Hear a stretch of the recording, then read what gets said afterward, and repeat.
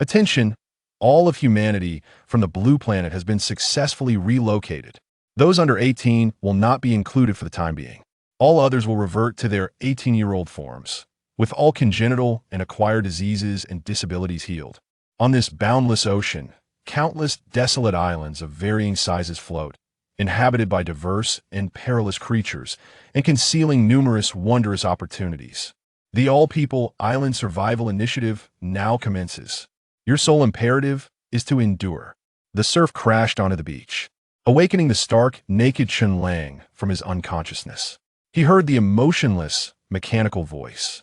All-People Island Survival. Where the heck am I still in the country? Chen Lang was utterly bewildered. The mechanical voice continued. To aid your survival, you will each be randomly granted a survival talent.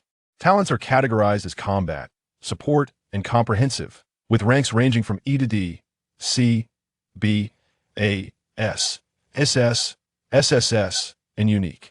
Talent extraction will now begin. Instantly, a radiant golden light erupted skyward, enveloping Chen Lang. Wow, a golden legend. Attention! Congratulations on acquiring the unique support talent. Enhancement.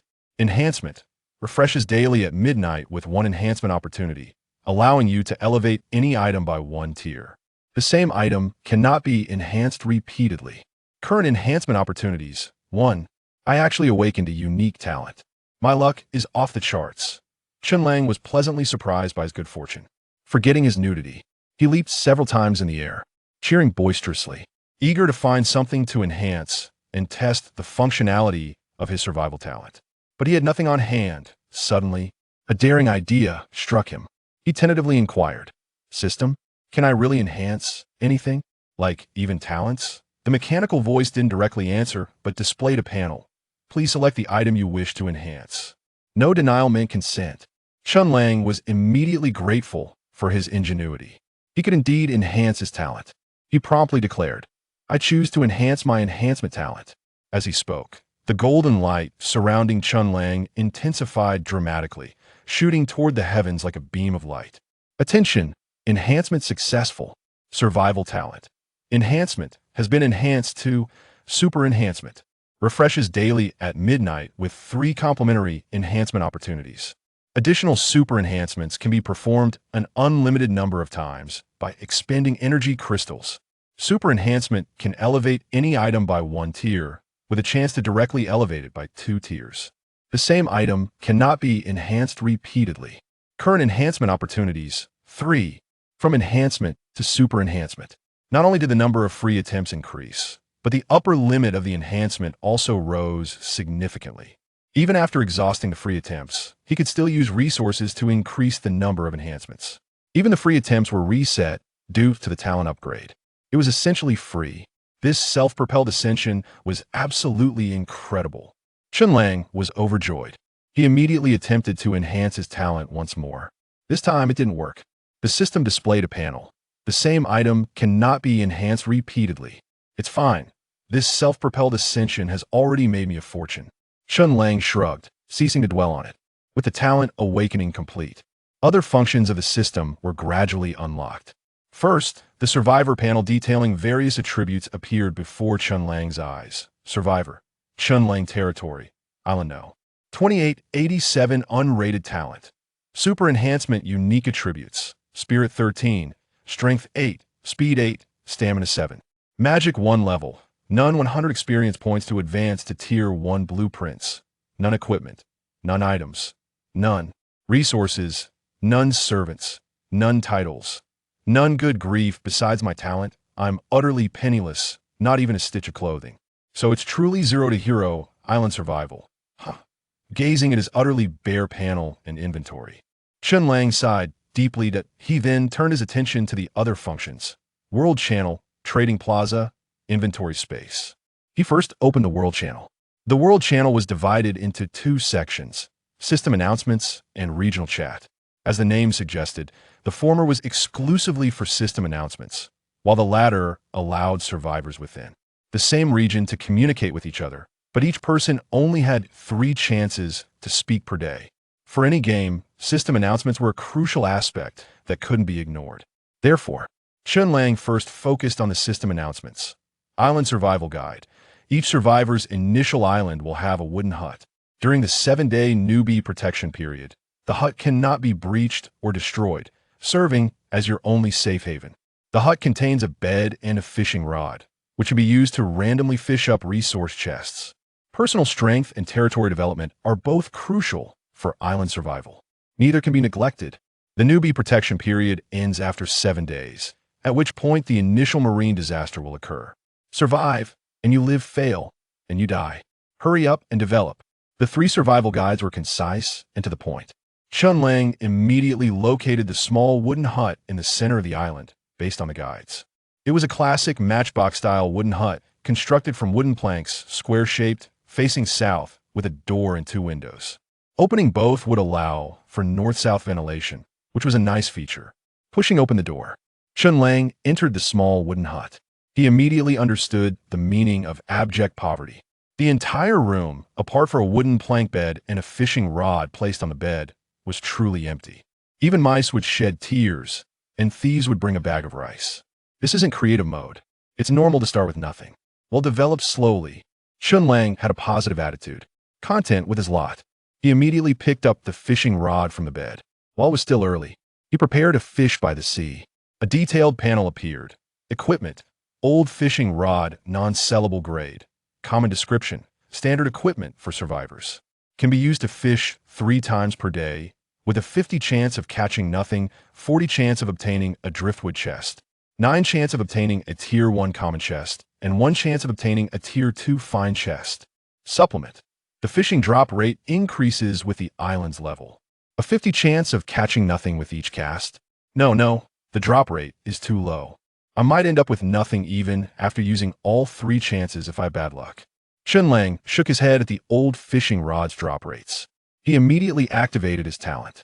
Attention, use 1 free opportunity to super enhance the old fishing rod. Yes. Chen Lang nodded. Instantly, the talent activated. The old fishing rod gleamed, becoming brand new, and the material became much more durable. Attention, super enhancement successful. An old fishing rod has been upgraded to a refurbished fishing rod. Equipment: refurbished fishing rod, not for sale grade. Tier 1 description: essential gear for survivors. Allowing for 5 fishing attempts daily, with a 20 chance of catching nothing, a 50 chance of obtaining a driftwood treasure chest, a 20 chance of acquiring a Tier 1 ordinary treasure chest, a 9 chance of securing a Tier 2 exquisite treasure chest, and a 1 chance of discovering a Tier 3 exceptional treasure chest. The catch rate increases with the elevation of the island's level. Ding! First use of inherent talent, achieve the accomplishment. A novice's first time, experience points 10. Ding! First acquisition of a piece of equipment, achieve the accomplishment. Equipment Master I, experience points 10. Ah, the drop rates are looking much more promising now. Moreover, my fishing rod will always be 1 tier above the island, allowing a Tier 2 island to yield Tier 3 or even higher level resource treasure chests. I'm already a step ahead at the starting line. Chen Lang nodded in satisfaction. He then spread his legs into a bow stance and forcefully cast the hook into the sea. Afterward, he patiently settled down, silently anticipating. Beep. All human beings from Blue Star have been successfully relocated. Individuals under 18 are temporarily excluded. All others revert to their 18-year-old forms. With all congenital and acquired ailments healed. In this boundless ocean, countless desolate islands of various sizes float, inhabited by a plethora of strange and perilous creatures, and concealing innumerable extraordinary opportunities. The nationwide island survival begins now. Your sole duty is to endure. Waves crash upon the shore, awakening Chen Lang, who lies unclothed from his stupor. He hears the emotionless mechanical voice proclaiming, "Nationwide island survival? What brings me here? Is this still my homeland?" Chen Lang is utterly bewildered. The mechanical voice continues, "To assist you in surviving better, we will randomly awaken a survival talent for all of you. Talents are categorized into combat, support, and comprehensive types, ranked from lowest to highest as E, D, C, B, A, S, SS, SSS, and unique. The talent extraction begins now. In the next moment, a brilliant beam of golden light suddenly erupts, enveloping Chen Lang. Wow, a golden legend. Beep. Congratulations on awakening the unique support talent. Enhancement. Enhancement. Resets daily at midnight. Allowing any object to be upgraded by one tier. The same object cannot be enhanced repeatedly. Current enhancement opportunities. 1. I have actually awakened a unique talent. My luck is off the charts. Chen Lang is thrilled by his own fortune. He forgets his nudity and jumps with joy, exuberantly celebrating. Eager to test the utility of his survival talent, he looks around but finds nothing at hand. Suddenly, a bold idea strikes him. Tentatively, he inquires, "System? Can anything be enhanced? Even talents?" The mechanical voice does not respond directly, but instead displays a panel. Please select the object you wish to enhance. The absence of denial suggests affirmation. Chen Lang feels fortunate for his imaginative leap. The enhancement talent can indeed enhance talents. He promptly declares, "I choose to enhance my enhancement talent."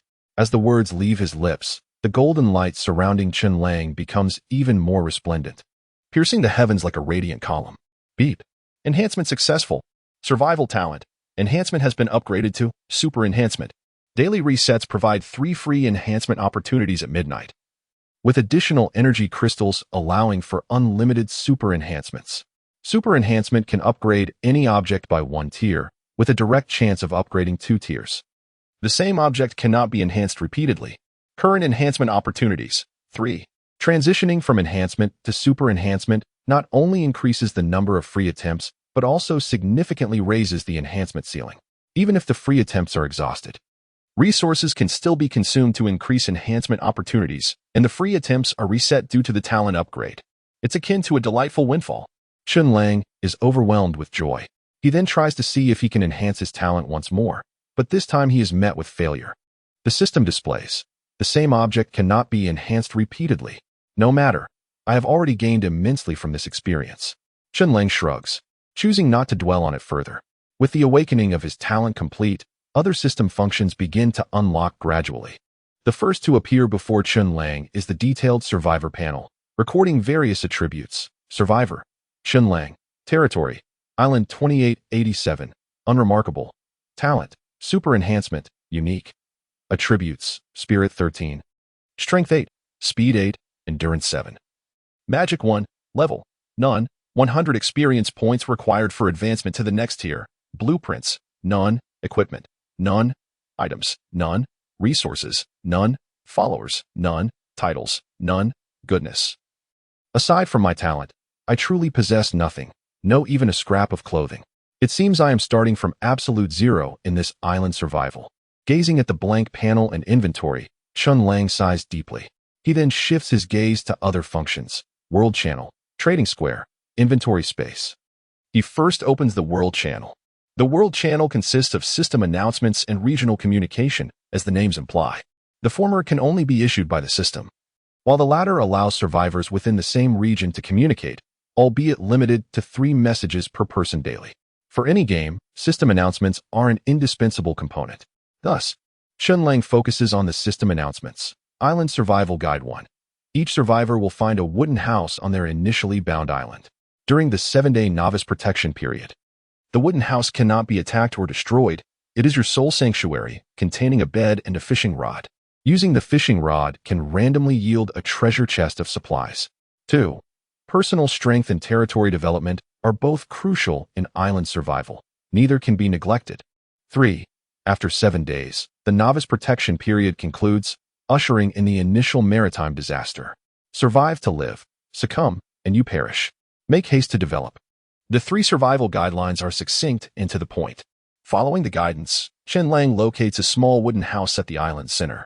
This classic matchbox-style wooden house is constructed from wooden planks, square in shape, facing south, with 1 door and 2 windows that, when opened simultaneously, allow for good ventilation.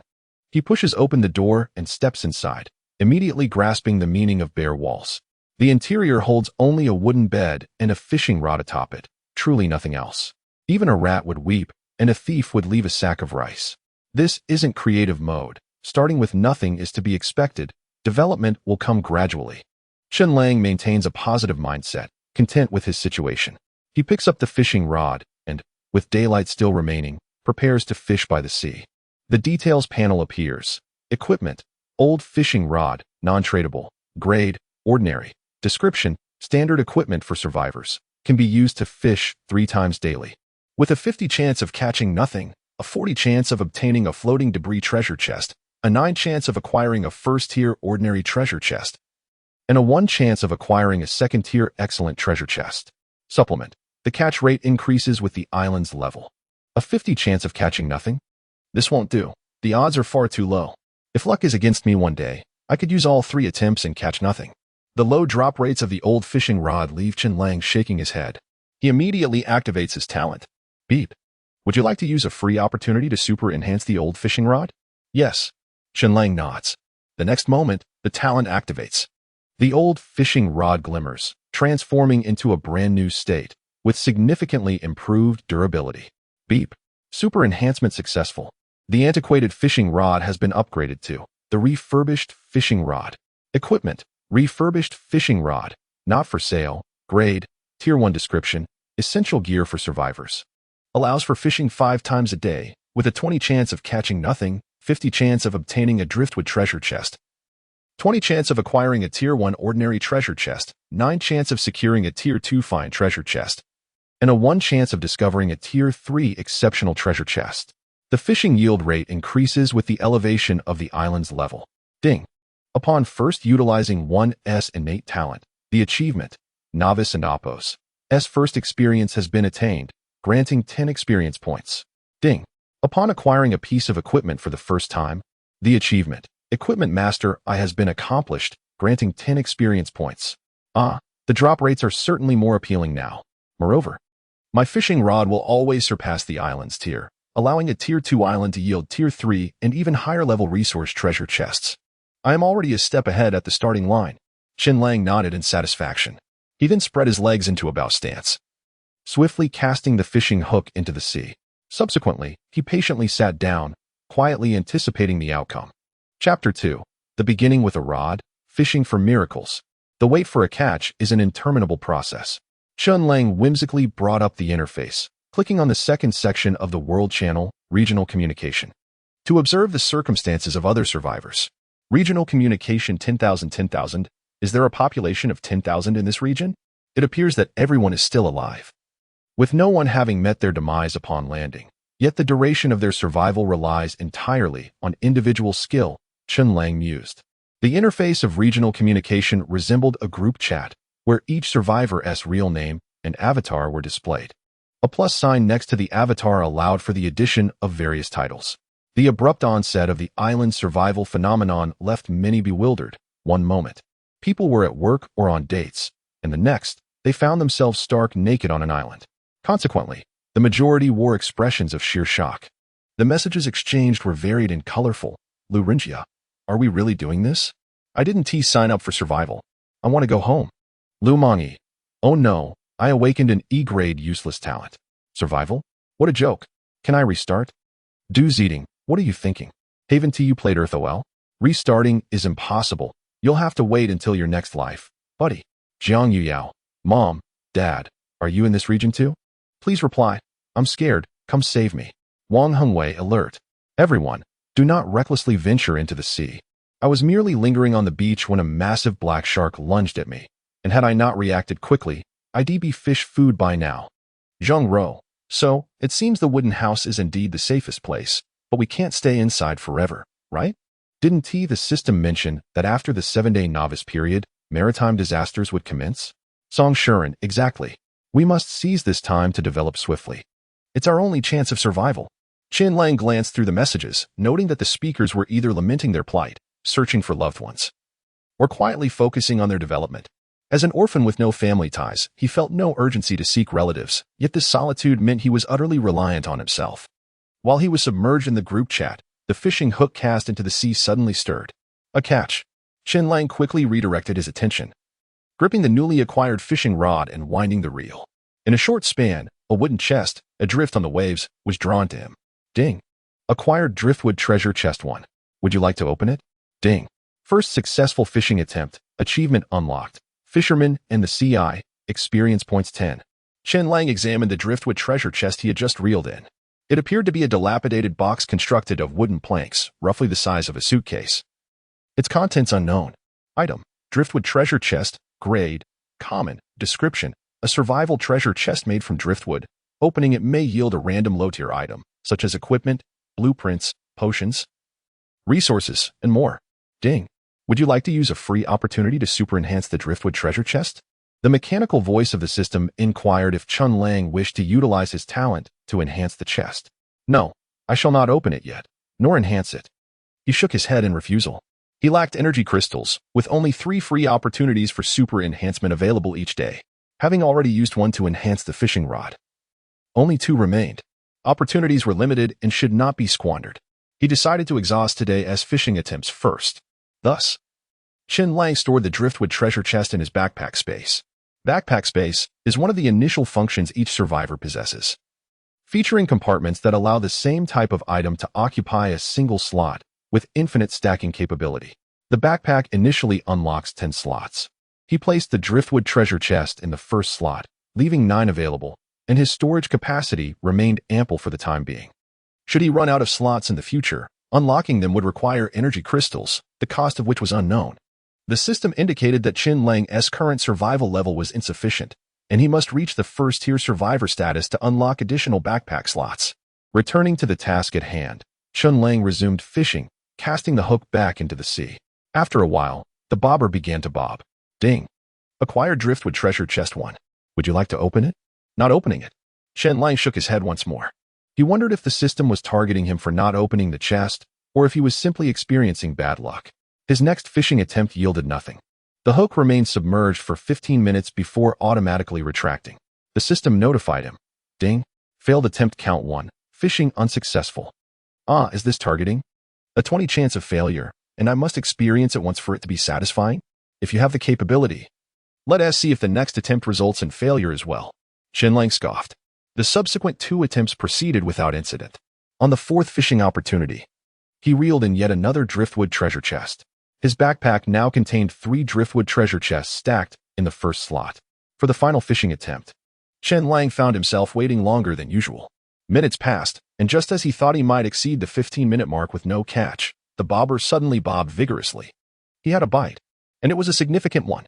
Chen Lang's eyes sparkled. Pulling in the line felt more strenuous than before, as if the catch was far heavier than the driftwood treasure chests. Summoning all his strength, he finally managed to drag the object ashore. Ding. Acquired common treasure chest 1. Item. Common treasure chest. Grade. First tier. Description. A survival chest made of black iron. Opening it may yield a random first-tier item, such as equipment, blueprints, potions, resources, and more. A first-tier common treasure chest. The items obtainable from it surpass those of the driftwood treasure chest. If I enhance it, it could become even better. Without hesitation, Chen Lang activated his talent to super enhance this first-tier common treasure chest. Super enhance for me. The ordinary chest shimmered, its material transforming from black iron to bronze, looking more exquisite and elevated in quality. Item. Exquisite treasure chest. Grade. Second tier. Description. A survival chest made of bronze.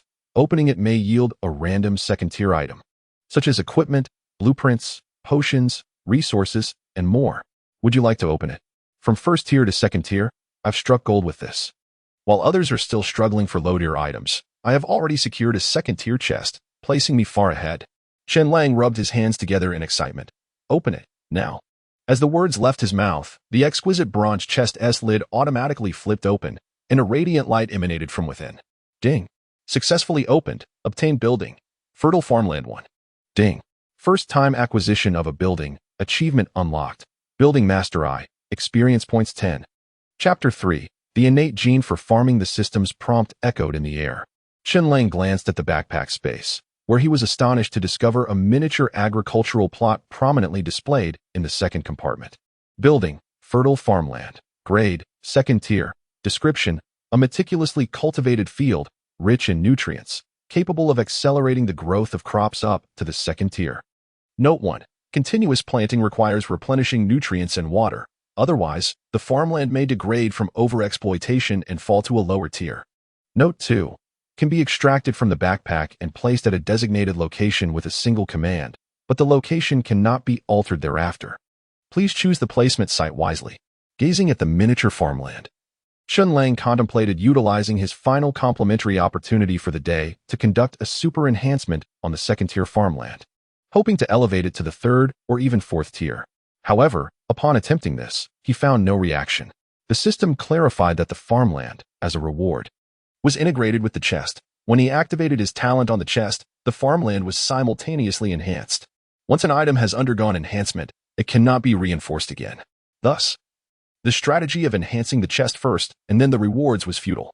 Indeed, exploiting the system's bugs was not as simple as it appeared. Rubbing his chin, Chen Lang mused aloud. The description states that once the farmland is placed, it cannot be relocated. Therefore, I must carefully consider where to position the second-tier farmland. It must not conflict with future island developments. In pursuit of an appropriate location for the farmland, Chen Lang began to meander around the island, also gaining a more detailed understanding of its surroundings. Designated as Island Number 2887, this landmass was modest in size, stretching approximately 300 meters in length and over 200 meters in width. A sandy beach encircled it, with quaint wooden cottages and a vast expanse of grassland within. After exploring, Chen Lang concluded that his island could not be described as abundant in resources. Rather, it was starkly barren, devoid of even the slightest trace of small animals like wild rabbits or chickens. The only notable feature was a dead coconut tree. Beneath this tree lay 2 coconuts, one old and sprouting green shoots, presumably inedible, while the other appeared relatively fresh. The fresh coconut could serve as sustenance, providing fresh water, while the sprouted one would be planted in the second-tier farmland to cultivate a new coconut tree. With a plan forming in his mind, Chen Lang resolved to position the farmland near the coconut tree, as it was conveniently distanced from the beach, ensuring it would remain safe from flooding during high tides. Thus, with a mere thought, he commanded, "Place." The miniature farmland from the second compartment of his backpack surged forth, rapidly expanding into a 10-meter by 10-meter fertile plot, complete with tilled ridges, seamlessly replacing the patch of overgrown weeds beside the dead coconut tree. The detailed status of the farmland displayed: building, fertile farmland, grade, second tier, current nutrient level, 100, will degrade to first tier if below 20, growth rate, ordinary crops 3x, first tier crops 2x, second tier crops 1x, third tier 0, 5x, cannot plant above fourth tier. It is often said that the people of Long Country possess an innate gene for agriculture. As soon as they reach a certain age, they yearn for a piece of land to cultivate whatever they desire. Chen Lang had previously dismissed this notion, but upon witnessing the fertile farmland materialize before him, he found it undeniably appealing. He promptly retrieved the sprouting coconut, dug a small hole, and buried it in the soil. Crop, coconut tree, grade, ordinary, status, sprouted, estimated maturation time, 3 days, accelerated by 3x. A coconut that has just sprouted can mature into a coconut tree bearing fruit in just 3 days? Normally, such growth takes at least 5 years. This acceleration is astonishing. Moreover, as this is second-tier farmland, ordinary crops experience a 3-fold growth rate, meaning I could potentially harvest new coconuts in just 1 day. In this light, I will have ample fresh water in a short while. While coconut water is indeed plentiful, relying solely on it for an extended period could lead to digestive issues. Nevertheless, having something is better than having nothing. For now, I shall make do with this arrangement. But I must find a way to procure pure fresh water. Lost in thought, Chen Lang brushed the dirt from his hands, and another system prompt appeared. Ding. First time planting of a crop achieved the achievement. Farming expert I, experience points 10. Currently, in this novice survival phase, nearly every action can yield achievements, generating a significant amount of experience points. After a busy half-day, Chen Lang had already amassed 50 experience points. At this rate, it wouldn't be long before he ascended to the first tier of survival. What changes await upon leveling up? Deciding to set aside such musings for now, he turned his attention to the 3 remaining floating wooden chests, eager to discover what treasures they might hold. Since the chest and its rewards could only be enhanced one at a time, he decided it wise to open the chests first, assessing the quality of the contents before determining whether to enhance them. After all, if he enhanced the chest first and the rewards turned out to be useless, he would have squandered a free enhancement opportunity. Chen Lang had yet to acquire any energy crystals, and the chances for super enhancement reset only at midnight each day. He could not afford to waste them. Ding. Floating wooden chest 3, opened successfully. Acquired equipment, fishing net 1. Acquired blueprint, campfire blueprint 1. Acquired equipment, dagger 1. Ding. First time acquiring a blueprint achieved the achievement. Blueprint collector I, experience points 10. A fishing net and a campfire blueprint? Both are essential for survival. Chen Lang's eyes sparkled with excitement as he returned to the wooden cottage, examining his backpack space. The two floating wooden chests in the first compartment had vanished, replaced by an upgraded fishing rod. The second compartment contained a fresh coconut, while the third, fourth, and fifth compartments held the campfire blueprint, fishing net, and dagger that he had just acquired. Let me take a closer look. Chen Lang first retrieved the campfire blueprint. Blueprint, campfire blueprint. Type, production blueprint, reusable, does not disappear. Grade, ordinary. Description, gather the required materials and place them on the blueprint to automatically synthesize the finished product. Required materials, wooden sticks 3, stones 3, flint 1. The wooden sticks and stones are manageable, but flint. Chen Lang frowned slightly. During his earlier exploration, he had specifically looked for items that could start a fire but had found no flint. Where could he possibly obtain it? Eureka! The trading square. An idea sparked in his mind. Realizing at once that the flint was something he lacked, it did not imply that others were devoid of it as well. Thus, he promptly summoned the system interface and opened the trading plaza, beginning to search up and down with great diligence. Chapter 4. Trading Plaza, Coconuts for Flint. Igniting a bonfire. The interface of the trading platform bore a striking resemblance to a certain yellow icon seafood marketplace. Upon entering, the homepage presented a medley of trading posts, crowned by a search bar and flanked by category filters and a My Trades section. A cursory glance revealed that, nearly half a day into this mass transmigration, most individuals were still disoriented, with only a handful having managed to establish themselves. Consequently, valuable items were scarce. The majority of posts consisted of individuals hawking useless trinkets unearthed from treasure chests or issuing requests for specific items, hoping to barter for mutual benefit. Zhao Tsong, wooden crate from a treasure chest, exceptionally spacious. Anyone interested? Zhang Genshua, a full set of lace battle attire, ladies preferred, cross-dressers welcome. Contact me with offers. Xiao Mao, the above is frivolous. I have freshly woven grass skirts, trading for food and water. Other offers considered. Lu Rinjia, I possess arrow blueprints. Currently seeking feathers in bulk. Zheng Ro, I offer purified water conjured through my talent. Who desires it? Upon closer inspection, the sheer number of survivors meant that some fortunate souls in the region possessed noteworthy assets. Lu Rinjia, with arrow blueprints, could mass-produce arrows, potentially crafting bows. As the saying goes, neighbors hoard grain, I hoard guns. Neighbors are my granary. Bows elevated Lu Rinjia's combat prowess above that of other survivors, affording him an advantage. He warranted either caution or an attempt to purchase arrows to bolster one's own defenses. Zheng Ro, on the other hand, seemingly possessed a water-related talent, enabling her to conjure purified water. As a vital resource for survival on a desert island, she had no shortage of fresh water.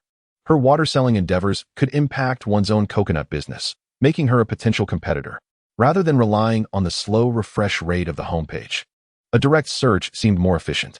Flint was the most coveted item, essential for creating a bonfire, which would provide warmth and a means to cook food. Its importance could not be overstated. Thus, the keyword was promptly entered into the search bar, yielding results from 4 individuals, Lu Zhitsai, Han Zhao, Li Yun, and Gu Min.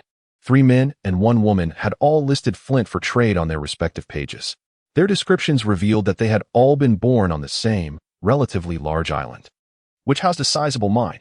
While they dared not venture deep into the mine, its entrance was littered with flint fragments, which could be struck together to produce sparks.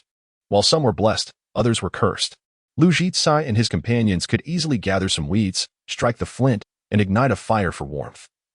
The vast majority of survivors lacked the means to start a fire. The dramatic temperature fluctuations between day and night, coupled with scant clothing, meant that even those sheltered in wooden huts would shiver uncontrollably, risking illness. In the absence of medical supplies, even a minor ailment could prove fatal.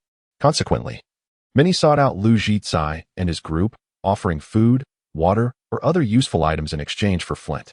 In this seller's market, Lu Zhitsai's group swiftly amassed considerable resources, placing them among the most rapidly developing survivors. Chen Lang left a message on Lu Zhitsai's post, "Coconuts for flint. Interested?" "Sure, brother," Lu Zhitsai replied amiably, not letting his success inflate his ego. With mutual benefit in mind, the transaction was completed smoothly. The coconut-filled space in Chen Lang's inventory was now occupied by 2 newly acquired pieces of flint. Item, fragmented flint. Rarity, common. Description, a set of 2 fragments. Friction can produce sparks, though ignition probability is low and unusable in damp conditions. Upon completing the transaction, a system notification chimed. Ding. First buyer transaction completed in the trading plaza. Achievement unlocked. Procurement I, experience 10. Flint at last. Inside the wooden hut, Chen Lang gazed out the window. Dusk was approaching, and the sun would soon dip below the horizon. He swiftly retrieved the blueprints, preparing to craft a bonfire. The bonfire required 3 wooden sticks, 3 stones, and flint. Chen Lang quickly gathered the necessary materials from the island. He also selected some long, sturdy weeds to weave a rudimentary grass skirt. Finally escaping his state of near nudity. Clad in his primitive attire, Chen Lang arranged the sticks, stones, and newly acquired flint on the bonfire blueprint. With a thought, he commanded, "Craft." Instantly, the materials on the blueprint were enveloped in light, transforming into the depicted product. Blueprints came in 2 varieties: single-use blueprints, which disappeared after 1 use, and production blueprints, such as the bonfire blueprint Chen Lang had acquired, which could be used repeatedly, albeit with decreasing durability. Once depleted, the blueprint would vanish due to wear and tear, necessitating repair at a crafting table. Ding. Crafting successful. Item acquired. Bonfire 1. Ding. First item crafted using a blueprint. Achievement unlocked. Engineer I, experience 10. Item, bonfire, rarity, common, description, a mass-produced bonfire crafted using a blueprint. Provides limited warmth and rudimentary cooking capabilities. Requires fuel for sustained burning. A series of notifications echoed. The bonfire blueprint's durability dropped to 99. The crafted bonfire automatically appeared in his inventory. Chen Lang unlocked another achievement, gaining 10 experience points. Right here should do. Far enough from the bed to avoid setting the house ablaze, yet convenient for warmth and future cooking. He retrieved the bonfire and placed it in an open space within the wooden hut. A square, grid-like wooden frame materialized. Its base lined with stones, upon which a pile of burning embers smoldered, casting an orange glow that illuminated and warmed the once dreary hut. Ding. First fire ignited. Achievement unlocked. Warmth, experience 10.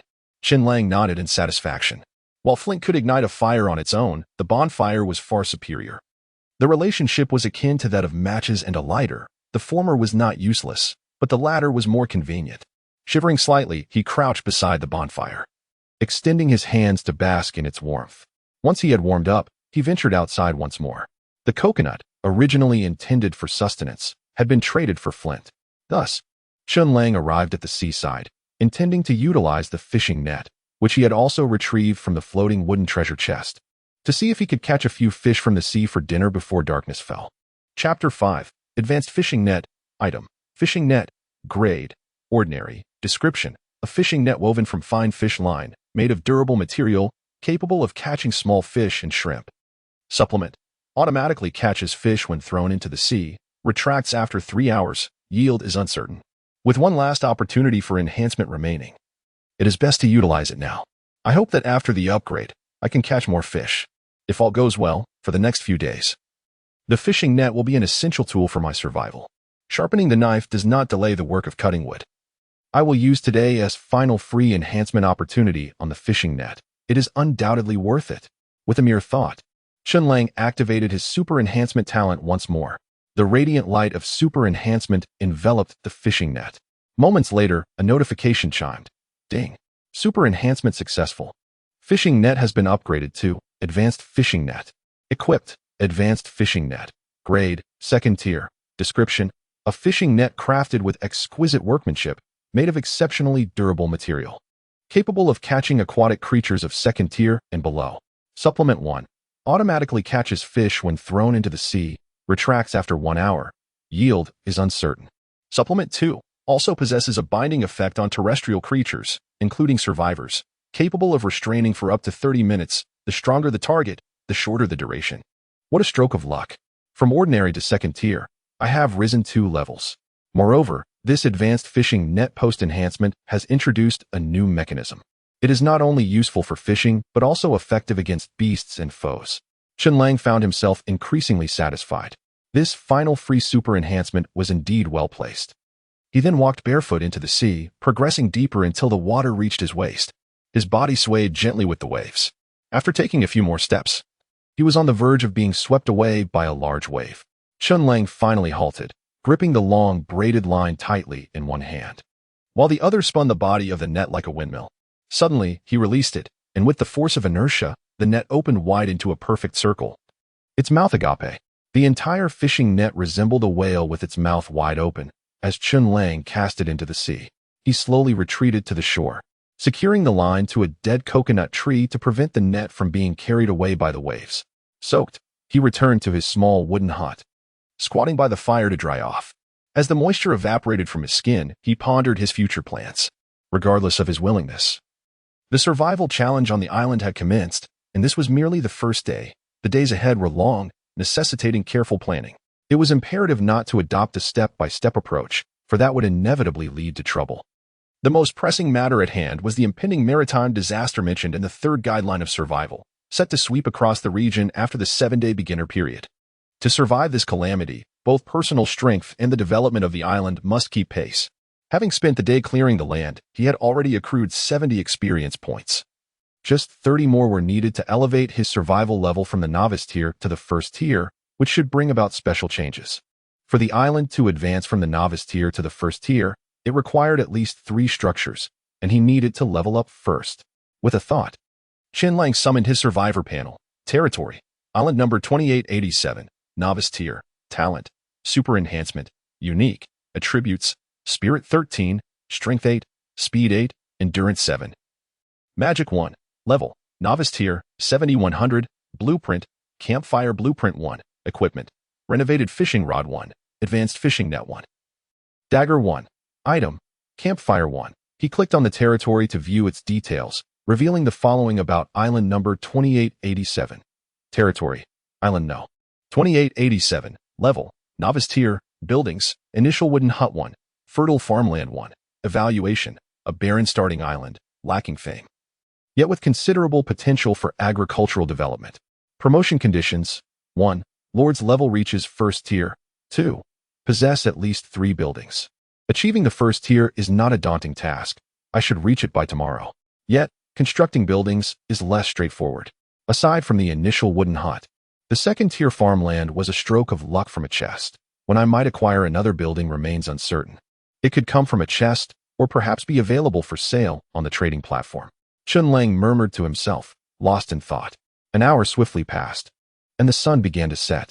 He untied the line and approached the shore, gradually pulling the submerged fishing net back. The deeper the net was in the water, the better the effect. He had initially thought casting the net near the shore would yield little. To his surprise, the net felt quite heavy, indicating a substantial catch. The weight of the net filled Chen Lang with delight. If he truly had a net brimming with fish, he would not have to worry about food. He could even barter the fish with other survivors for more essential supplies. Fueled with renewed vigor, he exerted himself to haul the net from the water. Upon closer inspection, though the haul was not as bountiful as he had envisioned, it was certainly satisfactory. Within the net were over 10 fish of various species. The smallest barely the size of his palm, while the largest measured almost the length of his forearm, clearly weighing several pounds. Eureka! Tonight, I can feast on grilled fish. Chen Lang cheered, the joy of the harvest diminishing his sense of crisis. However, at such a moment, if all goes according to plan, it is likely that an unexpected event will occur. His earlier exclamations had drawn the attention of circling seabirds. One enormous black bird, with a wingspan of 3 meters and feathers as sharp as blades, descended from the sky, its keen talons akin to those of a falcon, fixating on Chen Lang from above. As he walked toward the hut with his catch, he suddenly found himself engulfed in darkness. Only his immediate vicinity remained illuminated, as if a colossal shadow loomed overhead. He quickly looked up, nearly losing his composure. A massive black bird was descending upon him, intent on seizing him like an eagle would a chick. Beast, black feather eagle, juvenile. Level, first tier. Description, a raptor that often patrols the seas, possessing a broad wingspan and feathers sharp as knives. Formidable in combat, primarily preying on other seabirds and fish, but also hunting terrestrial creatures on the island.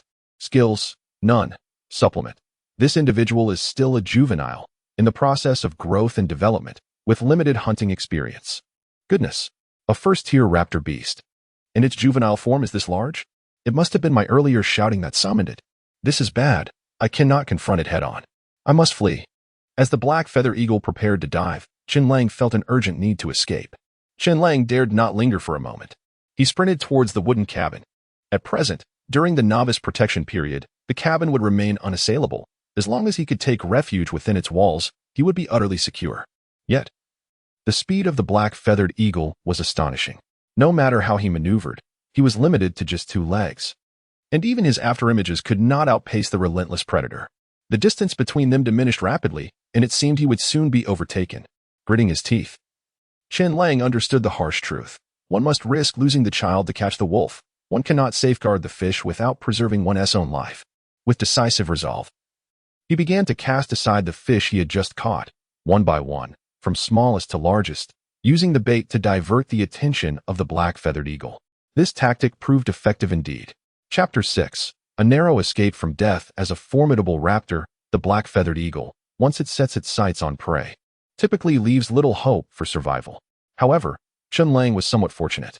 The eagle diving down above him was not a seasoned veteran, but rather a novice like himself, lacking in experience and hunting finesse, easily distracted by other stimuli.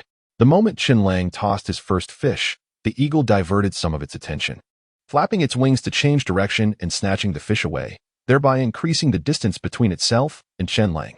With each step, he edged closer to the small wooden cabin. This is promising. Chen Lang's eyes lit up.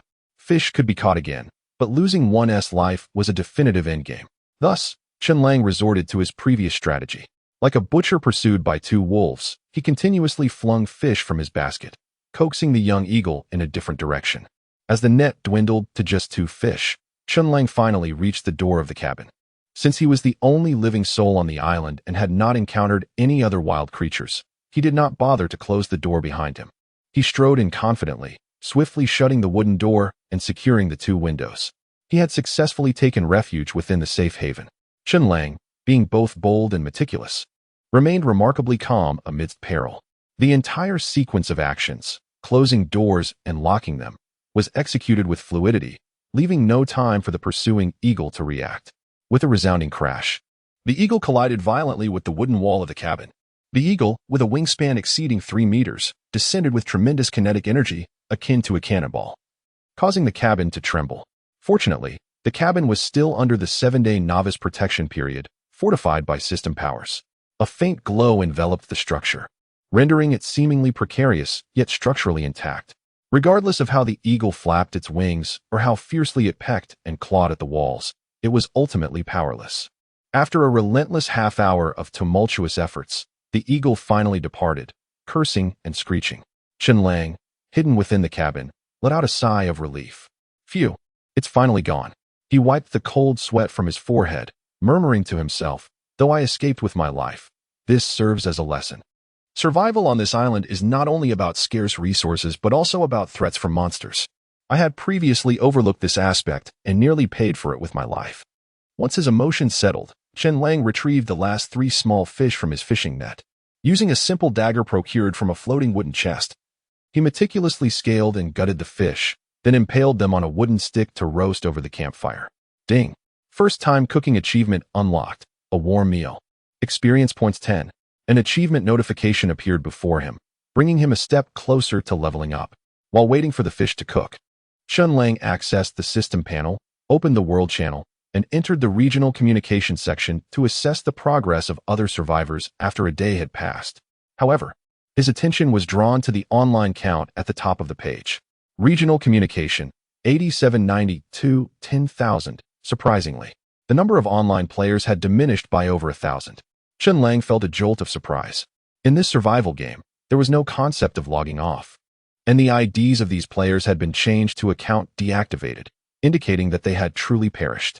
Upon reviewing the conversation records, it was evident that many had expressed their narrow escapes or witnessed the misfortunes of others. Xiao Bo, that was terrifying. Brothers, just now, I was with my buddy Lu Mangyi, planning to catch some fish. Suddenly, a shark larger than a bus dashed into the shallow waters and swallowed Lu Mangyi whole. His E-grade agility talent was utterly useless. If I hadn't been close to the shore, I might have met the same fate. My heart is still racing. I can't bear to go into the water again. Wang Hangwei, brother, I warned you from the start about the sharks in the sea. Alas, Li Yutong, the island isn't safe either. My island is quite large and has a forest. At night, A pack of wolves emerged from the woods, trying to eat me. I'm now trapped inside a wooden cabin. What should I do? Song Shuren. It seems that with nightfall, many nocturnal beasts have begun their hunts. Everyone should stay inside their cabins until dawn. After observing for a while, Chen Lang agreed with Song Shuren's advice. He resolved to act during the day and retreat to safety at night, a strategy that would help him avoid many of the nocturnal predators. In the meantime, the fish was finally ready. Although lacking seasoning and somewhat fishy, it was a rare delicacy for Chen Lang, who had gone a day without sustenance. He devoured it hungrily, not even sparing the bones. Afterwards, he lay down on the hard wooden bed, forcing himself to sleep, gathering strength for the next day's survival on the island. The following morning, Chen Lang awoke early. Truth be told, due to the nationwide adventure and the harrowing escape from death, his sleep had been rather restless. However, time waits for no one. With less than 6 days remaining in the novice protection period, the looming maritime disaster drew nearer.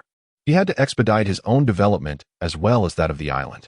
He pondered whether the black-feathered eagle was still lurking outside, waiting to ambush him as he stepped out. Better safe than sorry. Chen Lang cautiously opened the wooden door just a crack, peering out with half his head. After scanning left and right and confirming that the eagle had long since departed, he felt relieved enough to push the door wide open and step outside. The fishing attempts and the 3 free enhancement opportunities for his talent had reset at midnight, but he decided to first check on the harvest at the second-tier farmland. Strolling over to the fertile fields, he noticed that the old coconut tree he had planted the previous morning had sprouted overnight into a tall and lush tree, bearing 3 new coconuts that were not yet fully ripe. Crop: coconut tree. Grade: ordinary. Status: fully grown. Estimated maturity time: 10 minutes. 3x acceleration in progress, under the threefold growth acceleration of the second-tier farmland. The final 10 minutes of the coconut tree's growth were reduced to just over 3 minutes. Bang, bang, bang. 3 tender, green coconuts, larger than bowling balls, fell from the tree and were collected into his backpack. Ding. First-time crop harvest achievement unlocked. Abundant harvest eye. Experience points 10. Ding. Current experience points have reached the upgrade requirement. 100. Would you like to upgrade? At last, he had accumulated enough. Without a moment's hesitation, Chen Lang nodded decisively. Upgrade. Let us do it now. Chapter 7. Ascending to the first tier. The system notification chimed, announcing, upgrade successful. Congratulations, you have become first-tier survivor. Simultaneously, Chen Lang's survivor attribute panel automatically appeared. Survivor: Chen Lang. Territory: Island number 2887, substandard. Talent: Super Enhancement, Unique. Attributes: Spirit 13, Strength 8, Speed 8, Stamina 7. Magic 1, available points, 10. Level: First Tier, 0-200. Blueprints: Campfire Blueprint 1, Equipment: Refurbished Fishing Rod 1, Advanced Fishing Net 1. Dagger 1. Items: Campfire 1. Resources: Coconuts 3. Upon reaching the first tier, did I gain an additional 10 points to allocate freely? Chen Lang pondered. Leveling up rewards attribute points, which can be used to enhance various abilities, thus empowering oneself. This constitutes the survivor's leveling system. My current attributes stand at Spirit 13, Strength 8, Speed 8, Stamina 7, and Magic 1. While my spirit is my forte, magic is decidedly my weakness, with the other attributes being relatively balanced. Should I bolster my strengths, compensate for my weaknesses, or distribute points among strength, speed, and stamina? Chen Lang found himself momentarily conflicted regarding his allocation strategy. Suddenly, a realization struck him. My indecision stems entirely from an insufficient number of points. I simply need to find ways to increase my attribute points. System: I wish to super enhance my points. Chen Lang attempted to activate his talent. To his delight, it worked. It appeared that anything directly related to him could indeed be enhanced. Ding. Super enhancement successful. 10 free attribute points have been enhanced to 20 free attribute points. Transforming 10 points into 20 points significantly eased his constraints. Chen Lang could now address both his strengths and weaknesses. He wanted it all.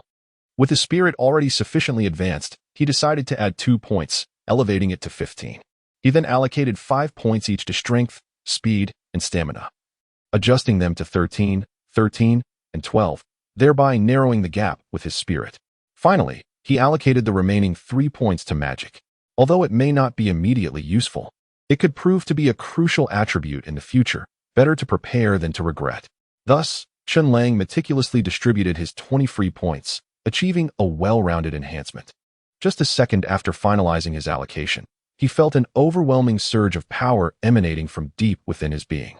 His physique, once a slender youth standing at 178 centimeters, now stood at an impressive 183 centimeters, with muscles honed as if he had spent years in a gym consuming protein shakes. With such a physique, his speed and stamina would undoubtedly not lag behind. Moreover, Chen Lang felt a newfound vitality coursing through him. Previously fatigued from a poor night's sleep, he now radiated energy. His mind clear and alert, as though a veil had been lifted. Additionally, he experienced a peculiar sensation, akin to an unseen presence in the air around him, something intangible yet instinctively perceptible. This transformation was likely linked to the enhancement of his magic attribute.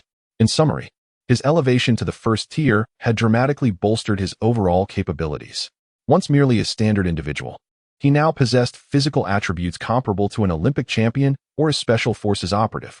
Retrieving his dagger from his backpack, a glint of determination sparkled in his eyes. Now, should I encounter that juvenile black feather eagle again, I will not find myself in a predicament as before. I now possess the strength to engage. Yet, despite this newfound confidence, Chen Lang did not intend to seek vengeance against the eagle. That would be a waste of time. Instead, he resolved to focus on his development. Having ascended to the first tier, he had met one prerequisite for upgrading the island. He merely needed to gather 3 buildings. To acquire buildings, there were 2 primary avenues: the trading square or fishing by the sea.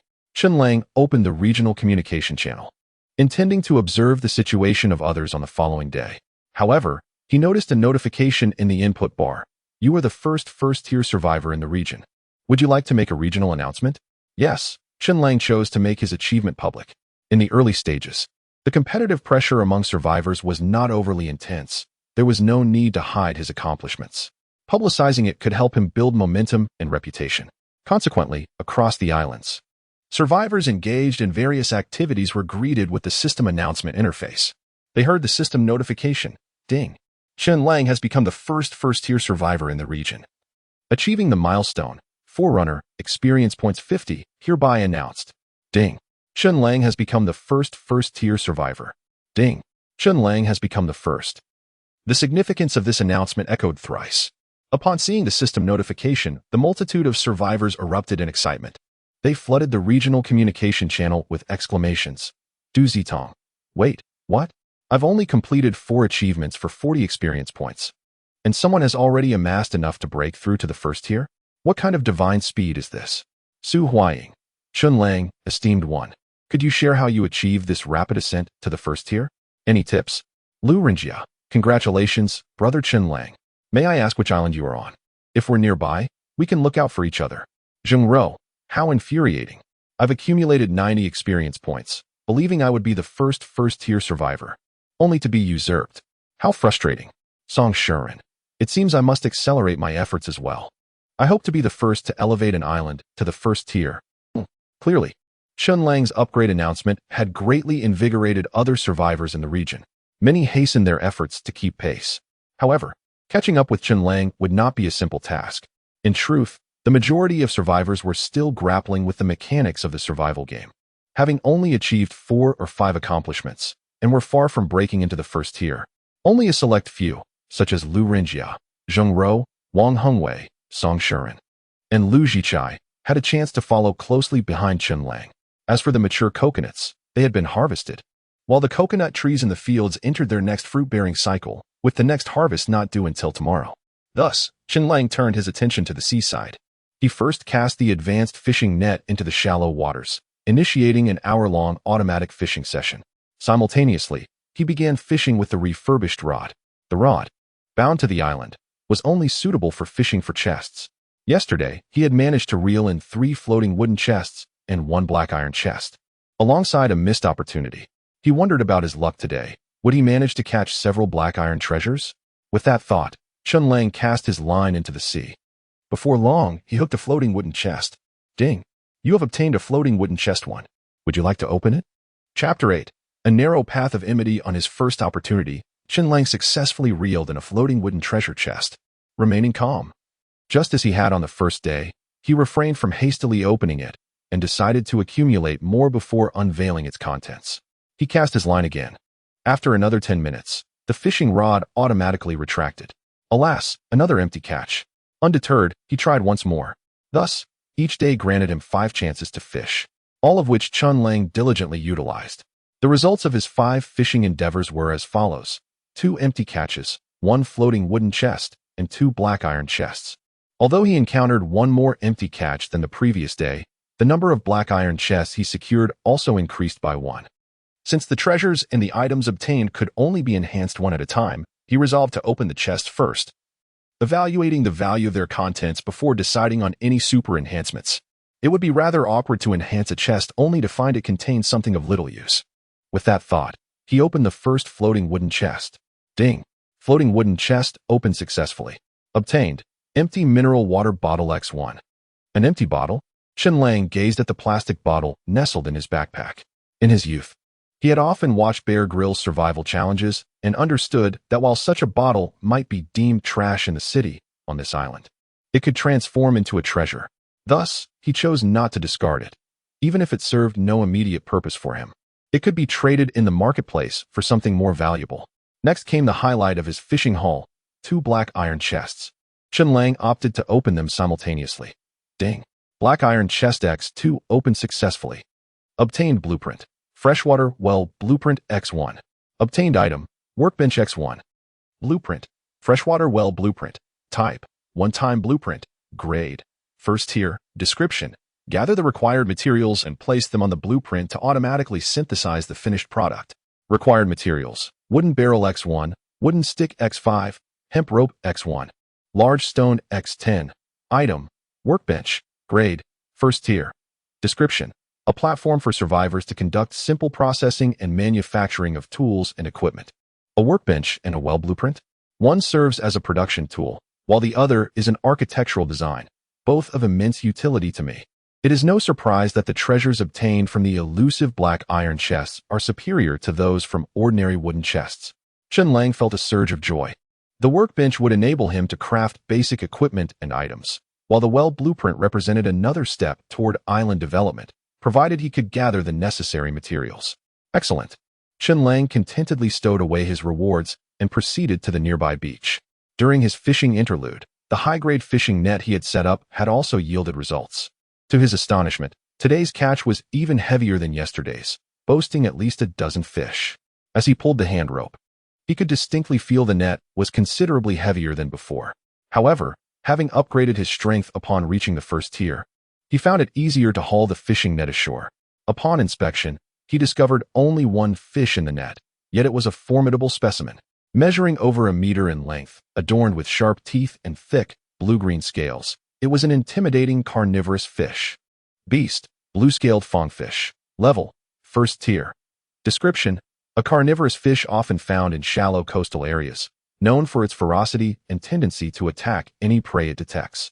Its sharp teeth and sturdy scales granted high attack power and substantial health. Skills: none. Note: as a marine creature, its strength diminishes significantly when out of water, limiting its survival on land. Thud. Thud. The blue-scaled fongfish, despite being ensnared in the fishing net and dragged onto dry land, continued to thrash defiantly. Its impressive size of over 1 meter and weight exceeding 100 pounds made it a formidable adversary, and its large mouth, filled with sharp teeth, snapped ferociously as if to shred Chen Lang to pieces at the slightest approach. Once on land, the fish was destined to become his meal. Undeterred by its struggles, Chen Lang gripped the ordinary quality dagger he had acquired from fishing. With determined strides, he approached the thrashing creature. The more the blue-scaled fongfish fought, the more entangled it became in the net, and the prolonged absence from the water left it gasping for air, desperately trying to filter oxygen through its gills. Seizing the moment, Chen Lang lunged forward as the fish opened its gill cover. The dagger plunged in with a satisfying thrust. Although the blue-scaled fongfish boasted formidable defenses due to its thick scales, Chen Lang expertly targeted its weak points. The sharp blade not only pierced its gills, but also penetrated its skull from behind. With this decisive strike, even a shallow water predator like the blue-scaled fongfish met its demise. Ding! Congratulations on slaying a first-tier beast, blue-scaled fongfish X1. Obtained, energy crystal X1, experience points 10. Ding! Ding. First kill of a first-tier beast achieved. Unlocking the achievement. First Blood. Experience points 10. Resource. Energy crystal. Grade. First tier. Description. Contains a substantial essence of energy from the beast, with various applications. Slaying beasts of first tier or higher grants additional experience points and energy crystals. It seems that defeating monsters yields experience. But only those of first tier and above drop such rewards, a classic trope. Currently, 99 of survivors lack the capability to defeat first-tier beasts. For now, only Chen Lang can leverage this opportunity to expedite his leveling process. Time to leave. The last time he lingered by the seaside, he had attracted the attention of a juvenile black-feathered eagle. Today, he would make a swift exit. Learning from his past experience, Chen Lang quickly stowed the fish in his backpack and prepared to return home. However, whether by coincidence or due to the previous encounter, the juvenile black-feathered eagle seemed to harbor lingering resentment, circling the coastal skies once more. This time, the eagle arrived even faster than before. Just as Chen Lang took a few steps, he heard an aggressive screech. Turning back, he indeed spotted the black-feathered eagle. It had fixated on him, angered that such a feeble prey had managed to escape last time. Chen Lang, having marked the eagle for vengeance, knew he must reclaim his honor after reaching the first tier. As fate would have it, the two adversaries were destined to cross paths once more. Chen Lang reacted swiftly, sprinting toward the wooden cottage, but this was merely a ruse. Now that he was a first-tier survivor, his speed was noticeably slower than the day before. It is precisely to deliberately attract the black-feathered eagle, preparing to surprise this fledgling as it swoops down near the ground, utilizing the premium fishing net from my backpack, allowing it to witness the treachery of human nature. Chapter 9. Vengeance. Slaying the black-feathered eagle. In the sky, the black-feathered eagle, consumed by a desire for revenge and eager for swift success, failed to perceive that Chen Lang's apparent weakness was, in fact, a cunning ploy to lure the enemy into a trap. With a sudden surge of speed, it dove downwards like an arrow released from a bow, extending its sharp, curved talons, intending to seize Chen Lang before he could reach the cabin, thereby indulging in a feast. At last, the trap was sprung. Chen Lang observed the eagle's approach with keen eyes, and upon noticing its accelerated dive towards him, a smile broke across his face. In the blink of an eye, he retrieved a high-grade fishing net from his backpack and hurled it into the air. The net unfurled, descending like a divine hand from the heavens, enveloping the diving eagle in its grasp. Originally a mere fishing net, it had been supercharged into a high-grade fishing net, acquiring a new mechanism that allowed it to ensnare other creatures, including survivors, for a maximum of 30 minutes. The stronger the target, the shorter the duration of confinement. Thus, it became an invaluable tool for binding and control. The black-feathered eagle, ensnared in the net, found itself at a disadvantage. As a first-tier creature, it was no match for the second-tier fishing net, and despite its frantic flapping, it could not escape. It plummeted heavily onto the sandy shore, the tide of battle shifting dramatically. Huh, you were so arrogant, weren't you? After chasing me twice, you've finally fallen into my hands.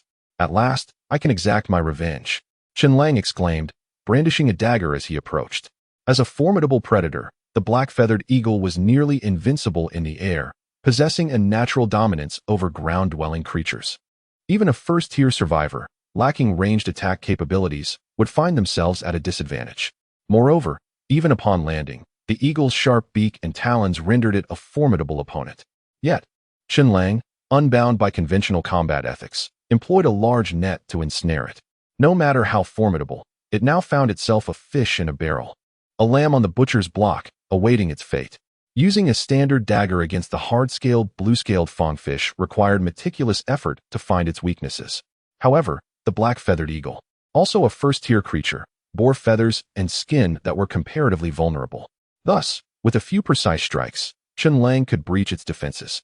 With deliberate steps, Chen Lang pinned the eagle's wings to the ground, grasped its neck with one hand, and wielded the dagger with the other, slicing back and forth across its throat as one would prepare poultry for a feast. With a sharp sound, a torrent of hot blood erupted forth. Ding! Congratulations! You have slain a first-tier ferocious beast, black-feathered eagle, juvenile. 1. Earning Energy Crystal 1. Experience 10. A wave of relief washed over Chen Lang. Today had proven to be exceptionally fruitful. Not only had he caught a first-tier fish, but he had also vanquished the first-tier bird that had almost claimed his life the previous day, successfully achieving his revenge. He dragged the carcass of the black-feathered eagle, alongside the blue-scaled fongfish, into the cabin. Sticks he had collected while wandering the island were neatly stacked at the corner of the entrance, serving as firewood. Chen Lang pulled out several sticks and tossed them into the fire pit, reviving the waning flames. Next, he began processing his freshly hunted prey, starting with the blue-scaled fongfish. He made an incision near the gills, severing the head before opening the belly to remove the internal organs. Lastly, he skillfully pried the tough blue scales from the fish's body, successfully harvesting a bounty of 488 blue scales. These scales could be fashioned into arrowheads or woven into a protective armguard. Having devised a plan, he then employed a similar method to pluck the feathers from the black-feathered eagle, extracting the meat and preparing it as sustenance and materials. The eagle and fish meat would serve as his nourishment, while the bones, tin, could be ground into bone powder to expedite crop growth. The entrails would be saved to enhance the fishing net's efficacy, as their blood would attract more fish. Additionally, he collected 30 feathers from the eagle's wings, each over 20 centimeters long, black as ink, and sharp as blades, possessing immense value. After a considerable amount of effort, Chen Lang skewered the fresh eagle and fish meat, placing them over the fire to reward himself with a sumptuous roasted meat feast. He also cracked open a coconut. After satisfying his hunger and thirst, he noticed that it was already the afternoon of the following day. Chen Lang had set himself the task of gathering all necessary materials to construct a freshwater well. This would ensure a stable supply of fresh water and allow the island to accumulate 3 buildings, elevating it from an insignificant isle to a first-tier island. Without hesitation, he set to work. The construction of the freshwater well required 1 wooden barrel, 5 wooden sticks, 1 hemp rope, and 10 large stones, far more materials than needed for the fire pit. Fortunately, he had gathered plenty of wooden sticks on the island, but the rest of the materials were absent. Thus, he decided to visit the trading square. Chen Lang opened the trading square interface once more, finding himself with a relatively abundant supply of resources. Securing enough materials for the well should pose no problem. As expected, he quickly located the first required material. Dukong, selling large stones, private chat for pricing, sincere buyers can bargain. Chen Lang immediately clicked on the private chat. How much for the stones? The response came swiftly, tinged with surprise.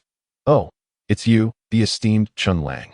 If you're here to trade, I shall offer you the best price, 1 large stone for either a portion of food or water. These stones are cut from a solid mountain rock using my unique abilities. It was quite an effort. I assure you they are worth it. Dukong warmly welcomed him, clearly aware that Chen Lang had gained some notoriety as the first-tier survivor in the region, thanks to the system's announcements.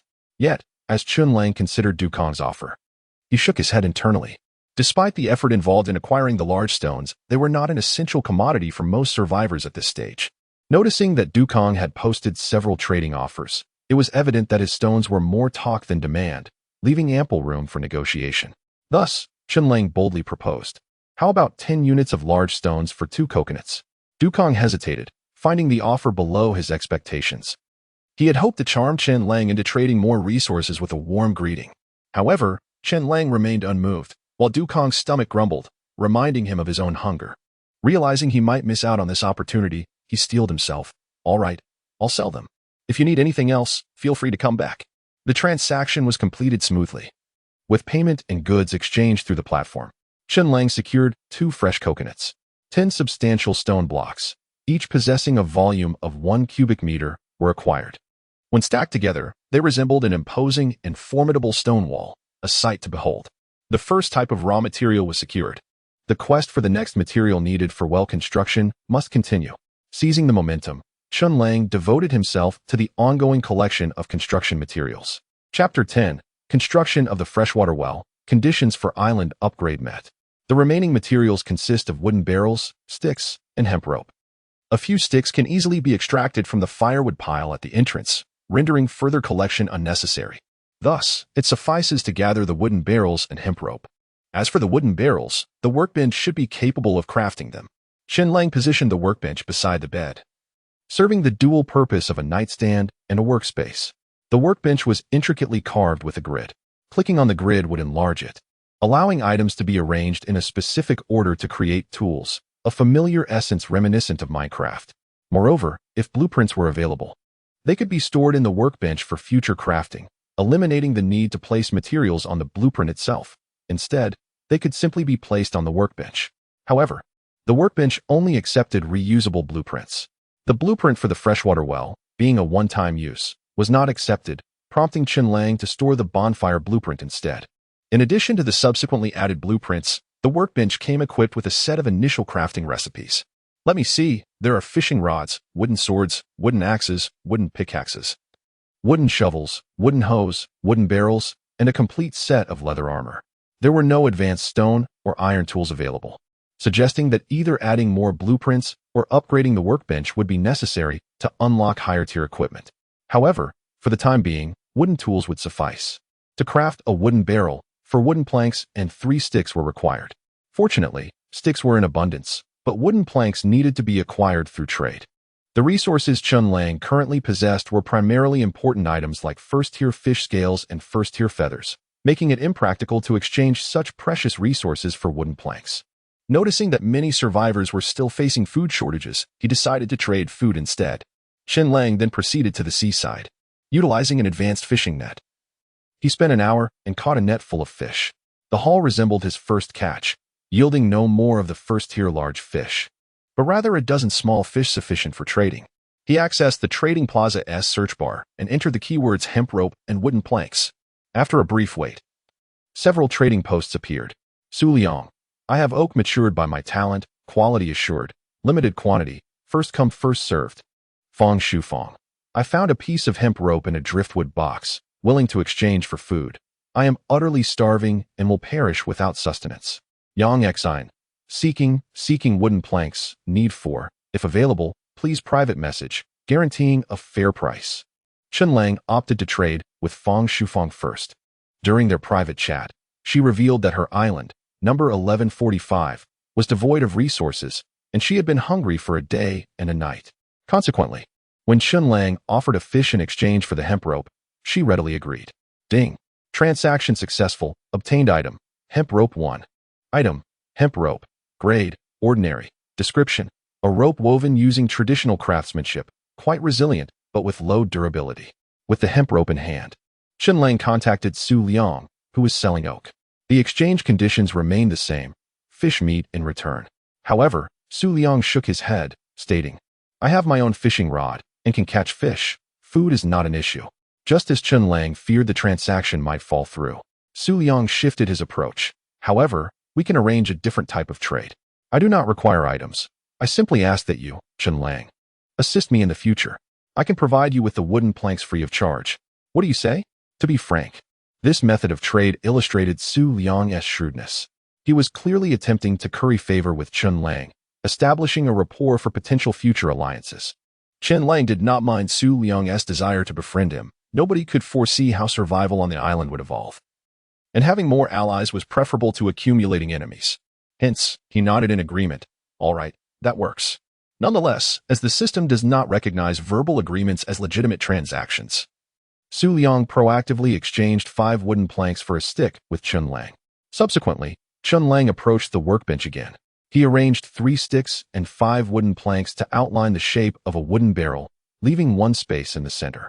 With a mere thought, the workbench shimmered, and a standard-sized wooden barrel materialized before him. Item. Oak barrel.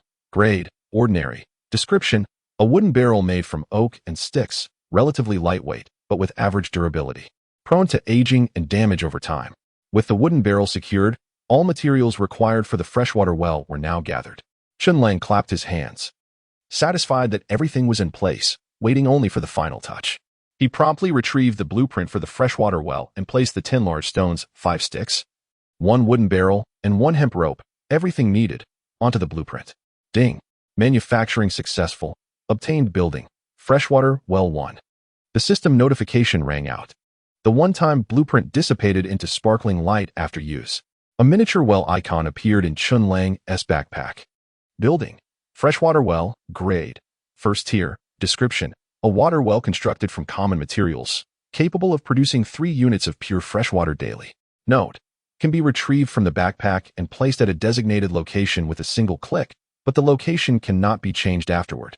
So choose the placement site wisely. Producing a maximum of 3 units of freshwater daily. That is quite substantial.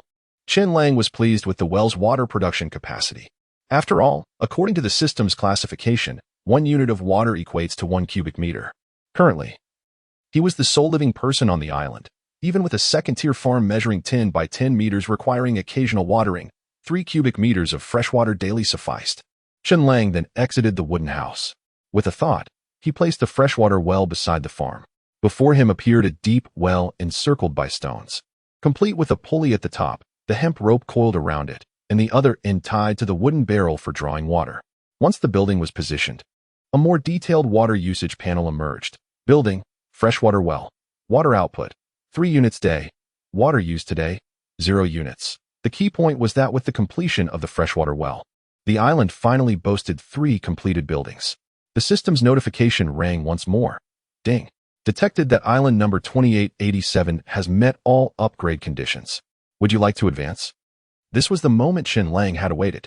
Naturally, he would not decline. He nodded eagerly. Advance. As his words fell, the island underwent a remarkable transformation. Chapter 11. Island Upgrade. Resource Renewal. The island has undergone a remarkable transformation, expanding its dimensions from approximately 300 meters long and 200 meters wide to an impressive 400 meters in both length and width. This enlargement is not merely in area. The island has also randomly generated a plethora of new resources. Among these are several newly sprouted trees. And in the newly revealed areas, one can faintly observe a few small animals roaming about.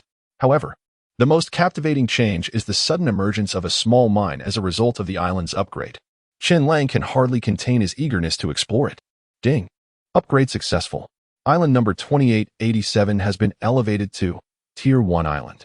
Would you like to make a regional announcement? The system's inquiry reemerges. The previous announcement unlocked an achievement and awarded experience points, and this time is likely to yield similar rewards. Thus, Chen Lang nods in agreement to proceed with the regional announcement. Consequently, all survivors in the vicinity receive a barrage of system notifications. Ding. Chen Lang has upgraded Island No. 2887 to Tier 1, achieving the milestone. One step ahead, experience points 50, hereby announced. Ding. Chen Lang has upgraded Island number 2887 to Tier 1. Ding. Chen Lang. The familiar flood of notifications stirs the community once more, igniting a flurry of activity in the World Channel's Regional Communication Board. Luringia. Wow, that was fast.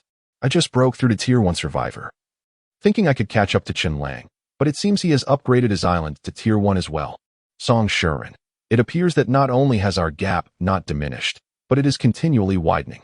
I am now curious about the talent Chen Lang has awakened. Could it be above S rank? Otherwise, there is no plausible reason for such rapid development, and it has only been 2 days. Su Liang, congratulations, Chen Lang. Zhang Ro, brother Chen Lang, may I cling to your coattails? I have plenty of water to offer you. Du Zeding. Although I know that Zhang Ro has a water attribute talent, her words certainly sound a bit odd. Chen Lang pays close attention to other rapidly developing survivors. According to their own accounts, Lu Renjia, Song Shuren, Zhang Ro, and Lu Jichai have all successfully become Tier 1 survivors. The island will likely reach Tier 1 status shortly as well, placing them in the first echelon. In the second echelon, there are Du Zeding and Su Liang, who have also broken through to Tier 1, yet their islands primarily consist of a single building, making their advancement to Tier 1 still a distant goal. The vast majority of individuals who have yet to attain even Tier 1 status are relegated to the third and fourth echelons. If they do not make significant progress in the coming days, their chances of survival when the novice period concludes and the maritime calamities strike will be perilously low. In summary, although Chen Lang currently stands as the foremost individual in regional development, his lead is substantial. Yet, he is far from a position of complacency. The criteria for upgrading the island to Tier 2 require him to elevate himself to Tier 2 survivor status and possess at least 6 buildings, of which more than half must attain Tier 2 status. This presents a considerably greater challenge than the Tier 1 upgrade. Chen Lang inhales sharply, glancing at his experience points, 100 and 3200. Thanks to the 2 announcements and the successful defeat of the Tier 1 ferocious beasts, the azure scale-toothed fish and the black feather eagle, his experience bar has surpassed the halfway mark. He decides to survey the island, eager to discover the plethora of resources that have emerged following the expansion. The most apparent change accompanying the island's enlargement is the variation in its terrain. Prior to the upgrade, the island consisted of a sandy beach encircling a central patch of mud. Now, it features a small grove of several trees, and a mining area containing a small mine. The grove is comprised of 5 robust oak trees. Chen Lang employs a standard dagger to laboriously fell these trees. Ding. First time logging achievement unlocked. Lumberjack I, experience points 10. He harvests dozens of wooden sticks, several wooden planks, and a handful of saplings. The sticks and planks are standard materials, which he casually piles around the small cabin for easy access. As for the oak saplings, Chen Lang plants them in the Tier 2 farmland. Crop: oak sapling. Grade: ordinary. Status: established. Expected maturation time: 3 days, under triple acceleration, thanks to the exceptional fertility of the Tier 2 farmland. Nearly all ordinary grade crops mature within a day, with minimal consumption of fertility. Currently, the fertility of this patch of farmland has only decreased to 99, eliminating any concerns about depletion leading to a drop to Tier 1 or lower. He can plant freely without worry. This ensures a stable source of timber. Development is indeed a gradual process, progressing step by step from nothing to something, and from scarcity to abundance. While felling the oak trees, Chen Lang also notices that the previously barren island has now generated 2 sheep, a chicken, and 2 rabbits. This sparks an idea in his mind to construct an enclosure for these animals, thereby not only increasing the number of buildings, but also fostering an animal husbandry industry. However, this idea is temporarily set aside. Chen Lang's primary interest lies in the small mine. He can hardly wait to explore the mine, but he must first prepare adequately. Thus, he returns to his dwelling, retrieves 2 wooden sticks and 3 wooden planks, and crafts a wooden pickaxe at the workbench. He then uses a stick and some charcoal from the campfire to create a torch. With these preparations, he can wield the torch in his left hand for illumination while mining with the pickaxe in his right. Having completed his preparations, Chen Lang strides towards the mining area, where he beholds the newly revealed small mine. Resource: barren small mine. Grade: Tier 1. Description: a depleted mining vein. With a stroke of luck, one may uncover some remaining mineral resources. Types of minerals and their proportions: iron or 50, copper or 40, lapis lazuli 8. Gold 2. The mine holds both iron and copper, along with lapis lazuli and gold, though the total quantities are likely minimal. If it were any other survivor who discovered such a mine on their island, they would undoubtedly be filled with exhilaration. However, Chen Lang feels a tinge of disappointment. Nevertheless, it matters not. He possesses a unique talent. Ding. Would you like to use a free opportunity to super enhance the barren small mine? Yes. I wish to enhance this mine. A radiant glow envelopes the mine, and when the light dissipates, the mine's scale has doubled. Ding. Super enhancement successful. The barren small mine has been transformed into abundant small mine. Chapter 12. The Gold Miner and the Cave Poison Spider. Resource: abundant small mine. Grade: 2nd tier. Description: a small mine rich in mineral resources, capable of yielding various minerals upon excavation, but also home to a variety of monsters, presenting both danger and opportunity. Types of minerals and proportions: iron or 10, copper or 8, lapis lazuli 4, gold or 2. Upon advancing to the 2nd tier, the total quantity of mineral resources has doubled. However, the mine will also spawn monsters, necessitating caution. Holding his breath, Chen Lang raised his torch and stepped into the dark, profound small mine. Despite its designation as a small mine, its scale was not insignificant. The path twisted and turned, shrouded in dimness. The flickering torch in his left hand provided a meager glow, barely illuminating a 3-meter radius around him. As he walked, he occasionally struck the mine's rocky walls with the wooden pickaxe in his other hand, leaving marks to chart his route and prevent getting lost in the murky depths. As he continued, he made a discovery. Was this iron ore? Beneath his feet, illuminated by the warm glow of the torch, he noticed a gleam distinct from its surroundings. Upon closer inspection, he found resource: inferior iron or grade, common. Description: a mineral containing trace amounts of iron, which can be refined into iron particles after extraction. Indeed, it was iron ore. Though the iron content was low, even the smallest morsel is valuable. Iron products would undoubtedly be essential in his future endeavors. Not a single bit of iron could be overlooked. Thus, Chen Lang planted the torch into the ground, grasped the wooden pickaxe with both hands, and swung with vigor. The robust physique of a first-tier survivor enabled him to mine with remarkable efficiency. In no time, the block of inferior iron ore was extracted and stored in his inventory. The system notification chimed. Ding.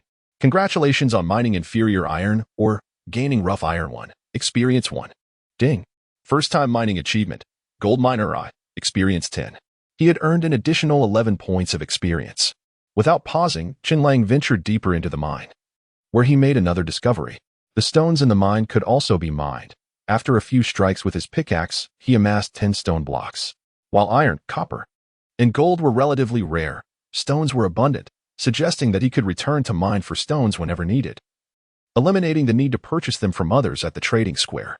Perhaps he could even sell stones himself. However, since stones are not classified as minerals, mining stones would not yield experience points. Otherwise, he could exhaust the durability of his pickaxe, digging out dozens or even hundreds of cubic meters of stone to amass enough experience for a second-tier promotion. Engaged in his musings, Chen Lang arrived at a fork in the path. In addition to continuing straight ahead, a slanting tunnel appeared beside him. Both tunnels were shrouded in mystery. Eeny, meeny, miny, mo. It shall be you, he declared, choosing the diagonal tunnel. He estimated that he had traversed over 100 meters within the mine, and since the mine sloped downward, he was now situated approximately 10 to 20 meters underground. As he descended further, the resources within the mine gradually became more abundant. Chen Lang discovered several more iron ores. Ding. Congratulations on mining inferior iron or gaining rough iron 1. Experience 1. Ding. Congratulations on mining inferior iron or gaining rough iron 1. Experience 1. And copper ore as well. Ding. Congratulations on mining copper or gaining rough copper 1. Experience 1. Ding. Congratulations on mining copper or gaining rough copper 1. Experience 1. After a thorough excavation, Chen Lang's inventory now contained 7 pieces of rough iron and 6 pieces of rough copper, the yield closely aligning with the proportions indicated in the details panel. However, he had yet to uncover any lapis lazuli or gold, likely concealed deeper within the mine. He resolved to continue further down. If nothing was found, he would return home, for he had already spent considerable time within the mine. Just as he prepared to leave, a rustling sound suddenly echoed through the dark, quiet mine, instantly heightening Chen Lang's alertness. He had not forgotten that the mine, now supercharged, would spawn monsters. Swiftly, he switched his wooden pickaxe for a dagger, relying on the dim light of the torch to scan his surroundings. In the next moment, a greenish figure, the size of a basin and with multiple legs, lunged down from above. An ambush from above. Chen Lang felt his hair stand on end as he swiftly rolled to the side, narrowly evading the attacker. With the faint glow of the torch, he discerned the assailant's true nature, a large, green spider, its 8 powerful, hairy legs poised for an attack. Venomous fangs glistening with secreted poison. A ring of compound eyes reflected the torchlight, their gaze as crimson as blood. Beast. Cave poison spider, grade. First tier. Description. A monstrous insectoid creature dwelling in dark places like mines. Its large size and weak web-spinning ability make it reliant on venomous bites to ambush prey, capable of killing beasts of second tier and above. Having grasped the nature of the cave poison spider, Chen Lang had little time to retaliate as the spider launched another assault. It scuttled up the mine's rocky wall and circled around to the top of the tunnel, poised for another overhead ambush, intent on injecting its venom into Chen Lang. Humph. No matter how formidable, you're merely a large insect. The black feather eagle is no match for me. How could a mere bug dare challenge me? Chen Lang scoffed. Once more, he drew his advanced fishing net, timing his move perfectly after narrowly dodging the cave poison spider's fangs with the agility of a first-tier survivor. He countered by tossing the net, activating its entrapment mechanism. The second-tier advanced fishing net formed an inescapable snare for the first-tier cave poison spider. Unless the binding effect dissipated after half an hour, the spider would remain trapped, unable to escape. However, Chen Lang was not about to grant the cave poison spider such an opportunity. Seizing the moment, he struck with his dagger, plunging it through the spider's head. Aware that arthropods can continue to move even after decapitation, he took precautionary measures, dismembering the cave poison spider, severing all 8 of its legs. Ding. Congratulations on defeating a first-tier beast. Cave poison spider 1. Gaining energy crystal 1, spider eye 1, spider silk 1, experience 10. In addition to 10 points of experience and 1 energy crystal, the cave poison spider, like the azure scale fong fish and black feather eagle, yielded additional drops. Chapter 13. The Forge. After vanquishing the cave spider, Chen Lang temporarily exited the mine, taking a moment to summarize the fruits of his labor. He had procured 7 blocks of rough iron, 6 blocks of rough copper, as well as spider eyes and silk acquired from the defeated monsters. It was indeed a bountiful haul. Upon returning to the humble wooden cabin, it was noteworthy that this structure, as the initial building tied to the island, would upgrade and grade alongside the island's advancement. Although the cabin's size remained unchanged, it exhibited a distinct improvement. The timber used had become thicker, giving it a sturdier and more solid appearance. Building, initial wooden cabin. Grade, Tier 1. Description, the survivor's initial structure, furnished with rudimentary furniture to meet basic survival needs. Supplement 1. The cabin's level increases with the island's level. Supplement 2. Currently under a novice protection period, the cabin will be safeguarded from destruction, ensuring absolute safety within. In addition to the cabin, the fishing rod used to retrieve treasure chests also upgraded with the island's progression. The current details of the fishing rod were as follows. Equipment, refurbished fishing rod, not for sale. Grade, Tier 2. Description, standard equipment for survivors. Allowing for 5 fishing attempts daily, with a 20 chance of catching nothing, 30 chance of obtaining a driftwood chest, 30 chance of receiving a Tier 1 ordinary chest, 20 chance of acquiring a Tier 2 fine chest, 9 chance of landing a Tier 3 excellent chest, and a 1 chance of securing a Tier 4 exquisite chest. Supplement 1. The fishing yield rate increases with the island's level. Supplement 2. Today's fishing attempts have been exhausted. Reset at midnight. Having previously utilized his talent to supercharge his old fishing rod into a refurbished one, Chen Lang now possessed a fishing tool 1 level ahead of the island. With the island reaching Tier 1, the fishing rod ascended to Tier 2, forever remaining 1 tier above the island's level. However, since he could only fish with the enhanced rod the following day, Chen Lang redirected his focus to the spoils from his mining expedition. The rough iron required further processing, needing to be smelted into iron grains or ingots before it could be fashioned into weapons or equipment. To smelt iron, a furnace was necessary. Thus, he resolved to try his luck at the trading square. The presence of the trading square significantly facilitated the exchange of resources among survivors, effectively alleviating situations where a lack of critical materials could stall development. For instance, Chen Lang posted a request in the trading square, seeking to purchase furnace blueprints or completed furnaces, offering generous compensation. With 2 consecutive system announcements, Chen Lang's name became well known throughout the area. In a short span, his post garnered 1 to 2,000 views, eliciting numerous comments from others asking if he would consider trading for items other than a furnace. Chen Lang clarified that he was solely interested in the furnace or other items that could aid in metal smelting. This response made many realize that Chen Lang had begun to delve into metal resources. Wafuchen, no way, I just uncovered the blueprint for a workbench. And he's already smelting iron? Lu Rinjia. Chen Lang, esteemed one, where did you acquire your metal resources? Can you share? I could exchange some secrets I possess. Shall we converse privately? Ultimately, it was Lu Zikao who managed to get in touch with Chen Lang. Brother, do you need a furnace? He inquired. Chen Lang nodded, recalling how he had previously traded a coconut with Lu Zikao for flint, which he used to create a campfire. He had a favorable impression of this person and pressed further. Do you possess a completed furnace? Not exactly, Lu Zikao elaborated. A fellow named Gumin from our island fished up a black iron chest today, which contained a furnace blueprint. If you provide us with 8 stone blocks as raw materials and an additional labor fee, we can craft a completed furnace for you. What do you think of this deal? What labor fee do you require? Chen Lang did not immediately acquiesce, instead seeking more details. Lu Zikao seemed to confer with a few others on the island before responding. We're guarding a mine, but lack the tools to extract resources. If you have a convenient tool, you could offer it as your labor fee. Appropriate tools? Chen Lang glanced at the wooden pickaxe resting nearby. Equipment: oak pickaxe, grade, ordinary. Description: a pickaxe crafted from oak, suitable for mining stones or ores. Durability: 77-100, with less than 30 points of durability remaining. It was evident that the wooden pickaxe wore down quickly during mining, necessitating a replacement before long. Since he would need to craft a new pickaxe anyway, he decided to offer the wooden pickaxe as his labor fee. Lu Zikao appeared pleased upon learning Chen Lang's proposed fee was a wooden pickaxe. The 2 parties finalized their transaction. Shortly thereafter, Chen Lang received a brand new furnace in exchange for 8 units of stone and the wooden pickaxe. The furnace, comparable in size to the workbench, was a cubic structure measuring 1 meter on each side. Constructed entirely of stone and divided into 2 tiers, the lower for fuel and the upper for smelting. Item: stone furnace. Grade: Tier 1. Description: a furnace for survivors to perform simple smelting and crafting.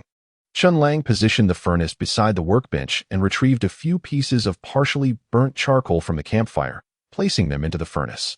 It must be noted that the campfire had a hidden feature, occasionally producing charcoal, which Chen Lang now utilized. However, given that the campfire burned for a considerable duration, it only yielded 2 or 3 pieces of charcoal, clearly insufficient to meet the furnace's fuel demands. Therefore, Chen Lang intended to use the 2 or 3 pieces of charcoal to produce more. His plan was to place wooden planks in the upper chamber of the furnace, allowing the charcoal in the lower chamber to generate heat and gradually convert the planks into charcoal. He placed a total of 10 units of wooden planks into the furnace. After a period of waiting, all of them had transformed into charcoal, which should suffice for the upcoming iron smelting process. During the initial use of the furnace, an achievement notification appeared. Beep. First time using the furnace, achievement unlocked. Smelting Mastery I, experience points 10. Chen Lang commenced the iron smelting process, transferring all the charcoal produced from the 10 wooden planks into the lower chamber of the furnace, while placing the 7 blocks of rough iron from the mine into the upper chamber. The furnace ignited with flame, marking the beginning of a lengthy iron smelting endeavor. To avoid wasting time lingering by the furnace, Chen Lang allowed it to operate independently while he stepped outside the cabin to inspect the state of the fields. Chapter 14, Spirit Rice Seeds. Second-tier survivor. The farmland remained unchanged. At present, Chen Lang had cultivated 2 types of crops, both of which were trees, a single coconut tree and 8 oak trees. The coconut tree thrived, reaching a height of over 10 meters and bearing 4 unripe coconuts, which, thanks to the growth acceleration effect of the second-tier farmland, would be ready for harvest by tomorrow. The 8 oak trees were similarly robust. Although they had been planted a bit later, they had taken root and grown to approximately 3 meters in height, with a trunk diameter of 30 centimeters. They seemed to grow a ring almost every minute. Chen Lang examined the details of the farmland. The fertility was at 98, but water was somewhat lacking. He decided to fetch some water to irrigate the fields. He promptly approached the freshwater well and began drawing water in buckets to water the crops. Having completed this task, Chen Lang opened the trading square. His second-tier farmland was being underutilized, as he had only been planting ordinary crops. He wished to acquire seeds of different crops to expand his agricultural endeavors. After some searching, he discovered a survivor named Zhang Xiaoxing who had listed several grains of rice seeds for trade. Zhang Xiaoxing, 5 unhulled rice seeds obtained from a fishing box, can be planted in the ground. In exchange for a bottle of fresh water, just 1 will suffice. Exchanging a bottle of water for 5 grains of rice seemed unprofitable to some, yet Chen Lang found it quite advantageous. With access to the freshwater well, he had achieved water independence and was more concerned about food production. Thus, he sent a message expressing his willingness to trade. Upon receiving Chen Lang's intent to trade, Zhang Xiaoxing was elated. He recognized the significance of the rice seeds, but lacked both land and tools to cultivate them, leaving him no choice but to part with them. The transaction was successful, and Chen Lang's nearly full backpack welcomed 5 unhulled rice seeds. Resource: rice seeds. Grade: ordinary. Description: a high-yield variety of rice that can satisfy the food needs of ordinary people when cultivated on a large scale. This seemed quite promising, yet Chen Lang was not entirely satisfied. He immediately activated his talent. Ding. Would you like to use a free opportunity to super enhance the rice seeds? Ding. Super enhancement successful. Rice seeds have been enhanced to Spirit Rice Seeds. Resource: Spirit Rice Seeds. Grade: second tier. Description: rice containing trace amounts of spiritual energy that can enhance physical fitness when consumed over time, greatly benefiting survivors. Note: requires a large amount of water for cultivation and must be planted in second tier or higher farmland.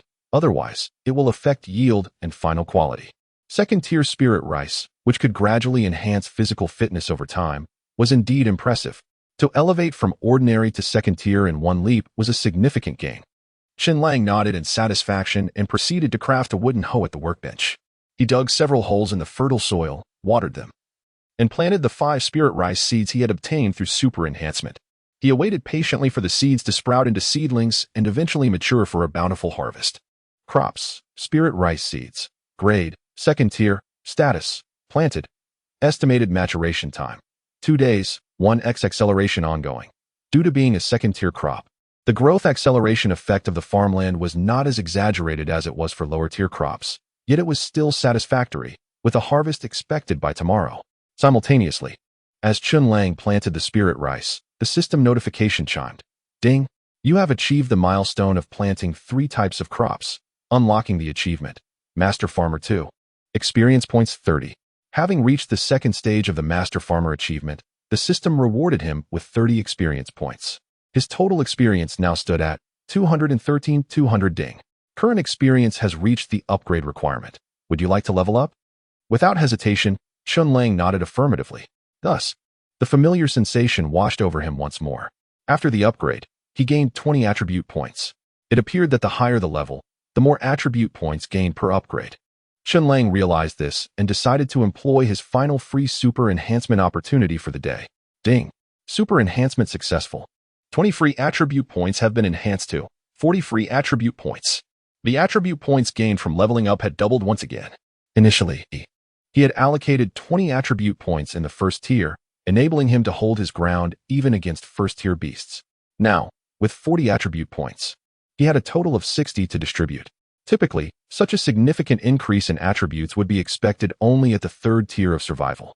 This disparity would continue to grow, and perhaps by the 7th tier, his attributes would rival those of 9th or even 10th tier survivors. How exhilarating! Chen Lang felt a surge of pride. He then began a new round of point allocation. Attributes: Spirit 15, Strength 13, Speed 13, Endurance 12. Magic 4. Chen Lang defined his development direction as a Pentagon warrior, ensuring that no attribute would fall short. Thus, his allocation plan was as follows: Spirit 5, Strength 7, Speed 7, Endurance 8, allocating the remainder to magic. Ultimately, his second-tier attributes became attributes: Spirit 20, Strength 20, Speed 20, Endurance 20, Magic 17, aiming for a well-rounded balance, devoid of weaknesses. Once again, Chen Lang triggered a system announcement. Ding! Chen Lang has become the first second-tier survivor in the region, achieving the milestone, leading ahead. Experience points 50, hereby announced. The regional communication channel erupted with excitement. Lu Zikao, congratulations, brother Chen Lang. Lu Renjia, impressive. Song Shuren, wait, I just upgraded the island to first tier, and you've already broken through to second-tier survivor? Du Zeding, is this what it means to be a big shot? Always one step ahead of us. I'm in awe. Zhengro, Chen Lang, big shot, do you accept leg ornaments? The astonishment among the survivors intensified, each gasp raising the global temperature. Chen Lang had grown accustomed to the amazement of others. Returning to his wooden house, he enjoyed a meal of roasted meat by the campfire and then lay down on the wooden bed, sleeping soundly until dawn. On the 3rd day, the first thing Chen Lang did upon waking was check whether the iron in the furnace had finished smelting. Indeed, it had been completed. With a mere thought, the iron particles smelted from the rough iron in the furnace were stored in his backpack. 7 pieces of inferior rough iron yielded a total of 21 iron particles. Placing them on the workbench, he combined 9 iron particles to forge an iron ingot. Chen Lang obtained 2 iron ingots and still had 3 iron particles left. There was no rush to use them. Equipping his fishing rod and advanced fishing net, Chen Lang stepped out of the wooden house and made his way to the beach once more, ready to embark on the 3rd day of fishing. Chapter 15. The Beginner's Treasure Map. As usual, I first deployed the advanced fishing net into the sea. Then, while waiting for an hour, I went to the shore to fish for treasure chests. Due to the island's upgrade, my fishing rod also advanced a level, progressing from the first tier of super enhancement to the 2nd tier.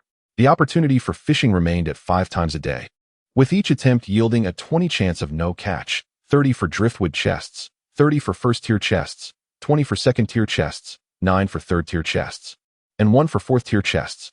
Let me see what I can catch with my first cast. I threw the line and waited for about 7 or 8 minutes before reeling in a driftwood chest. Ding! You have obtained a driftwood chest 1. Would you like to open it? The driftwood chest could only yield ordinary items, which did not pique my interest much, so I opened it immediately. Ding! Driftwood chest 1 opened successfully. You have received the item, Arrow Blueprint 1. Item, Arrow Blueprint. Type, Production Blueprint, Reusable. Grade, Ordinary. Description, gather the required materials and place them on the blueprint to automatically synthesize the finished product. Required materials, Stick 1, Feather 1, Iron Grain 1. The Arrow Blueprint was satisfactory. Once I acquire a bow or crossbow, I could create a set of ranged weapons. I was quite pleased with my first fishing haul and stored the Arrow Blueprint away. I cast my line for a second time. This time, the wait was longer, with the bobber bobbing on the waves for quite a while before finally signaling a catch. Ding! You have obtained a black iron chest 1. Would you like to open it? Yes. I opened it without hesitation. Ding! Black iron chest 1 opened successfully. You have received the equipment. Leather chest plate 1. Equipment, leather chest plate. Grade, first tier. Description, a chest plate made from tough and durable beast leather, providing a certain level of protection. Armor is indeed a valuable asset. I promptly donned the leather chest plate, no longer bare-chested, though I still wore the grass skirt I had woven. The mixed style was rather unique. In the wilderness, who cares about appearances? Practicality is paramount. I tested the durability of the leather chest plate with my dagger. The ordinary quality dagger failed to cut through, leaving only a few white marks on the surface. The normal dagger couldn't breach the defense. This armor was commendable. I continued casting my line, utilizing the remaining 3 fishing opportunities without a single miss. I ended up reeling in 2 black iron chests and 1 second-tier bronze chest. I opened them one by one. Ding! Black iron chest 2 opened successfully. You have obtained the item, Ranch Blueprint 1. You have received the equipment, Iron Sword 1. Item, Ranch Blueprint. Type, one-time blueprint. Grade, first tier. Description, gather the required materials and place them on the blueprint to automatically synthesize the finished product. Required materials, fence 100, fence gate 2, stone 20, plank 30. Equipment, iron sword. Grade, first tier. Description, a sharp sword forged from iron ingots, with a wide attack range and high damage. The ranch blueprint is similar to the previous freshwater well blueprint. Once I gather the materials, I can construct another building on my island. The iron sword is excellent. As a first-tier weapon, it would allow me to retire my ordinary quality dagger to a backup role. Finally, I focused on the last chest, the most significant reward from today's fishing, the second-tier bronze chest. The last time I opened a second-tier chest, I received a second-tier farmland. I wondered what this one would yield. Filled with anticipation, I activated the bronze chest. Ding! Bronze chest 1 opened successfully. You have obtained the item, Beginner's Treasure Map 1. A treasure map? What kind of item is this? This was the first time I had encountered such a system item, and I quickly accessed the details. Item, Beginner's Treasure Map, single use. Grade, second tier. Description, a map depicting the location of an ancient treasure. Clicking to use will teleport you to the starting point of the treasure route to begin your search until you reach the endpoint and find the treasure. Supplement 1. The treasure map location is often fraught with danger. It is advisable for survivors to be of equal or higher level than the treasure map's grade before attempting the challenge, otherwise, the failure rate is exceedingly high. Supplement 2. During the treasure hunt, there is one opportunity to retreat. Using this opportunity will teleport you back to your bound island, but it will also be deemed a failure, and the treasure map will disappear, unrecoverable. Supplement 3. Treasure maps come in single and multiplayer types. Multiplayer treasure maps allow survivors to team up for treasure hunting. There is actually this type of system item, one that allows for treasure hunting. I must admit, I am quite intrigued by this beginner's treasure map and have already resolved to explore it. However, it is wise not to act rashly. Just like when mining, I should prepare adequately to be fully equipped. After all, as the saying goes, better safe than sorry. Thus, I returned to my wooden cabin to commence preparations for the treasure hunt. First, I retrieved the advanced fishing net that had been soaking in the sea for an hour. Today, I had caught a dozen small fish, all below the first tier. I decided to roast some fish and meat over the campfire and filled an empty mineral water bottle with water. I would be teleported to an unfamiliar area for the treasure hunt, leaving my current island without knowing how long I would be gone. I needed to stockpile some food and water. Next, I ensured I had my weapons and armor, such as the leather chest plate, first-tier iron sword, and the advanced fishing net for binding enemies. Finally, I brought along a torch for illumination and a workbench that might come in handy. After thorough organization, I was fully prepared. I took the beginner's treasure map from my backpack, concentrated, and clicked to use it.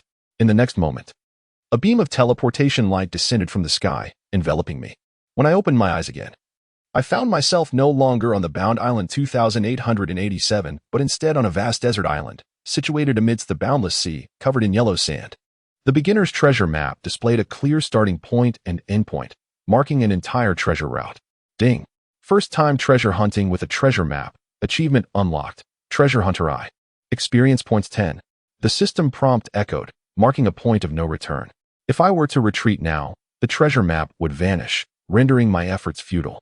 Now that I was here, I was determined to salvage something before departing. I oriented myself, taking hold of the treasure map in one hand and the iron sword in the other, and stepped forward from the starting point, traversing the endless yellow sands as I sought the buried treasure. However, just as the system's supplementary information indicated, the treasure's location was often perilous. Presently, this desert island was home to a multitude of unique and fierce beasts, all of which began to take notice of me. Chen Lang had not ventured far when he encountered the first wave of the beast's ferocious assault. Chapter 16, The Sand Scorpion, the Ancient Altar. The yellow sand puppet upon his arrival, Chen Lang remained exceedingly cautious, frequently glancing around. He sought to confirm that he was adhering to the route delineated on the treasure map, ensuring he had not strayed from his path, while also surveying his surroundings for any potential threats. It was this vigilance that soon alerted him to an anomaly. The ground beneath his feet seemed to tremble faintly, not from an earthquake, but rather as if some unknown creature was scuttling beneath the sandy surface, and not just one, but a multitude were gradually encircling him. Trouble had arrived swiftly, and the quest for treasure indeed proved perilous. Chen Lang snorted disdainfully, stowing away the treasure map and gripping his sharp iron sword tightly. In the blink of an eye, the sand erupted beneath him, and a dark brown scorpion, formidable with its massive pincers, emerged from the depths. Beast, sand scorpion. Level, 1st tier. Description, a monstrous insectoid creature inhabiting arid desert regions, clad in a thick exoskeleton, capable of burrowing underground. Its venomous tail stinger is lethal, often appearing in groups of 2 or 3. The sand scorpion struck with incredible speed. An ordinary first-tier survivor would likely have fallen victim before realizing the danger. However, Chen Lang was no ordinary individual, openly a second-tier survivor. His attributes rivaled those of a 3rd tier. Thus, he deftly evaded the scorpion's ambush. Another insectoid beast. Chen Lang spat in frustration, recalling his previous encounter with the cave poison spider during his mining escapade. Anger boiled within him as he tightened his grip on the iron sword and charged forward, determined to dismember the scorpion that measured over a meter in length. The cunning sand scorpion, however, retreated swiftly after its failed strike, hastily burrowing back into the sand. Oh, you wish to flee? Chen Lang scoffed, advanced fishing net, and snare.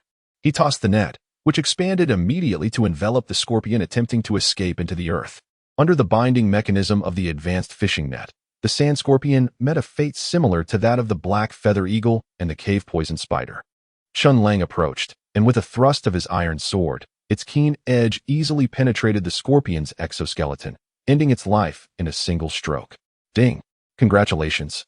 You have slain a 1st-tier beast, Sand Scorpion 1, earning Energy Crystal 1, Venom Gland 1, Scorpion Tail Hook 1, Experience Points 10. The system's notification rang out. Yet Chen Lang remained on high alert. He recalled the information regarding the Sand Scorpion, which indicated these creatures often traveled in pairs or trios. Thus far, he had only dispatched one. It was highly likely that others lurked nearby. Just as he suspected, 2 scorpion tails stealthily emerged from the ground behind him, their curved tips glinting ominously in the sunlight, dripping with venom. These 2 sand scorpions intended to ambush him while he was momentarily distracted by the demise of their comrade. Swoosh! Swoosh! The sound of rushing air filled his ears. Chen Lang had anticipated this maneuver. With 20 points of mental acuity, his senses were exceptionally keen. In a 3-meter radius, he could detect any disturbance. Although the sand scorpions attempted a stealthy approach, Chen Lang was prepared. He swiftly turned, gripping his iron sword, and struck back. The blade gleamed as it sliced through the air, severing the 2 scorpion tails and forcing the creatures to emerge from the sand, brandishing their exaggerated pincers. Eager for a direct confrontation. How amusing. They believed they could gain the upper hand in a frontal clash after their ambush had failed. Chen Lang chuckled, fully confident in his abilities, yet he remained humble. He deftly threw the advanced fishing net, ensnaring one sand scorpion, and then hurled a dagger, which was deflected by the other scorpion's pincers. However, this was merely a feint. Chen Lang had already maneuvered to the side, where he executed a horizontal slash with his iron sword, severing several legs from the scorpion's right side, rendering it partially immobile. Taking advantage of its vulnerability, Chen Lang thrust his iron sword deep into the scorpion's body, twisting and ripping it apart, leaving it in tatters. With only one sand scorpion remaining, now ensnared by the advanced fishing net, it had become little more than prey on a chopping block, helpless against Chen Lang's prowess. He swiftly dispatched it, and the system's notification chimed once more. Ding! Congratulations, you have slain first-tier beasts. Sand Scorpion 2, earning Energy Crystal 2, Venom Gland 2, Scorpion Tail Hook 2. Experience points 20. With the brief skirmish concluded, Chen Lang unfolded the treasure map and continued along his designated path, perhaps due to the 3 slain sand scorpions. His aura of menace had deterred any further desert beasts from attacking him, allowing him to focus solely on his journey. He pondered the identity of the treasure's creator, for it was buried remarkably far from his starting point. After traversing for several hours in the desert, he had covered a conservative estimate of dozens of kilometers and still had yet to uncover the treasure. This desert island must be expansive, far larger than the 2887 island he was bound to. Chen Lang grumbled as he walked, having traversed this arid expanse for 7 or 8 hours, marching from noon into the afternoon. As the sun began its descent, he quickened his pace. Finally, as the sun dipped below the horizon, Chen Lang arrived at the destination marked on the treasure map, an ancient altar long abandoned. Was this truly the final resting place of the treasure? Chen Lang circled the dilapidated ruins of the altar, which bore the scars of time, having endured the ravages of wind and sand. Much of it lay buried beneath the sand, with only the uppermost part exposed, severely damaged and revealing a peculiar, armored brown rock statue. As Chen Lang ascended the altar, preparing to search for the location of the treasure chest, the statue at its center suddenly illuminated with a red glow emanating from its eyes, unleashing a raspy, furious roar. It had come to life. This unexpected turn of events sent a chill down Chen Lang's spine. Monster, Yellow Sand Puppet. Level, 3rd tier. Description, a combat puppet from ancient times, constructed entirely of hard sandstone, possessing formidable offensive and defensive capabilities. Supplement, this puppet serves as the guardian of the altar, tasked with eliminating any who dare covet the treasure buried beneath. Chapter 17, Defeating the Challenge. Uncovering the treasure. A 3rd-tier puppet monster. Chen Lang's expression suddenly turned grave. It is no exaggeration to say that this moment represents the most perilous situation he has encountered. Aside from the day he was attacked by the black feather eagle while fishing with a net, although his attributes rival those of a 3rd-tier survivor, complacency could still lead to dire consequences. Life is singular and precious. Despite having Lang in his name, Chen Lang refrains from uncorking champagne prematurely. His approach is decidedly cautious. The most crucial point is that the treasure map allows for one exit opportunity, although using it results in the loss of prior progress. It could prove vital for survival in a critical moment. Therefore, Chen Lang resolved to give his all and take the initiative. Clang! The iron sword clashed against the stone giant axe wielded by the yellow sand puppet, producing brilliant sparks. It appeared to be an even contest. However, the yellow sand puppet's strength subtly surpassed Chen Lang's, causing his sword to be gradually forced down. This yellow sand puppet is evidently a 3rd-tier creature with exceptional strength. In that case, I shall triumph through agility. Adapting to the situation, Chen Lang shifted his combat style upon realizing that a direct confrontation was not in his favor. Standing over 2 meters tall, the yellow sand puppet was imposing and undoubtedly stronger, but its agility was its Achilles heel. As anticipated, when Chen Lang abandoned the grappling and instead executed agile maneuvers, he successfully circled behind the yellow sand puppet and seized the opportunity. The iron sword thrust forth. Ding! A crisp sound rang out. While the strike landed, the yellow sand puppet's body, composed of hard sandstone, boasted impressive defenses among 3rd-tier beings. Chen Lang's iron sword, however, was merely of the 1st tier. Even with his powers comparable to a 3rd-tier survivor, penetrating its defenses proved challenging. Weapon rank too low? Not a concern. Super enhancement activate. Chen Lang utilized his innate talent, expending a free attempt to super enhance his iron sword. Instantly, the sword was enveloped in radiant light, which quickly dissipated. The iron sword, originally measuring 1.2 meters in length, transformed into a 1.5 meter long great sword, evolving from a standard longsword to a hefty 2-handed sword, its blade broader and gleaming ominously, exuding an aura of deadly intent. Clang! Super enhancement successful. Iron sword has been upgraded to Xian Iron Greatsword. Equipment, Xian Iron Greatsword. Rank, 3rd tier. Description, forged from a large block of Xian iron. It is more formidable and unstoppable. What a fine sword. The ordinary 1st-tier iron sword, after super enhancement, has risen 2 tiers to become the 3rd-tier Xian Iron Greatsword. Chen Lang marveled.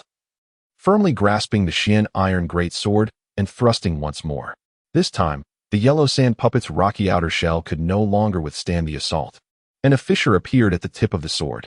Seizing the moment, Chen Lang continued to attack relentlessly, exploiting the crack to inflict several more strikes, causing the damage to spread and worsen. The yellow sand puppet, sensing its own deterioration, intensified its offensive. Its stone axe swung down repeatedly, carving deep gashes into the altar, further ravaging the already dilapidated ruins. Yet, Chen Lang, capitalizing on his speed advantage, narrowly evaded each descending axe, skillfully maintaining his distance. In this ultimate contest of endurance, how long can you hold on? Chen Lang remained calm and composed, keeping to his rhythm, engaging in a tactical dance with the yellow sand puppet. As night fully descended, the desert, once scorched by the blazing sun, turned frigid, with a stark temperature drop between day and night. A thin layer of frost began to form upon the altar. The battle approached its decisive moment. Die! Chen Lang leaped, swinging the Xian iron great sword downward with the force of a mountain. The upper half of the yellow sand puppet's rocky exterior shattered completely, revealing its core, reminiscent of a heart, that powered the puppet. Clearly, this core represented the puppet's fatal weakness. Without hesitation, Chen Lang thrust his sword. Crack! The red crystal-like puppet core shattered abruptly, and the yellow sand puppet collapsed, rendered inoperative. Clang! Congratulations, you have slain a third-tier monster. Yellow sand puppet 1, acquired energy crystal 1, rock axe 1, damaged puppet core 1, experience points 30. Clang! You have achieved a milestone. Defeating an enemy of higher rank for the first time. Achievement unlocked. Overlevel killing eye. Experience points 10. Resource: energy crystal. Rank: 3rd tier. Description: a crystal formed from the essence condensed within the bodies of 3rd-tier beasts or monsters, usable for crafting, enchanting, and other purposes. 2 notifications resonated in succession, accompanied by numerous loot drops, along with the accomplishment of a new achievement. The yellow sand puppet acted as the final boss. Its defeat signified that nothing could obstruct Chen Lang from obtaining the treasure. However, the battle had drained considerable energy, prompting Chen Lang to rest for a moment. Rising, he retrieved the treasure map and, after a thorough search around the altar, pinpointed the exact location of the buried treasure, right at the central circle of the circular altar. Thus, Chen Lang deployed a workbench from his backpack, arranging 2 wooden sticks and a plank in a grid pattern to craft a shovel. He proceeded to the altar's center and began digging downward, reaching a depth of 3 meters before finally unearthing the treasure chest. Item: basic treasure chest. Rank: 3rd tier. Description: an ancient chest containing unknown treasures. Upon opening, 1 or more random rewards may be obtained. After considerable effort throughout the day, he finally unearthed the chest. Open. Chen Lang opted to open it on the spot. The chest lid flipped back, and a burst of light erupted from within. Clang. Basic treasure chest 1, successfully opened. Reward acquired: gold coins 1,000. Rank: common. Description: currencies circulated in ancient times, still in use in certain regions, can be melted into gold nuggets or ingots for various purposes. The first reward from the treasure was a bag of gold coins, which Chen Lang weighed in his hands, feeling their substantial heft. If only this bag of gold had come before the survival competition. Achieving financial freedom would have been a matter of moments. Chen Lang stowed the gold coins away. The system's notification chimed once more. Acquired item: enchantment table 1. Rank: 3rd tier. Description: a surface imbued with mysterious powers. Consuming lapis lazuli can resonate with the table, allowing for equipment enchantment. An enchantment table? This is a splendid item. Chen Lang's eyes sparkled with excitement. In his previous experiences with Minecraft, he had often enchanted an entire suite of top-tier armor and weapons for himself, making survival immensely enjoyable. Just as Chen Lang reveled in the joy of acquiring the enchantment table. The 3rd treasure reward has emerged. Acquired equipment: Xiantai Heavy Armor 1. Grade: Tier 3. Description: a complete set of armor forged from Xiantai, including a helmet, breastplate, arm guards, leg guards, and boots. It boasts high defense, significantly mitigating damage taken, although wearing it may restrict mobility and reduce agility. Upgrading to the Xiantai Heavy Sword and now unveiling the Xiantai Heavy Armor, it perfectly completes the set. However, such an exquisite set of armor would be a tremendous waste, if not super enhanced. Chen Lang activated his innate ability once more. Ding! Super enhancement successful. Xiantai Heavy Armor has been enhanced to Flowing Silver Armor. Chapter 18. Silver Flow Armor. Energy Crystal Defense Tower. Equipment: Silver Flow Armor. Grade: Tier 5. Description: a special armor crafted by a master artisan using luminous secret silver, possessing formidable defense and remarkable elasticity, providing comfort while being highly sought after and expensive. Supplement: the Silver Flow Armor can transform into various styles according to the user's will, requiring a drop of blood to recognize its master. Tier 5 Armor. Ha ha ha, I need not worry about inadequate defense any longer. Chen Lang laughed heartily. The Silver Flow Armor had yet to be donned, existing merely as a sphere of silver fluid the size of a basketball. Chen Lang bit his fingertip, letting a droplet of blood fall onto the Silver Flow Armor. The blood was absorbed by the silver orb. In the next moment, the orb morphed into a liquid, flowing over Chen Lang's body, transforming into a luxurious and elegant suit of knight armor. Not only did it exude a striking appearance, but its defensive capabilities were also exceptionally prominent. Chen Lang struck his arm fiercely several times with his Tier 3 Xian Iron Heavy Sword, yet it failed to inflict any damage upon the Silver Flow Armor, not even a scratch. Moreover, upon sustaining an attack, the surface of the Silver Flow Armor displayed vibrant ripples, dissipating the majority of the impact, rendering Chen Lang oblivious to the pain of his own strikes. However, maintaining the Silver Flow Armor required a significant expenditure of the user's stamina. For Chen Lang, the consumption associated with Tier 5 armor was substantial. After wearing it for just a short while, he felt his endurance noticeably deplete.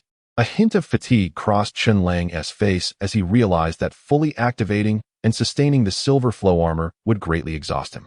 Thus, with a mere thought, he commanded the armor to reshape itself, transforming from the heavy knight armor into a snug battle suit, its dazzling silver hue shifting to a subdued light gray.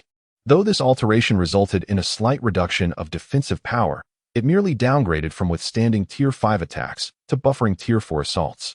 The strongest adversary Chen Lang faced at present was merely a Tier 3 yellow sand puppet, and a Tier 4 strength would suffice. The key was that in its battle suit form, the Silver Flow Armor could be maintained for extended periods without excessive energy depletion. Chen Lang could wear it for 24 hours. Finally bidding farewell to the days of a half-exposed upper body clad in leather armor and a grass skirt. Initially, Chen Lang thought he had uncovered all the treasures in this discovery. Unexpectedly, another orb of light emerged from the treasure chest. Could there be yet another master? Chen Lang hastily checked his backpack, only to find a building's miniature blueprint had materialized in the last slot. The final reward of the treasure was, astonishingly, a structure.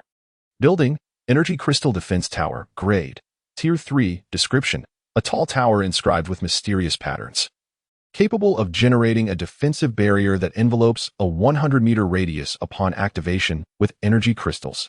Supplement: each activation requires the consumption of 300 energy crystals, lasting for 1 hour, extendable. With one last opportunity for super enhancement remaining, Chen Lang decisively activated his talent. Thus, the system's prompt echoed. Ding. Super enhancement successful. Energy Crystal Defense Tower, Tier 3, has been enhanced to Energy Crystal Defense Tower, Tier 4. The overall description of the Tier 4 Energy Crystal Defense Tower remained largely unchanged from its Tier 3 counterpart, with the most significant alteration being the increased activation cost. The Tier 3 Defense Tower consumed 300 energy crystals per hour, while the Tier 4 required 400 energy crystals. The expense was indeed considerable. However, considering that the barrier's range had expanded to a radius of 150 meters and its strength had similarly increased, it was reasonable enough. This final reward genuinely delighted Chen Lang. After all, while the Silver Flow Armor could only protect him, the Energy Crystal Defense Tower could produce a defensive barrier to safeguard the island he had toiled to develop. With this defense tower in place, he felt more confident in weathering the challenges of the seas as the novice period came to an end. Yet, he needed to accumulate more energy crystals. It seemed he would have to slay more monsters in the future. Chen Lang clenched his fists as he murmured to himself. The treasure hunt concluded. Chen Lang intended to explore the surrounding area further, to see if this desert island harbored any other secrets. However, as he stepped beyond the altar's boundaries, a beam of teleportation light descended from the heavens. When Chen Lang opened his eyes again, he discovered he had returned to his bound island, number 2887. It was now deep into the night. Chen Lang casually lay down on his bed, drifting into a deep slumber. It was not until the fourth day that he stretched and awoke. The arrival of the fourth day signified that the 7-day novice protection period had officially passed its midpoint, leaving the survivors with diminishing time to develop. As per his usual routine, Chen Lang accessed the regional communication board in the World Channel to check the progress of other survivors. The first thing that caught his eye was the dwindling number of survivors still alive in the region. Regional communication, 6,654 10,000. For days had passed, and the number of deceased had increased significantly. Only a little over 6,000 remained in their struggle for survival. Lu Rinjia, Tier 2. I've broken through to Tier 2. Ha ha ha. Han Hung, you're impressive. I'm still at Tier 1, but my island has also ascended to Tier 1. Wang Hangwei, in the early stages of survival, fishing for treasure chests and personal talents are essential. Luck and strength are both indispensable. Zhang Ro, speaking of which, among the 6,000 of us in this region, how many have ascended to Tier 1 survivors? Du Zeding, that's simple. We can just tally it up. Du Zeding, everyone, please respond if you have reached Tier 1 as survivors. Gu Min, I have. Song Shuren, here. Lu Jizai, I've reached Tier 2. Kong Hung, count me in. Chen Lang also sent a message, count me in. He noticed that in just 4 days, many survivors had indeed broken through to Tier 1, with messages flowing in one after another. It became somewhat overwhelming, until one message caught his attention. Zhou Zhao, ha ha ha, I've broken through to Tier 1 as well. I just used a harpoon to slay a Tier 1 fish, finally accumulating 100 experience points. Ha ha ha. With Zhou Zhao's announcement, the system's notification chimed. Ding. Detected that the number of Tier 1 survivors in the region has reached or exceeded 1,000. A regional resource refresh is underway, revealing more unknown islands waiting to be explored. Resource refresh? Chen Lang was momentarily taken aback. Then, through the window of his wooden hut, he gazed out at the boundless azure sea. He observed waves rolling and mist gathering and dissipating, revealing several new islands suddenly emerging in the previously empty waters. Not only on his own island, number 2887, but the other 6,000 survivors were equally astonished to discover new islands appearing around them, seemingly conjured from thin air, a truly magical occurrence. Chapter 19, Day 4. Regional Resource Refresh. Live Island Exploration. This sudden change ignited a fervor in the regional communication board. Song Shuren, are there already 1,000 first-tier survivors in the area? Du Kong. No, my friends. 3 new islands have suddenly appeared around my island. Is this what the system means by regional resource refresh? Du Zeding. It seems so. I also see a new island over here. Wang Songyun. These islands appear to be quite different from our bound island. I have a telescope on hand and just observed that these newly emerged islands seem to be inhabited by fierce beasts, and on some islands, there are faint traces of ancient ruins. Lu Rinjia. Danger and opportunity coexist. These newly appeared islands are certainly fraught with peril, but they may also conceal great fortunes. Pan Duan. However, these islands seem quite distant from us, generally around 400 to 500 meters away, with sharks and other sea monsters in between. Venturing to explore the islands 1TB an easy task. It's quite possible to become shark bait along the way. Zhang Guang. Okay, brothers. Everyone focus on me. I happen to have a boat that I opened from a box. I'm preparing to row to the nearest island to assess the situation and relay the findings to everyone. Wang Hengwei. Zhang Guang, be careful. If things seem off, retreat quickly. Zhang Guang. Understood, I've set off. My speaking opportunities are limited, so I'll send a message once I reach the island. Zhang Guang volunteered to be the first survivor to set foot on the new island. Almost everyone in the region directed their attention to the updates. Chen Lang, while waiting for news, arrived at the seaside, gazing at the faint silhouettes of the islands several hundred meters away. He set up advanced fishing nets in the water and cast out his fishing rod, anticipating treasure while keeping an eye on the regional communication board. After about 10 minutes, Chen Lang reeled in his first treasure chest of the day. Ding. Obtained driftwood treasure chest 1. Would you like to open it? Open. Ding. Driftwood treasure chest 1, successfully opened. Obtained item. Small wooden boat blueprint 1. Item. Small wooden boat blueprint. Type. Production blueprint. Can be used multiple times without disappearing. Grade. Ordinary. Description. Gather the required materials. Place them on the blueprint, and it will automatically synthesize into a finished product. Required materials. Wooden plank 5. Wooden shovel 2. A wooden boat blueprint. This allows for free travel between the islands. Depending on the situation, I could make a few more to sell. Chen Lang casually stored the blueprint away. At that moment, He saw Zhang Guang post a new message on the communication board. Zhang Guang. Brothers, I've reached the island. The system just informed me that this is an adventure island. If I can defeat the island's lord, I can claim it. However, I have no idea who the lord is or how strong they may be. For now, it's best to proceed with caution. Accompanying the message were several images. The communication channel allows for image sharing, with a maximum of 3 images per message. The 3 images Zhang Guang uploaded depicted the landscape of the island he was on. The images revealed a lush, forested island, abundant in wooden resources and various other plants, resembling a verdant primeval forest. It was evident that danger lurked within. After a while, Zhang Guang sent another message. Brothers, this place feels eerie. The forest is overwhelmingly dense. I'm having trouble discerning my direction. Oh no, it's terrifying. I just saw a 5-meter-long tiger wandering in the forest. I checked the system's description, and it stated that this tiger is at least 3rd tier. Not something to provoke. Zhang Guang attached an image of the tiger he encountered. The tiger exhibited a striking pattern of deep green and light green stripes, a departure from the conventional coloration, seemingly evolved for camouflage within the forest. Its size was imposing, coupled with a formidable maw and 2 robust saber-like teeth, each about half a meter long. Just the sight of this creature would make the average person weak at the knees. Chen Lang's expression turned somber. The strength of this tiger likely exceeded that of the yellow sand puppet, and it could very well be the island's lord. Zhang Guang. The green tiger doesn't seem to have noticed me. Since that's the case, I'll explore the island's edge and see if I can find any valuable items. After all, I stumbled upon a 1st-tier fruit upon my arrival. Something called a cleansing fruit, which gave me a boost in my free attribute points. A real stroke of luck. Zhang Guang shared an image of the fruit, resembling a dragon fruit, but with translucent flesh. This was indeed the cleansing fruit he mentioned. Could there really be a fruit that directly increases attribute points? Chen Lang raised an eyebrow. In the communication channel, others expressed envy towards Zhang Guang. However, at that moment, Zhang Guang abruptly sent a new message, his tone laced with panic. This is bad. I've been targeted by a monster, and it's not the green tiger, but... The message cut off abruptly. In the communication channel, messages are inputted via thought rather than typed out. Zhang Guang's abrupt silence, along with his avatar turning gray and his ID reverting to default, hinted at only one possibility. He had met with misfortune. The accompanying image was also blurry, revealing only a mass of dark mist and a pair of crimson eyes flickering within. It was profoundly terrifying. The communication channel bore witness to Zhang Guang's journey from departure to island arrival, culminating in his sudden demise. Everyone was left in a cold sweat, realizing that the newly spawned adventure islands were far more perilous than they had imagined. In an instant, many who had been eager to explore the islands retracted their intentions.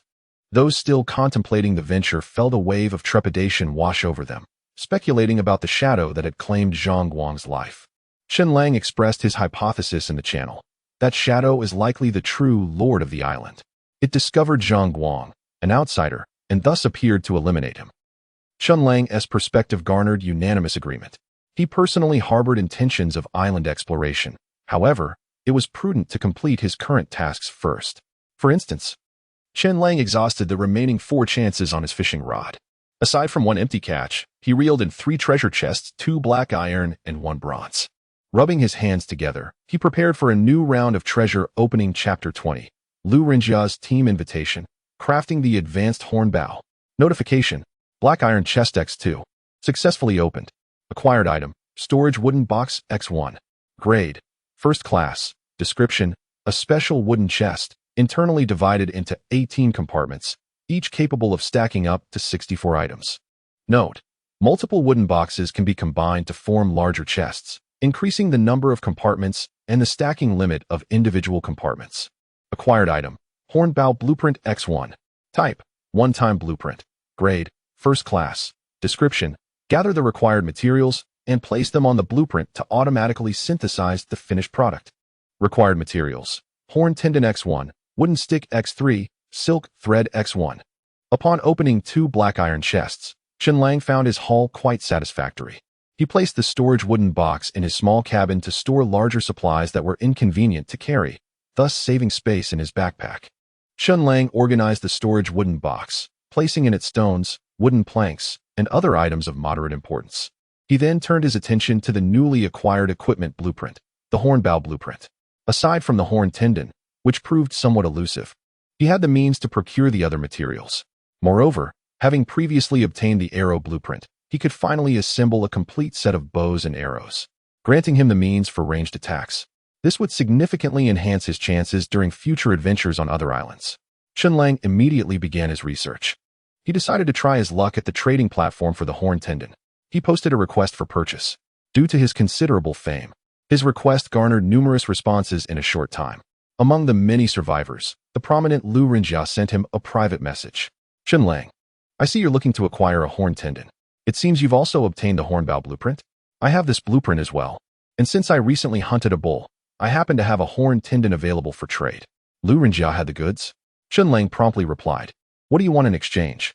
After pondering for a moment, Lu Renjia responded. Well, Chen Lang, I found a beginner's treasure map while fishing today. I lack the confidence to explore it alone and wish to gather a few more people for the venture. The treasure and any other rewards will be distributed based on contributions. If you agree to team up with me, I can give you the horn tendon for free. You have a treasure map? Chen Lang's interest piqued. He had just completed a treasure hunt the previous day and was quite familiar with the process, having enjoyed fruitful results. After considering Lu Renjia's proposal, he nodded and replied, All right, I agree to team up. When shall we set out? Ha ha ha. Chen Lang, you're straightforward. I anticipate we can depart in the afternoon or tomorrow once everything is prepared. I will message you. Let us trade first. Lu Renjia felt elated upon learning that Chen Lang was willing to join him. They promptly completed the transaction, with Lu Renjia symbolically exchanging a wooden stick for the horn tendon from Chen Lang. With the most crucial material for crafting the hornbow secured, Chen Lang turned his attention to obtaining silk thread. At the workbench, he discovered that 3 strands of spider silk could be synthesized into 1 silk thread. Currently, he possessed only 1 strand, a drop from defeating a cave spider. This was straightforward. He would venture into the mine once more, eliminate a few more cave spiders, and gather additional ores. Without hesitation, Chen Lang crafted a wooden pickaxe at the workbench, slung it over his shoulder, and held a torch in the other hand as he re-entered the mine. Notification. Congratulations, you have mined low-quality iron ore, gaining coarse iron X1. Experience points 1. Notification. Congratulations, you have mined low-quality iron ore, gaining coarse iron X1. Experience points 1. Notification. Congratulations, you have mined low-quality iron ore, gaining coarse iron X1. Experience points 1. As his survival level increased, Chen Lang's physical prowess grew stronger with each enhancement. Swinging his pickaxe, he resembled an unyielding mining machine. This time, he ventured deeper into the mine and encountered several cave spiders. Even when he was a first-tier survivor, he was unafraid of such creatures. Now, having leveled up and equipped with advanced gear, he effortlessly cut through the cave spiders. He swiftly dispatched 4 of them. Notification. Congratulations. You have slain a first-tier beast, Cave Spider X4, gaining Energy Crystals X4, Spider Eyes X4, Spider Silk X4, Experience Points 40. Upon exiting the mine, Chen Lang assessed his earnings from the excursion, 18 coarse iron, 9 coarse copper, and, quite fortuitously, he had unearthed a piece of lapis lazuli, suitable for enchanting. He had also accrued a total of 68 experience points, marking a bountiful harvest. Back at the cabin, Chen Lang continued his work. He first placed the coarse iron into the furnace to smelt. Next, he focused on the workbench, arranging 3 strands of spider silk within the grid. With a thought, the workbench began to synthesize. 1 silk thread was produced. Chen Lang promptly unfolded the hornbow blueprint, placing the horn tendon, wooden sticks, and silk thread upon it. The blueprint vanished as the system's notification chimed. Notification. Manufacturing successful. Acquired equipment. Hornbow X1.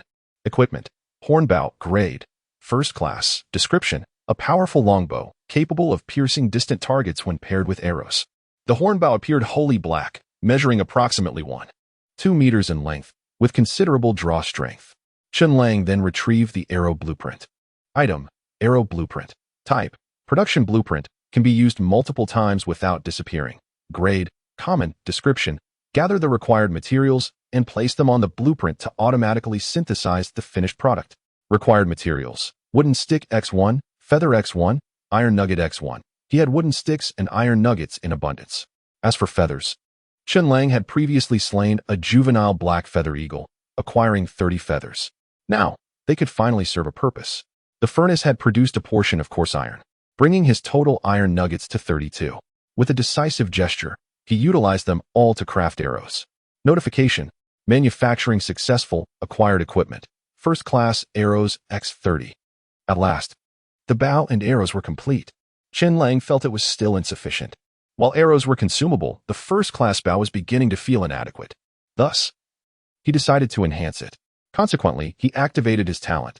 Notification: would you like to use a free opportunity to super-enhance the horn bow? Chen Lang nodded.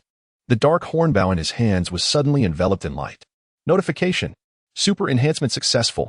Horn bow has been enhanced to advanced horn bow. Equipment: advanced horn bow. Grade: second class. Description: an upgraded version of the horn bow, with increased durability and power ceiling. Note: when drawing the bow and knocking an arrow, you may charge for an extended period, with a single arrow's power potentially tripling, or simultaneously shoot 3 arrows of standard power. Chapter 21. Establishing the port. Harvesting the fields. Constructing the ranch. The advanced horn bow of the second tier. Now enhanced with a charging mechanism.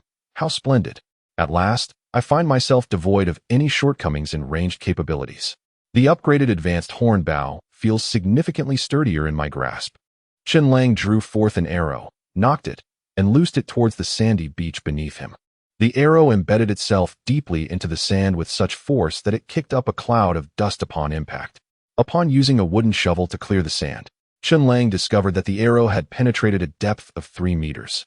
Its power was truly formidable, capable of severely injuring a second-tier beast. And even an ordinary third-tier adversary would likely hesitate to withstand such an attack head-on. Taking a deep breath, Chen Lang proceeded to open 2 black iron chests. He then unsealed the final bronze chest. Ding! Bronze chest X1, successfully opened. Acquired building, port X1. Building, port tier, second description, a port constructed from stone and wood. Situated on the shore, designed for mooring vessels, facilitating the movement of people and goods. Supplement 1. Fishing in the port area with a fishing rod can slightly reduce the probability of aerial attacks. Supplement 2.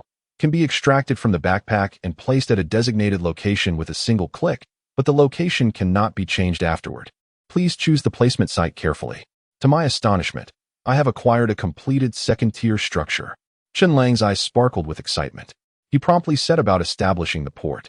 With this, the number of buildings on the island reached 4, 2 of which were of the second tier. But the endeavor was not yet complete. Having opened the treasure, he also obtained a defensive tower, which he would also set in place. Once more, Chen Lang rummaged through his backpack, retrieving the 4th-tier energy crystal defensive tower, which had been super-strengthened. He positioned the tower at the core of the entire island, encompassing the freshwater well, the small cabin, and the second-tier farmland, ensuring that this area would receive the utmost protection.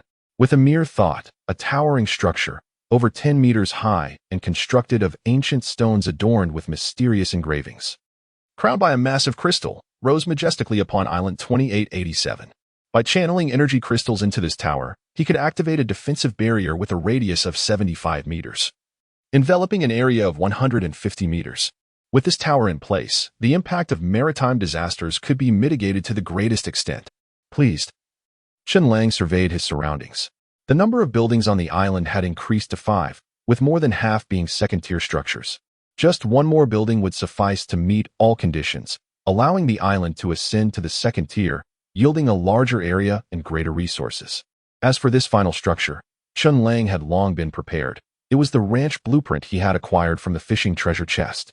Item: ranch blueprint type, one-time blueprint tier. First description: gather the required materials and place them on the blueprint to automatically synthesize the final product. Required materials: fence X100, fence gate X2, stone X20, wooden plank X30. The materials listed were hardly a challenge for Chen Lang at this point. He would gather them swiftly. He began with the wooden planks. After several days of consumption, the wooden planks harvested from the oak trees had been nearly depleted since the island's upgrade to the first tier. However, it mattered not. After felling the trees, he had planted saplings in the fertile farmland, allowing them to flourish alongside the coconut trees and spirit rice seeds. Under the accelerated ripening conditions of the second-tier farmland, a day passed, and all 3 crops were ready for harvest. What a bountiful yield! Chen Lang approached the second-tier farmland behind the cabin. The 8 oak saplings had grown into sturdy, towering trees, all ready for harvest. With a swift motion of his black iron sword, he felled each tree in turn. Ding! Congratulations, you have felled oak trees x8, acquiring oak logs x80, sticks x800, saplings x18. The oak logs could be processed into 4 planks each. Thus, this bout of tree felling yielded Chen Lang over 300 units of wooden planks, 800 sticks, and 18 saplings. He had effectively achieved a state of wood abundance. Replanting the saplings, he then shifted his focus to the other 2 crops. First, he turned to the coconut trees. With the freshwater well established, coconuts were no longer the sole source of fresh water. Chen Lang now regarded them more as a beverage. Hence, he simply harvested the 4 mature coconuts without planting additional trees. Finally, he addressed the true highlight of the farmland, the spirit rice. Initially, Chen Lang had exchanged for 5 ordinary rice seeds, which, after super strengthening, transformed into spirit rice seeds. Sown on the 3rd day, the system's crops boasted a relatively short growth cycle, and with the inherent growth acceleration of the second-tier farmland, even second-tier crops could mature within a day. However, given that he only had 5 seeds, even if all 5 sprouted and bore plump rice ears, he could ultimately only collect over 200 grains of spirit rice. This was hardly sufficient for a single bowl of rice, thus making it unsuitable for immediate consumption. Chen Lang decisively replanted the 200 grains. To expedite the process, he returned to the small cabin, retrieved the bones of the black-feathered eagle he had previously hunted, and situated them on the workbench to produce 100 units of bone meal. Spreading this bone meal across the farmland would not only replenish its fertility, but also accelerate the growth of the fertilized crops. With the enhancement of the bone meal, the growth rate of the spirit rice surged, reaching harvestable status within half a day. This time, Chen Lang collected approximately a shopping bag's worth of spirit rice, sufficient for 4 to 5 meals. Consequently, he set aside a portion of the spirit rice as seeds for a 3rd sowing while reserving the remainder for his dinner that evening. With the farmland harvested, Chen Lang returned to the workbench with a substantial quantity of wooden planks and sticks. The workbench was initially equipped with numerous blueprints for wooden products, allowing him to manufacture construction materials such as fences and fence gates. As the grid unfolded, Chen Lang placed 2 wooden planks in each of the left and right columns, while 2 sticks were vertically positioned in the central column. He then began a flurry of crafting. Ding, ding, ding. The system notification chimed incessantly. Ding. Manufacturing successful. Obtained item. Fence X100. Having crafted sufficient fences, Chen Lang swapped the positions of the wooden planks and sticks, resulting in 2 columns of sticks with a plank in the middle, and continued crafting. Ding. Manufacturing successful. Obtained item. Fence gate X2. Finally, he placed the crafted fences and fence gates, along with a significant quantity of stones and wooden planks, onto the ranch blueprint and clicked to produce. Ding. Manufacturing successful. Obtained building. Ranch X1. Chapter 22. Second level island. Confronting the wolf pack. The construction of the ranch has been completed. After contemplating for a while, Chen Lang ultimately decided to place the ranch on the western edge of the farmland, specifically on the western side of the island. This arrangement would allow both the ranch and the farmland ample room for future expansion, preventing them from encroaching upon one another. Additionally, small animals occasionally appeared on the western side of the island, making it more convenient to lure, capture, and domesticate livestock in the future.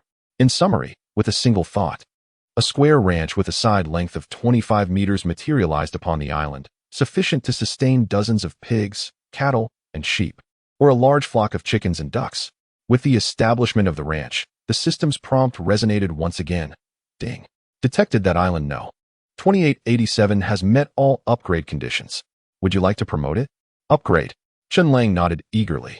Thus, the scene from earlier unfolded once more. The area of the island expanded, resembling a continent gradually rising from the seabed, with more and more parts emerging above the water's surface. The radius of the island increased to a grand 500 meters, and a rocky peak over 10 meters high appeared, rendering the terrain more complex. Consequently, more resources were refreshed upon the island. The flora became more lush, and the populations of wild chickens and ducks noticeably doubled. The previously deforested area, stripped bare by Chen Lang, regained its verdant splendor. Moreover, a small lake emerged in the center of the forest. The scale of the cave also increased with the island's upgrade, though Chen Lang had yet to examine it in detail. This upgrade, however, not only brought benefits, but also introduced new troubles. To Chen Lang's surprise, fearsome beasts had simultaneously spawned on the island. He observed several wolf shadows flickering in the forest. Ding. Promotion successful. Island number 2887 has been upgraded to second-level island. A regional announcement will follow. The system's prompt echoed in his mind. Subsequently, the regional communication board vibrated. Thousands of survivors within the area received the system's flood of messages once again. Ding. Chen Lang has elevated Island No. 2887 to the second level, achieving the accomplishment. Quick steps, steady progress, experience 50. Ding. The important news was reiterated thrice. Given the previous experiences, the numerous survivors were evidently prepared for the announcement's content. Although still astonished, the regional communication interface did not witness another barrage of messages. Each individual either sighed in envy or secretly harbored jealousy, thinking they could achieve the same. Chen Lang remained indifferent, caring only about his leading position. To secure his domain, he decided to manage the resources and challenges that arose from the island's upgrade before considering venturing out to sea. There was still ample time on the fourth day. Chen Lang immediately began to explore the newly upgraded island. He first arrived at the cave area. The so-called cave area was merely an exposed entrance on the surface, with the dark, winding tunnels hidden deep beneath the ground. Upon approaching, he observed the details of the cave. Resource, complex chain cave, level, third level, description, a cave rich in various resources. Mining here yields coal, rough iron, rough copper, rough gold, lapis lazuli, emeralds, diamonds, and more, but the cave also spawns various monsters, presenting both dangers and opportunities. Mineral types and proportions, coal 30, iron or 20, copper or 10, lapis lazuli 5, emerald 5, gold or 5, diamond 3. It seemed the mining area's level also elevated alongside the island's level. Transitioning from a small cave to a chain cave, the mineral wealth had significantly increased. Chen Lang stroked his chin and mused. It seems the yield from the next mining expedition should far exceed the previous two. After inspecting the cave, Chen Lang turned to explore elsewhere. He reached the seaside and discovered that the port structures built along the shore would shift their positions in accordance with the expanding coastline of the island. They remained anchored at the shore, unaffected by the uplifted ground, and could still be utilized normally. After circling around, Chen Lang's gaze fell upon the now expansive forest. Although it could not yet be deemed a true forest, it occupied about a third of the island's area. Most critically, as Chen Lang ventured into the woods, he was astonished to find various ferocious beasts. Not only the wolf pack he had just observed, but also creatures reminiscent of centipedes with multiple segments, and raptors similar to owls, albeit much larger than eagles. Fortunately, these beasts were all first level, and Chen Lang, being a second-level survivor with a commanding presence, intimidated them into retreating, instinctively avoiding confrontation. However, uninvited guests lurked nearby, the pack of wolves Chen Lang had previously seen. As he wandered through the forest, he spotted a group of 7 or 8 gray-black wolves, their eyes reflecting a purple hue, with fierce and menacing appearances, each nearly 2 meters in length, converging upon him and surrounding him. One particularly larger and darker wolf, seemingly the pack leader, bared its teeth, its purple pupils narrowing as it fixed its gaze upon Chen Lang. The atmosphere instantly grew tense. Knowing oneself and one's enemy leads to victory in 100 battles. While the wolf pack observed Chen Lang, he too scrutinized them. Ferocious beast, purple-eyed evil wolf, level, first to third level. Description, a wolf-like beast commonly found in forested areas, possessing a strong territorial instinct, often acting in packs. Should an enemy or prey invade their territory, they will launch a ferocious attack without mercy. Skill, pack will, initiated by the lead wolf, causing the entire pack to enter a state of frenzy, abandoning defense for an all-out assault, exchanging injury for injury, and life for life. So the regular members of the pack range from first to second level, while the lead wolf has reached third level. So what? Do you truly believe this forest is your domain? This is my island. Either kneel and serve, or face the consequences. Chen Lang scoffed coldly. He immediately drew his heavy sword from his backpack, gripping it firmly in his hand. The broad and heavy blade struck the ground with a resounding thud, resembling a clarion call to battle. Howl! The third-level lead wolf raised its head and let out a long howl, issuing a command. Instantly, the other 7 purple-eyed wolves lunged forward, attempting to take Chen Lang down and feast upon him. Seeking death, faced with the wolves' defiance, Chen Lang no longer hesitated. He raised his sword and charged. The heavy sword swung down with great force, cleaving the first-level wolf that charged at him from head to tail, splitting it in two. Chapter 23, Total Annihilation. Ding. Congratulations on slaying a first-tier ferocious beast, Purple-Eyed Wolf 1. You have obtained an Energy Crystal 1, Beast Meat 10, Bones 10, Wolf Fangs 30. Wolf Skin 1, Experience Points 10. The notification of the kill rang out as blood splattered. The purple-eyed wolf, struck down by Chen Lang, dissipated into light mid-air, automatically disintegrating into loot, which was collected into Chen Lang's backpack. With his first kill secured, Chen Lang's momentum surged, exuding an air of menace. Meanwhile, the remaining wolves, having felt their morale dampened, halted their advance, fearful of meeting the same fate as their fallen comrade. However, the alpha wolf remained cunning and composed. Recognizing that its subordinates were no match for the formidable human before them, it raised its head and howled once more, this time with a sharper, more piercing tone, indicating the activation of its skill, Pack Will. Under the influence of this ability, the previously intimidated purple-eyed wolves grew ferocious once more. One second-tier wolf, bearing its fangs, launched itself at Chen Lang with the speed of an arrow, aiming to bring him down. With his silver armor, Chen Lang stood resolute, undeterred by the wolf's onslaught. Knowing he would sustain no injury, gripping his heavy sword forged from mysterious iron, he dove back into the fray, even as the wolves became increasingly savage. To hell with it. Chen Lang leapt into action, delivering a powerful kick. With second-tier agility and third-tier attributes, he focused his attention on one wolf at a time, capable of reducing it to a bloody mess in mere moments. Ding. Congratulations on slaying a second-tier ferocious beast, Purple-Eyed Wolf 1. You have obtained an Energy Crystal 1. Beast Meat 10, Bones 10, Wolf Fangs 30, Wolf Skin 1, Experience Points 20. The kill notification chimed again as Chen Lang secured another victory. Observing this, the alpha wolf, previously aloof and detached, could no longer remain passive.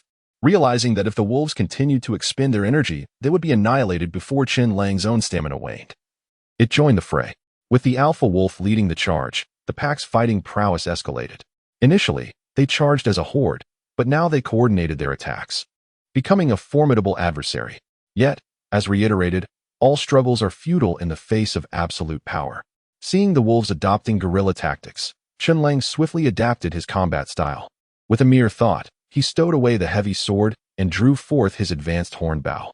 After a brief moment of tension, he released an arrow that whistled through the air, striking one wolf squarely in the head. Despite the wolf's skull being its most resilient part, the enhanced damage mechanism of the bow rendered it vulnerable. Ding. Congratulations on slaying a second-tier ferocious beast, Purple-Eyed Wolf 1. You have obtained an Energy Crystal 1. Beast Meat 10, Bones 10, Wolf Fangs 30, Wolf Skin 1, Experience Points 20. A third kill, targeting the alpha wolf. Chen Lang understood that if he could eliminate this third-tier beast, the remaining purple-eyed wolves would scatter, easily dispatched one by one. Thus, he knocked 3 arrows simultaneously, drawing back the bowstring while deftly evading the lunges of other wolves, focusing intently on the agile alpha. Whoosh, whoosh, whoosh.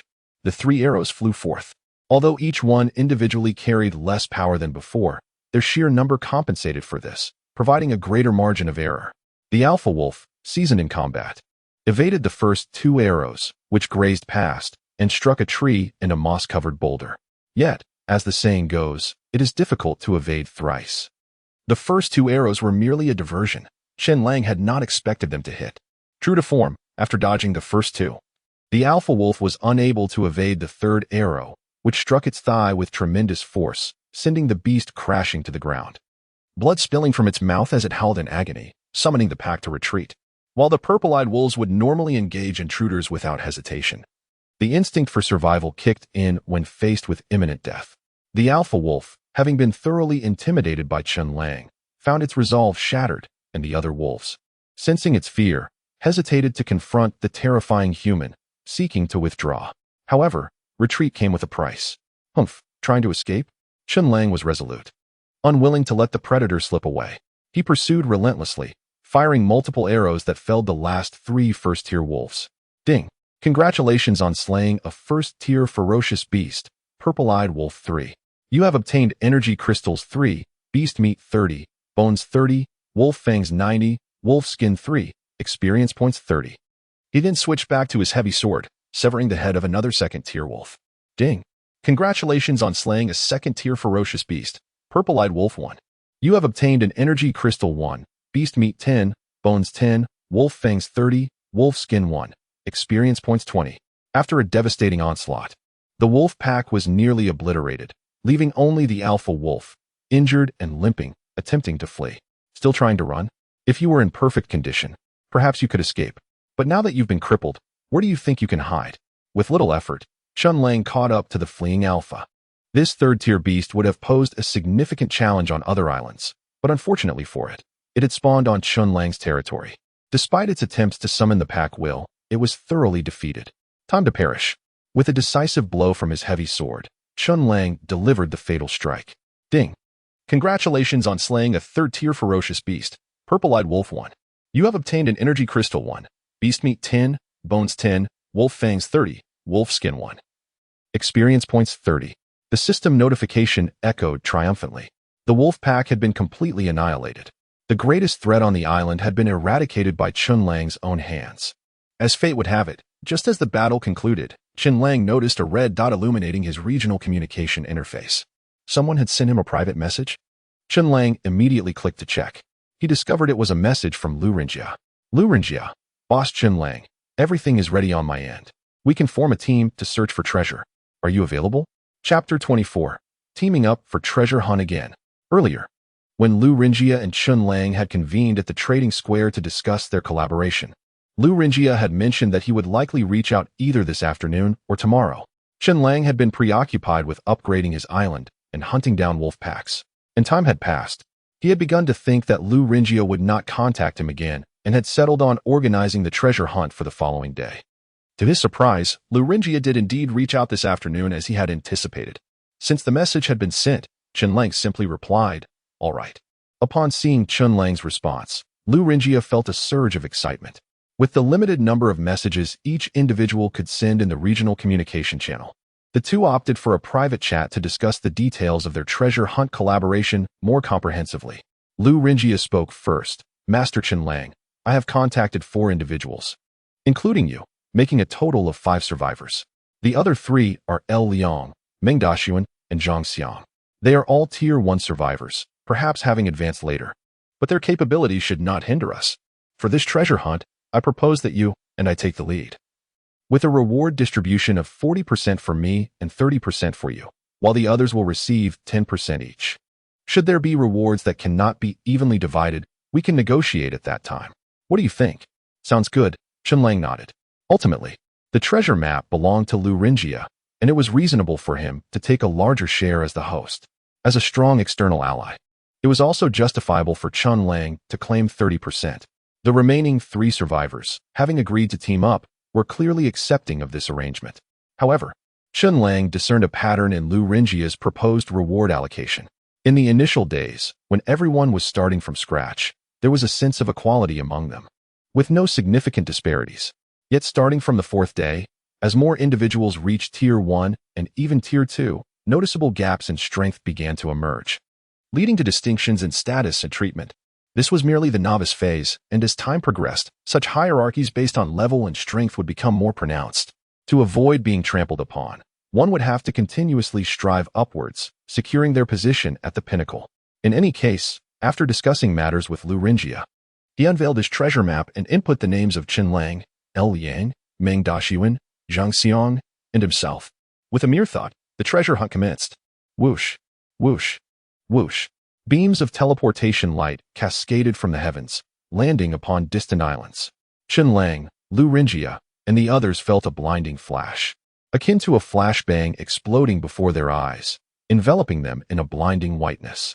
As their vision gradually returned, Chen Lang found himself transported once again, just as during his first treasure hunt, to a mysterious island whose location and conditions were entirely unknown. This time, the island was not a desert but rather characterized by rugged rocks and a series of underground caverns that appeared to be naturally formed yet bore subtle signs of human excavation. It seemed evident that the treasure was concealed within these caverns. "That's right," Chen Lang mused aloud. Nearby, Lu Rinjia appeared to have regained his composure from the initial astonishment of the treasure hunt. Hearing Chen Lang's words, he nodded and unfurled the treasure map. Upon witnessing this, Chen Lang, along with El Liang, Meng Daxuan, and Zhang Xiang gathered around to gaze at the treasure map. This is a multi-person treasure map, and perhaps for that reason, it marks 3 locations where treasures are buried. Furthermore, all 3 treasures are located within the rock caverns beneath our feet. It appears we are destined for an adventure in these caverns, Lu Renjia remarked. As teammates, although we have communicated previously in the chat interface, this is our first time meeting offline. Let us introduce ourselves to one another, allowing for better cooperation in the future. Lu Renjia's suggestion was quite reasonable, and the others readily agreed. Liang was the first to step forward, given that everyone had been forcibly reverted to the age of 18 by the system. Regardless of their prior appearances, all now bore youthful visages. Liang, who had previously weighed over 200 pounds, had transformed into a robust young man reminiscent of his school days. I am Liang, a Tier 1 survivor with a C-grade strength enhancement talent. My strength attribute is a striking 15 points, which can be elevated to 20 points when my talent is activated, Liang proclaimed, patting his chest.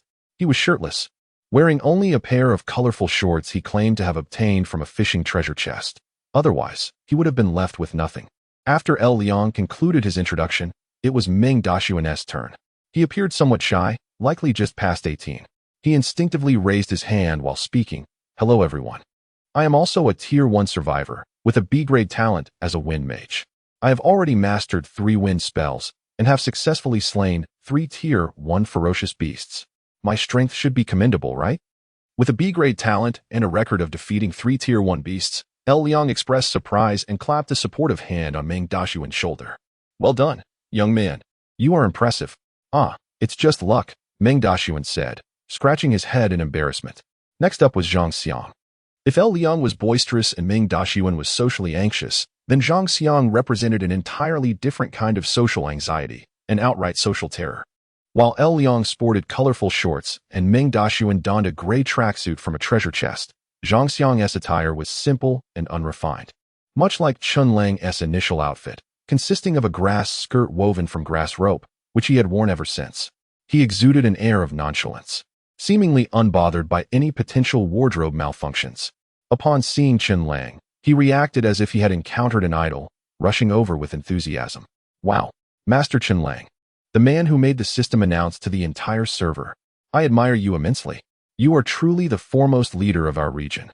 Come on, could I get your autograph? All right, I don't have a pen, no pen. That is fine, let us embrace. From now on, I shall be your loyal subordinate. Clinging to your coattails. Whoa, buddy, calm down a bit. Chen Lang was taken aback by Zhang Xiang's exuberance. Fortunately, Lu Renjia stepped in just in time to defuse the situation, restraining the overly enthusiastic Zhang Xiang. Let us have you introduce yourself first, brother. All right. I got a bit carried away, huh? Zhang Xiang realized his earlier actions were overly zealous, and with an awkward chuckle, he cleared his throat to introduce himself. I am Zhang Xiang, a peak Tier 1 survivor, just 100 experience points shy of advancing to Tier 2. My talent is C-grade environmental perception, allowing me to clearly sense the surroundings within a 10-meter radius centered around myself. Hence, you may also call me my newly coined nickname. The Human Radar. Chapter 25. Descent into the Catacombs. Encounter with a swarm of azure fire lizards. Your ability lies in detection and perception. Zhang Xiang's revelation of his ability elicited surprise and delight from everyone except Lu Renjia, who was already aware. Liang, Meng Daxuan, and even Chen Lang were taken aback. Given the island's landscape, riddled with catacombs, the treasure hunt would undoubtedly involve venturing into these subterranean labyrinths. In such dark, complex, and unpredictable environments, the ability to detect and perceive one's surroundings was invaluable. It was no wonder Lu Renjia had recruited Zhang Xiang. Zhang Xiang, basking in the attention, crossed his arms with an air of self-satisfaction. Lu Renjia stepped forward, announcing, now it's my turn. I recently broke through to the 2nd tier. My talent is a B-grade warrior aptitude, a combat-oriented specialization. Finally, it was Chen Lang's turn to introduce himself. He truthfully disclosed his level but chose to keep his talent a secret, which Lu Renjia and the others understood. Chen Lang was undeniably the strongest among them, and they were the ones seeking his assistance, not the other way around. Moreover, his meteoric rise in power suggested he possessed a significant secret, and pressing him for information could be construed as offensive. In essence, the members of the treasure hunting team had established a basic understanding of one another. Lu Renjia, The team's initiator was recognized as the leader. We have 3 treasures to find, and time is of the essence. Let's begin immediately, Lu Renjia declared. The first treasure. According to the map, the starting point is that cleft mountain in the distance. Lu Renjia pointed towards a towering peak, bisected by a narrow, vertical fissure, aptly resembling a one-lined sky. The group set off without delay. After a considerable trek, they arrived near the cleft mountain. As expected, they discovered a sizable catacomb entrance at its base. What a massive cavern. The entrance must be over 10 meters in diameter. It's so deep, echoes abound. Echoes, oh yes. Lu Renjia consulted the treasure map, confirming their location. This is it. We must enter this catacomb to find the first treasure. Without further ado, they ventured inside. Chen Lang retrieved a torch from his pack, his second one, as the previous one had been exhausted after 2 mining expeditions. The torch illuminated the pitch-black interior, and Lu Renjia, Liang, and Meng Dashuan huddled around Chen Lang. Zhang Xiang, abandoning his usual levity, activated his talent. A beam of faint green light emanated from him, scanning their surroundings. After a moment, Zhang Xiang reported, "For now, it's safe. We're surrounded by rock walls. Nothing out of the ordinary. Which way do we proceed?" Lu Renjia consulted the map. There should be 2 forks ahead. The map indicates we should take the right path. They advanced, and soon, Zhang Xiang announced, "I've detected 2 intersections ahead." Chen Lang held the torch aloft, its flickering light revealing 2 diverging tunnels. They followed the route indicated on the treasure map, choosing the right-hand passage. Drip, drip, drip. The further they descended, the damper the catacomb became. Water droplets occasionally fell from the ceiling, landing on the ground with a crisp sound. As they continued, the treasure hunting team emerged into a relatively spacious subterranean chamber, roughly the size of a soccer field. Numerous fist-sized azure orbs floated within, casting an eerie blue glow throughout the cavern. The walls bore claw marks, bite marks, and splatters of dried, blackened blood. Scattered bones lay in the corners, some large and clearly belonging to formidable beasts, while others were unmistakably human. Human bones? Chen Lang cautiously approached a pile of bones, examining them closely. Item: Adventurer's remains. Rarity: Common. Description: the skeletal remains of an adventurer from a bygone era, completely devoid of essence due to the passage of time, rendered utterly useless. They are indeed human bones, from an adventurer of a bygone era, Chen Lang announced. Adventurer's bones? A bygone era? Does that mean someone was here long ago and perished? Are we the first survivors on this island? What could have killed these adventurers? A series of questions arose in their minds. Suddenly, the ground trembled, and bestial roars echoed from a tunnel at the far end of the chamber. Something's coming. Everyone, be on guard, Lu Renjia shouted. Chen Lang reacted swiftly, gripping his Xian iron greatsword. Liang and Meng Dashuan adopted defensive stances. Zhang Xiang, summoning his courage, stepped in front of Chen Lang and activated his talent. The scene he perceived sent a chill down his spine. Monsters. A whole swarm of them. At least 20 or 30. They resemble lizards, about the size of Komodo dragons, but they can breathe fire. They're charging towards us. As Zhang Xiang spoke, the swarm of lizards burst forth, surrounding the group in an instant. What kind of monsters are they? The group turned their attention to the reptilian beasts. Monster: Azure Fire Rock Lizard. Level: Tier 1 to 3. Description: Fire attribute lizards dwelling in subterranean caverns. They exhibit pack behavior, hunting and defending their territory collectively. Due to scarce food resources, they relentlessly pursue their prey. Skills: Azure Fireball, Fire Lizard Roll. Chapter 26. Treasure Hunting Squad vs. Blue Fire Lizard Horde.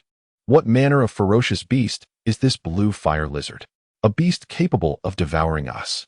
Surrounded by a throng of menacing blue fire lizards, the treasure hunting squad, Lu Liang, Meng Dashuan, and Zhang Xiang, were seized with trepidation.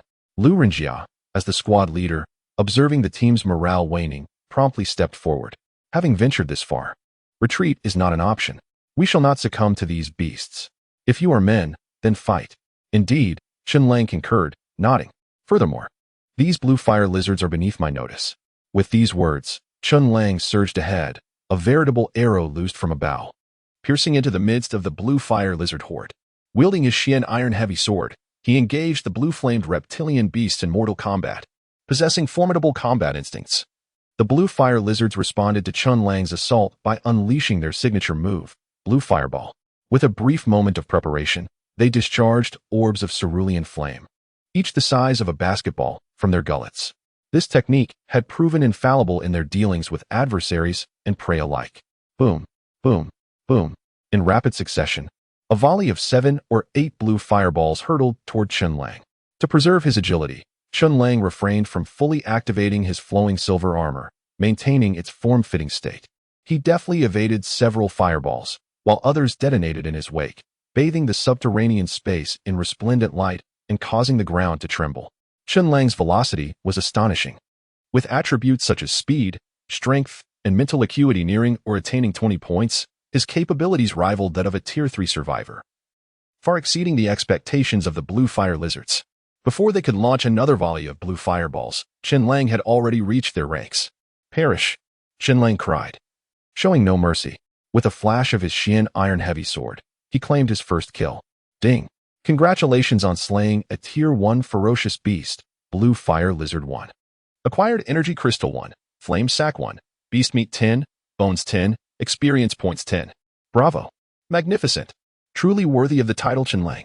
Inspired and emboldened by Chen Lang's vanguard action, the other members of the treasure hunting squad joined the fray against the encroaching blue fire lizards. Meng Dashuan brandished a wooden staff, essential for spellcasting. His B-grade wind mage talent was remarkable among survivors, placing him among the elite. His dedication to his talent was evident in his well-honed skills, rendering him a formidable combatant. Indeed, he had previously slain 3 Tier 1 ferocious beasts on the island. However, his introverted nature, coupled with the overwhelming scene of being surrounded by a horde of beasts on his maiden treasure hunt, had initially caused him to falter. Now, with Chen Lang's example, Meng Dashuan regained his composure. Facing 3 blue fire lizards, Meng Dashuan promptly brandished his staff, invoking a wind-based spell as they unleashed their fireballs.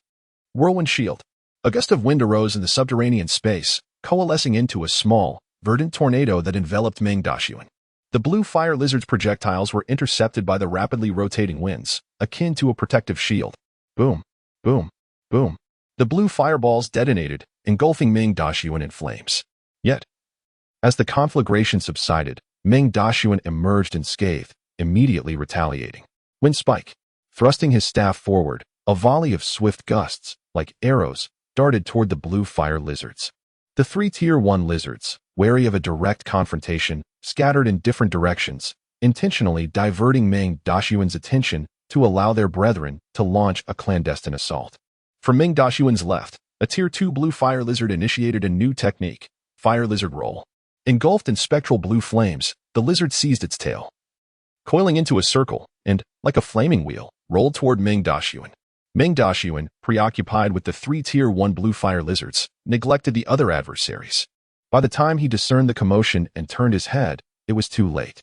The ambushing Tier 2 blue fire lizard was upon him, poised to strike. This is the end. Meng Dashuan despaired. In the nick of time, an arrow streaked through the air, narrowly missing Meng Dashuan, and struck the Tier 2 blue fire lizard, mere inches away. The arrow's force propelled the lizard aside, the arrowhead lodging deep within its flesh. Meng Dashuan realized he had been rescued and, jolted back to reality, broke into a cold sweat. Turning to the arrow's origin, he discovered that Chen Lang was the savior. "Are you unharmed?" Chen Lang inquired. "Your talent is commendable, but your situational awareness requires improvement. Be more cautious next time. I was able to assist you this time, but such fortune may not repeat itself." "Understood," Meng Dashuan responded, acknowledging his lapse in vigilance. Meanwhile, Zhang Xiang, with his C-grade environmental detection talent, had proven invaluable, providing crucial assistance to the team. However, in this combat scenario, he became a liability, lacking the combat prowess to defend himself, let alone engage the enemy. Consequently, Chen Lang and Lu Rinjiao assigned Lu Liang to protect Zhang Xiang. "Begone!" Lu Liang roared, activating his strength enhancement talent. His already considerable strength attribute was amplified, temporarily reaching 20 points, on par with Chen Lang and a Tier 2 evolver. Furthermore, Lu Liang had acquired a pair of iron arm guards from a fishing crate, enhancing his offensive and defensive capabilities. Zhang Xiang, maintaining his talent, continuously scanned the environment within a 10-meter radius. Whenever a blue fire lizard attempted a frontal assault or a flanking maneuver, he provided timely warnings, functioning as a human radar. Their cooperation proved effective. For the moment, the treasure hunting squad and the blue fire lizard horde were evenly matched. However, we are here for treasure, not to slay monsters. Prolonging this engagement will only deplete our resources, Lu Renjia asserted. Lu Renjia's B-grade hunter talent, while rendering him mediocre in mental and magical pursuits, granted him formidable strength, speed, and endurance.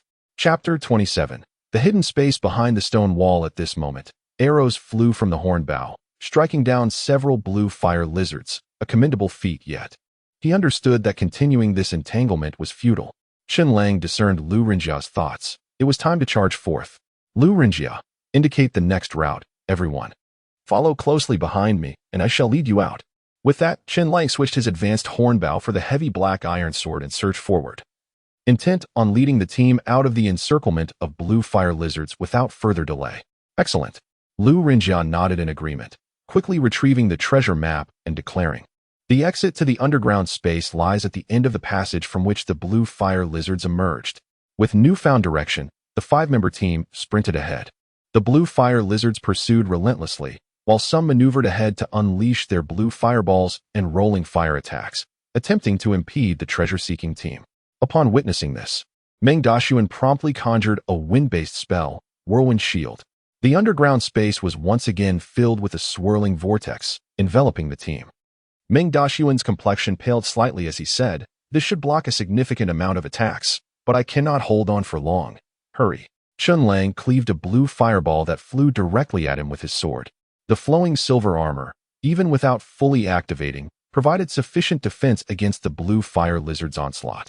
As he wielded the heavy black iron sword, every path he traversed left the blue fire lizards with grave injuries. The system's kill notifications resonated in his mind, echoing one after another. Finally, the treasure-seeking team broke free from the encirclement and continued their journey through the intricate caverns. As they walked, they encountered a fork in the path, dividing into 3 different caverns before them. Which route to take? The middle one, with the treasure map in hand. Lu Renjia swiftly indicated the new path. Zhang Xiang maintained his environmental detection, ensuring the team could react promptly to any similar ferocious beasts as the blue fire lizards. Fortunately, the subsequent journey was filled with tension but devoid of peril, leading them to the end of the route marked on the treasure map. However, a sense of confusion arose. Lu Renjia, are you certain this is the endpoint indicated on the treasure map? There's nothing here. Where's the treasure? Are we being led astray? LV Liang, holding the torch handed to him by Chen Lang, searched the area, but the flickering flame only illuminated the mottled rock walls, revealing no sign of treasure. Lu Renjia, equally puzzled, perused the treasure map again. This cannot be. The map marks this as the location of the first treasure. As the group pondered their next move, Zhang Xiang stepped forward, activating his environmental detection talent to search diligently. His efforts bore fruit when he suddenly exclaimed, "This stone wall appears unusual. The other 2 walls are solid, but this one is hollow. There seems to be a hidden space behind it." Precisely. The realization struck the group that this stone wall was a mere illusion, designed to mislead treasure seekers into believing there was nothing to find, thus causing them to leave in disappointment. Unbeknownst to them, the treasure lay just beyond the wall. So, if we break through this stone wall, the treasure will be ours? LV Liang, endowed with a strength-enhancing talent, volunteered and unleashed his power, delivering a powerful punch to the stone wall. Boom. The force of LV Liang's punch was considerable, capable of shattering boulders, yet the wall remained unyielding. Is it truly this sturdy? I'll try again. Skeptical, LV Liang continued to strike, delivering several more blows until his arms ached from the recoil, but the wall only bore a few faint cracks. Just as Chen Lang was about to intervene, Lu Renjia stepped forward. Allow me. My hunter talent grants me formidable combat prowess. As the team leader, I can't let you steal the spotlight. Taking a deep breath, Lu Renjia focused his gaze on the cracks created by LV Liang's fists. Hunter mark, weak point strike. His talent activated, revealing a red dot marking the weak point on the fissure. As a hunter, Lu Renjia knew that an attack aimed at this mark would transform the damage into a critical hit, greatly amplifying its power. As a second-tier survivor, his strength was comparable to LV Liang's. Gripping his dagger tightly, he declared, "Let me break it." With all his might, he struck the marked crack. Boom. The formidable stone wall finally succumbed to Lu Renjia's blow, collapsing to reveal the hidden space behind it. The group stepped inside and was greeted by the sight of a treasure chest in the center, surrounded by 3 ancient stone statues wielding massive swords. Ah, treasure. I'm coming for you. LV Liang, having long coveted the treasure, rushed forward, eager to be the first to open the chest despite their prior agreement to share it proportionately. However, Zhang Xiang, who maintained his environmental detection, urgently called out, LV Liang, come back. It's not that simple. Those 3 statues appear to be awakening. What? LV Liang halted abruptly, glancing back at Zhang Xiang, seeking confirmation. Yet, he noticed the grave expressions of Chen Lang, Lu Rinjia, Meng Daxuan, and Zhang Xiang. They all wore looks of astonishment. Then came the unsettling sound of creaking, as if lifeless objects were suddenly coming to life. Could it be? Those statues have truly animated? LV Liang turned slowly, his heart racing. To his horror, the 3 statues guarding the treasure chest had indeed come to life. One of them standing directly behind him, its massive sword raised high, preparing to strike down. Not good. LV Liang immediately raised his arms to defend himself. Yet, even with his strength-enhancing talent activated and wearing protective armoring, the statue's sword sent him flying. Thankfully, the armor mitigated the blow. Otherwise, he might have been split in 2. One swing had sent LV Liang hurtling away. Could these 3 statues be of the same caliber as the sand puppets I encountered before? Chen Lang, having faced similar foes, focused intently on the 3 statues as the details of their profiles materialized before him. Chapter 28. Vanquishing the Statues. The first treasure secured. The details of the 3 statues varied distinctly. Colossal Swordsman. Level. Tier 2. Description. One of the 3 statues guarding the treasure of this place, wielding an exaggerated great sword. With tough skin and immense strength, albeit relatively slow. Fire Demon Puppet. Level. Tier 2. Description. One of the 3 statues guarding the treasure of this place. Adorned with an energy crystal embedded in its chest, capable of unleashing various fire-based spells, yet lacking in melee capabilities. Blade Assassin. Level. Tier 2. Description. One of the 3 statues guarding the treasure of this place, exceptionally swift, adept at launching ambushes through agile positioning. But with weak defenses. The trio of Tier 2 statues posed a manageable challenge. Upon reviewing the enemy profiles, Chen Lang felt the tension within him ease slightly. The adversaries encountered thus far remained within his capacity to handle, presenting no genuine threat to his safety. However, the other members of the treasure-seeking team might find them considerably more difficult to contend with. As battle loomed, the colossal swordsman swung his massive sword, sending Lu Liang flying before charging fiercely towards his next target. Lu Rinjia, I'll hold this fellow off. You 2 manage the other statues. Lu Rinjia declared, drawing his horned bow. An arrow shot forth, crafted from a schematic obtained from a fishing treasure chest. In preparation for this treasure hunt, Lu Rinjia had manufactured a substantial stock of arrows, ensuring a sufficient supply of ammunition. Thus, he opted to engage the seemingly melee-focused colossal swordsman from a distance, seeking an opening to activate his talent and apply the hunter's mark. Meanwhile, Meng Daxuan faced off against the equally spell-oriented fire demon puppet, engaging in a magical duel within the concealed space. Wind Spike. With a series of swift motions, emerald spikes composed of fierce winds surged forth, resembling spears aimed at the fire demon puppet.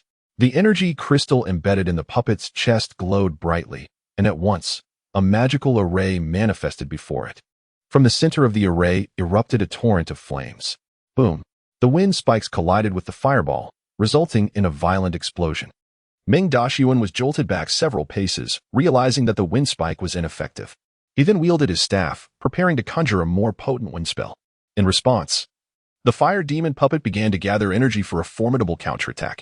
It was evident that the ensuing magical clash would be even more ferocious.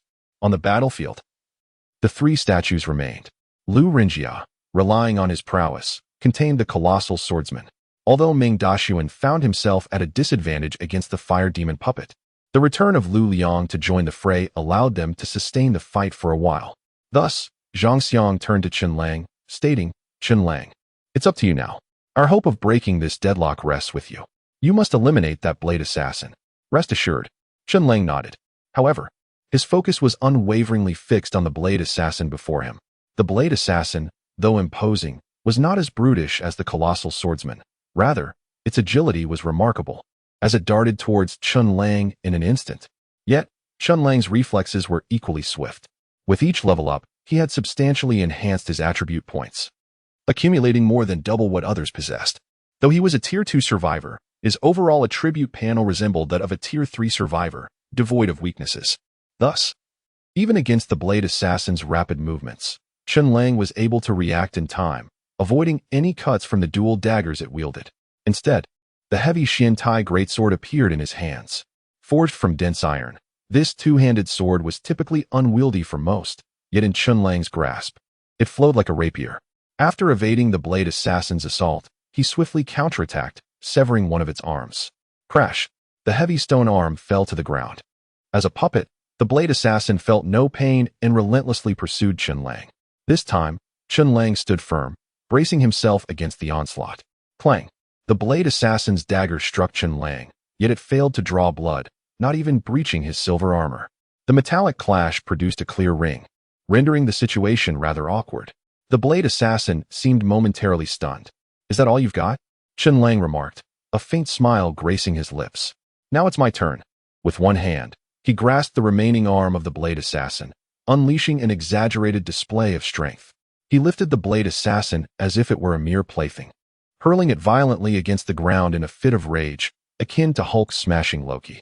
The blade assassin, known for its speed, was ill-equipped to endure such brutal treatment. Its stone exterior cracked under the violent assault. Finally, with a firm grip on the Xiantai greatsword, Chen Lang plunged the blade into the blade assassin's chest, piercing through to its core. The system's kill notification echoed. Ding! Congratulations on defeating the Tier 2 monster, Blade Assassin 1, earning 20 energy crystals, 1 assassin's dagger, 1 damage puppet core, experience points 20. With the demise of the Blade Assassin, the balance of power shifted dramatically with only 2 statues remaining. Chen Lang swiftly turned to assist in the other battles. First, he drew his advanced horn bow and, after a prolonged charge, released an arrow that severely wounded the fire demon puppet, aiding Lu Liang and Meng Daxuan in overcoming their foe. The three then joined forces with Lu Rinjia to encircle the last statue, the colossal swordsman. Zhang Xiang's environmental detection skills proved invaluable once more, revealing a vulnerability at the statue's lower back, where the exterior appeared significantly worn and thinner. Following Zhang Xiang's guidance, Lu Rinjia successfully marked the colossal swordsman with Hunter's Mark. Armed with his weapon, he circled behind and delivered a powerful strike to the statue's waist. Crack! The critical damage effect of Hunter's Mark activated, and the blow was equivalent to 3 strikes. The colossal swordsman was cleaved in half. As the system's kill notification resonated in Lu Rinjia's mind, he claimed the spoils of victory. At long last, they faced no further obstacles and could finally claim the first treasure. "Come, let me open the chest," Lu Liang exclaimed, eager as ever to be the first to approach the treasure. With a mere thought, the chest lid flipped open, releasing a radiant burst of light as several orbs of illumination floated forth. The group examined their finds, beginning with a completed piece of equipment. Equipment: glazed staff, grade, Tier 2. Description: a staff crafted for mages, adorned with a glazed crystal orb at its tip, capable of conserving magical energy. Chapter 29, Promotion to Tier 3 Survivor. It is a staff equipment. Upon spotting the glazed staff, Meng Daxuan's eyes sparkled with excitement. As a wind mage, the glazed staff was nothing short of a boon for him. He immediately raised his hand and declared, "Esteemed colleagues, I wish to claim the glazed staff. I am aware of our initial agreement regarding the distribution of rewards, which means my share is relatively modest. Therefore, I shall present the spoils I obtained from defeating the fire magic puppet. Here are 20 energy crystals, a shattered puppet core, and 25 lapis lazuli. Captain Lu." "Esteemed Chen Lang, would you grant my request?" Meng Daxuan's demeanor was earnest, even willing to part with his acquired items solely to obtain the glazed staff. At this point, refusal would seem rather unreasonable. Chen Lang nodded in agreement. "Very well, it's settled." Captain Lu Rinjia then handed the glazed staff to Meng Daxuan, who accepted it with immense joy, carefully activating a wind spell, Whirlwind Shield. This time, the swirling winds moved with greater speed and covered a larger area, significantly enhancing its defensive capabilities, while it previously could only withstand attacks of Tier 1. The augmentation from the glazed staff now allowed it to mitigate some Tier 2 assaults as well. "All right, Meng Daxuan has selected his reward. Who shall choose next?" "Hehe, allow me." Lu Liang stepped forward. Originally, 5 luminous orbs had emerged from the treasure chest. After Meng Daxuan chose the glazed staff, 4 orbs remained: 10 units of gold ingots, an enchantment book along with 50 pieces of lapis lazuli, 300 energy crystals, and a beast egg. Lu Liang deliberated for a moment before selecting the 10 units of gold ingots, the least valuable option.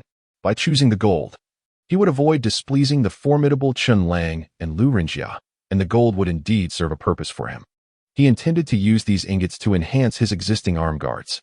In a sense, strengthening his equipment equated to augmenting his power. Well, I shall take 100 energy crystals. The remainder you two may divide, Zhang Xiang announced as he approached. He opted for a third of the 300 energy crystals, leaving 200 for Chen Lang and Lu Rinjia to distribute. Thus, the treasure hunting team was left with only Chen Lang and Lu Rinjia yet to select their rewards. The two quickly reached a consensus. They would split the 200 energy crystals equally, resulting in each receiving 100. Next, Chen Lang made his choice. I shall take the enchantment book and 50 pieces of lapis lazuli. His reasoning for this selection was not difficult to surmise, as he had previously discovered an enchantment table beneath the desert altar and had been unable to gather sufficient lapis lazuli to enchant his equipment. With this enchantment book and 50 lapis lazuli, the enchantment table would finally be put to use. Then I shall claim the beast egg, Lu Rinjia said, securing it for himself. The first treasure marked on the treasure map had been thoroughly divided among the treasure hunting team. Throughout their journey, the first-time treasure seekers, including Lu Rinjia, had encountered numerous perilous situations. They all understood that without Chen Lang's presence, their group of 4 would likely have faced total annihilation or been forced to abandon their quest. Relying on Chen Lang had led them to their first treasure. Even so, Lu Liang, Zhang Xiang, and Meng Daxuan were severely drained, with most members of the team utterly exhausted and unfit to continue searching for treasures. Fortunately, as long as they discovered one treasure location on a group treasure map, they could temporarily leave without the system deeming it a failure. Instead, it would be saved, allowing them to return to the same spot later. After deliberation, the treasure hunting team decided to conclude their expedition for now, opting to save their progress. They would return to their respective islands to restore their energy, adjust their states, and assimilate the benefits they had gained. With that, beams of teleportation light enveloped them once more. When Chen Lang opened his eyes again, he found himself back on his bound island number 2887. Let me summarize our gains. First, he glanced at his experience points. 621 400, good heavens. Over 600 experience points, exceeding half of what I need to level up. Chen Lang was astonished by the accumulation of such experience in just a couple of days, realizing that defeating monsters indeed accelerated his leveling speed. Previously, while completing the treasure map task, he had overlooked this detail. Upon returning to the island, the system's prompt sounded promptly. Ding. Current experience points have met the requirements for leveling up. Would you like to proceed with the upgrade? Was there even a question? Of course, he would choose to level up. Chen Lang nodded in affirmation. Consequently, he received a set of attribute points to allocate freely. Promotion to Tier 1 grants 10 attribute points, Tier 2 grants 20, and Tier 3 provides 30. Following this pattern, Tier 4 would yield 40 points, and Tier 5, 50 points, he mused. Understanding this pattern, Chen Lang proceeded with his usual method. He activated his super enhancement talent. Ding. Super enhancement successful. 30 free attribute points have been enhanced to 60 free attribute points. Each time, his attribute points could be doubled through super enhancement, meaning his total attribute point pool would always surpass that of other survivors. During his Tier 2 phase, his total attributes already matched those of a Tier 3 survivor. With the addition of these 60 points, his attributes would surpass even those of Tier 4 survivors, bringing him closer to Tier 5. Delightful. Chen Lang chuckled to himself as he reviewed his attribute panel. After his last allocation, his 5 primary attributes stood as follows: Spirit 20, Strength 20, Speed 20, Endurance 20, Magic 17. His allocation strategy remained balanced, distributing 10 points each to Spirit, Strength, Speed, and Endurance. As for Magic, which he previously struggled to comprehend, his encounters with Meng Daxuan, the Wind Mage, and the Fire Magic Puppet had clarified its significance.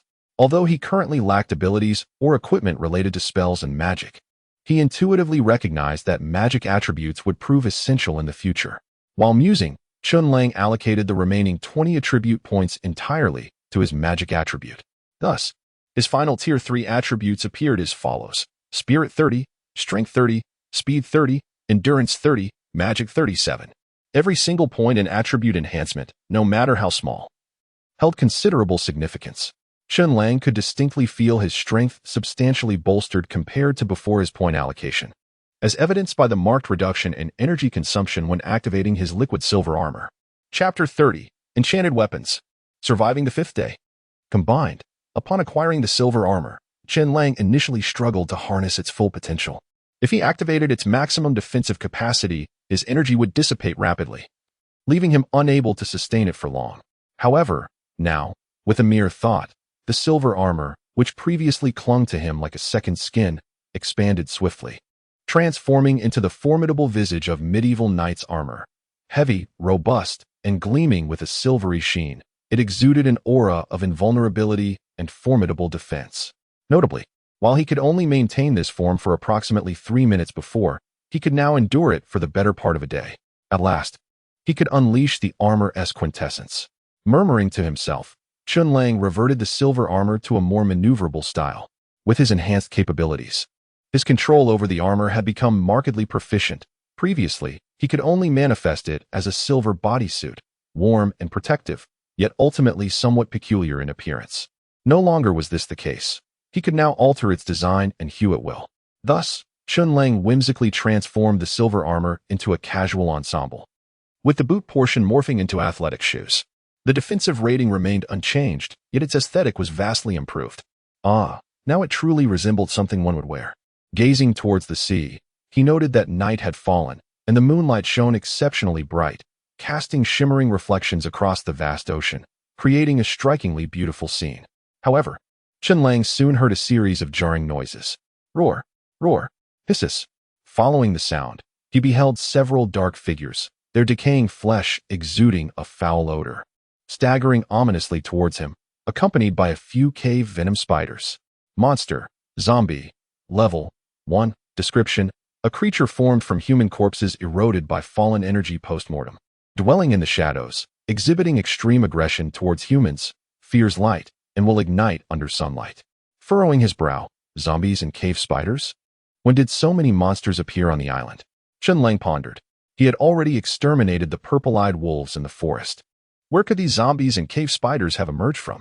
Never mind. Let us not overthink it. I'll eliminate them first. Having just ascended to level 3, Chen Lang felt an itch for battle, and the monsters had come knocking.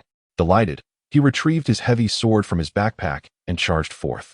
The zombies and cave spiders numbered several, roughly 7 or 8 in total. For an average level 1 survivor, such an encounter would necessitate retreat, and even level 2 survivors would find it challenging to contend with them. Yet, to Chen Lang, they posed no threat. With a swift series of strikes, the gleaming arcs of his sword flashed through the air, dispatching the cave spiders attempting to shoot webs and venom, along with the lunging zombies, with ease. Ding! Congratulations on defeating level 1 beast. Cave Venom Spider 3, earning energy crystals 3, Spider Eyes 3, Spider Silk 3, experience points 30. Ding! Congratulations on defeating level 1 monster. Zombie 5, earning energy crystals 5, Rotten Flesh 5, Bones 10, experience points 50. In a matter of moments, he had effortlessly accrued 80 experience points. However, the experience required to progress from level 3 to level 4 had doubled to 800 points. His experience bar had increased by approximately 1/10. Let me investigate where these monsters originated. After vanquishing the monsters, Chen Lang followed the trail of footprints they had left behind, tracing them back to their lair. To his surprise, he discovered a mine. Previously, when examining the mine's details, he learned that as the mine upgraded, the spawn rate of monsters would increase. He had assumed this meant more monsters would appear within the mine itself, never suspecting that some would emerge from the shallows and wander to the surface. Indeed, this was a lapse in my vigilance. Thankfully, I hadn't been gone for too long. I had discovered it early enough, and it was still manageable. The fact that monsters could emerge from the mine cannot be overlooked. Although the creatures that had emerged this time were merely level 1 zombies and cave spiders, who could guarantee that in the future, more numerous and higher-level monsters wouldn't inadvertently wander out? Chen Lang resolved to take precautions. He returned to his wooden cabin and approached his workbench, crafting a batch of wooden barricades. While the strength of wooden barricades is limited, they would suffice for temporarily deterring mindless and clumsy zombies. Once he accumulated more iron, he would construct a set of iron barricades for added fortification. With the newly crafted wooden barricades in hand, Chen Lang returned to the mine's entrance. During his brief excursion, a few more zombies had strayed to the mouth of the cave. Without hesitation, he swung his heavy sword, dispatching them instantly. Ding. Congratulations on defeating level 1 monster. Zombie 2, earning energy crystals 2, rotten flesh 2, bones 4, experience points 20. Subsequently, he sealed most of the expansive mine entrance with wooden barricades, leaving only a barred gate for his own ingress and egress. With a sigh of relief, Chen Lang felt reassured that he need not worry about monsters wandering out of the mine for the time being. As he exhaled deeply, he became aware that the night was growing deeper. During the night, monsters and beasts become particularly active. Chen Lang noticed several black-feathered eagles soaring overhead, evidently mistaking him for potential prey. It was unwise to linger here. He should return to the safety of his wooden cabin to avoid being surrounded by monsters after dark. Once back in the sanctuary of his wooden cabin, Chen Lang did not retire to bed immediately. Instead, he approached the enchantment table, a treasure he had unearthed on his first expedition merely a day prior. With a sufficient supply of lapis lazuli at hand, he could finally activate the enchantment table and commence enchanting. The enchantment table bore a square design, akin to that of a furnace or workbench. However, it was distinguished by an ancient tome hovering above it, filled with incomprehensible script. Thanks to the system's introduction, Chen Lang understood the table's function. By placing the equipment he wished to enchant atop the table and adding a variable amount of lapis lazuli, he could randomly generate different enchantment effects from which he could select one to apply successfully to the equipment. The enchantment table at his disposal was the most rudimentary, capable of enchanting equipment from level 1 to 3. The more lapis lazuli he inserted, the better the randomly generated enchantment effects would be. Chen Lang initially intended to enchant his highest level gear, the 5-tier silver armor. However, since the silver armor exceeded the enchantment table's upper limit, he opted for a more modest choice, the heavy sword. Thus, he placed the heavy sword upon the enchantment table. Under the influence of the table's magic, the once cumbersome sword floated gracefully, as if it were a feather. Next, he prepared to add the lapis lazuli. Chen Lang surveyed his backpack, discovering he possessed a total of 51 pieces of lapis lazuli, one from his mining efforts and the remaining 50 from treasure chests. Let us fill it up completely. Lapis lazuli could only be added in increments of 10, so with a sweeping gesture, Chen Lang added 50 pieces to the enchantment table. The lapis lazuli was absorbed by the enchanting table, transforming into waves of magical light that surged into the ancient tomes resting upon it. The pages began to flutter. Rustling softly, 3 enchanting effects materialized before Chen Lang's eyes. Sharpness increases attack damage. First-tier enchantment. Lightness reduces weapon weight. First-tier enchantment. Sword chi. Firmly grasping the weapon enters a charging state, allowing the wielder to unleash a powerful sword chi, inflicting substantial damage. Third-tier enchantment. I choose the third one, Chen Lang declared without hesitation. The first 2 enchantments paled in comparison to sword chi. Immediately after his proclamation, a mysterious rune representing the sword chi enchantment soared from the pages and melded into the Xian iron heavy sword. The system notification chimed. Ding. Congratulations. Your third-tier equipment, Xian iron heavy sword, has been successfully enchanted. Equipment, Xian iron heavy sword. Tier, 3rd. Description, forged from large blocks of Xian iron. It is exceptionally sturdy and unstoppable. Supplement, 3rd-tier sword chi enchantment applied, capable of unleashing a charged sword chi. Gazing at the supplementary description of the Xian iron heavy sword, Chen Lang's imagination soared once more. Although an item that had been enhanced once could not be enhanced again, enchanting effects should not conflict, right? Thus, with a spirit of experimentation, Chen Lang activated his super enhancement talent. To his delight, the ancient runes on the Xian iron heavy sword shimmered with light. The system notification sounded once more. Ding. Super enhancement successful. Sword chi enchantment, 3rd tier, has been upgraded to Sword chi sweep enchantment, 4th tier. Sword chi sweep. Firmly grasping the weapon enters a charging state, allowing for a brief charge to unleash a reinforced sword chi, or a prolonged charge to release multiple reinforced sword chis. A 3rd-tier weapon with a 4th-tier enchantment. The value of my Xian iron heavy sword now surpassed that of an ordinary 4th-tier weapon. What a remarkable profit. Stowing away the Xian iron heavy sword, Chen Lang retrieved another tome that shimmered with magical light from his backpack. This was his second treasure obtained while teaming up with Lu Rinjia and others. An enchantment book. Item, instant damage enchantment book. Tier, 3rd. Description, contains the complete instant damage enchantment effect. Using a workbench or anvil, it can apply the instant damage enchantment to other items. Supplement. This enchantment book is a one-time use item. Once the enchantment is applied, it will automatically disappear and cannot be reused. Instant damage, as the name implies, delivers a burst of high damage in an instant.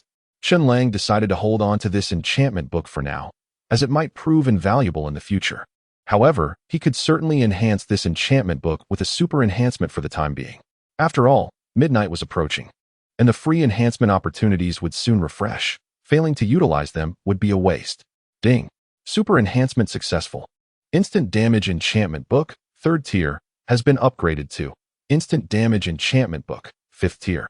Transitioning from 3rd tier to 5th tier, the enchantment book's other descriptions remained unchanged, but the damage potential had significantly increased. In simpler terms, before the super enhancement, it could at most inflict substantial damage to 3rd tier items. Now, it could threaten 5th tier ones. Excellent, a 2-tier leap, quite satisfactory. With that, he lay down on his bed and drifted into a deep slumber. On the 5th day of survival on the island. Today marked the 5th day, and with each passing moment, the end of the novice protection period drew nearer. Chen Lang needed to seize these last few days to elevate the island to 3rd tier status. As always, the key lies in the island and survival. Having surpassed the 3rd tier in survivor level, it was time to methodically enhance the island to the same tier. The difficulty of upgrading the island was increasing daily. 1st tier required 3 buildings. 2nd tier required 6, with more than half needing to be 2nd tier structures. Now, advancing to 3rd tier, the requirement had risen to 9 buildings, with 3 needing to reach 3rd tier. Never mind, let us go fishing first. When in doubt, fishing solves all. Every survivor now started their day by taking a fishing rod to the seaside, and Chen Lang was no exception. He had cultivated this habit. This time, he arrived at the port, which had a distinct geographical advantage. Fishing in the port area slightly reduces the probability of aerial attacks. Thus, Chen Lang settled cross-legged on the makeshift platform of wood and stone, swung his arms, and with a splash, cast his fishing line into the sea. The fishing began. Remarkably, the port's claim of reducing aerial attack chances was indeed true. After 5 attempts, Chen Lang encountered no aerial attacks at all. Moreover, luck was on his side. He reeled in 2 black iron chests, 2 bronze chests, and a 3rd-tier silver chest. What a bountiful catch. Looking at the 5 neatly arranged chests at the port, Chen Lang felt an overwhelming sense of satisfaction. Eagerly, he began to open them, starting from the lowest tier. Ding. Black iron chest 2, successfully opened. Acquired item, storage chest 1.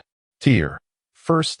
Description, a special wooden chest, internally divided into 18 compartments, each capable of holding up to 64 items. Supplement. Multiple wooden chests can be combined into a larger chest, increasing the number of compartments and the stacking capacity of individual compartments. Another storage chest, though not without merit. It could be combined with the one in the small cabin to create a larger storage solution. Acquired equipment, iron hoe 1. Tier. 1st. Description, a tool crafted from iron ingots and a wooden handle, primarily used for tilling soil and planting crops. Can also be used for attacks, albeit with low damage. 1 storage chest and 1 iron hoe. While not utterly useless, they did not hold significant value for Chen Lang, serving merely as supplementary items. Thus, he turned his attention to the 2 bronze chests. Ding. Bronze chest 2, successfully opened. Acquired resource, energy crystals 100. Tier. 1st. Description, condensing a large portion of energy essence from fierce beasts. Versatile in use. 100 energy crystals. Chen Lang nodded. Equivalent to an additional opportunity to utilize his super enhancement talent. Excellent. Following that, the 2nd item revealed itself, bringing genuine surprise to Chen Lang. Acquired equipment. Stone pickaxe, 2nd tier luck enchantment. A stone pickaxe with 2nd tier luck enchantment? Chapter 31. Unlocking the silver treasure chest. Acquiring the building teleportation array? As Chen Lang opened the treasure chest and obtained the enchanted stone pickaxe, the system notification chimed. Ding. Accumulated 10 pieces of equipment. Achievement unlocked. Equipment Master 2. Experience points 30. Another achievement unlocked? Delightful. Chen Lang raised an eyebrow. He then opened the regional communication channel, where the familiar upgrade announcement vibrated across the screen amid the envious exclamations of the survivors. Ding. Chen Lang has become the first Tier 3 survivor in the region. Achievement unlocked. Cannot fall behind. Experience points 50, hereby announced. In the blink of an eye, another 80 experience points were credited, raising his experience bar by 1/10. who said leveling up was slow due to lack of experience. Why does it seem like I am leveling up quite rapidly? Chen Lang chuckled, redirecting his gaze to the enchanted stone pickaxe. Equipment: stone pickaxe, enchanted. Grade: Tier 1. Description: crafted from sturdy stone and wood, with slightly enhanced durability, making it more efficient for mining. Supplement 1. Tier 2 luck enchantment applied, granting a 20 chance to double the same type of mineral resources upon each mining attempt. Supplement 2. This enchantment effect only applies to mineral resources of equal or lower enchantment level. It cannot trigger for Tier 3 and above. The mining probability is quite generous, so this is the effect of the luck enchantment. Not bad, though the level is somewhat low. Chen Lang casually activated a super enhancement on the pickaxe. Ding. Would you like to use a free opportunity to super enhance the Tier 2 luck enchantment? Confirmed. Ding. Super enhancement successful. Luck enchantment, Tier 2, has been upgraded to Luck enchantment, Tier 3. Luck, Tier 3 each time you mine for mineral resources. There is a 30 chance to receive triple the same type of mineral. Supplement. This enchantment effect only applies to mineral resources of equal or lower enchantment level. It cannot trigger for Tier 4 and above. Now this pickaxe can serve me for a longer duration, not destined for obsolescence shortly after obtaining it. Stowing away the enchanted stone pickaxe, Chen Lang turned his attention to the final treasure chest, which was the highest level chest he had fished up thus far, the Tier 3 silver treasure chest. With a racing heart and trembling hands, Chen Lang slowly lifted the lid of the treasure chest. Ding. Silver treasure chest 1, successfully opened. Acquired building, short distance teleportation array 1. Building, short distance teleportation array, grade, Tier 3. Description: this array consists of a pair of subarrays, which can be set up at 2 locations no more than 3 kilometers apart, allowing teleportation back and forth using energy crystals. Supplement 1. Each use has a cooldown time of 12 hours. Supplement 2. Once the subarrays are set up, they cannot be moved unless significant terrain changes occur, in which case the system will automatically retrieve them to the survivor's backpack. A teleportation array type of building? The reward from the silver treasure chest was unexpectedly delightful for Chen Lang. He immediately envisioned its application. Recently, several other uncharted adventure islands had appeared around the island. I could establish the sub-teleportation array on the island after landing, eliminating the need for rowing boats and contending with the sharks and other marine beasts. Simultaneously, placing the main teleportation array on my island number 2887 would not only add another structure to my island, but serve a dual purpose. Chen Lang refined his thoughts. Just in time, he had also planned to explore the nearby uncharted islands. There is no time like the present. Let me finish my current tasks and set sail for the islands. Acting on impulse, Chen Lang quickly sought a suitable location for the teleportation array. The array needed to be placed within the protective range of the energy crystal defense tower, but not too close to the wooden cabin, allowing for a buffer zone to prevent monsters from being inadvertently teleported as well. After some contemplation, Chen Lang decided to set the main teleportation array on the northern side of the island. With a thought, he retrieved the miniature teleportation array from his backpack. The main and sub-teleportation arrays separated with a thunderous roar, dust swirling around. The main teleportation array, resembling a circular platform and an ancient altar inscribed with mysterious patterns, was completed with a resounding crash. Building, short-distance teleportation array, main, status, not connected with the sub-teleportation array, temporarily unusable. The main teleportation array has been set up. Now I just need to reach the island and place the sub-teleportation array, and this short-distance teleportation system will be officially operational. Clapping his hands, Chen Lang returned to the wooden cabin to prepare for his upcoming adventure at sea. First, he naturally checked on the farmland. Building, fertile farmland, grade, Tier 2, current fertility 90, water source 50, if it drops below 20.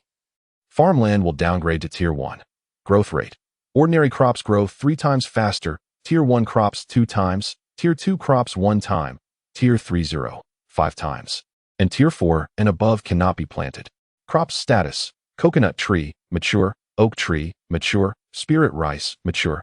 All 3 crops have matured. It is time to commence a new round of harvesting.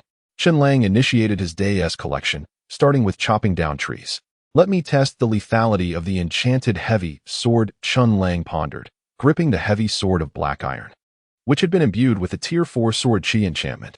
After a brief moment of gathering strength, he swung it fiercely. A silver-white energy sword swept forth. severing all 18 lush oak trees at the roots. Ding. Congratulations on chopping down oak trees 18. Acquired oak, wood 180, sticks 1800, saplings 36. The sticks and planks quickly filled his inventory. Chen Lang decided not to carry them into the cabin, but instead piled them beside the farmland. When the storage chests inside the cabin run low, he would return for more. Next, Chen Lang vigorously shook the coconut trees. Bam, bam, bam. 3 fresh coconuts, the size of bowling balls, plummeted to the ground, promptly stashed into his backpack. Ding. Congratulations on obtaining food. Coconut 3. Finally, the last crop, spirit rice. Chen Lang similarly wielded the heavy sword, carefully angling the sword energy to slice right at the roots of the rice plants. Ding. Congratulations on harvesting spirit rice 208. Acquired spirit rice 8528, straw 208. In summary, after several rounds of normal planting and bone meal acceleration, Chen Lang had amassed a small bag filled with spirit rice. Approximately 2 to 3 pounds, enough to sustain him with a bowl of rice for a day. For now, he was not lacking in staple food. Chapter 32, Rowing Out to Sea. Escaping the shark. Successfully landing on the island. After harvesting the fields, Chen Lang circled the island once more, focusing on inspecting the forest area that still harbored a few first-tier ferocious beasts, as well as the mine area he had barricaded with fences. The forest was calm and serene, while some monsters had wandered to the edge of the mine entrance. However, due to the barricade, they were unable to escape for the time being. Excellent. The potential dangers on the island have been eliminated. Chen Lang clapped his hands in satisfaction and turned toward the cabin. Inside the cabin, his first task was to merge the 2 storage chests. The first storage chest he acquired was placed by the door and was already filled with various materials such as wooden planks, stones, and fish scales, occupying most of its 18 slots. Thus, he took out the second storage chest that he had opened after a day of fishing and placed it next to the first one. The system prompt echoed, "Ding. Would you like to merge the 2 storage chests?" "Yes, please merge them." Chen Lang nodded. The 2 chests gradually became enveloped in light, merging into a single larger chest. Item, medium storage chest. Grade, 2nd tier. Description, formed by combining 2 storage chests, it contains 36 slots, with each slot capable of stacking up to 128 items. Although the number of slots did not increase, the stacking limit for each individual slot had doubled. The capacity of the slots has doubled. Previously, due to the stacking limit, I had to separate the wooden planks into 2 slots. Now, I can consolidate them. In any case, with the larger chest, I can store more items. Chen Lang approached the bedside, where the workbench, furnace, and enchanting table were arranged in order from right to left. Today, he primarily intended to use the workbench. Although he would be able to teleport back and forth after setting up the teleportation array on the island, he still needed to find a way to get there initially. While mumbling to himself, Chen Lang retrieved a blueprint from his belongings. Item, small wooden boat blueprint. Type, production blueprint, reusable. Grade, ordinary. Description, gather the required materials and place them on the blueprint to automatically synthesize the final product. Required materials, wooden planks 5, wooden shovels 2. He stored this blueprint in the workbench, allowing it to produce small wooden boats in bulk from various types of wood. Currently, the workbench already housed blueprints for a campfire, arrows, and the small wooden boat, 3 blueprints in total. Together with the wooden tools provided by the workbench, there were already over a dozen crafting recipes available. Chen Lang first crafted 2 wooden shovels according to the synthesis table. Then, he opened the workbench's grid once more, placing 5 wooden planks and 2 wooden shovels on it. Ding. Crafting successful. Obtained item, small wooden boat 1. Item, small wooden boat. Grade, ordinary. Description, a simple wooden boat constructed from planks, with wooden shovels serving as oars for propulsion. It can carry up to 2 people for short to medium distances on water. Supplement, the small wooden boat can also be combined with a storage chest to form a cargo boat, sacrificing 1 passenger spot to carry more supplies. With the boat ready, everything was in place. Chen Lang took the small wooden boat to the harbor, securing it to a wooden post with a rope made from spider silk. He gazed out into the distance. On the 4th day of survival on the island, due to a surge in the number of first-tier survivors exceeding 1,000, the system refreshed the regional resources, revealing new islands in the surrounding waters for each survivor. In the vicinity of Island 2887, 3 unexplored unknown islands had emerged. Which one should I venture to first? Gazing at the 3 mysterious islands faintly visible on the horizon, Chen Lang felt a twinge of indecision. Ultimately, he resolved not to overthink it. Pointing randomly, he decided, the leftmost island it is. With his destination chosen, he set sail. Chen Lang climbed aboard the small wooden boat, untied the mooring rope, and began to paddle vigorously, pushing through the waves. However, the surface of the sea did not reflect beautiful white towers, nor were there green trees and red walls surrounding him. I must hasten my pace, alone on the sea in a small boat. If a formidable sea creature like a shark were to capsize me, it would be disastrous. Chen Lang remained vigilant, paddling with all his might, while carefully observing the sea for any signs of danger. The first island to the left was about 2,000 meters away from him. With his robust physical prowess, he could reach it in a matter of minutes. Yet, often the very thing one fears materializes. Suddenly, Chen Lang's pupils contracted in alarm as he spotted a massive, deep blue shark fin rising above the water behind him like a flag. The fin was extraordinarily large, approximately 1 meter tall. One could only imagine the size of the shark lurking beneath the surface, surely a colossal creature exceeding 10 meters in length, capable of swallowing both him and his boat whole. Damn it, what bad luck. Chen Lang's hair stood on end. On land, he would bravely confront even a fifth-tier monster. However, on the water, humans, as terrestrial beings, were as vulnerable as fish out of water, their strength diminished. Thus, the only option was to hastily escape. Chen Lang paddled frantically, his speed increasing dramatically. The small wooden boat creaked under the strain, almost falling apart from his vigorous strokes. The great shark in the water seemed to notice Chen Lang's desperate attempt to flee and quickened its pace, yet it appeared to be merely toying with him, trailing behind at a leisurely pace. As Chen Lang approached the island, the shark finally began to accelerate, but he was still a tad faster. Huh. You didn't T-speed up earlier, and now you realize you need to? Too late. I'm not playing with you anymore. I'm heading for the island. With a mental command, Chen Lang stored the small wooden boat in his backpack. He then laughed heartily and leaped forward. Before him lay the rugged, steep cliffs of the island's edge. With his formidable physique, he propelled himself upward, landing on the upper portion of the cliff, approximately 10 meters above the sea. He scrambled up the cliff and stood triumphantly on this new island. Successfully evading the shark, he had landed successfully. Chapter 33, Island number 9527. Upon reaching the island, Chen Lang glanced back at the turbulent sea beneath the cliff. The massive shark that had pursued him relentlessly was now in a state of desperation, witnessing its prey slip away right before its eyes. Its enormous body, measuring over 10 meters in length, breached the surface multiple times, revealing its gaping maw filled with sharp teeth, attempting to leap to the cliff's summit to drag Chen Lang into the depths and devour him whole. Humph, do you think you can eat me? Not a chance. You may rage helplessly in the ocean. Chen Lang made an international gesture at the shark. With a disdainful scoff, he turned his back and ventured deeper into the island. The system's notification chimed. Ding. You have set foot on Adventure Island number 9527. This place is rich in resources, teeming with monsters, and guarded by a powerful island lord who annihilates all intruders. Should you succeed in vanquishing the island lord, you may usurp its position and become the new island lord. Observing the panel that had appeared before him, Chen Lang nodded in understanding. Indeed. It was as Zhang Guang had described in his previous live stream. The Adventure Islands are protected by lords, and the level of danger is comparable to that of treasure hunting. Dangerous it may be, yet Chen Lang harbored confidence in his abilities. As long as the island lord did not exceed the 5th tier, he was certain he could confront it, at the very least ensuring a safe retreat. Thus, while the danger was palpable, it was not entirely insurmountable. One could only describe it as precarious. As he wandered, Chen Lang murmured to himself. Although he spoke of peril, he remained vigilant, dividing his attention to stay aware of his surroundings. The first order of business upon landing was to establish a teleportation array. With a mere thought, he activated the nearby array, and with a resounding boom, the subarray was set up on this Adventure Island number 9527. Ding. Short-range teleportation array successfully established. Structure: short-range teleportation array, status, connected to the main teleportation array. Consuming 10 energy crystals allows for 1 round trip, with a 12-hour cooldown period. The details emerged on the panel, and the teleportation array activated.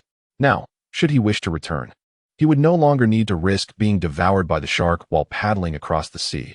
A mere 10 energy crystals would suffice. With that settled, Chen Lang clapped his hands and pressed onward into the depths of the island.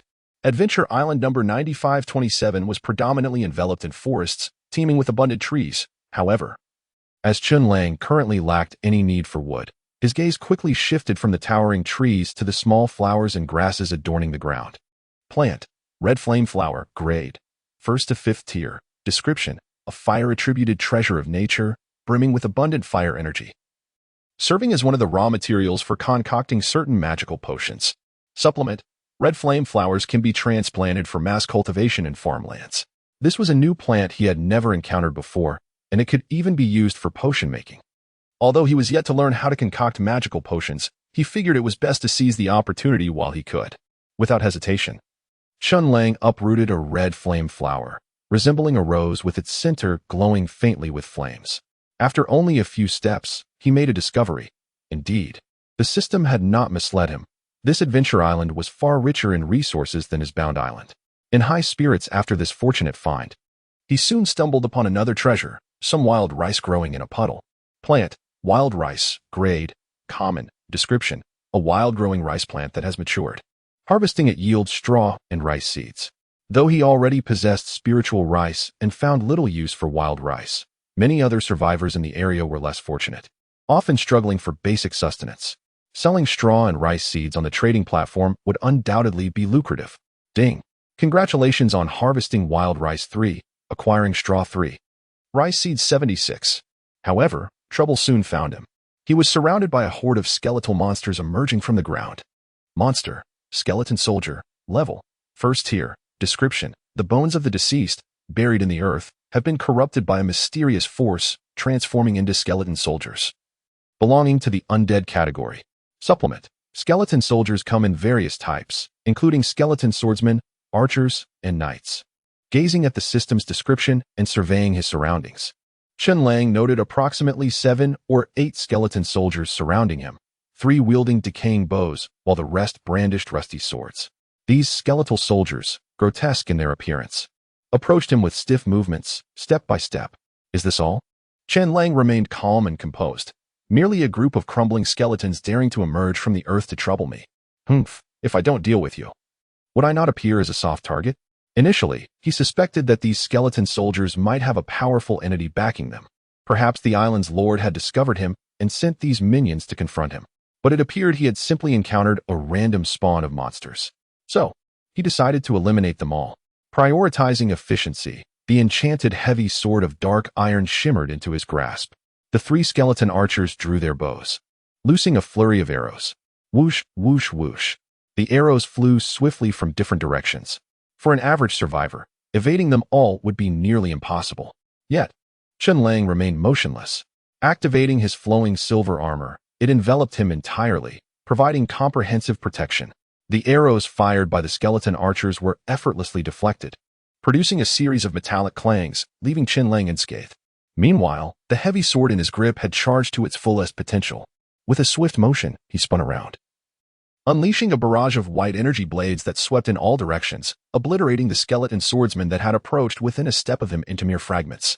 The distant skeleton archers met the same fate, cleaved in 2 by his might. Ding! Congratulations on slaying 8 first-tier skeleton soldiers, acquiring 8 energy crystals, 3 decaying wooden bows, 5 rusted iron swords, 16 bones, and gaining 80 experience points. If the monsters on this island were all of such lowly caliber as skeleton soldiers, they posed no threat to him. He could easily reap them like grass. Having dispatched the skeleton soldiers with a single strike, Chen Lang did not linger and continued to explore the island. Before long, he made another significant discovery in the forest. A structure in ruins lay ahead. Chapter 34, Scavenging in the Ruins. The Chest Monster. In a setting dominated by an expanse of primordial forest, the sudden sight of a long-abandoned structure, cloaked in moss, was both unexpected and yet entirely reasonable. After all, Chen Lang had encountered similar experiences on several occasions prior. For instance, he had unearthed the yellow sand altar on a desert isle and discovered a hidden chamber behind stone walls deep within a cavern. Armed with these experiences, upon discovering the dilapidated ruins, Chen Lang did not rush in recklessly. Instead, he observed carefully, ensuring that no puppets or similar creatures were guarding the area before activating his silver armor and wielding his heavy Xian iron sword as he stepped into the ruins. The scale of this ruin was considerable. Upon closer inspection, Chen Lang realized that this ancient edifice was the largest he had encountered thus far. However, Its state of disrepair was severe. Only crumbling walls remained, rendering it impossible to discern its original grandeur. After meandering through the ruins for a while, Chen Lang thought he would leave empty-handed, but suddenly, his gaze caught sight of something familiar nearby. Was that an enchanting table? Chen Lang hurried over. Having experienced the benefits of enchanting, which could significantly enhance his abilities, there was a good chance that some enchanting-related materials might still be found around the table. He first examined the enchanting table. Item: damaged high-level enchanting table, grade, 7th tier, description: an enchanting table infused with high-level magical energy, capable of bestowing up to 7th tier enchantments on items, yet damaged and unusable. A 7th tier enchanting table, what a pity. Chen Lang shook his head in regret. Although the enchanting table was of high grade, it was utterly destroyed and thus rendered valueless. Even employing his talent for super enhancement would yield nothing but a broken enchanting table, akin to a muscular corpse resulting from excessive night workouts. Consequently, Chen Lang shifted his gaze elsewhere. The existence of a 7th tier enchanting table implied that its owner was undoubtedly of high level and possessed substantial wealth. Perhaps some treasures, having slipped through the cracks of time, remained buried here. Without hesitation, Chen Lang began to dig fervently. After a flurry of searching, he indeed made a discovery. He unearthed 2 treasure chests. From the rubble and debris of the ruins, Chen Lang extracted 2 treasure chests, both severely damaged, their surfaces moldy and rusted, appearing as though they would crumble into dust at the slightest touch. He hoped there might be something of value inside. Murmuring a quick prayer, Chen Lang opted to open the chest on the left. However, the moment he lifted the lid, the rusted chest suddenly revealed its true nature. Instead of containing anything, the opened lid transformed into a gaping maw filled with sharp teeth. 2 eyes sprouted atop the lid. This was no mere chest. It was a monster disguised as one. Startled, Chen Lang instinctively pulled back his hand. The creature, now unmasked, relentlessly pursued him, snapping its lid and gaping mouth in an attempt to bite him. Monster, chest monster, grade, 3rd tier. Description: a relatively rare special monster that disguises itself as a treasure chest to deceive prey, launching a surprise attack when the chest is opened, often catching victims off guard. Such a creature existed? Chen Lang's expression momentarily reflected astonishment. He had heard of chest monsters in various games and animations, but he never imagined he would encounter one in this new world. True to the description, it was a masterful disguise, almost impossible to detect. He narrowly avoided falling victim. The thought of his cautious reputation nearly being tarnished fueled his ire towards the chest monster. Without hesitation, he delivered a powerful kick. Although Chen Lang was only at the 3rd tier, his stats surpassed those of most 4th tier beings. Coupled with his silver armor, which boasted 5th tier defense, the force of his kick was formidable enough to slay a 1st tier beast. The chest monster was sent reeling, several teeth flying as its lid skewed, transforming into a crooked-mouthed monstrosity. Chen Lang's decisive kick made the chest monster realize the true hierarchy, prompting it to flee in haste. Humph, trying to escape? Chen Lang scoffed. Did it think it could evade the wrath of the master? Swiftly, he switched to his advanced horned bow, drew an arrow, and charged it to the maximum. Then, he released it with a swift motion. The empowered arrow shot forth with incredible speed, catching up to the leaping chest monster in the blink of an eye, piercing it through. The chest monster experienced the chilling sensation of being utterly vanquished. Chen Lang, encountering a cunning chest monster during his island adventure. He exerted his full strength and easily triumphed. Notification: achieved the milestone of defeating over 10 types of monsters beasts, unlocking the achievement. Monster Hunter I, experience points 10. Notification: congratulations on defeating the 3rd tier monster, Chest Monster X1, acquiring energy crystals X100, large storage chest X1, lapis lazuli X23, jump enhancement enchantment book X1, saddle X1. Experience points 30. Item: large storage chest. Grade: 3rd tier. Description: formed from 2 medium storage chests, it contains 64 compartments, each capable of holding up to 256 items. Item: jump enhancement enchantment book. Grade: 1st tier. Description: this book contains the complete jumping enhancement enchantment effect, which can be applied to other items using a workbench or anvil. Note: this book is a one-time use item. Upon application, it will disappear and cannot be reused. Equipment: saddle. Grade: common. Description: a saddle made of leather, designed for riding on a tamed horse, enhancing comfort and control while mounted.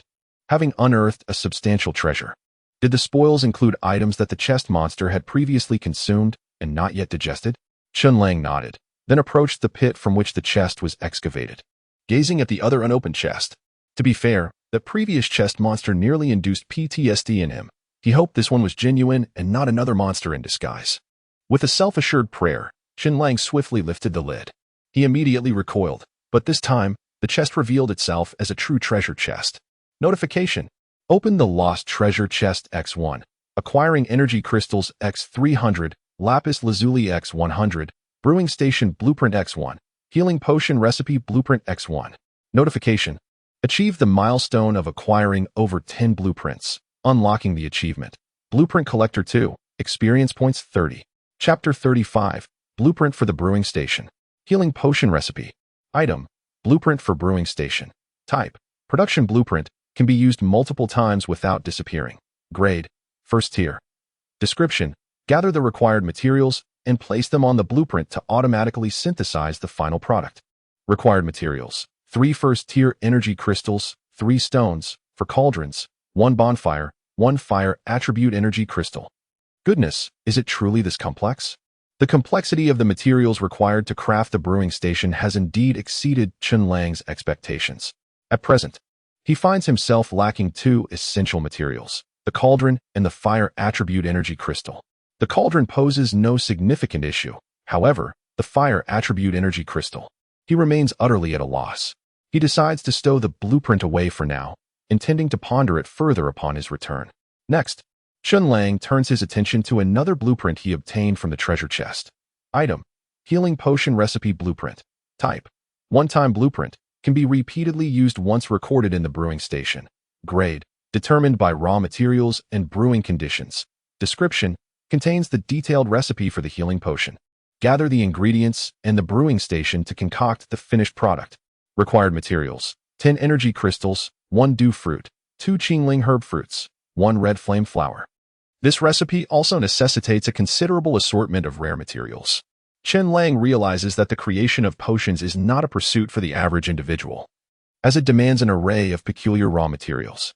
At his current novice stage, gathering even 10, let alone 100 or 1,000, of these ingredients seems highly improbable, unless one is exceptionally fortunate and awakens a talent such as alchemist upon their arrival in this world. Chen Lang cannot help but scoff at the thought. Nevertheless, he carefully tucks away this recipe blueprint, confident that he will eventually collect all the necessary materials for the healing potion. Such life-saving elixirs are bound to prove invaluable. Those who discard them would be the true fools. Aside from these 2 blueprints, the remaining contents of the chest are a plethora of energy crystals and lapis lazuli. My collection of energy crystals is steadily increasing. With these lapis lazuli, I can once again utilize the enchantment station upon my return. This expedition into the ruins has been tremendously fruitful for Chen Lang, with the most significant gains being the blueprints for the brewing station and the healing potion, thus opening up a new avenue for his development, alchemy. If he successfully concocts potions, not only will he benefit directly, but he can also sell them. Such invaluable treasures, if listed in the trading square, would undoubtedly attract countless collectors eager to barter for them. After thoroughly scavenging the ancient ruins, Chen Lang finds no additional chests, concluding that there are no overlooked treasures left. Thus, he departs from the area and continues to wander through the forest, paying keen attention to the peculiar plants growing in various locations. Following the red flame flower and wild rice, he discovers several new plants, including one of the ingredients for the healing potion, the dew fruit. Plant: dew fruit. Grade: first tier to 5th tier. Description: a rare water and wood attribute material, rich in juice and vitality, used as one of the ingredients for certain magical potions. Additional, dew fruit can be transplanted into farmland for mass cultivation. Since he has found the dew fruit, it stands to reason that other ingredients for the healing potion may also exist on this island. It is quite likely that the Chen herb fruit can be found within this forest. Having already gathered 2 out of the 3 required flowers and fruits, Chen Lang feels optimistic about his chances. He immediately begins to search diligently. Although he has never encountered the Chen herb fruit before, he scrutinizes every unfamiliar plant, checking the details provided by the system. With the system's assistance, Chen Lang continues his quest. During his exploration, he makes an unexpected discovery, a wild boar foraging nearby. He swiftly switches to his advanced hornbow, draws an arrow, and with a swift release, the wild boar is struck down. Congratulations! You have slain a common beast, Wild Boar 1, and obtained 12 pork, 10 bones, 2 leather, and 2 boar tusks. Defeating common beasts does not yield energy crystals or experience points, but the other drops are indeed plentiful. Chen Lang, in his role as a hunter, has achieved a modest success. Crucially, not far from the wild boar, he notices a vine entwined around a tree, lush and vibrant, bearing several semi-transparent fruits with luminescent seeds, resembling a string of glowing bulbs. Upon closer inspection, he realizes this is the final ingredient he seeks for potion making. Plant, Chen Lang herb fruit. Grade, 1st tier to 5th tier. Description, a wood attribute rare material, growing on vines and slightly glowing, rich in energy. Used as one of the ingredients for certain magical potions. Additional, Chen Lang herb fruit can be transplanted into farmland for mass cultivation. Without hesitation, Chen Lang approaches and harvests the cluster of Chen Lang herb fruits along with the connecting vine, placing them into his backpack. Upon returning to the island, he promptly transplants the Chen Lang herb fruits, red flame flowers, and dew fruits into the 2nd-tier farmland, ensuring a continuous supply of these essential materials. Moreover, after harvesting the Chen Lang herb fruits, Chen Lang turns around and surveys his surroundings. He realizes he has been wandering in the forest for quite some time. From the edge of Island 9527, he has unknowingly ventured deeper into the interior. Before him lies a deep canyon, seemingly carved by a colossal sword, distinctly dividing the forest into 2 halves. At the far end of this canyon, he spots what appears to be an abandoned man-made mine that has long been neglected. Mines come in 2 varieties, natural and artificial. Natural mines often have narrow and chaotic entrances, while artificially excavated mines display clear signs of human intervention. The mine on Island 2887, which he had previously enclosed with fencing, and the one at the base of the current canyon are undoubtedly remnants of previous human endeavors. The only difference lies in the fact that the mine on Island 9527 is significantly larger in scale than that on Island 2887. Descending into the mine carries inherent risks. However, Chen Lang feels confident in his strength, especially since he recently acquired a lucky enchanted stone pickaxe from a treasure chest. If he does not seize the opportunity to delve into the mine, he would feel a sense of loss. With determination, Chen Lang decides to proceed into the mine. He swiftly makes his way down to the canyon's base, retrieves a torch from his backpack, and, using its flickering light, enters the dark and eerily silent artificial mine. Although this mine has been abandoned for some time, its mineral resources remain relatively abundant. After only a few steps, he spots iron ore embedded in the rocky walls. He promptly switches the torch to his left hand and wields the 3rd-tier lucky enchanted stone pickaxe in his right, ready to commence his excavation. Chapter 36. The Convenient Enchanted Stone Pickaxe. Achievement. Golden Miner 2 in previous excursions into the mines. Chen Lang had relied on makeshift wooden tools crafted from sticks and planks at the workbench.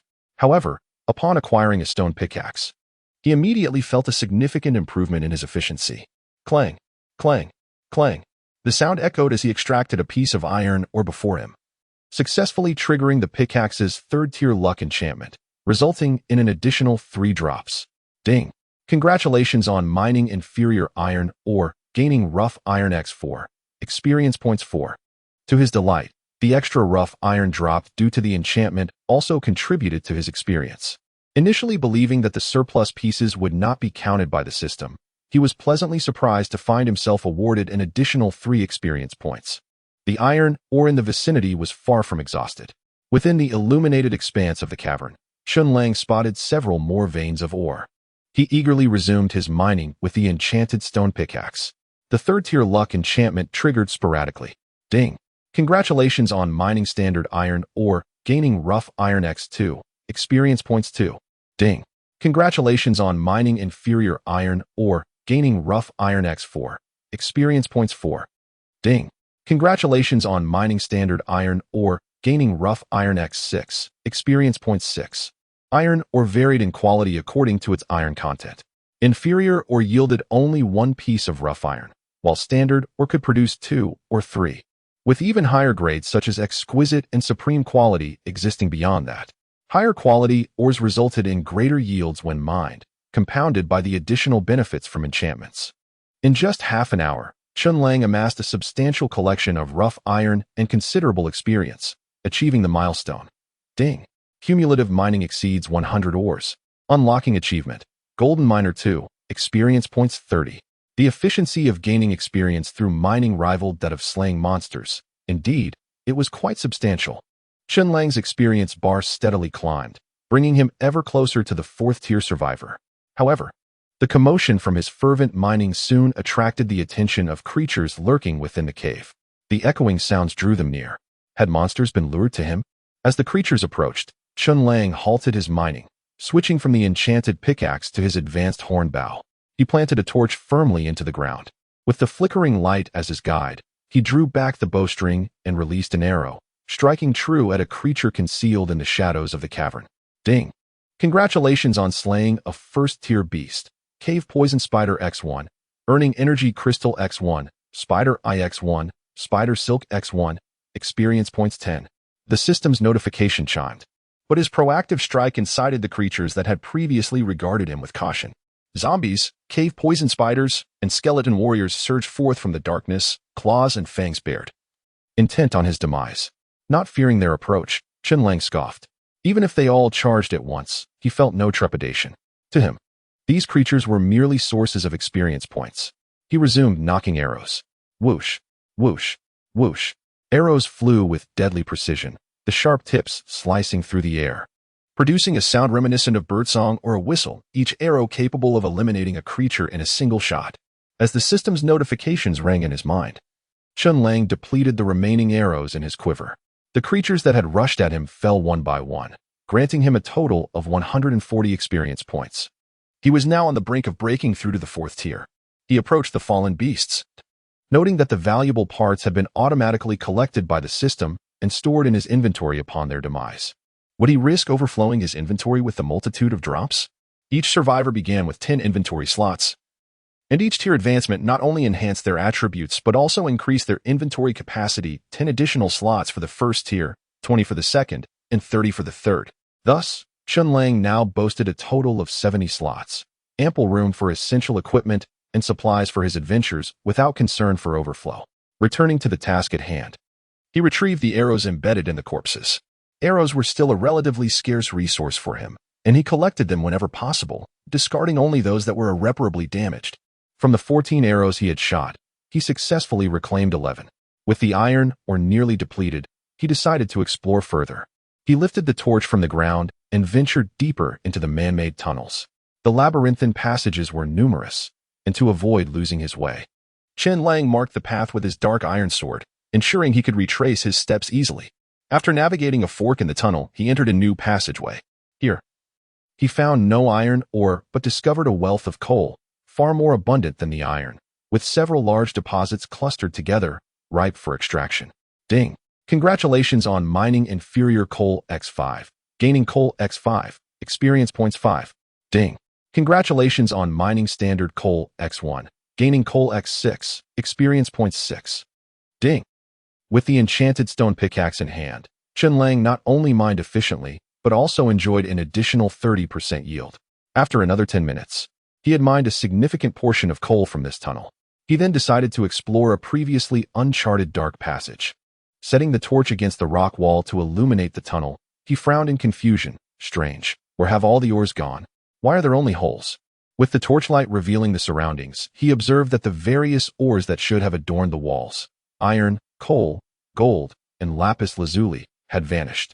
No, it appeared that some creature had excavated them, leaving only a series of depressions and remnants of, or dust behind. Could it have been the zombies, skeletons, or cave poison spiders? Chen Lang pondered, quickly shaking his head in denial. That's impossible. Those creatures lack the intelligence to mine. Something was amiss. Two choices lay before him. Should he retreat with the minerals he had gathered, recognizing that discretion was the better part of valor? Or should he delve deeper into the tunnels, seeking the culprits behind the theft of his precious ores?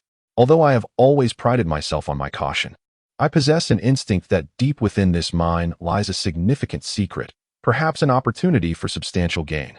Fortune favors the bold.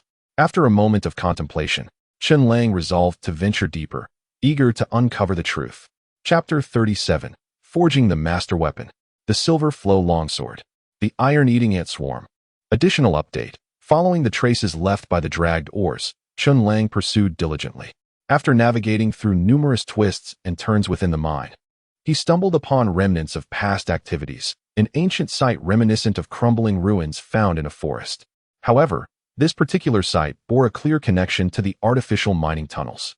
It appeared to be a workshop where miners once repaired their forging tools, as evidenced by a weathered and cracked forging table before him. Item: deteriorating intermediate forging table. Grade: Tier 5. Description: crafted from precious metals such as fine iron and secret silver by a master craftsman.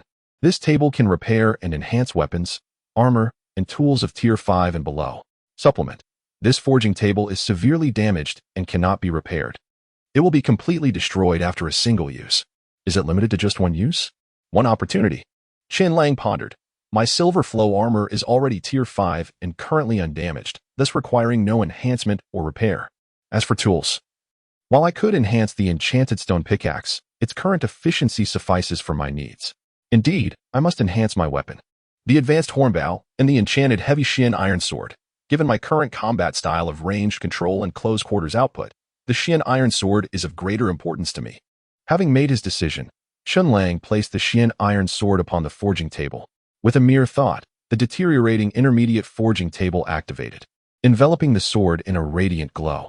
When the light faded, the table was rendered utterly useless, but the Xian iron sword had transformed.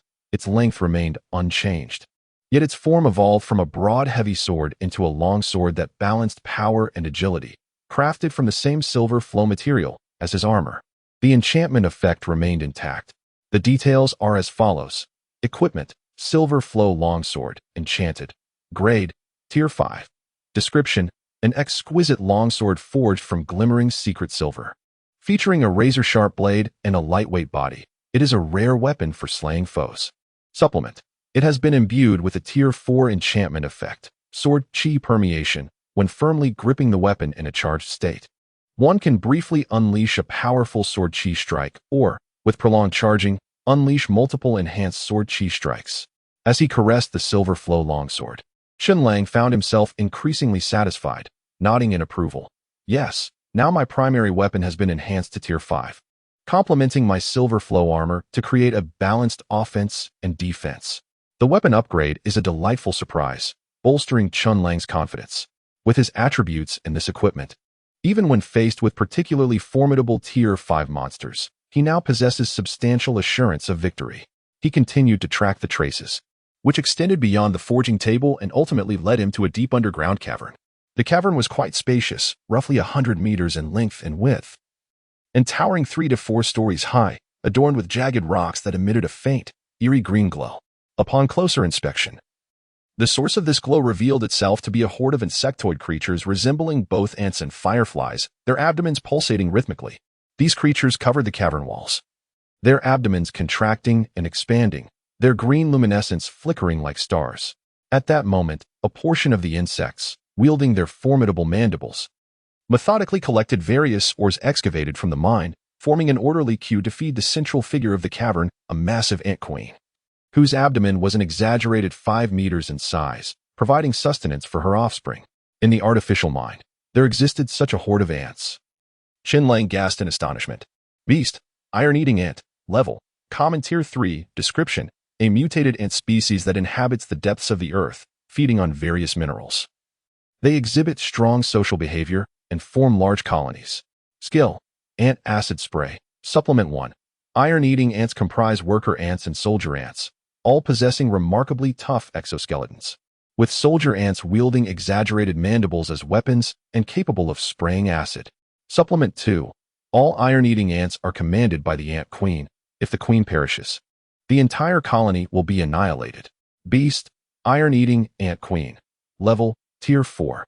Description: the queen of the iron-eating ant colony, holding the highest status and greatest power within the colony, responsible for breeding and ruling over the entire swarm. She will also engage directly when faced with formidable foes.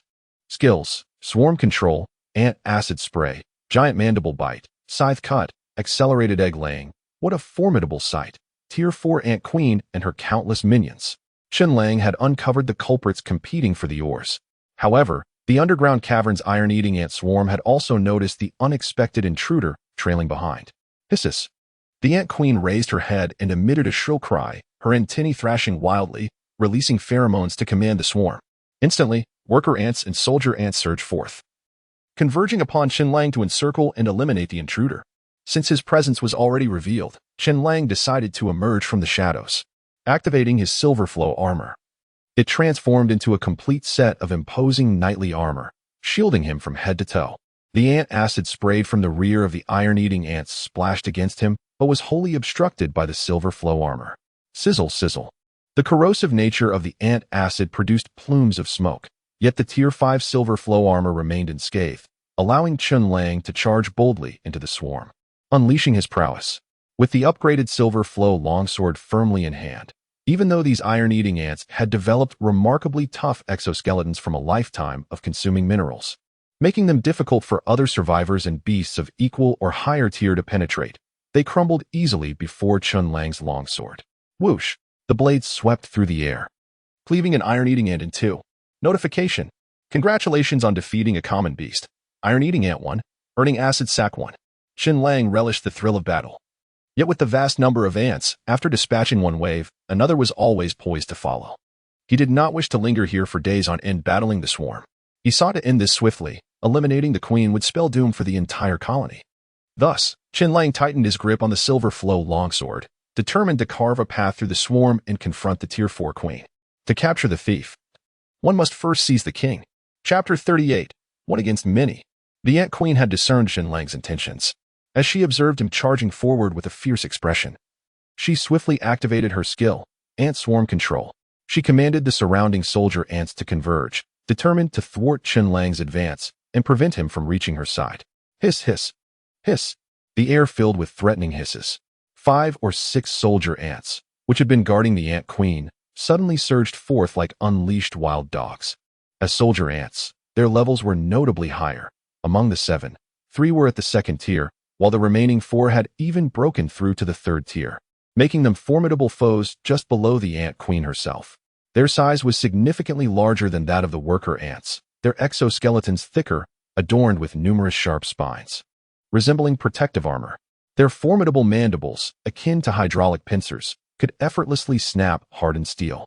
As Chen Lang drew closer, these soldier ants turned to face him, their swollen abdomens glowing with a ghostly green hue, ready to unleash a stream of highly corrosive formic acid. Chen Lang swiftly maneuvered, evading the jets of acidic slime that flew toward him. The acid missed its mark, splattering onto the ground and quickly eroding it into deep craters. Wisps of smoke rising from the pits. Some unfortunate iron-eating worker ants, caught in the crossfire, cried out in agony, reduced to mere puddles in the blink of an eye. To eliminate the ant queen, he first needed to dispose of these bothersome soldier ants. Chen Lang switched weapons, wielding a high-grade bullhorn bow. He drew an arrow and, after gathering his strength, released a volley of 10 arrows in rapid succession. Whoosh, whoosh, whoosh. Several arrows struck their targets. One of the 2nd-tier soldier ants was simultaneously pierced through its head and acid sac, causing a leak that dissolved it into a puddle of blood. Ding. Congratulations on slaying a 2nd-tier ferocious beast. Iron-eating soldier ant 1, obtaining a 2nd-tier energy crystal 1, a damaged acid sac 1. Experience points 20. The other soldier ants were also injured to varying degrees, their formation disrupted. Seizing the opportunity, Chen Lang charged into their ranks. The soldier ants possessed both long-range acid spraying and close-quarters biting attacks, with the latter being their true lethal move. However, Chen Lang's attributes were not something an ordinary 3rd-tier survivor could withstand. To engage him in close combat was akin to lighting a candle in a latrine, seeking death. With his 5th-tier armor and wielding a 5th-tier greatsword, Chen Lang did not even need to employ the enchantment effects of his flowing silver sword. With a powerful swing, the blade cleaved through the soldier ant's proud exoskeleton. Ding! Congratulations on slaying a 3rd-tier ferocious beast. Iron-eating soldier ant 1, obtaining a 3rd-tier energy crystal 1, acid sac 1. Experience points 30. Seeing the soldier ants suffering heavy casualties, the ant queen became frantic. She once again commanded her swarm, ordering all worker and soldier ants to attack Chen Lang indiscriminately. Upon witnessing this, Chen Lang smiled. Oh, dear Ant Queen, how could you know that I had grown weary of killing them one by one? Your order for them to swarm towards me simply makes it all the more convenient for me to wipe them out at once. Realizing the dire situation, the Ant Queen attempted to command her swarm to disperse, but it was already too late. Chen Lang gripped his flowing silver sword tightly. The higher his magical attributes, the greater the enhancement when activating skills, applying enchantments, or triggering equipment effects. His staggering 37 points of magical attributes came into play. A surge of magical energy flowed within him, resonating with the enchanting runes on the flowing silver sword, causing it to radiate with a mystical glow. With a powerful shout, he unleashed, sword aura unleashed. Instantly, white energy blades surged forth in all directions, centered around Chen Lang, creating a comprehensive attack with no blind spots. The worker ants and soldier ants barely had time to flee before being shredded into countless fragments. The closer they were to Chen Lang, the more gruesome their demise. The system's kill notifications chimed incessantly. Ding. Congratulations on slaying ordinary ferocious beasts. Iron-eating worker ant 837, obtaining acid sac 837. Ding. Congratulations on slaying third-tier ferocious beasts. Iron-eating soldier ant 3, obtaining third-tier energy crystal 3, acid sac 3, experience points 90. Ding. Congratulations on slaying.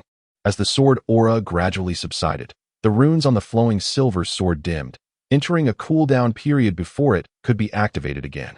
Yet, the massive ant swarm had been decimated by Chen Lang's strike, leaving only a few limping survivors, no longer a threat. The fourth-tier Ant Queen was suddenly left vulnerable. Next, it was your turn. Chen Lang pointed his sword at the Ant Queen.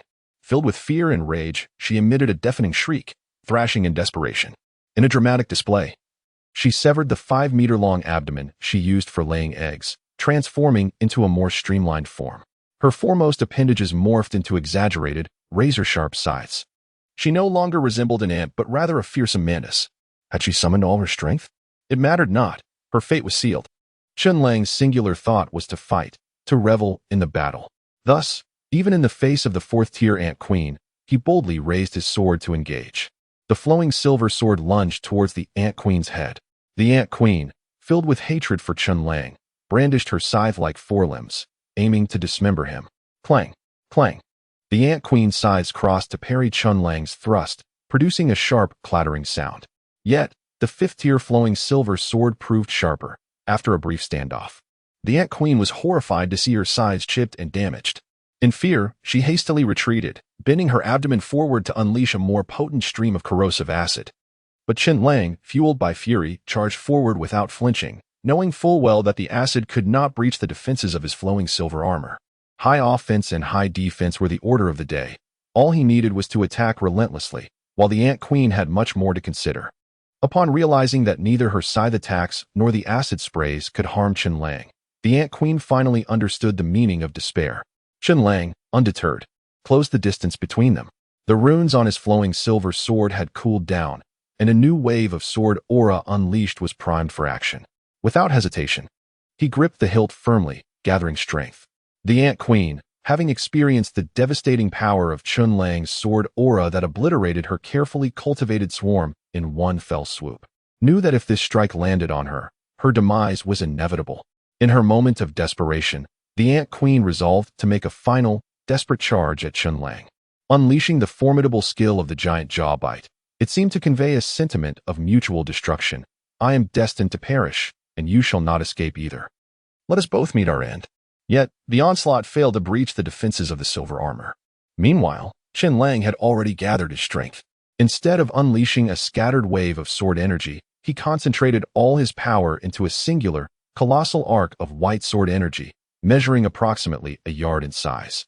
With a fierce slash, the Ant Queen was severed in half by the sword energy. After a brief struggle, she lay still. The system's kill notification chimed. Ding. Congratulations on slaying a fourth-tier ferocious beast. Iron-eating Ant Queen 1. Awarded with a fourth-tier energy crystal 1, Iron Mother Essence 1, Maternal Acid Sac 1. Experience points 40. Chapter 39. Iron Mother Essence. Ascending to Tier 4. Island Lord. Blackwing Dragon. Item. Iron Mother Essence. Grade. Tier 4. Description. The essence condensed from various metallic minerals consumed by the Iron Ant Queen. A rather rare biological material that can be integrated into mineral veins to elevate the grade of an entire mining area. Consuming the essence derived from the mineral veins can enhance their level, a fair exchange indeed. With a flicker of thought, Chen Lang enveloped the Iron Mother essence in the luminous aura of his super enhancement talent. Notification: would you like to use a free opportunity to super enhance the Iron Mother essence? Yes. Chen Lang nodded. In the next moment, the talent activated. Notification: super enhancement successful. Iron Mother essence, Tier 4, has been enhanced to Iron Mother essence, Tier 6. The super enhancement could potentially elevate the tier by 2 levels in one go. This time, the enhancement of the Iron Mother essence achieved just that, thereby amplifying its effect on the mineral veins upgrade. Chen Lang nodded in satisfaction. Soon after, another system prompt echoed. Notification: current experience points have reached the requirement for leveling up. Would you like to upgrade? Level up? I must level up. Chen Lang was eager to ascend to Tier 4 Survivor and would never deliberately hold back his level. The sooner he advanced, the better. Consequently, he received an additional 40 attribute points. As per his usual practice, he activated super enhancement on these points. Notification: super enhancement successful. 40 free attribute points have been enhanced to 80 free attribute points. Chen Lang distributed them evenly across 5 attributes, each increasing by 16 points. The new stats became Spirit 46, Strength 46, Speed 46, Endurance 46, Magic 53. The total attribute value reached 237 points, which would not be surpassed even by a Tier 6 survivor. Moreover, Chen Lang maintained an equal enhancement across all attributes, embodying a balanced warrior without any discernible weaknesses. The equilibrium was astonishing. Opening the regional communication channel, the system's official announcement followed suit. Notification: Chen Lang has become the first Tier 4 survivor in the region. Achieving the feat, unmatchable, experience points 50, hereby announced. Notification: Chen Lang has become the first Tier 4 survivor in the region. Notification: Chen Lang has become the first Tier 4 survivor. Those lagging behind, upon witnessing the barrage of notifications about Chen Lang, felt utterly dazed. Indeed, if the gap is small, one may feel a pang of jealousy upon seeing another's progress.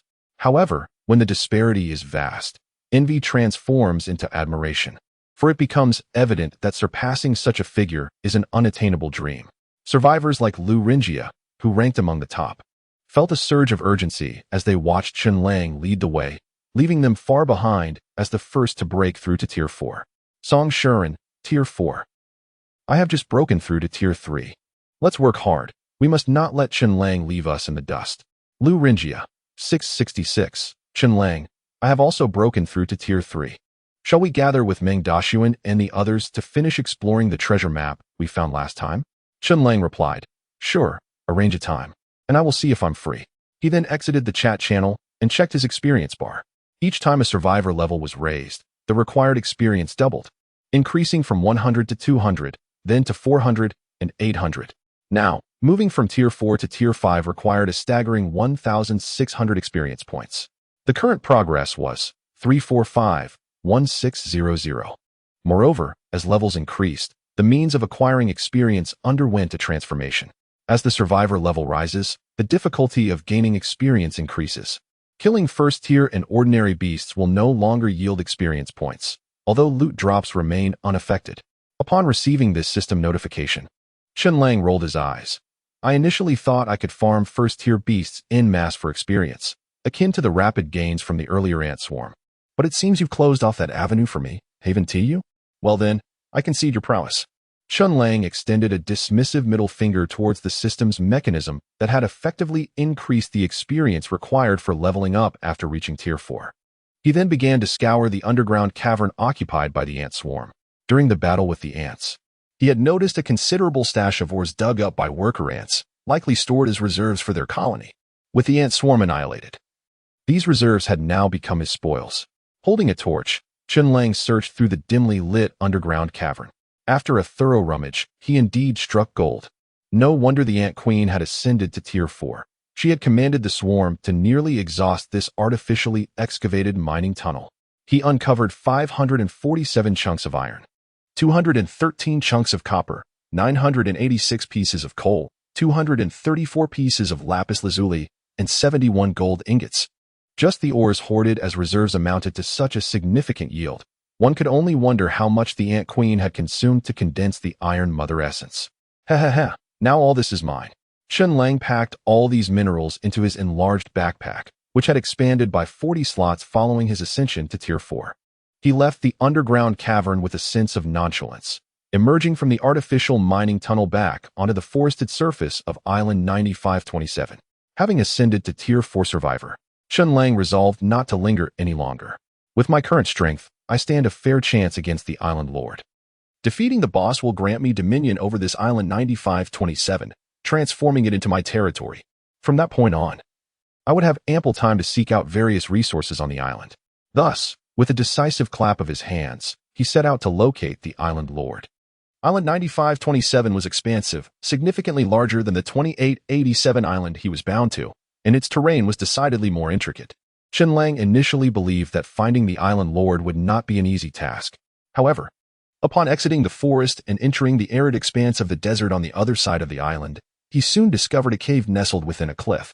At the base of the mountain where the cave was situated lay a grim collection of bones, remnants of various ferocious beasts, presenting a chilling spectacle that evoked dread at first glance.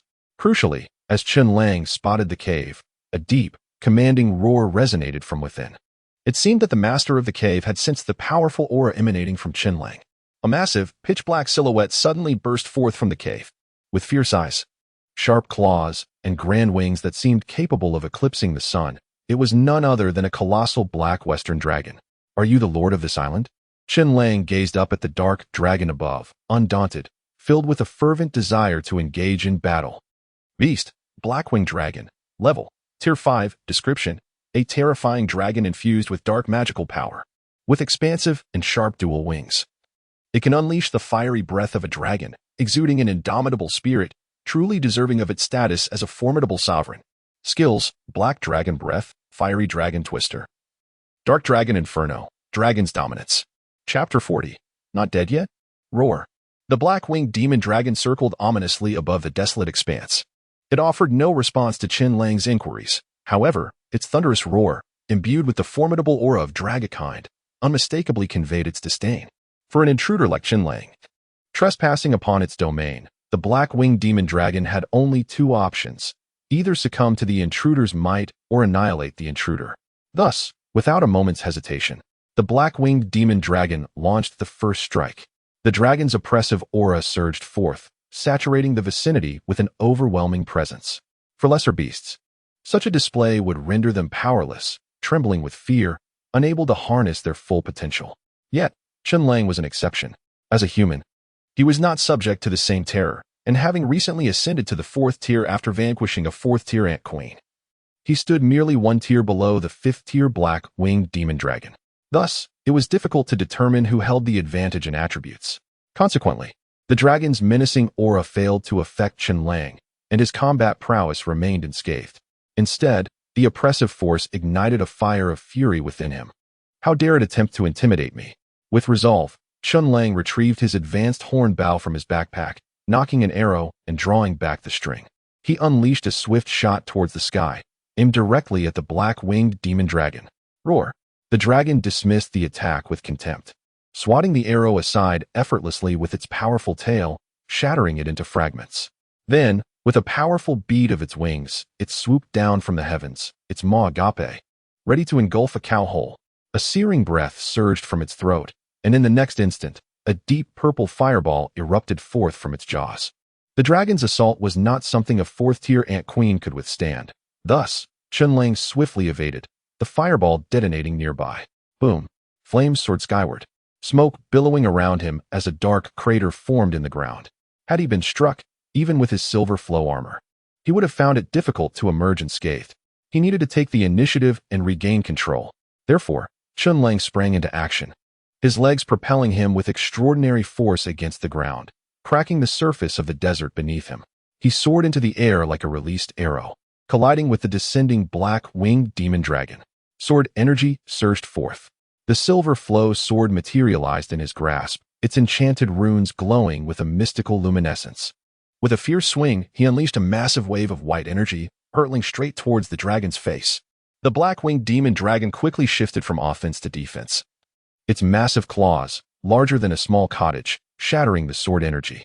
Yet, the fragments still grazed its palm, leaving a few small wounds that bled crimson dragon blood. Roar! The wounded black-winged demon dragon was truly enraged. It had not tasted defeat in a long time, and this human before it must be eradicated. In a fit of fury, it executed a powerful tail swipe. The thick, muscular tail struck Chen Lang with the force of a whip. Boom! He was sent crashing to the ground. Fortunately, the 5th-tier silver flow armor absorbed most of the damage. He felt a jolt, but was otherwise unharmed. Is that all you've got? Bring it on. With one successful strike, he had breached the dragon's defenses, causing it to bleed. In contrast, the black-winged demon dragon's attacks, whether fireballs or tail swipes, had yet to inflict any substantial harm. A comparison revealed that he held the upper hand. Chen Lang seized the opportunity to press his advantage. At that moment, the black-winged demon dragon landed, and the two engaged in a fierce battle amidst the swirling sands of the desert. The black-winged demon dragon unleashed a new skill, Dark Demon Breath. Unlike the previously spewed fireball, this time, a torrent of dark magical flames erupted from its maw, engulfing the area in a blazing inferno. Chen Lang felt as though he had been cast into the very mouth of a volcano. The searing heat of the magical flames threatened to cook him alive. I cannot afford to be at a disadvantage in this sea of fire. Thus, Chen Lang adeptly altered his combat style, seeking out the dragon's weaknesses while leveraging his strengths to counter its might. As a 5th-tier dragon beast, the black-winged demon dragon excelled in strength, endurance, and magic, rivaling even some 6th-tier beasts. However, upon landing, its massive size hindered its agility, significantly diminishing its speed. Consequently, Chen Lang refrained from direct confrontation, instead evading the dragon's dark demon breath, while striking with his silver flow sword whenever its cooldown ended. Targeting the areas where the dragon's scales were less fortified, the two became locked in a stalemate. As time passed, the black-winged demon dragon grew impatient and prepared to unleash a powerful skill to conclude the battle swiftly. It began to gather power, opening its gaping maw as the dark and fiery energies of the surroundings converged into its mouth, absorbed into its being. The dragon's presence swelled, akin to an inflating balloon or a bomb on the verge of detonation, creating an immense pressure that threatened to overwhelm Chen Lang. Black Dragon Demonic Fire Explosion. Boom. The terrifying explosion radiated from the black-winged demon dragon, engulfing a radius of 100 meters. Everything touched by the flames was reduced to charred wasteland. Chen Lang bore the brunt of the onslaught, instantly consumed by the roaring flames. The intensely hot dark magic fire, unleashed in the dragon's full fury, would instill trepidation even in 6th-tier beings. Were it not for the protective embrace of his silver flow armor, he would likely have been reduced to a smoldering husk in an instant. Yet again, he found solace in the armor's protection. This was not the first time he had marveled at the unparalleled safety that the silver flow armor afforded him. Nevertheless, enduring the full force of the black-winged demon dragon's explosive assault had taken a toll. The once radiant silver exterior had dulled, and cracks began to mar its surface. Its durability had significantly diminished, clearly showing signs of damage. You could not finish me in one strike. Now it is my turn to retaliate. Chen Lang gripped the silver flow sword tightly, his slightly disheveled form advancing step by step toward the black-winged demon dragon. In its eyes, a rare glimmer of surprise flickered, as if to say, "Not dead yet?" Chapter 41, Slaying the Island Lord. The Dragon Slayer. The Pioneer. To speak frankly, by this point in the battle, the black-winged dragon had begun to feel a sense of trepidation. It had never encountered a human who, at the 4th tier, could match it blow for blow, even managing to gain the upper hand, compelling the beast to unleash one of its fatal techniques, the Black Dragon's Infernal Fire Burst, which still failed to vanquish its opponent. Had it been another ferocious beast, it might have chosen to retreat at this juncture. However, the Blackwing Dragon, as a creature of the dragon lineage, was inherently proud and unruly. They might accept death, but they would never bow down. Furthermore, the Blackwing Dragon was the sovereign of this island. The entire land was its dominion. It could not simply relinquish its lair. Thus, despite its immense magical energy being depleted and entering a state of weakness, the Blackwing Dragon forced itself to rise. With a thunderous roar, it intended to unfurl its colossal wings and descend into the sky to execute another devastating move. The Dragon's Might, the Black Dragon's Breath. The infernal fire burst. These skills had been employed, leaving only the last ace in its hand, the Dragon Wing Fire Tornado. Alas, I shall not grant you the opportunity to wield that last card, Chen Lang declared resolutely. After a prolonged and fierce engagement, both Chen Lang and the Blackwing Dragon found themselves on the brink of exhaustion. The Blackwing Dragon was left battered and bruised, its once proud scales littered across the ground.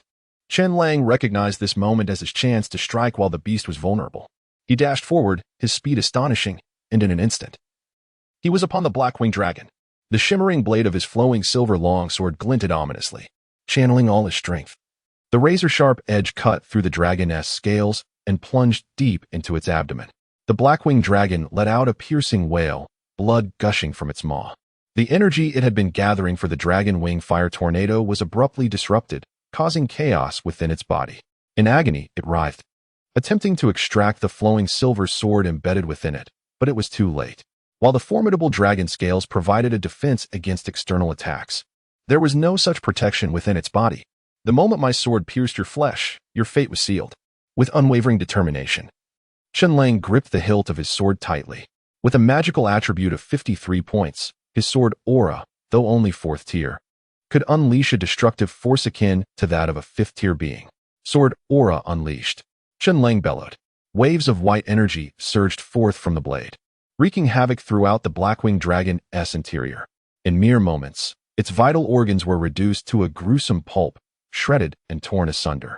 The Blackwing Dragon, utterly incapable of recovery, let out a final roar filled with resentment and fury before crashing to the ground. The system notification chimed. Ding! Congratulations on defeating the 5th-tier beast. Blackwing Dragon 1. Awarded 5th-tier Energy Crystal 1. Dragon Ring 1. Black Dragon Wings 1. Dragon Bones 18. Black Dragon Scales 22. Dragon Meat 10. Dragon Blood 3. Experience points 50. Ding! First time defeat of a dragon lineage beast. Achievement unlocked. Dragon Slayer I. Experience points 100. Ding! Congratulations on defeating the Island Lord, Blackwing Dragon, becoming the new Lord of Adventure Island number 9527. Regional announcement forthcoming. Ding! All members. Chen Lang has successfully defeated the Island Lord, becoming the first survivor to occupy Adventure Island in the region. Achievement unlocked.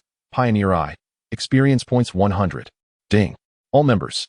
Chen Lang has successfully defeated the Island Lord, becoming the first survivor to occupy Adventure Island in the region. In the regional communication channel, less than half a day had passed since Chen Lang had ascended to 4th-tier survivor status, and the previous 3 announcements had barely been pushed aside when new system notifications flooded the screen, all pertaining to Chen Lang, yet the content was markedly different. Igniting a wave of excitement, Su Liang, wow, has Chen Lang become a lord? He actually occupied an Adventure Island? Does that mean he now possesses 2 islands? Song Shuren, based on the gathered intelligence, the lords of those Adventure Islands are at least tier 3. With some of the larger islands having lords that are tier 4 or 5 beasts, Chen Lang's power has far surpassed our expectations. Lu Jijun, impressive. Zhengro, Chen Lang, are you accepting disciples? If not, I can serve as a leg ornament. I promise not to hold you back. Meng Dashuan, yes, yes. Chen Lang, take me with you.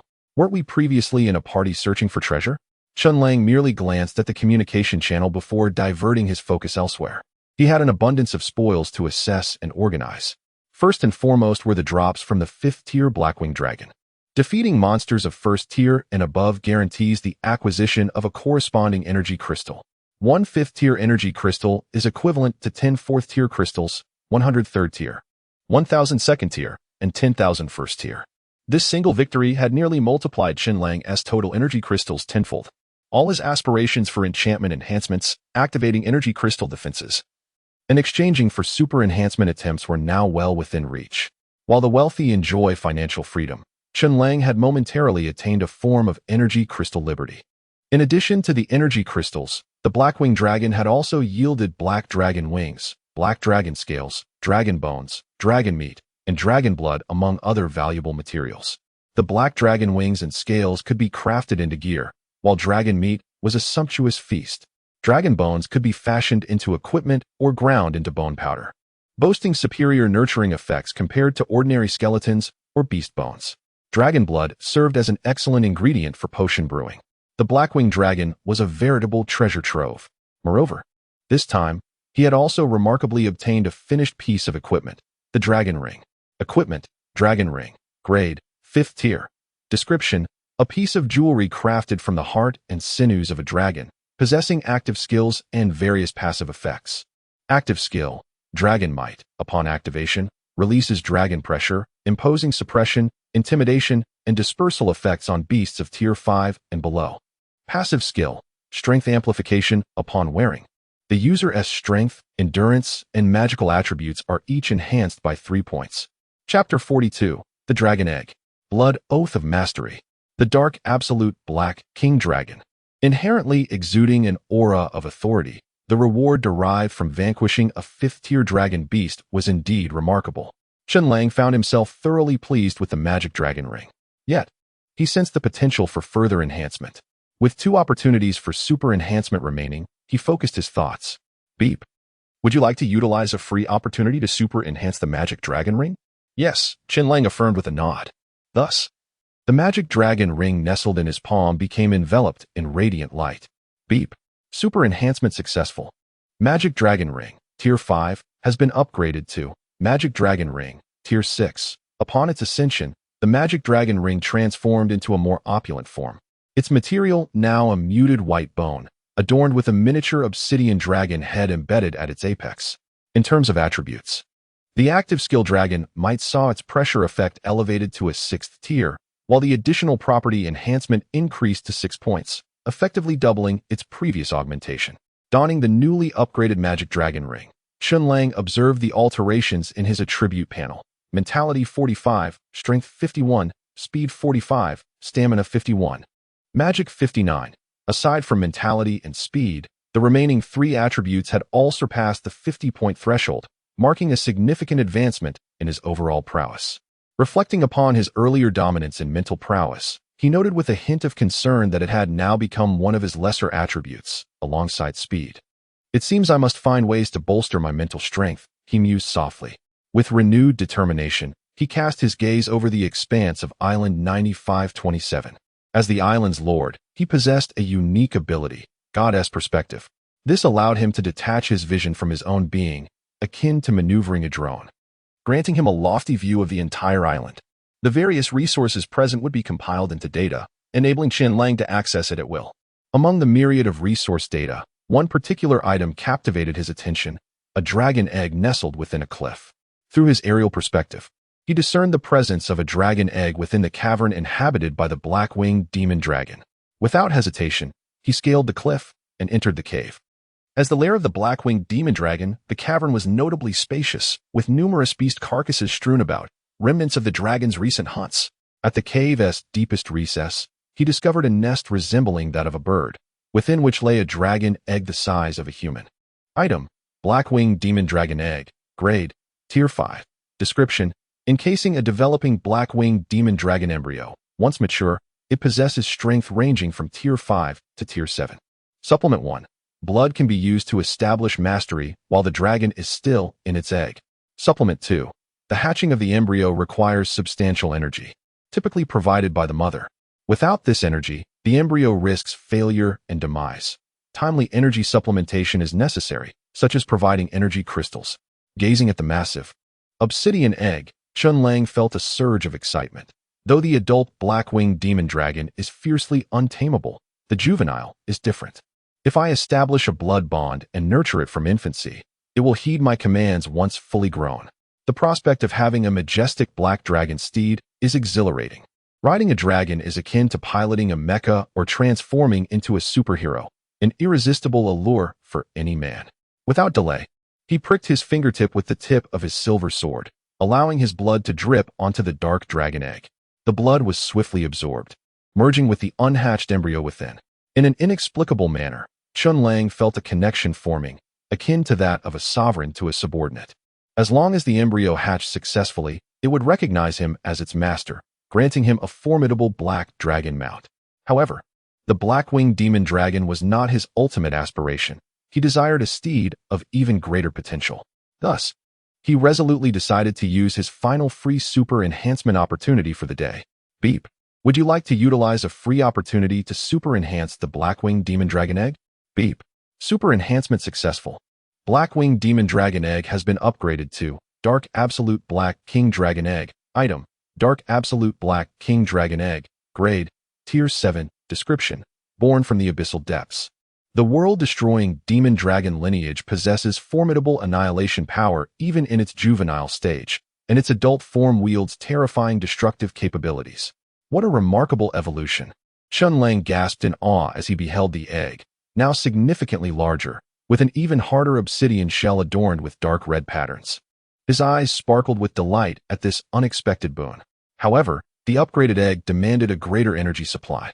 The young dragon quickly consumed all the energy stored within the egg, leaving it ravenous. Its agitation caused the entire egg to tremble. "Oh dear, I cannot allow you to starve. If you perish, my steed will vanish, leaving me to lament my fate." Chen Lang was determined not to let his ambitions falter at the brink of fruition. He hastily retrieved a multitude of energy crystals from his backpack and placed them around the dragon egg. Soon, pure energy began to emanate from the crystals, merging with the egg, allowing the juvenile dragon to feast once more. Before him, a timer appeared, indicating the remaining incubation time, 1 day. Such a swift hatching process. Tomorrow, I shall ride the dragon and roam freely. After ensuring the egg would not go hungry, he gathered the resources he had collected and approached the teleportation array established on Island 9527, depositing 10 first-tier energy crystals to activate it. With a flash of light, Chen Lang returned to Island 2887, his most developed territory. The teleportation array entered a 12-hour cooldown period. Phew, I'm back, but there is much to be done. There's still some daylight left. Time to get busy. First, to the fields. Neglecting rest, Chen Lang rushed to the fertile farmland, diligently watering and fertilizing the crops to replenish their nutrients and water supply, ensuring they would not regress from Tier 2 to Tier 1. He intended to cultivate various plants discovered on Island 9527 to augment his stockpile of materials for potion crafting: red flame flowers, dew fruit, and azure spirit grass. With a sturdy hoe in hand, he planted each crop in the fields and subsequently scattered bone meal over them, enriching the soil and accelerating their growth. With the accelerated growth of the second-tier farmland, coupled with the ripening effect of bone meal, it will not be long before the first batch can be harvested. Subsequently, this initial harvest can be utilized to expand cultivation further, repeating the process several times to amass a substantial quantity of raw materials. The farmland has been well tended. Chen Lang returned to the small wooden cabin and approached the furnace, preparing to toss in all the ores mined during this expedition to smelt them into iron ingots and other semi-finished products, thereby facilitating subsequent manufacturing and processing. However, a single furnace processing such a large quantity of ore proves to be rather inefficient. It is indeed time to expand capacity. Perhaps he should construct several more furnaces. Chapter 43. The enemy cannot harm me, yet I shall inflict retribution. Chen Lang lacked the blueprints for a furnace and was unable to directly fabricate one. The furnace he currently possessed had been acquired through a trade in the marketplace, exchanged with other survivors. Thus, he accessed the trading square to locate the survivor, Lu Jichai, who had originally sold him the furnace. After a series of negotiations, both parties reached an agreement to adhere to the previous trading terms. Chen Lang exchanged 8 stones for a completed furnace, forgoing any labor fees purely as a matter of goodwill. Ding! Transaction successful. The system's notification chimed as Chen Lang's backpack diminished by 40 stones, which netted him 5 furnaces. Adding the existing one, he now had a total of 6 furnaces, significantly accelerating the iron smelting process. However, the abundance of furnaces posed a spatial dilemma within his modest abode, which was barely spacious enough to accommodate even a single room. Given the prospect of simultaneously smelting iron in such a confined space would result in a smoky atmosphere, Chen Lang decided to relocate the furnaces outdoors. He envisioned constructing a blacksmith shop in the future for the purpose of smelting iron and forging equipment. The 6 furnaces were arranged in 2 rows of 3, stacked together like a low wall towering 2 meters high and 3 meters wide. Chen Lang deposited the raw iron, copper, and gold he had mined from the artificial tunnels into the furnaces, ensuring each furnace was filled with coal beneath. He ignited the furnaces, anticipating that by dawn, the smelting would be complete. Whether for construction or crafting equipment, the development of the island and enhancement of strength were inextricably linked to metal resources. Gold, silver, copper, and iron would remain indispensable to all survivors for the foreseeable future. With the furnaces steadily working, he returned to his dwelling to enchant his equipment. Previously, due to a limited supply of lapis lazuli, he had only enchanted the dark iron greatsword, now known as the silver flow longsword. However, After his recent treasure hunting and mining endeavors, his stock of lapis lazuli had become ample, warranting another round of enchantments. Approaching the enchantment table, Chen Lang considered the frequently utilized equipment that had yet to be enchanted: the advanced hornbow, silver flow armor, and dragon ring. Although the advanced fishing net possessed control capabilities, it had gradually become obsolete, having not been utilized in recent battles. It would likely be relegated to its primary function of fishing. The lapis lazuli he possessed should suffice to enchant one piece of equipment. Yet the enchantment table was insufficiently leveled. Glancing down at the enchantment table, which he had unearthed from a treasure chest during his initial treasure hunt, he noted it was a basic enchantment table capable of enchanting only items up to Tier 3. Presently, the only Tier 2 item he had was the advanced hornbow, while the rest of his main equipment exceeded this limitation. Thus, he resolved to upgrade the enchantment table. The 3 free super enhancement opportunities had already been exhausted during his time on the 9527 island. He could either wait until the 6th day of the novice period, which was tomorrow, or expend energy crystals to purchase additional super enhancement opportunities. The starting price for these was 100 energy crystals per attempt, applicable to items of Tier 3 or lower, which conveniently encompassed the basic enchantment table. Without hesitation, Chen Lang produced 100 Tier 1 energy crystals. With a mere thought, he activated his innate ability and the system's notification resonated. Ding! Confirm consumption of 100 Tier 1 energy crystals to super enhance the basic enchantment table? Indeed, Chen Lang nodded. In the next moment, the enchantment table was enveloped in a radiant glow of super enhancement. Once the light dissipated, Chen Lang beheld a more opulent enchantment table, its obsidian base adorned with intricate mithril patterns. The magical tome hovering above the table had grown thicker and larger, its pages inscribed with increasingly complex and esoteric enchantment runes. Item: Intermediate Enchantment Table. Grade: Tier 6. Description: a surface imbued with mysterious powers.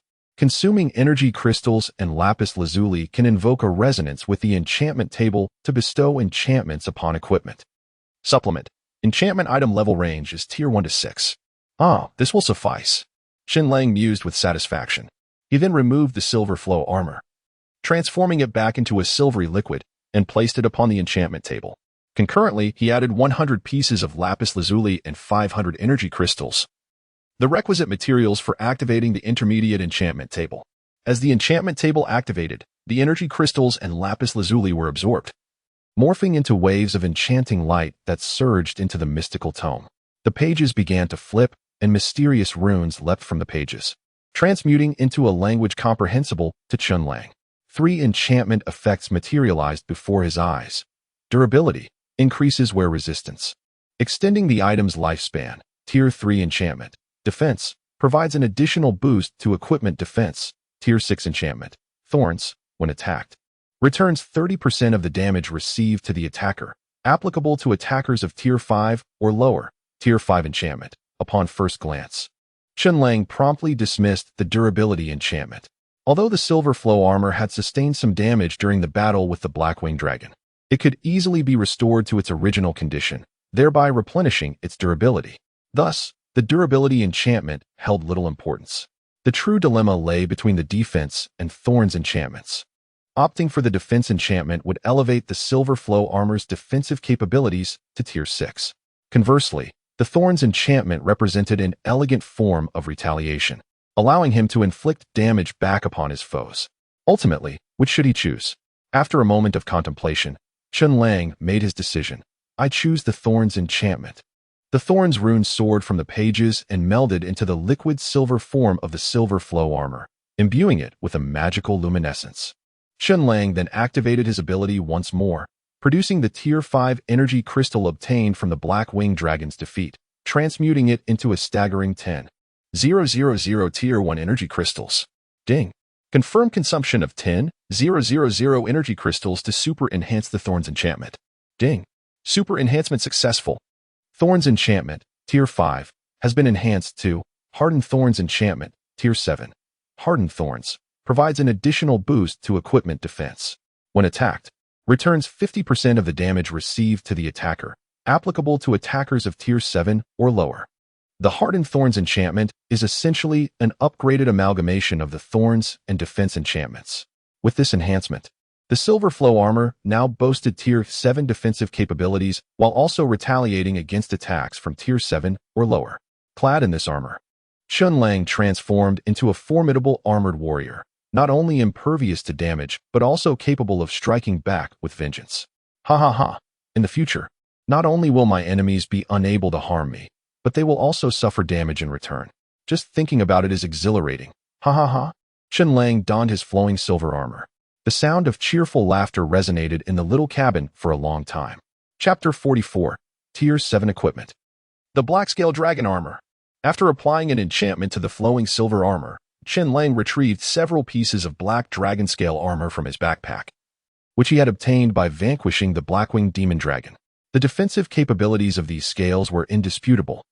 Even my normal attacks with the flowing silver longsword could barely breach their defenses. Only with enchanted strikes could I inflict any damage. If I could incorporate these scales and the black dragon wings into the flowing silver armor, the armor's performance would ascend to new heights. Chen Lang gazed at the black dragon scales and wings in his hands, his eyes ablaze with ambition. However, modifying an existing piece of equipment in such a way could not be accomplished merely at the workbench. It required a forging station or a simplified version, the anvil. Having exhausted his fishing attempts for the day, Chen Lang shifted his attention to the trading square. After a thorough search, he indeed found someone selling the anvil blueprint. Lu Yang, the anvil blueprint obtained from fishing requires dozens of iron. I simply cannot spare the resources. Whoever desires it, feel free to bid. Chen Lang promptly sent a message. Upon realizing it was Chen Lang reaching out, the other party's enthusiasm surged. After exchanging pleasantries, they expressed a desire for food in exchange. Food? Chen Lang was not lacking in provisions. He proposed either pork or rice seeds in exchange for the anvil blueprint. After a prolonged moment of hesitation, Liang ultimately opted for the rice seeds. A hearty meal can wait a little longer. I shall choose the latter. Let us trade. Esteemed Chen Lang. Chime. Trade successful.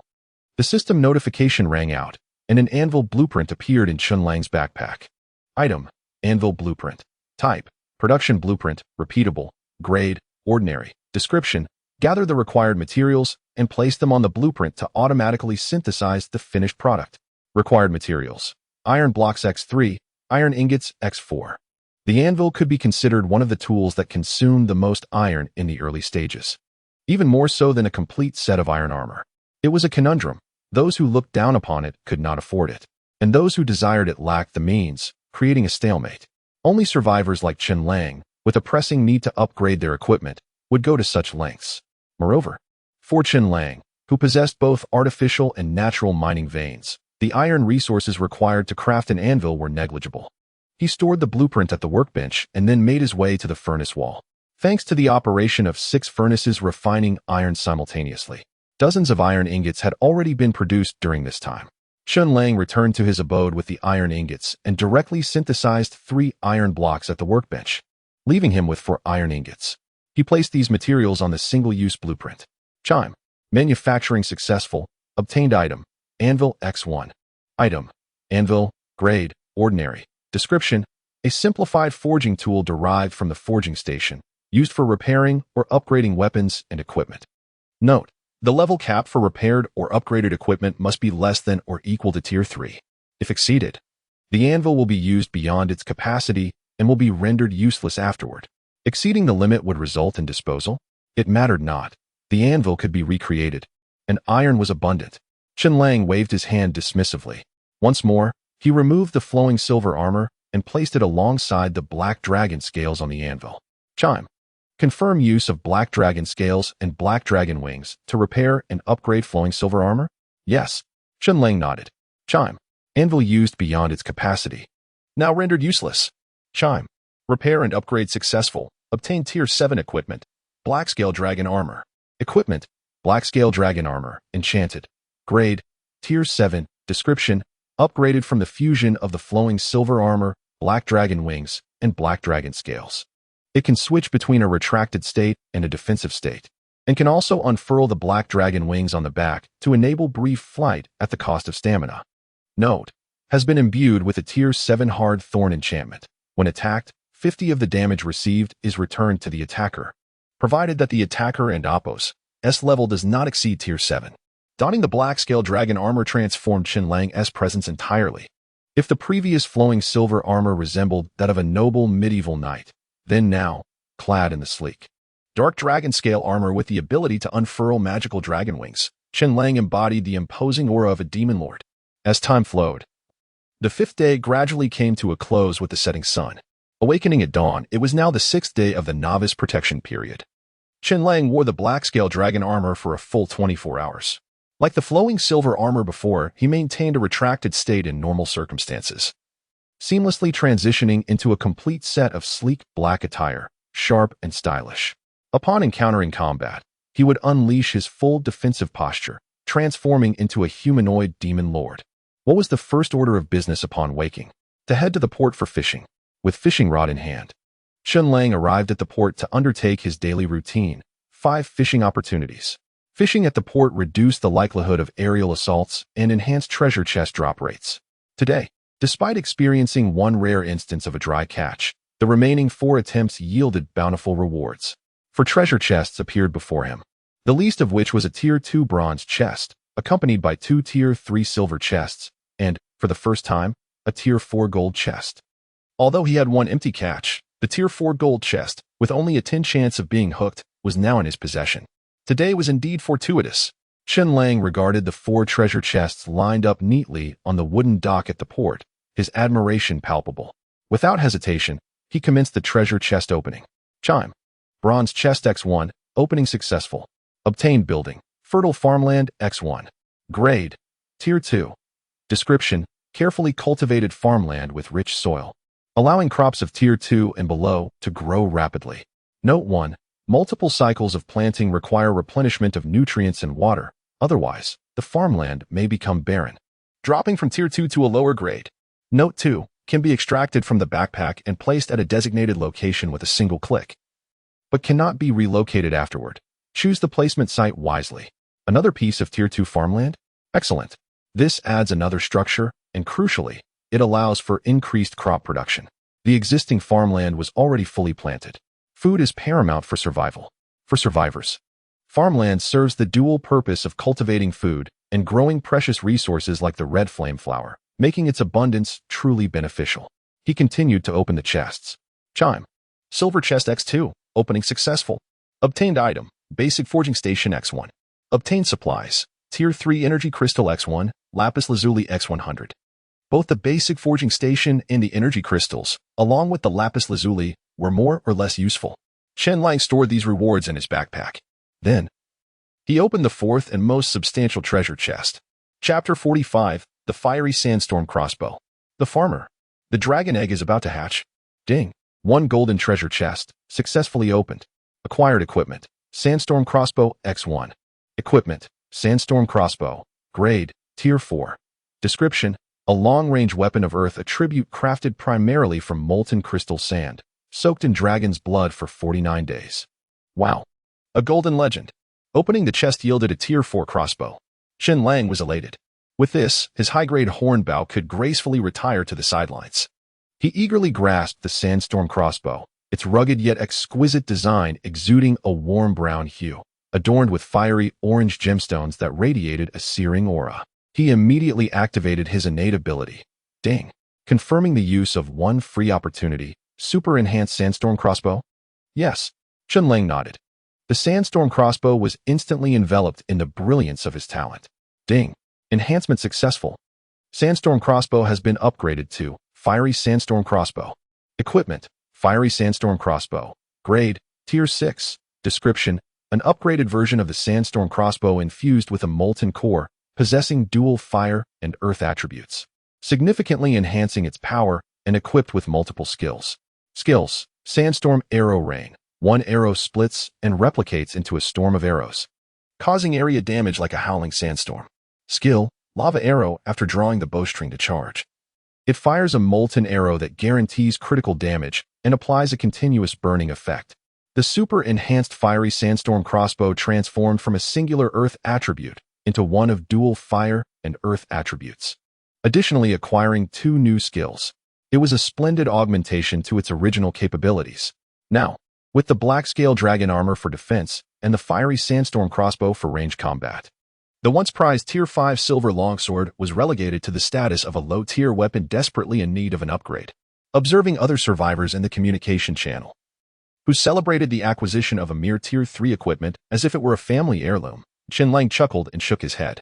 Sometimes, rapid advancement can also be a source of frustration. Adjusting his mindset, he noted that today marked the 6th day of his novice protection period. The maritime calamity was drawing nearer. Chen Lang had many tasks to accomplish today.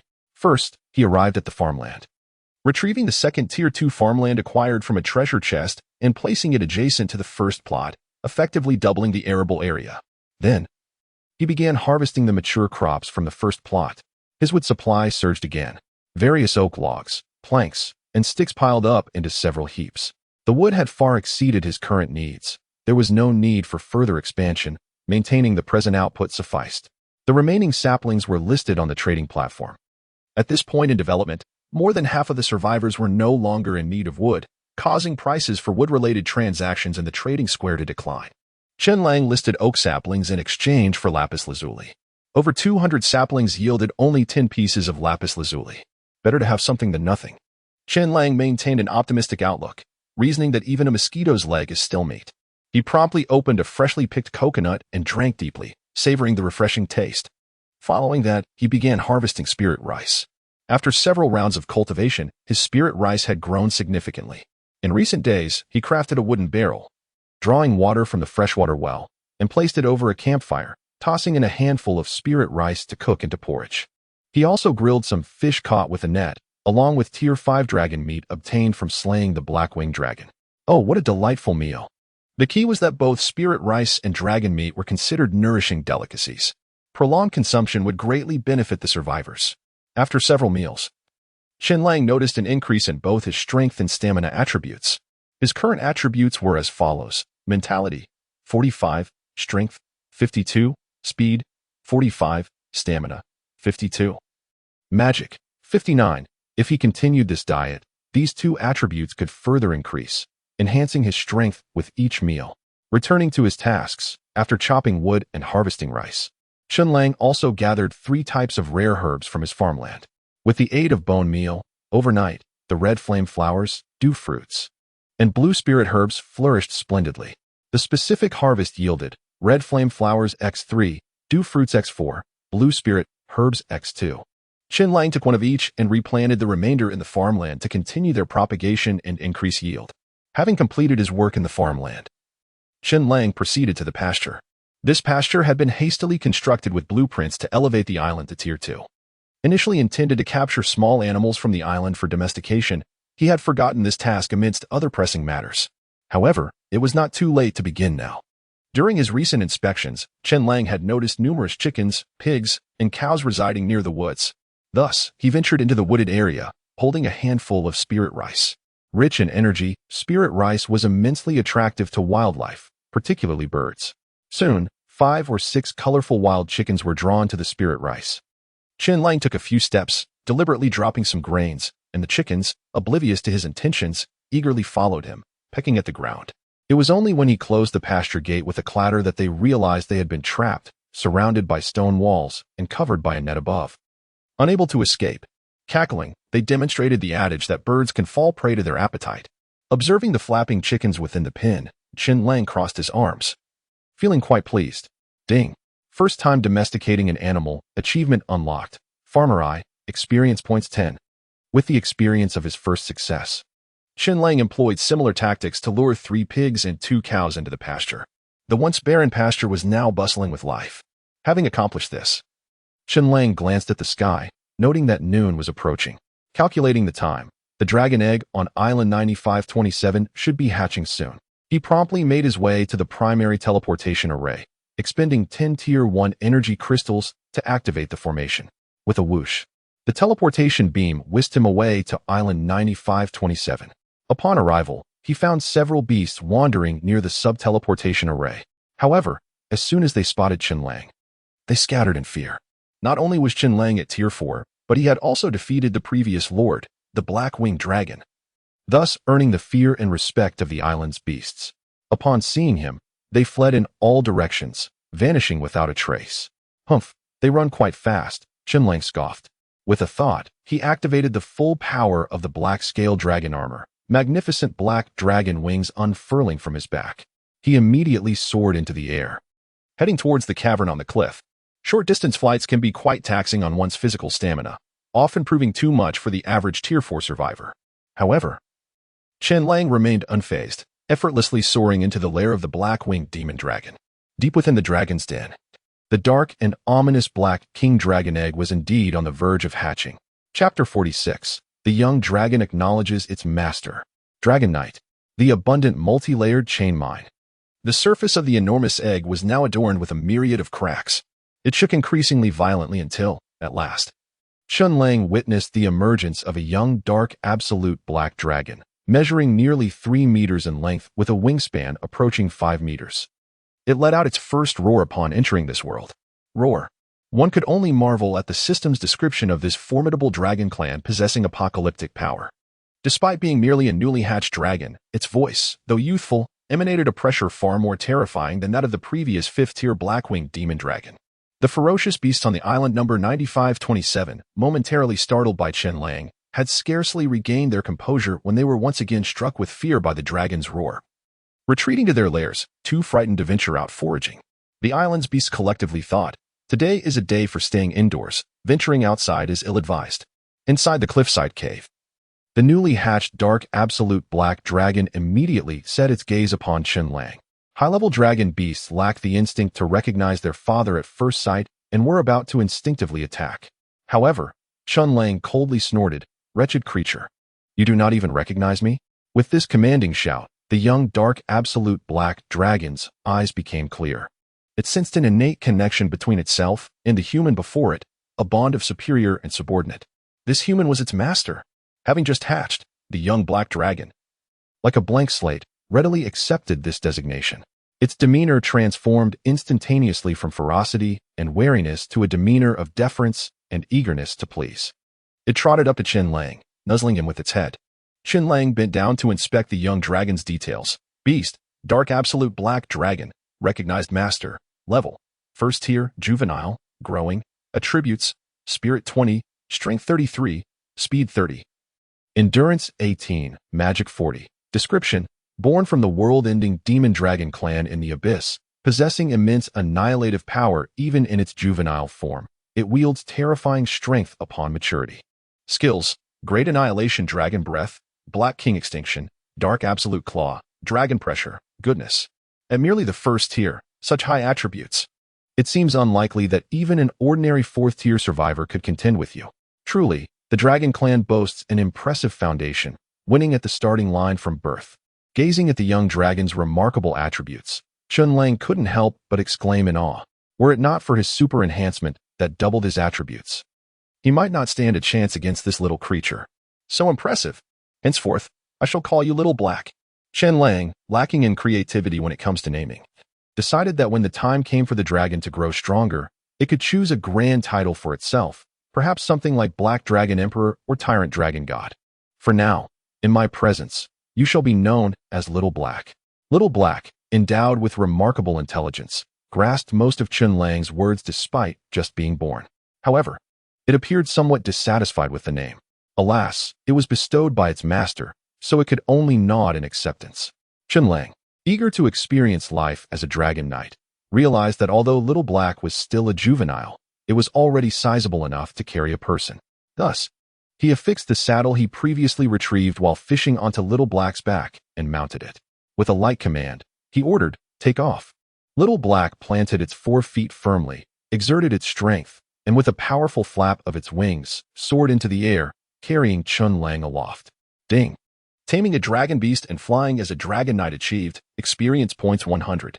Woohoo, exhilarating. Though Chen Lang had flown by himself earlier, the sensation of riding a dragon was entirely different.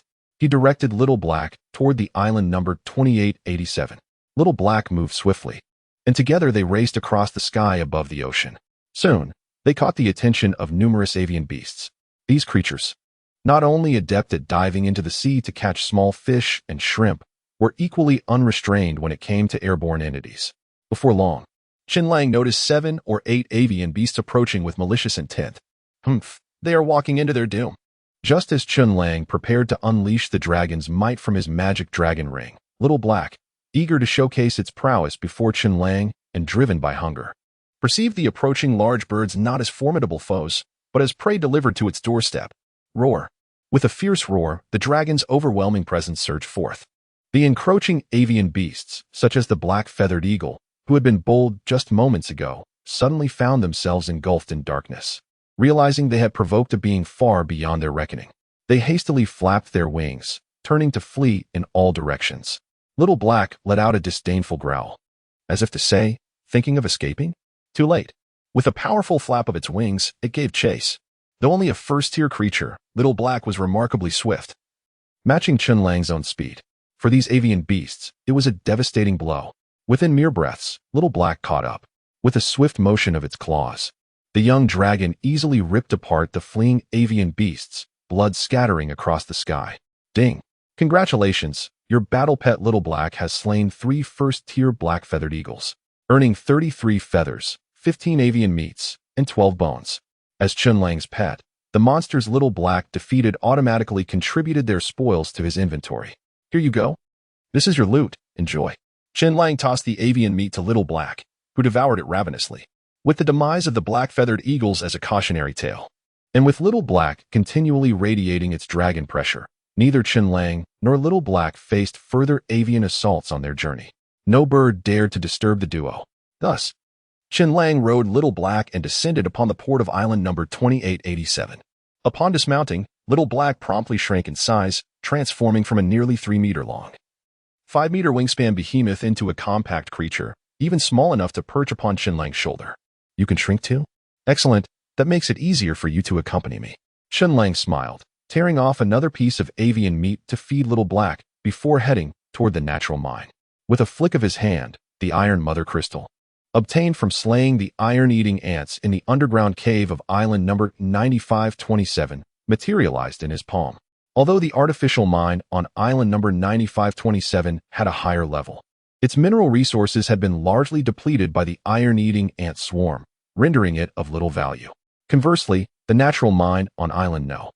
2887 still held a wealth of mineral resources. Let us utilize this iron mother crystal here.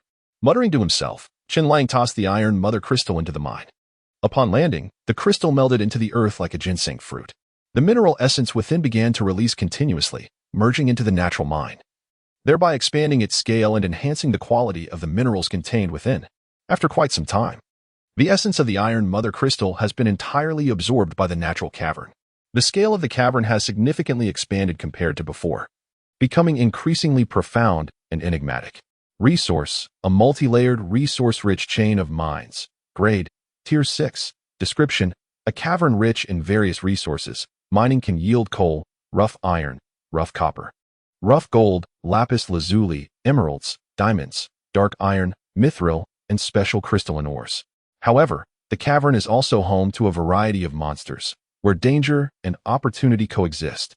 Types of minerals and their proportions: coal 20, iron or 10, copper or 5, lapis lazuli 10, emerald 5, gold 5, diamond 5, dark iron 10, mithril 10. Special crystal 20. Additional monster levels have escalated to Tier 1 through Tier 6, with a boss-level overseer present in each layer of the cavern.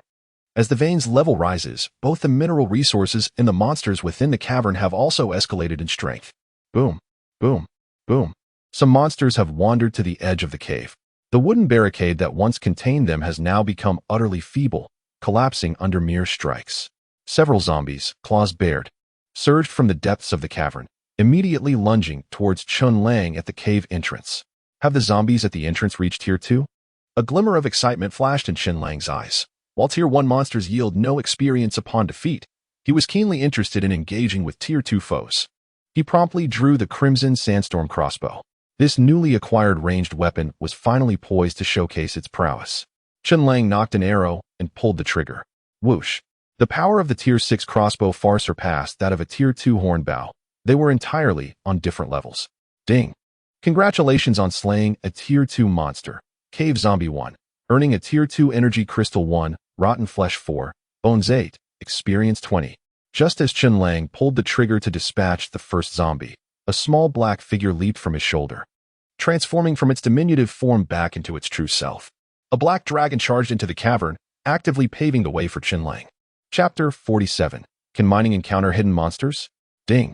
Your battle pet, Little Black, has slain 3 level 2 monsters, cave zombies, earning 3 level 2 energy crystals, 12 pieces of rotten flesh, 15 bones, and 60 experience points. Ding. Your battle pet, Little Black, has slain. The notifications of kills continued to ring out. With Little Black by his side, Chen Lang found himself needing to lift a finger. The monsters that stood in his way were swiftly eradicated. He could stride confidently into the depths of the mine. Indeed, the environment within the mine had changed once more. The markings he had previously left behind had vanished. Holding up a torch, Chen Lang realized that the markers he had made to avoid getting lost had been obliterated and refreshed with the mine's upgrade. He would have to create new markers. Oh woo. Little Black, trailing behind Chen Lang, noticed the torch illuminating the path and let out a roar, releasing a swirling mass of deep crimson flames that hovered around Chen Lang, providing light in place of the torch.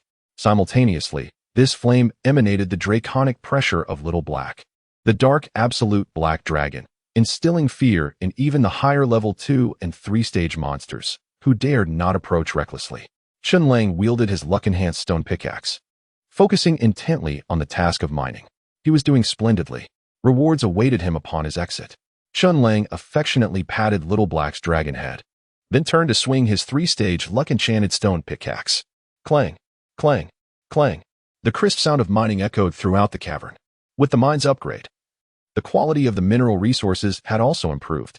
Initially, this natural mine could only yield some inferior iron ore with a high impurity content in the rough iron.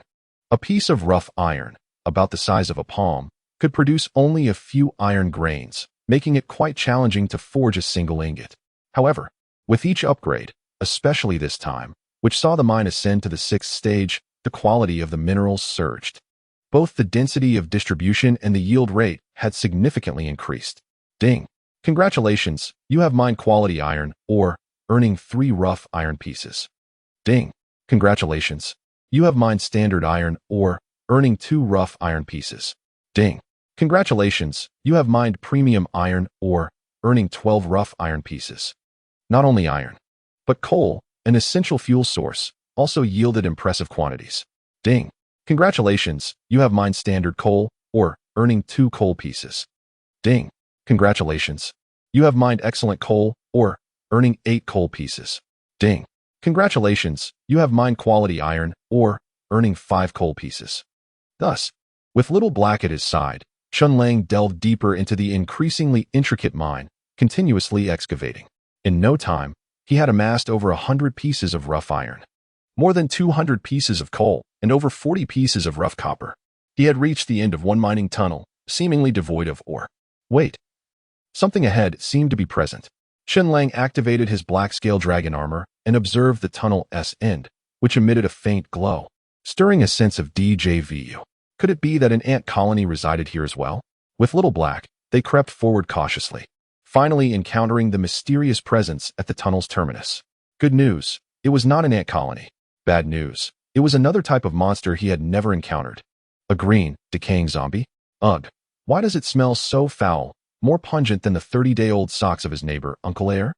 A wave of nauseating stench assaulted Chen Lang's senses, causing his features to contort. Little Black, with a more sensitive nose, immediately retched, suppressing his nausea. Chen Lang focused on the end of the tunnel, where a foul-smelling zombie creature, exuding a greenish glow and covered in green fur and pus-filled sores, awaited. Monster, corrupted phantom, level 4, description, an evolved form of cave zombie, further eroded by bizarre energy, thoroughly decayed, covered in ominous green fur and sores, remaining motionless until startled, at which point it exhibits extreme aggression. Skills: rotting poison mist, emits dark green poisonous fog from its mouth. Skills: pus bombardment, sores all over its body shoot out blobs of pus. Skills: corrupted self-destruction, will self-detonate when health reaches a critical point. Note: this individual is a subordinate of the first layer's boss. Slaying it may yield additional rewards. Well, mining has led to the discovery of hidden monsters? Chen Lang scoffed. He had never held any fondness for such grotesque creatures. Upon seeing the system's description indicating that slaying it would yield extra rewards, his motivation intensified. Little Black, you go first, Chen Lang commanded. Sharing his disdain for the four-stage corrupted phantom, Little Black charged in without hesitation, releasing its draconic pressure. Little Black enveloped the underground space at the tunnel's end with a fierce aura. All enemies with bloodline levels not exceeding Little Black's were suppressed. The four-stage corrupted phantom felt the weight of the pressure. However, as a monster, it was not as severely affected as a ferocious beast would be. Instead, it felt provoked and immediately unleashed a stream of dark green poisonous fog. Skill, rotting poison mist. Even inhaling a small amount of this fog would cause one's respiratory system and internal organs to rot and fester painfully. Fortunately, Little Black had anticipated this, promptly activating its own skill. Great Annihilation Dragon Breath. Deep crimson flames erupted from Little Black's mouth. In the presence of the annihilative power contained within the deep red dragon breath, the rotting poison mist emitted by the corrupted phantom was visibly incinerated into nothingness. However, the corrupted phantom released an even greater volume of toxic gas. The two forces clashed, resulting in a standoff. A first-stage creature could contend with a four-stage monster. Little Black's strength was indeed formidable. Chen Lang, observing Little Black's prowess, nodded in approval. Then, with a flick of his wrist, the sixth-stage ranged weapon, Crimson Flame Sandstorm Crossbow, materialized in his grasp. The crossbow had already been preloaded with a set of arrows, allowing Chen Lang to aim directly at the corrupted phantom and pull the trigger. Whoosh! An arrow shot forth, piercing through the corrupted phantom's head. The devastating power of the sixth-stage ranged weapon dealt a heavy blow, prompting an enraged counterattack from the creature. It unleashed the skill, Pus Bombardment. Dozens, even hundreds, of sores across its body erupted, shooting out blobs of rancid, highly toxic pus towards Chen Lang and Little Black. Little Black aimed to unleash its ultimate skill, Dark King Annihilation, but Chen Lang gestured to halt.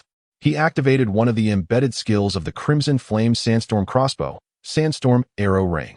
Chapter 48, Triple Kill. Securing the hidden treasure chest. In an instant, a single arrow splintered and multiplied into dozens, if not hundreds, resembling a torrential rain of arrows, far surpassing the scale of the venomous liquid bombardment unleashed by the toxic zombies. This not only neutralized the assault, but also resulted in numerous energy arrows striking the toxic specter. Although area attack skills typically yield lower single-target damage, even diminished 6th-tier crossbow bolts are beyond the endurance of a severely weakened 4th-tier toxic specter. The specter's health bar dwindled to its last remnants, triggering its passive skill, Toxic Self-Detonation. It emitted a garbled, menacing roar akin to a dual-class high-ranking operative codenamed Pangolin, bellowing at Chen Lang and Little Black, "I am certain to perish. But you shall not survive either." Self-detonation? Not on my watch. Chen Lang and Little Black shared a tacit understanding. No sooner had Chen Lang spoken than Little Black sprang into action, unleashing another breath of annihilation that forcefully interrupted the self-detonation, ultimately obliterating the toxic specter. Ding! Your battle companion, Little Black, has slain a 4th-tier creature, Toxic Specter 1, earning 1 4th-tier energy crystal, 10 4th-tier rotten flesh, 8 4th-tier bones, 1 venom sac, and 40 experience points. Ding! You have slain a hidden creature on the first level of the mine, 1-3. Defeating all hidden creatures on the first level grants an additional reward, 1 beginner treasure chest. Slaying 3 hidden creatures on the first level yields a treasure chest. Could this be considered a hidden quest? Chen Lang raised an eyebrow. Regardless, he intended to cleanse every creature within this mine eventually. Now that he could reap extra rewards while farming monsters, it would be foolish not to seize the opportunity. Come, Little Black. Let us conclude our mining for today and devote the remaining time to seeking out hidden monsters. The beginner treasure chest shall be mine. Stowing away the Crimson Sandstorm crossbow. Chen Lang patted Little Black, who promptly fell in step beside him. The upgraded mine had become significantly more intricate, now comprising multiple layers, each filled with a labyrinth of winding tunnels. Locating the remaining 2 hidden monsters within such a convoluted web-like environment was no simple feat, fortunately. Little Black was there to assist. As a dragonkin beast, Little Black possessed keen senses. At that moment, it continually nodded and sniffed around. The higher the level of a beast or creature, the more pronounced its lingering scent and the longer it remained. After a brief period of wandering, Little Black suddenly detected something and hurried towards a branching tunnel. Found it? Chen Lang realized that Little Black had discovered the trail of a higher-tier creature and promptly followed with quickened steps. However, Upon arrival, the outcome was somewhat unexpected. Indeed, it was a creature of a higher level, reaching Tier 3, a skeletal swordsman wielding an iron sword. Yet, upon checking the system description, it was revealed to be neither of the 3 hidden monsters on the first level. How disappointing. Feeling slightly disheartened, Chen Lang redirected his frustration toward the skeletal swordsman. Gripping his silver flowing sword, he unleashed a white energy blade that instantly shattered the skeletal swordsman into a heap of bone fragments. Ding. Congratulations on slaying a Tier 3 creature, Skeletal Swordsman 1. The system's kill notification chimed, and without looking back, Chen Lang instructed Little Black to continue searching for the next suspected target. Little Black complied immediately. After some time, under Little Black's guidance, Chen Lang arrived at the end of another branching tunnel. This time, surely he wouldn't miss the mark, would he? Gazing into the dim underground space, a slight smile crept across his lips. I found it. Before him lay a 6 or 7 meter long giant centipede, its many legs indiscernible, with glowing red eyes. Entwined around a second-tier cave zombie, injecting venom into the creature. In an instant, the zombie's flesh and blood began to dissolve, and the giant centipede commenced feasting on its essence with relish. Fierce beast, 100-legged giant centipede, level 4, description, a ferocious centipede-type beast with a strong desire to attack. It dwells in dark subterranean areas. Skill, centipede constriction, wraps its long, thick body around its prey to immobilize it. Skill, venomous bite, uses its front legs resembling fangs to pierce prey and inject venom. Skill, centipede's resilience, when severely injured, it may sever its tail to survive. Note, this individual is a subordinate of the level 1 boss. Slaying it grants additional rewards. From the details panel, the 100-legged giant centipede appeared to possess strength comparable to that of the previous toxic specter. Chen Lang, uninterested in testing its prowess, acted decisively from a distance. The Crimson Sandstorm crossbow was once again in hand, and this time, he activated the second skill, Lava Arrow. The fire and earth energies within the mine gradually coalesced into the crossbow, and as Chen Lang completed his charge, he pulled the trigger. A molten arrow, seemingly forged from hardened rock and molten fire, shot forth. The lava arrow traced a fleeting red line through the dim tunnel, striking the centipede's head with precision. Boom. The arrow exploded on impact, delivering devastating critical damage typical of a 6th-tier crossbow. The centipede, savoring its zombie delicacy just moments before, found itself decapitated by Chen Lang's arrow, the accompanying burning effect relentlessly scorching its remains. Ding. Congratulations on slaying a Tier 4 fierce beast, 100-legged giant centipede 1, earning 1 4th-tier energy crystal. Experience points 40. Ding. You have slain another hidden creature on the first level of the mine 2-3. Defeating all hidden creatures on the first level grants an additional reward, 1 beginner treasure chest. The system notifications echoed in succession. The progress of the hidden quest was now over half complete. Only 1 final hidden creature remained before Chen Lang could claim his hidden reward. Let us move swiftly. Chen Lang urged Little Black while adhering to the principle of rewarding his companion's efforts. He retrieved a large chunk of beast meat from his backpack and tossed it to Little Black for a hearty meal, incentivizing it to work even harder. Aru! Little Black cheerfully yelped, quickly finishing the meat and immediately intensifying its search. As they traversed the mine, the majority of other creatures above Tier 3 had been cleared, significantly reducing the distractions and simplifying the search for their true target. Before long, with Little Black's assistance, Chen Lang located the final hidden creature. This hidden creature met the same fate as the previous 2. With a swift thrust of his sword, the silver blade cleaved through, and the system chimed once more. Ding. Congratulations on slaying a Tier 4 creature. Ding. You have slain all hidden creatures on the first level of the mine 3-3. Congratulations on receiving an additional reward, 1 beginner treasure chest. With the system's prompt, a treasure chest identical to the previous discoveries materialized in Chen Lang's backpack. Chapter 49, Intermediate Treasure Chest. Island Promotion to Tier 3. Item, Intermediate Treasure Chest, Grade, Tier 6, Description. An upgraded version of the treasure chest obtained upon completing a hidden quest. Opening it may yield 1 or more random rewards. The fishing chest, however, yields only 1 reward. Thus, it is prudent to first open the chest to assess the quality of the reward before deciding whether to undergo a super enhancement. In contrast, the treasure chest often provides multiple rewards, hence, enhancing it prior to opening would yield greater benefits. With that thought, Chen Lang activated his innate ability. Ding. Confirm consumption of 1-tier energy crystals 100. Super enhancement of 1 intermediate treasure chest? Yes. Chen Lang nodded. As a radiant glow enveloped the treasure chest, it transformed into a more luxurious and noble version. Item. Intermediate treasure chest. Grade. Tier 6. Description. An upgraded version of the treasure chest acquired through a hidden quest. Opening it may yield 1 or more random rewards. Would you like to open it? Open. Chen Lang replied eagerly. In the next instant, the lid of the intermediate treasure chest slowly opened, and several luminous orbs emerged, each revealing extraordinary treasures to Chen Lang. The expenditure of those 100 energy crystals was indeed worthwhile. With excitement bubbling within him, Chen Lang began to examine the rewards within the glowing orbs. The first orb, typically, contained basic resource rewards. As expected, acquired resources, 1-tier fire attribute energy crystal 1, 1-tier energy crystals 1000, basic lapis lazuli 300. The second orb yielded acquired building, fertile farmland 1. With this additional piece of tier 2 farmland, 3 such pieces could be synthesized into a tier 3 farmland. Chen Lang continued to explore. Acquired item, crucible blueprint 1. Type, one-time blueprint. Grade, tier 1. Description, gather the required materials, place them on the blueprint, and it will automatically synthesize the finished product.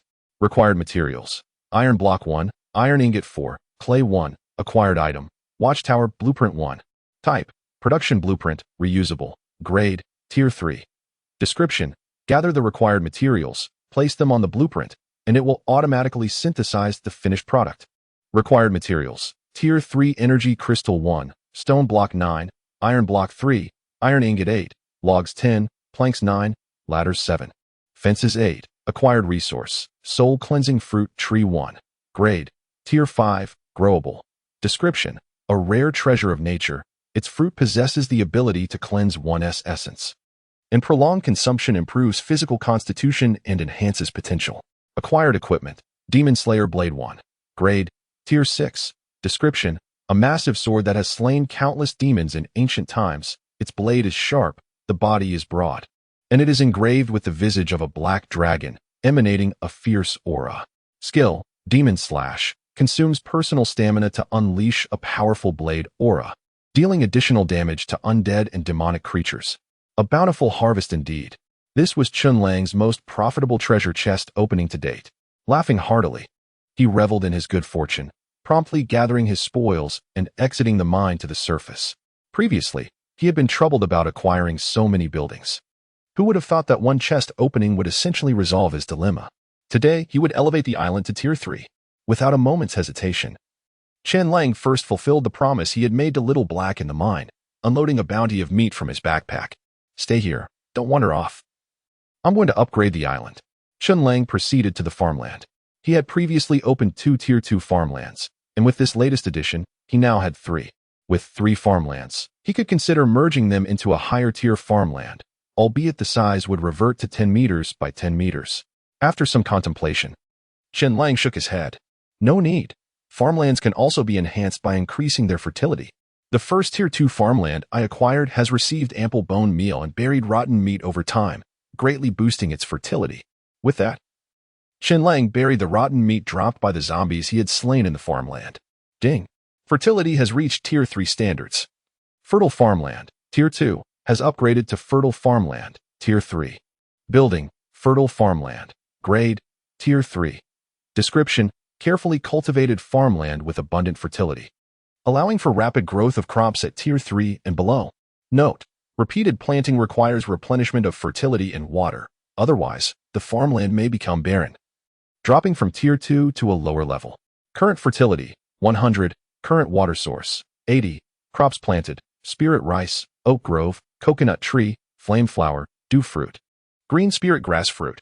Growth rate, normal crops 3x, tier 1 crops 3x, tier 2 crops 2x, tier 3 crops 1x, tier 4 0, 5x. And tier 5 or above cannot be planted, with the first farmland upgraded to tier 3. Alongside the tier 4 energy crystal defense tower and the teleportation array connecting to island 9527. One of the requirements for island promotion to tier 3, having more than 3 tier 3 buildings, was successfully achieved.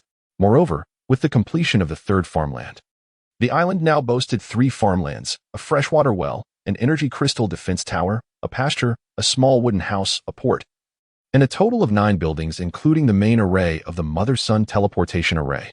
Chen Lang's survivor level had also surpassed Tier 3, reaching Tier 4. All conditions had been met. The long-awaited island upgrade notification finally rang in Chen Lang's ears. Ding! Detecting that Island 2887 has met all upgrade conditions. Shall it be promoted? Promote. I want to upgrade the island now. Chen Lang could hardly contain his excitement. As soon as he uttered those words, familiar scenes began to unfold once more. First, the island's area expanded yet again, this time more significantly than before. The east-west and north-south diameters of Island 2887 reached 1,000 meters, quadrupling in area compared to its previous Tier 2 state. The island's forests grew denser. The rocky peaks soared higher, and the mining area also upgraded, advancing from Tier 6 to Tier 7. Accompanying the island's upgrade were the small wooden house and fishing rod, both initial starter items. The wooden house, having undergone 2 previous upgrades, now boasted a spacious and sturdy structure, and this time it even featured a separate living room, kitchen, and bedroom, no longer a bare abode. The fishing rod, having been super enhanced by Chen Lang's innate ability from the outset, had risen to Tier 4, forever surpassing the tier of the island itself.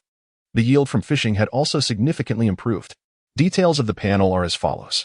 Chapter 50, the 4th Tier Farmland. The Spirit Water Fountain. Planting the cleansing fruit tree.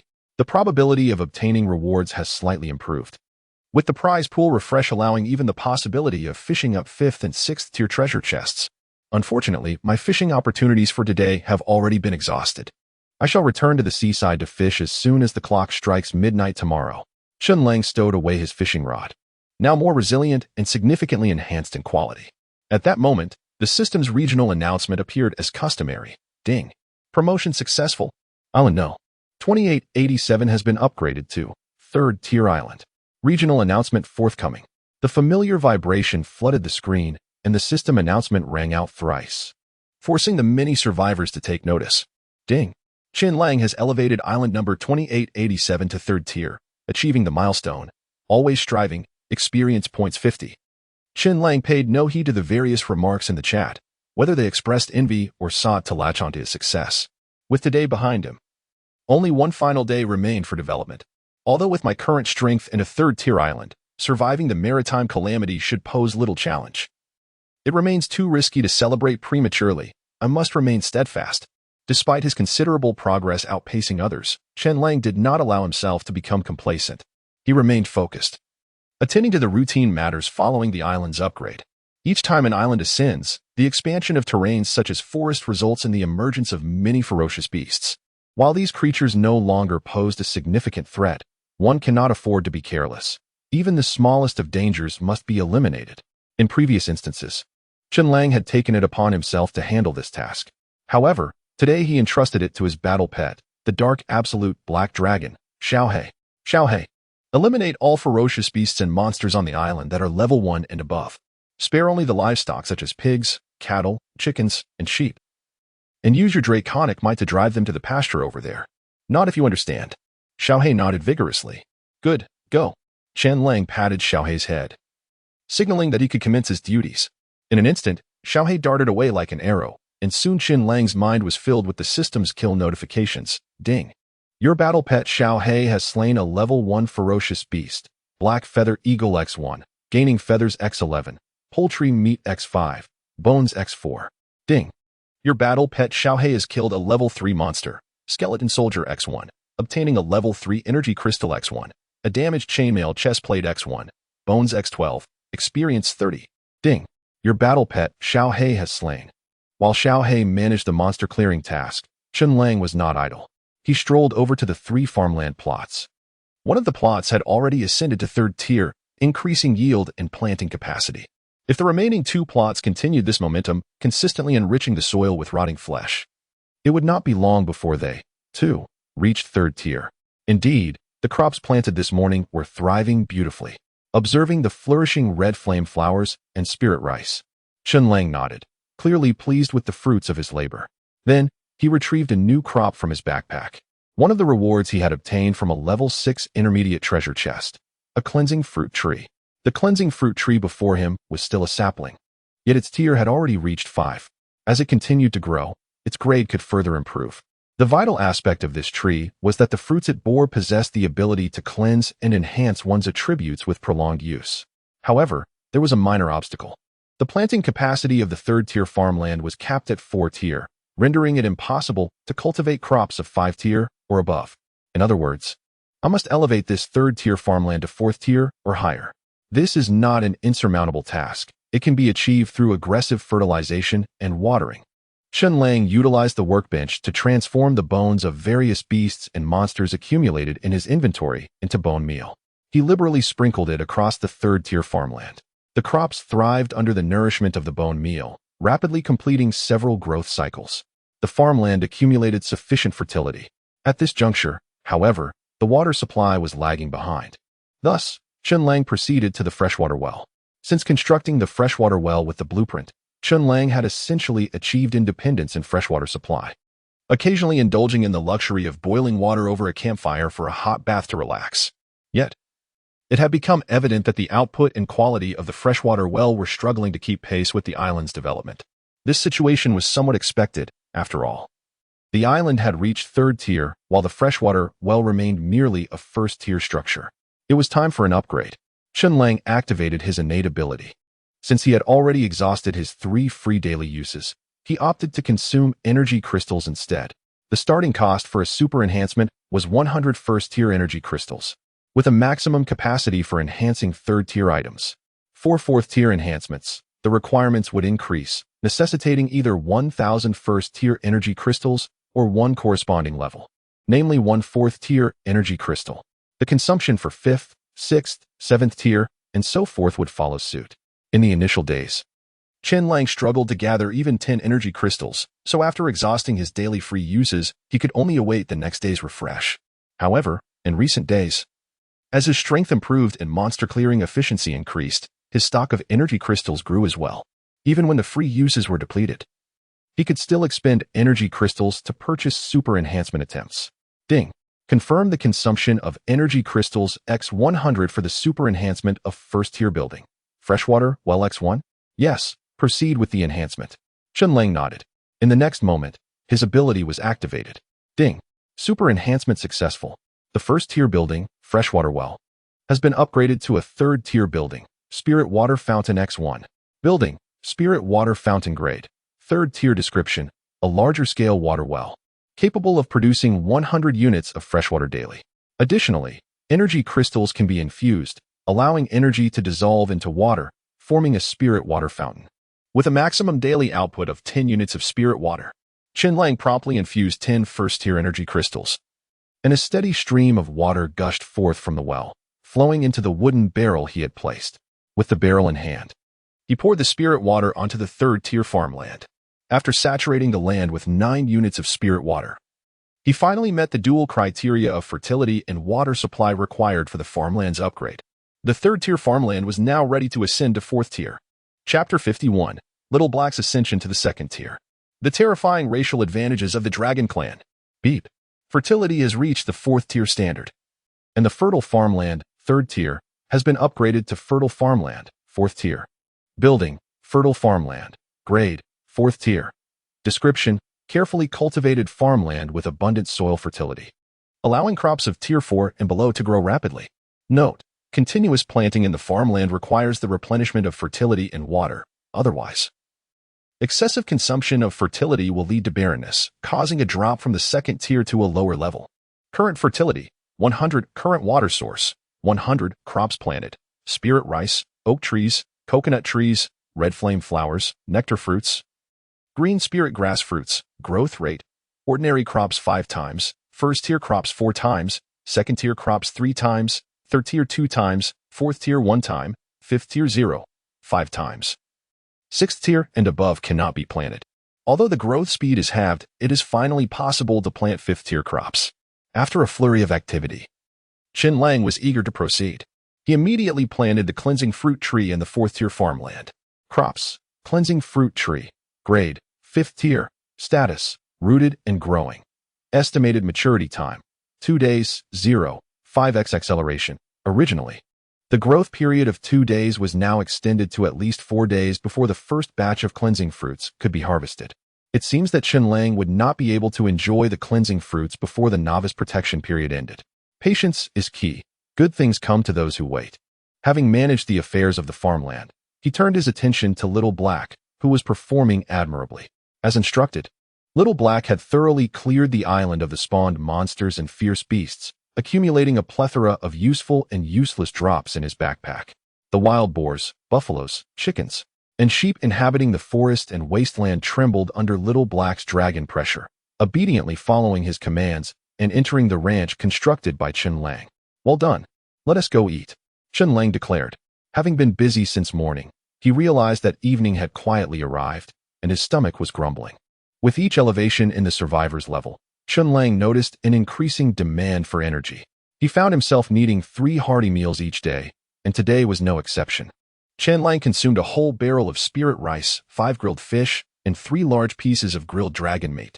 Both spirit rice and dragon meat provided substantial nourishment. After such a feast, he finally experienced a transformation in his attributes. Chen Lang observed a slight increase in both his mental and endurance attributes. His current 5-dimensional attributes were as follows: mental 46, strength 52, speed 45, endurance 53, magic 59. Due to his size, Little Black could not fit inside the house. So he sat at the entrance, savoring the grilled beast meat thrown by Chen Lang with great delight. Despite being only a first-tier creature, as a dragon, Little Black had an enormous appetite, consuming even more than Chen Lang himself. After several meals, most of the beast and poultry meat had been devoured by Little Black. Yet he still seemed unsatisfied. With a playful reproach, Chen Lang remarked, "You really can eat. From now on, I'll only provide half of your meals. You'll have to forage for the rest." Little Black let out a soft whine but showed no signs of embarrassment. Instead, he appeared quite proud, as if to say, "I take pride in my appetite." In the next moment, Little Black's aura surged dramatically, propelling him from the first tier to the second tier. The details of his status panel changed. Fierce Beast, Dark Abyss Black King Dragon, Bonded. Level, second tier, Juvenile, Growing. Attributes, Mental 30, Strength 43, Speed 40, Endurance 38. Magic 60, Description. Born from the world-ending demon dragon clan in the bottomless abyss, even in its juvenile stage, it possesses formidable obliteration power, and upon maturity, it wields terrifying destructive strength. Skills, Great Obliteration Dragon Breath, Black King Annihilation, Dark Abyss Claw, Dark Energy Dragon Armor. Dragon Clan Pressure. Apart from gaining a new defensive skill, Dark Energy Dragon Armor, Little Black's 5-dimensional attributes had each increased by over 10 points compared to his first-tier state. The advantages of his race were manifestly displayed at this moment. At merely the second tier, his attributes left many second and third-tier survivors envious, while fourth and fifth-tier survivors could only look on in awe. It was evident how high Little Black's growth potential would be as a Dark Abyss Black King Dragon. Once satiated, Chen Lang rose. Though night had fallen, he had no intention of sleeping just yet. There were matters to attend to. First and foremost was the alchemical endeavors. The blueprint for the brewing station, which he had discovered in a treasure chest during a previous island adventure, had been neglected for a day or two, nearly forgotten. He resolved to craft it tonight. Without hesitation, he began. Item: Brewing Station Blueprint. Type: Production Blueprint. Reusable. Grade: First Tier. Description: Gather the necessary materials and place them on the blueprint to automatically synthesize the final product. Required materials: First Tier Energy Crystals X3, Stones X3, Crucibles X4, Campfire X1, Fire Element Energy Crystal X1. Chen Lang had most of the required materials on hand. He had also kept an eye out for crucibles in the trading square. Upon retrieving the relevant post, he found the seller still available and the items intact. He promptly purchased a crucible for 10 energy crystals. The price was not low, but the seller was astute, aware that those purchasing crucibles were likely well-resourced survivors. Consequently, energy crystals, being versatile and relatively easy to obtain, gradually evolved into a widely recognized hard currency. They became the primary medium of exchange in the trading square, facilitating the trade of goods. Regardless, with the crucible secured, Chen Lang had gathered all the materials needed to create the brewing station. He placed them on the blueprint. Beep. Production successful. Obtained item: Brewing Station X1. A flash of light revealed a device reminiscent of various glass apparatuses from chemistry classes. akin to the fantastical alchemical vessels depicted in magical works, appearing before Chen Lang. Item: primary brewing station, grade, 3rd tier, description, an essential tool for alchemists. Place various raw materials into the designated slots of the brewing station, and after specific procedures, you can brew various magical potions with differing effects. Note: the maximum level for brewing magical potions is 3rd tier. The primary brewing station seemed somewhat underwhelming in tier. As Chen Lang's strength increased, so did his standards. His room was filled with intermediate enchantment tables, medium storage boxes, and intermediate forging stations. The primary brewing station, when placed alongside these items, seemed rather insignificant. Thus, he decisively activated his innate ability once more. Chapter 52, Healing Potion. Expansion. Bleeding. Additional update. Beep. Do you wish to consume 100 energy crystals to super enhance the 1st tier item, Primary Brewing Station X1? Chen Lang nodded. The brewing station was enveloped in radiant light. Beep. Super enhancement successful. Primary Brewing Station has been upgraded to a 5th tier item, Intermediate Brewing Station X1. Item: Intermediate Brewing Station, grade, 5th tier. Description: an essential instrument for alchemists. Various raw materials can be placed in the slots of the brewing station, and through specific procedures, a variety of magical potions with different effects can be brewed. Note: the upper limit for brewing magical potions is 5th tier. The enhancement had successfully elevated the station 2 tiers, from 3rd tier to 5th tier, transforming it from primary to intermediate. This brewing station would suffice for my needs for a while, especially since the furnace had been removed. Consequently, a vacancy had emerged between the workstation and the enchanting station, now aptly filled by the intermediate brewing station. With the brewing station set, I could now commence my potion-making endeavors. With arms crossed and chin resting on one hand, Chen Lang murmured to himself. He then casually flipped through his belongings and retrieved the healing potion recipe that had been opened from the box along with the brewing station blueprint. Item: Healing Potion Recipe Blueprint. Type: one-time blueprint, can be reused after being recorded in the brewing station. Grade: determined by raw materials and brewing conditions. Description: contains the detailed recipe for the healing potion. Once the recipe and brewing station are gathered, one can brew the healing potion. Required materials: energy crystals X10, dew fruit X1, bluegrass fruit X2, red flame flower X1. Although it is a one-time blueprint, it can be reused once recorded in the brewing station. Moreover, the materials required for brewing the healing potion were plentiful within Chen Lang's inventory. He directly placed 10 first-tier energy crystals, 1 dew fruit, 2 bluegrass fruits, and 1 red flame flower into the respective slots of the brewing station. The energy crystals transformed into pure energy, while the dew fruit, bluegrass fruits, and red flame flower gradually melted into potion liquid. Gurgle, gurgle. After a brief wait, a burst of pink smoke erupted. Beep. Potion brewing successful. Congratulations on acquiring a 1st-tier potion, Basic Healing Potion X1. Item: Basic Healing Potion, grade, 1st tier. Description: a potion brewed from various exquisite ingredients. Consuming it temporarily boosts vitality and accelerates wound healing. Note: effective on non-undead creatures from 1st to 10th tier. The higher the tier, the weaker the effect. Let me savor its flavor. Although I bore no injuries, curiosity compelled Chen Lang to take a sip of the freshly brewed basic healing potion. Contained within a glass vial, the pink liquid had a surprisingly sweet strawberry flavor. Upon ingestion, a warm sensation enveloped his stomach. Indeed, he felt a surge of healing energy within. Should a 1st-tier survivor sustain injuries, even severe ones, provided they were not limbs severed, consuming this potion would likely restore them significantly, at the very least preserving their life. For me, a 4th-tier survivor, it could also mend minor external wounds or lighter internal injuries. The brewing of potions is influenced not only by the level of the brewing station, but also by the quality of the raw materials involved. Achieving such results on my first attempt at potion making left Chen Lang quite satisfied. Beep. Achieved the milestone. I am not a potion god I for brewing a potion using the brewing station for the first time. Experience 10. Beep. Achieved the milestone. Potion jar I for consuming a magical potion for the first time. Experience 10. Accomplishing 2 milestones in a single potion-making endeavor was indeed a delightful surprise. Yet, there was more to come. Chen Lang approached the intermediate enchanting station. Previously, he had nearly exhausted his supply of lapis lazuli, having only applied a thorn enchantment to his flowing silver armor, while the crimson sandstorm crossbow had yet to be enchanted.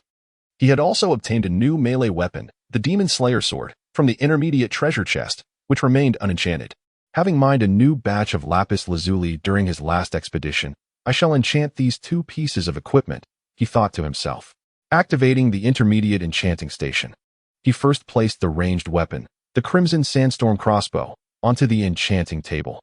Following that, he added 100 lapis lazuli and 1,000 first-tier energy crystals. Though the minimum requirement was only 500 energy crystals, the more lapis lazuli and energy crystals placed, the better the random enchantment effects would be. Before Chen Lang's eyes, ancient pages turned, and mysterious runes arranged themselves into 3 rows. Durability enhances wear resistance and extends lifespan. 5th-tier enchantment. Piercing increases the number of arrows penetration layers by 3. 3rd-tier enchantment. Expansion, maximum ammunition capacity increased 6-fold, allowing 6 arrows to be loaded at once. 6th-tier enchantment. Hiss. Should I choose to increase the penetration layers or enhance the ammunition capacity? After careful consideration, Chen Lang decided to apply the 6th-tier expansion enchantment. The reasoning was simple. He suffered from a fear of insufficient firepower. Previously, he could only load 1 arrow at a time, but now he could fire 6 times in one loading, thereby augmenting his firepower 6-fold. Beep. Enchantment applied successfully. The crossbow shimmered with an enchanting glow, and the details on the panel transformed accordingly. Equipment: Crimson Sandstorm crossbow, enchanted. Grade: 6th tier. Description: an upgraded version of the Sandstorm crossbow infused with a molten core, possessing dual fire and earth attributes, significantly enhancing its power and equipped with various skills. Skill: Sandstorm Arrow Rain. 1 arrow splits into a multitude, raining down like a howling sandstorm, inflicting area damage. Skill: Lava Arrow. After drawing back the bowstring, it launches a molten arrow, guaranteed to deal critical damage and inflict a burning effect over time. Note: has applied 6th tier enchantment, expansion, increasing maximum ammunition capacity 6-fold, allowing 6 arrows to be loaded at once. With the enchantment complete for the Crimson Sandstorm crossbow, it was time to enchant the 6th tier sword, the Demon Slayer Sword. Chen Lang similarly placed 1,000 energy crystals and 100 lapis lazuli onto the enchanting table. 3 random enchantment options appeared. Sharpness increases attack damage by 40. 4th tier enchantment. Bleed. Each attack inflicts continuous bleeding damage on the target, causing 4 of the attack's power as bleeding damage per second for 1 minute. Stacking. 4th tier enchantment. Durability enhances wear resistance and extends lifespan. 6th tier enchantment. Considering my current rate of advancement, equipment durability would likely be surpassed before it could be exhausted, rendering durability enchantments less significant. The Sharpness enchantment directly boosts damage, while the Bleed enchantment provides a sustained damage over time effect, allowing the enemy to lose health continuously. After some deliberation, Chen Lang opted for the Bleed enchantment. This decision was not overly complex. A simple calculation of total output would yield the answer. The Sharpness enchantment offered a fixed 40 increase in damage, while although the Bleed effect inflicted only 4 per instance, its high frequency, prolonged duration, and stacking potential made it an enticing choice. Even without stacking, 60 seconds consist of 60 instances of 4 bleeding damage, culminating in an additional 240 damage. The critical strike merely offers a meager enhancement of 40 damage. Ding. Enchantment applied successfully. Equipment: Demon Slayer, enchanted.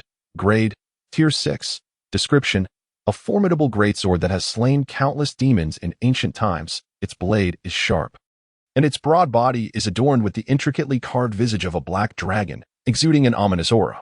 Skill: Demon Cleave. Consumes personal stamina to unleash a powerful blade aura, dealing enhanced damage to undead creatures and other demonic entities. Supplement: has received a Tier 4 enchantment effect. Bleeding. Inflicting continuous bleeding damage on the target after each attack, dealing 4 of the attack's power as bleeding damage per second, lasting for 1 minute, and can be stacked. Chapter 53. The last day of the Novice Protection Period.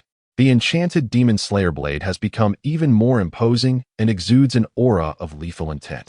It signifies that Chen Lang's melee weapon, ranged weapon, and armor have all undergone a significant upgrade, allowing him to gain a substantial boost in strength. Unbeknownst to him, midnight has arrived. As his level increases, his physical prowess has grown stronger, rendering sleep less essential to him. Having gone 3 consecutive days and nights without rest, he remains spirited and vigorous. With the arrival of midnight, the 7-day novice protection period has reached its final day. The daily 3 free super enhancement opportunities and the 5 fishing chances with the fishing rod have also reset. Chen Lang decides to step out of his wooden cabin and stroll along the moonlit beach, making his way to the harbor. For the first time, he casts his line into the water at night, hoping to catch some treasure. At night, ferocious beasts tend to be even more active than during the day. Numerous nocturnal predators and large fish circle above or swim beneath the waves, hunting for prey. Among them are some audacious creatures that have set their sights on Chen Lang, who is fishing on the wooden dock. Seeking death. Chen Lang snorts coldly. Previously, when he was weaker, he had to hide in the cabin at night, for venturing outside could easily turn him into a meal for these monsters. But now, times have changed. The past is the past. The present is different. Chen Lang possesses ample means to ensure that those who dare to target him will meet their demise. Dragon Might. The active skill of the dragon ring is activated. A fierce and terrifying pressure emanates from Chen Lang, rapidly spreading in all directions. The beasts and monsters surrounding the island during the novice protection period typically do not exceed a low level. Even the stronger ones are only around tier 3 or 4. Thus, they are utterly incapable of withstanding the dragon might unleashed by the ring. They either flee in terror or remain frozen in place, only to be struck down by Chen Lang's enchanted crimson flame crossbow. Ding! Congratulations on your kill.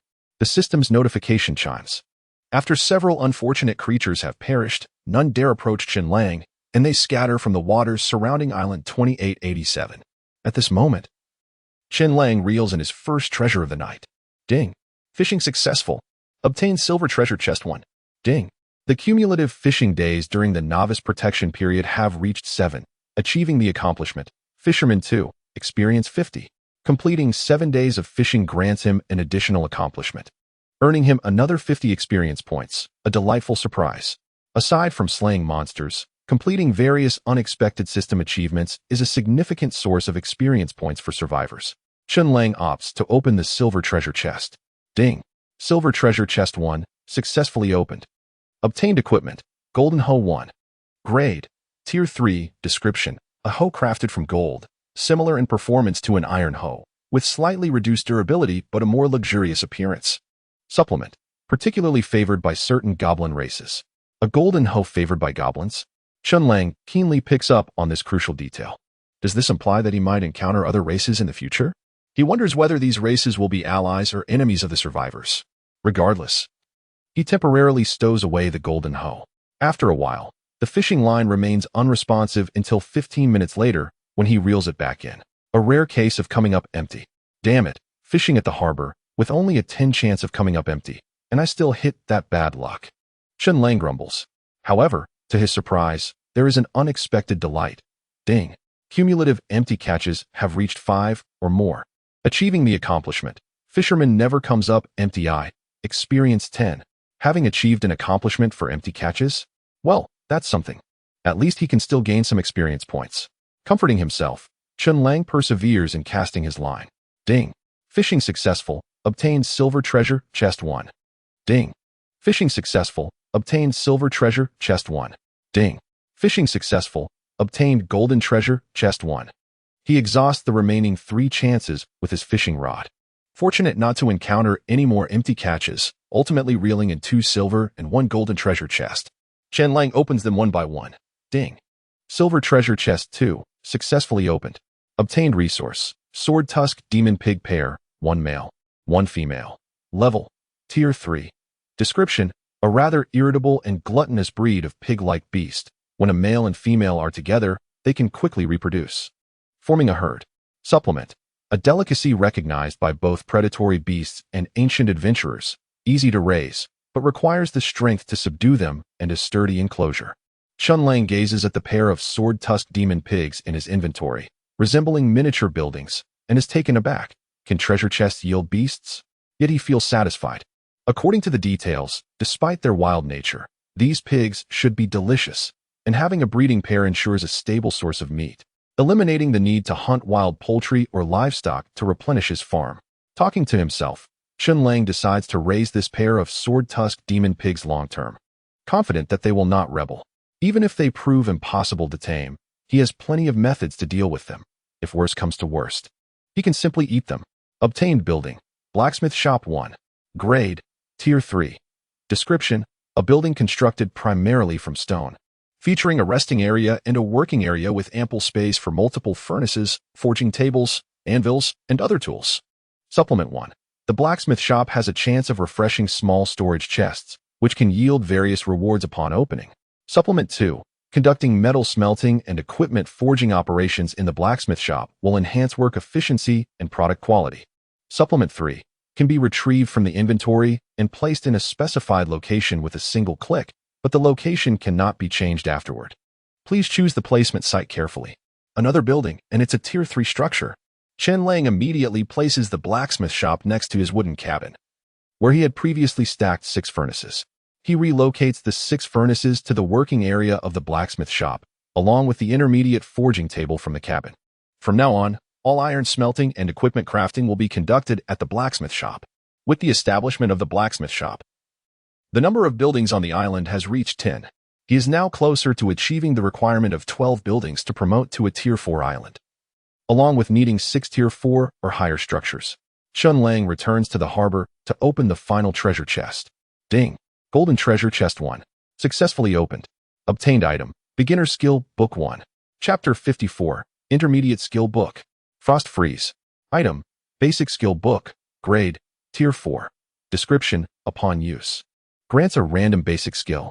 Skill categories: combat, survival. Skill levels: basic, intermediate, advanced. A skill book? Such a system item exists? The rewards obtained from the chest exceeded Chen Lang's comprehension. He understood that many ferocious beasts or monsters inherently possessed certain skills, and some high-grade weapons and equipment might also come with 1 or 2 skills. However, he never imagined that skills could also be learned subsequently.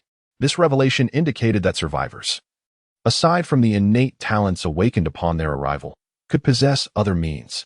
Nevertheless, Chen Lang did not hastily use the basic skill book. After fishing so many times, he finally managed to reel in a skill book. It was evident how low the drop rate must be. To use it so readily would indeed be a loss. It was imperative to enhance it significantly. To maximize his gains, Chen Lang decisively activated his talent. Ding! Would you like to use a free opportunity to super enhance the basic skill book 1? Yes. Chen Lang nodded. Ding! Super enhancement successful. Remaining free opportunities: 2. The basic skill book has been enhanced to intermediate skill book. Item: intermediate skill book. Grade: Tier 5. Description: upon use, grants a random intermediate skill. Skill categories: combat, survival. The level of obtainable skills upgraded from basic to intermediate. Although it may seem like a mere increment, Chen Lang had nearly grasped the system's nature. The difference between these levels was indeed substantial. Without delay, he focused his intent and chose to use the skill book. The book slowly opened, transforming into a cascade of light particles that entered his forehead. Chen Lang felt a flash of inspiration. Ding! Intermediate skill book learning complete. Congratulations, you have acquired the intermediate skill, Frost Freeze. Skill: Frost Freeze. Level: intermediate. Type: combat. Description: consumes personal energy to condense surrounding water vapor into ice, immobilizing the target and temporarily hindering its movement. Note: the effectiveness of the skill is influenced by the caster's magic attributes. Higher magic attributes yield stronger effects. Ding! First skill acquisition achievement unlocked. Skill Mastery I. Experience points 10. The Frost Freeze skill, categorized under combat, is primarily an auxiliary control skill, capable of restraining enemies.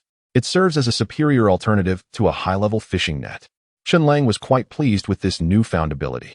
He decided to test its efficacy immediately. With a forceful stomp, his 59 points of magic attributes enhanced the skill's potency. A thick layer of frost rapidly spread across a 10-meter radius from Chen Lang, enveloping both the beach and the ocean surface. Ice spikes arose, glimmering ominously under the moonlight, exuding an intense chill. Little Black, who had been following closely behind, attempted to retreat upon witnessing Chen Lang activate the skill, but was too late. Its limbs were ensnared by the frost, rendering it immobile. Despite struggling, it could not break free from the icy grip, as the frost continued to creep up its limbs, threatening to encase Little Black entirely in ice. Little Black was a Tier 2 dark absolute black dragon, with actual power comparable to some Tier 4 or even Tier 5 beasts or survivors. If even Little Black found it difficult to escape, one could only imagine the formidable restraining effect of the frost-freeze skill. Desperate, Little Black unleashed a deep crimson dragon breath imbued with annihilation energy, melting away the thickening frost.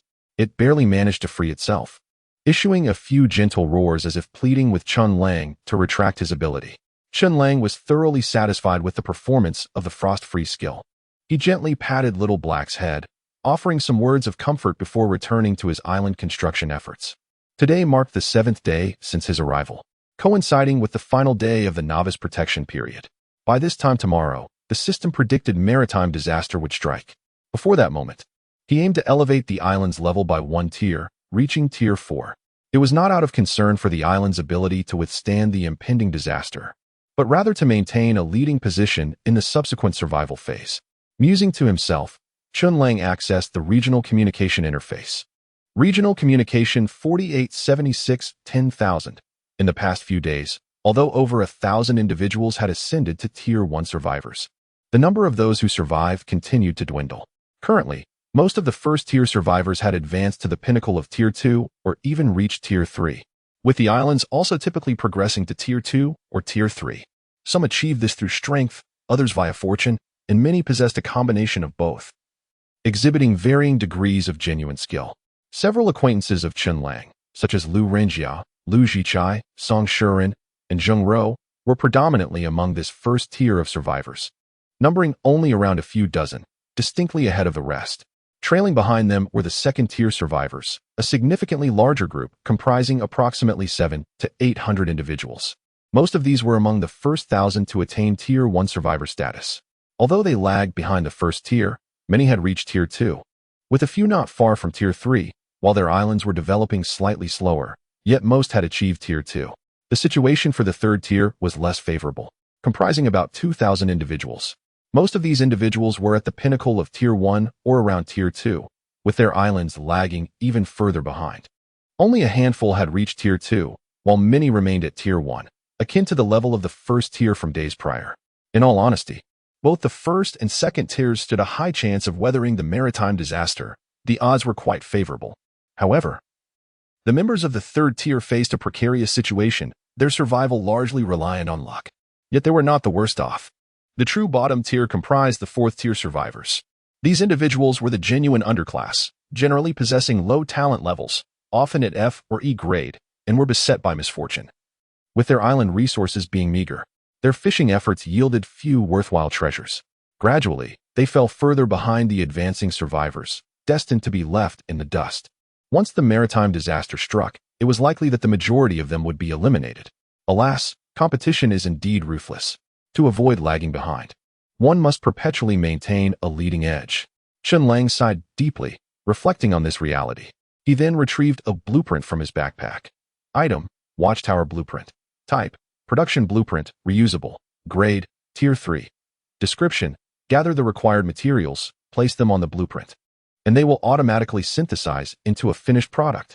Required materials: 1 3-tier energy crystal, 9 stones, 3 iron blocks, 8 iron ingots, 10 logs, 9 wooden planks, 7 ladders, and 8 fences. He is about to embark on a journey of architectural madness. Chapter 55. Should the island ascend to the 4th tier? The architectural blueprint for the watchtower was obtained yesterday after descending into the mines and completing a hidden task, along with rewards such as the Demon Slayer blade from a mid-level treasure chest. Notably, this blueprint is a rare type that can be reused. This implies that as long as there are sufficient materials and suitable terrain, Chen Lang can construct as many watchtowers as he desires to rapidly enhance the number of buildings on the island. The materials required to build a single watchtower include 1 Tier 3 energy crystal, 9 stones, 3 iron blocks, 8 iron ingots, 10 logs, 9 planks, 7 ladders, and 8 fences. To elevate the island to the 4th tier, at least 12 buildings must be present, with more than half needing to be at the 4th tier level. This means Chen Lang must construct at least 3 watchtowers to meet the most basic requirement for the number of buildings. This task appeared simple, and Chen Lang did not perceive it as challenging. Given his current development progress, he had ample materials at his disposal. He could easily produce not just 3 sets, but even 8 or 10 sets in a matter of moments. The only shortcoming was that due to recent purchases of enhancement attempts and equipment enchantments, his supply of Tier 3 energy crystals had been depleted. He could not substitute them with Tier 1 or Tier 2 crystals. Therefore, Chen Lang beckoned to his companion, Little Black, and instructed, Little Black, I have a task for you. Swiftly hunt down 3 Tier 3 monsters. Little Black, upon receiving the command, dashed into the mining area and descended into the natural cave. At that moment, the natural cave had also ascended a tier alongside the island, advancing from Tier 6 to Tier 7. Although the 3 previously defeated hidden monsters had not respawned, mineral resources and other wild creatures had become abundant once again. The first layer, being the least dangerous, was teeming with Tier 3 and Tier 4 creatures, rendering the Tier 1 and Tier 2 monsters virtually non-existent. Consequently, Little Black swiftly completed the task assigned to him. The system's kill notification echoed in Chen Lang's mind. Ding! Your battle pet, Little Black, has slain a Tier 3 beast, Ground Sand Scorpion 1, rewarding you with a Tier 3 Energy Crystal 1, Tail Spike Poison 1, Scorpion Carapace 1, experience points 30. Ding! Your battle pet, Little Black, has slain a Tier 3 monster, Zombie 1, rewarding you with a Tier 3 Energy Crystal 1. Ding! Your battle pet, Little Black, has slain a Tier 3 monster, Skeleton Archer 1. At last, all the materials were gathered. Without hesitation, Chen Lang extracted all the materials from his backpack and placed them upon the blueprint. Then, ding! Crafting successful. You have obtained Watchtower, Tier 3. The system's notification sounded, and 3 miniature models of the watchtower appeared in Chen Lang's backpack. He circled the island, positioning the 3 watchtowers at the eastern, southern, and western edges of Island 2887. These watchtowers are automated. Although they lack the defensive barriers of the energy crystal defense towers, they have the capability to automatically detect environmental changes. Should any beasts or monsters breach their alert zone, an alarm will sound, allowing Chen Lang to receive news of any disturbances on the island more swiftly. Island 2887. Level Tier 3. Buildings Tier 4 Farmland 1. Tier 2 Farmland 2. Tier 3 Watchtower 3. Tier 4 Energy Crystal Defense Tower 1. Tier 3 Initial Wooden House 1. Tier 3 Spirit Water Fountain 1. Tier 3 Close Range Teleportation Array 1. Tier 3 Blacksmith 1. Tier 2 Port 1. Ascension Conditions. Survivor level reaches Tier 4. Possess 12 buildings. Own 6 Tier 4 buildings. Not achieved. The first 2 Ascension conditions had been met, yet the quantity of Tier 4 buildings still fell short of 6. Chen Lang mused to himself. Regardless, he was determined to elevate the island to the 4th tier today. As for how to acquire 4 additional Tier 4 buildings in a short period, he could activate his super enhancement talent. Thus, Chen Lang approached the buildings that had yet to be enhanced by his talent. His first targets were the 2 Tier 2 farmlands obtained from treasure chests. He decided to forego the free attempts. With a mere thought, he initiated the enhancement. Ding! Do you wish to consume 200 Tier 1 energy crystals to super enhance Tier 2 farmland 2? Chen Lang nodded. Ding! Super enhancement successful. Tier 2 farmland 2 has been super enhanced to Tier 3 farmland 1, Tier 4 farmland 1. The super enhancement granted an additional probability of elevating 2 tiers at once. One of the 2 Tier 2 farmlands fortuitously soared to Tier 4, bringing the total number of Tier 4 buildings on the island to 3. The one that did not reach Tier 4 was of no concern. Chen Lang had his strategies. He began sprinkling bone powder into the farmland and pouring bucket after bucket of the spirit water from the spirit water fountain into the Tier 3 farmland. Reminiscent of his efforts to cultivate the spirit cleansing fruit tree when he previously upgraded a farmland from Tier 3 to Tier 4. After a flurry of activity, he successfully elevated the 3rd farmland to Tier 4. Exhaling a sigh of relief, he wiped away the non-existent beads of sweat from his forehead. Chen Lang then proceeded to the vicinity of the close-range teleportation array. This array was a reward obtained from a silver treasure chest, providing him with considerable convenience for traveling between Island 2887 and Island 9527. Although he now possessed the black scale dragon armor and Little Black, enabling him to fly to his destination, the teleportation array remained invaluable. Once again, Chen Lang activated his talent, consuming 100 energy crystals. Ding! Super enhancement successful. Close-range teleportation array has been enhanced to multi-point close-range teleportation array. Building, close-range teleportation array. Grade, Tier 5. Description: this array consists of a master array and 3 subarrays. which can be placed in locations not exceeding 5 kilometers apart. Energy crystals can be consumed for transportation between the master and subarrays. Supplement. Each subarray has a 1-hour cooldown after use, and these cooldowns are independent of one another. Supplement. Direct transportation between different subarrays is not possible. The master array must be used as an intermediary. Supplement. Once the submaster teleportation arrays are set, they cannot be moved unless significant changes in the terrain occur, causing the system to automatically retrieve them into the survivor's backpack. The teleportation distance increased by 2 kilometers, and 2 additional subarrays were added. This now allowed for the placement of teleportation arrays on the other 2 uncharted adventure islands. Looking at the 2 subarrays awaiting deployment in his backpack, Chen Lang gazed out at the vast sea towards the unexplored adventure islands near Island 9527. He then enhanced the port, upgrading it from Tier 2 to Tier 4. The port expanded and became more robust. What was once a rudimentary wooden dock was transformed into a proper structure, significantly improving the chances of successful fishing trips. Having completed these tasks, promotion requirements: survivor level reaches Tier 4, possession of 12 structures, possession of 6 Tier 4 structures. All the promotion criteria have finally been fulfilled. The system's notification chime once again echoed in Chen Lang's mind. Ding! Island number 2887 has met all upgrade conditions. Would you like to promote? Chapter 56. The end of the novice protection period. A maritime catastrophe approaches. Survive. Chen Lang nodded in affirmation. Thus, the island, which had only just ascended to the 3rd tier yesterday, was now experiencing yet another expansion. Its dimensions increased from 1,000 meters to 2,000 meters, quadrupling its area once again. Now, the entire island, upon closer inspection, was no longer fully observable. Chen Lang could only switch to the God's Eye perspective exclusive to island lords to behold the entirety of the upgraded island. First came the customary area expansion. The forest region and the mining area had grown more extensive, each occupying a quarter of the island's total area. The natural mine, upgraded using iron mother crystals to the 6th tier, had ascended another tier to the 7th during the island's promotion to the 3rd tier. And now it had risen once more to the 8th tier. As a resource production area on the island, its level had far exceeded that of the island itself. Indeed, an extraordinary feat. In addition to these 2 areas, a new region had emerged on the island, an open lava lake. This was a lava lake approximately 100 meters in diameter, its depth unknown, with only the churning, molten lava visible to the eye, along with some creatures inhabiting this unique ecosystem. Area: open lava lake. Level: 4th tier. Description: a unique geographical feature rich in fire attribute energy.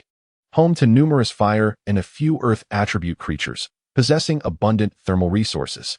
Supplement: likely to attract other ferocious fire attribute beasts or monsters within a radius of 100 kilometers. Yet another natural monster spawning ground. Chen Lang sighed slightly. This lava lake was impossible to fill in, and he could not yet conceive how to utilize it.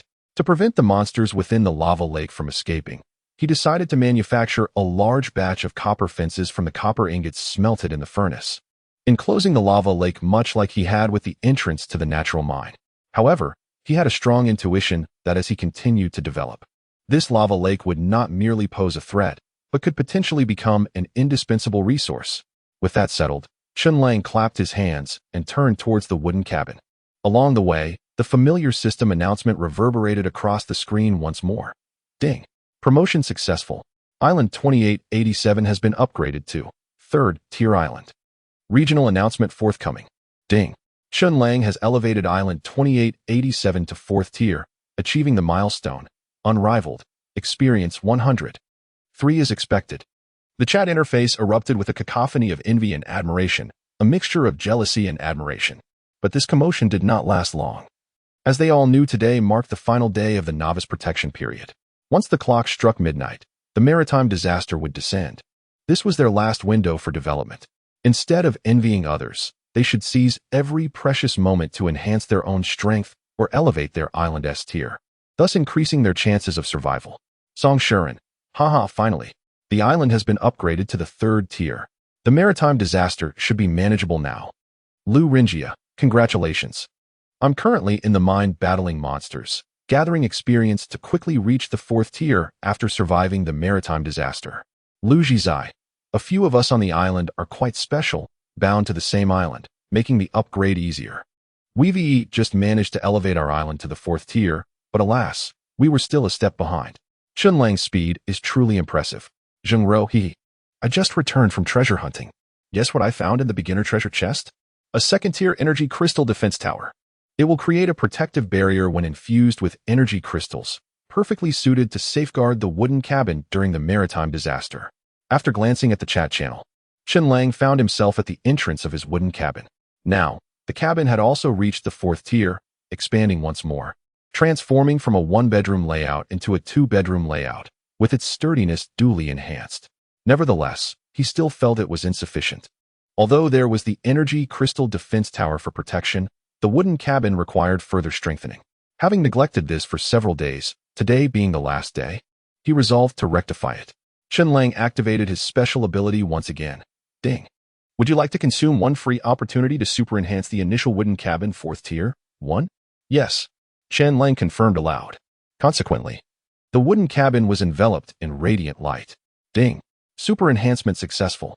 Initial wooden cabin 4th tier has been enhanced to Rock Fortress 5th tier.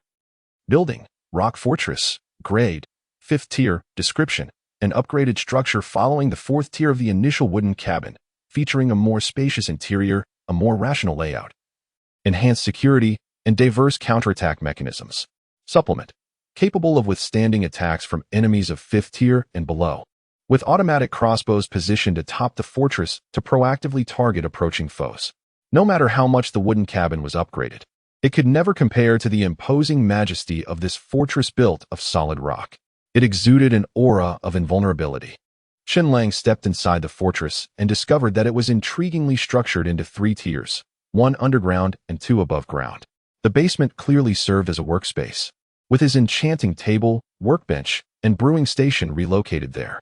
The stone walls of the basement were adorned with torches, casting a warm glow.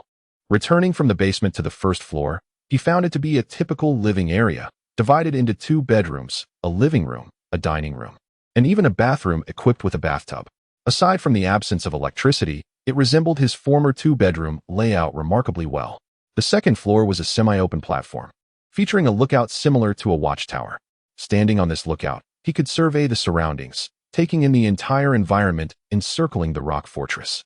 Moreover, he noticed that automatic crossbows were stationed at each corner of the fortress, each of which was a 5th tier level and enchanted, capable of autonomously seeking and attacking enemies. Oh, the fortress owner enjoys such advantages. The automatic crossbows merely need to attack the enemies, while I, who must load the arrows, have the harder task. He chuckled lightly. Unbeknownst to him, night had fallen once more. In the kitchen of the rock fortress, Chen Lang personally prepared dinner, a delightful spread of seafood, grilled meat, and spirit rice. After consuming the meal, his stamina and speed attributes increased slightly. Mentality 46, Strength 52, Speed 45, Stamina 53, Magic 59, of course. Chen Lang did not forget to prepare a meal for his battle pet, Little Black. Having ascended to the 2nd tier, Little Black had grown considerably in size and appetite. During the day, it had hunted ferocious beasts in the mine, but in the evenings, it devoured an entire haul of fish that Chen Lang caught with a high-grade fishing net. Sated and rejuvenated, Chen Lang ascended to the lookout atop the fortress, gazing up at the night sky. Simultaneously, a blood-red countdown materialized before the eyes of all survivors. Time until the maritime disaster arrives. 1 hour, 13 minutes, 54 seconds. Time until the maritime disaster arrives. 49 minutes, 27 seconds. Time until the maritime disaster arrives. 6 minutes, 8 seconds. As the crimson countdown reached its conclusion, the once serene and cloudless night, illuminated by the moon's gentle glow, was suddenly engulfed by dark, tumultuous clouds and howling winds. The beautiful scene was shattered in an instant by the onslaught of an unforeseen tempest. Within the region, all surviving souls bore expressions of grave concern, their bodies trembling with fear. The chilling sound of the system notification echoed in the minds of Chen Lang and his companions. Ding. The novice protection period has concluded. The first wave of disaster, a maritime storm, approaches. Your sole mission is to endure. Chapter 57. Tempest. Titanic waves. The arrival of sea monsters. During this maritime calamity, the system will continuously monitor the performance of each survivor, conducting ratings and rankings. The higher the rating, the more substantial the rewards. Ratings: average, acceptable, good, excellent, stunning. Are there ranking rewards? I shall strive for the highest accolade of stunning.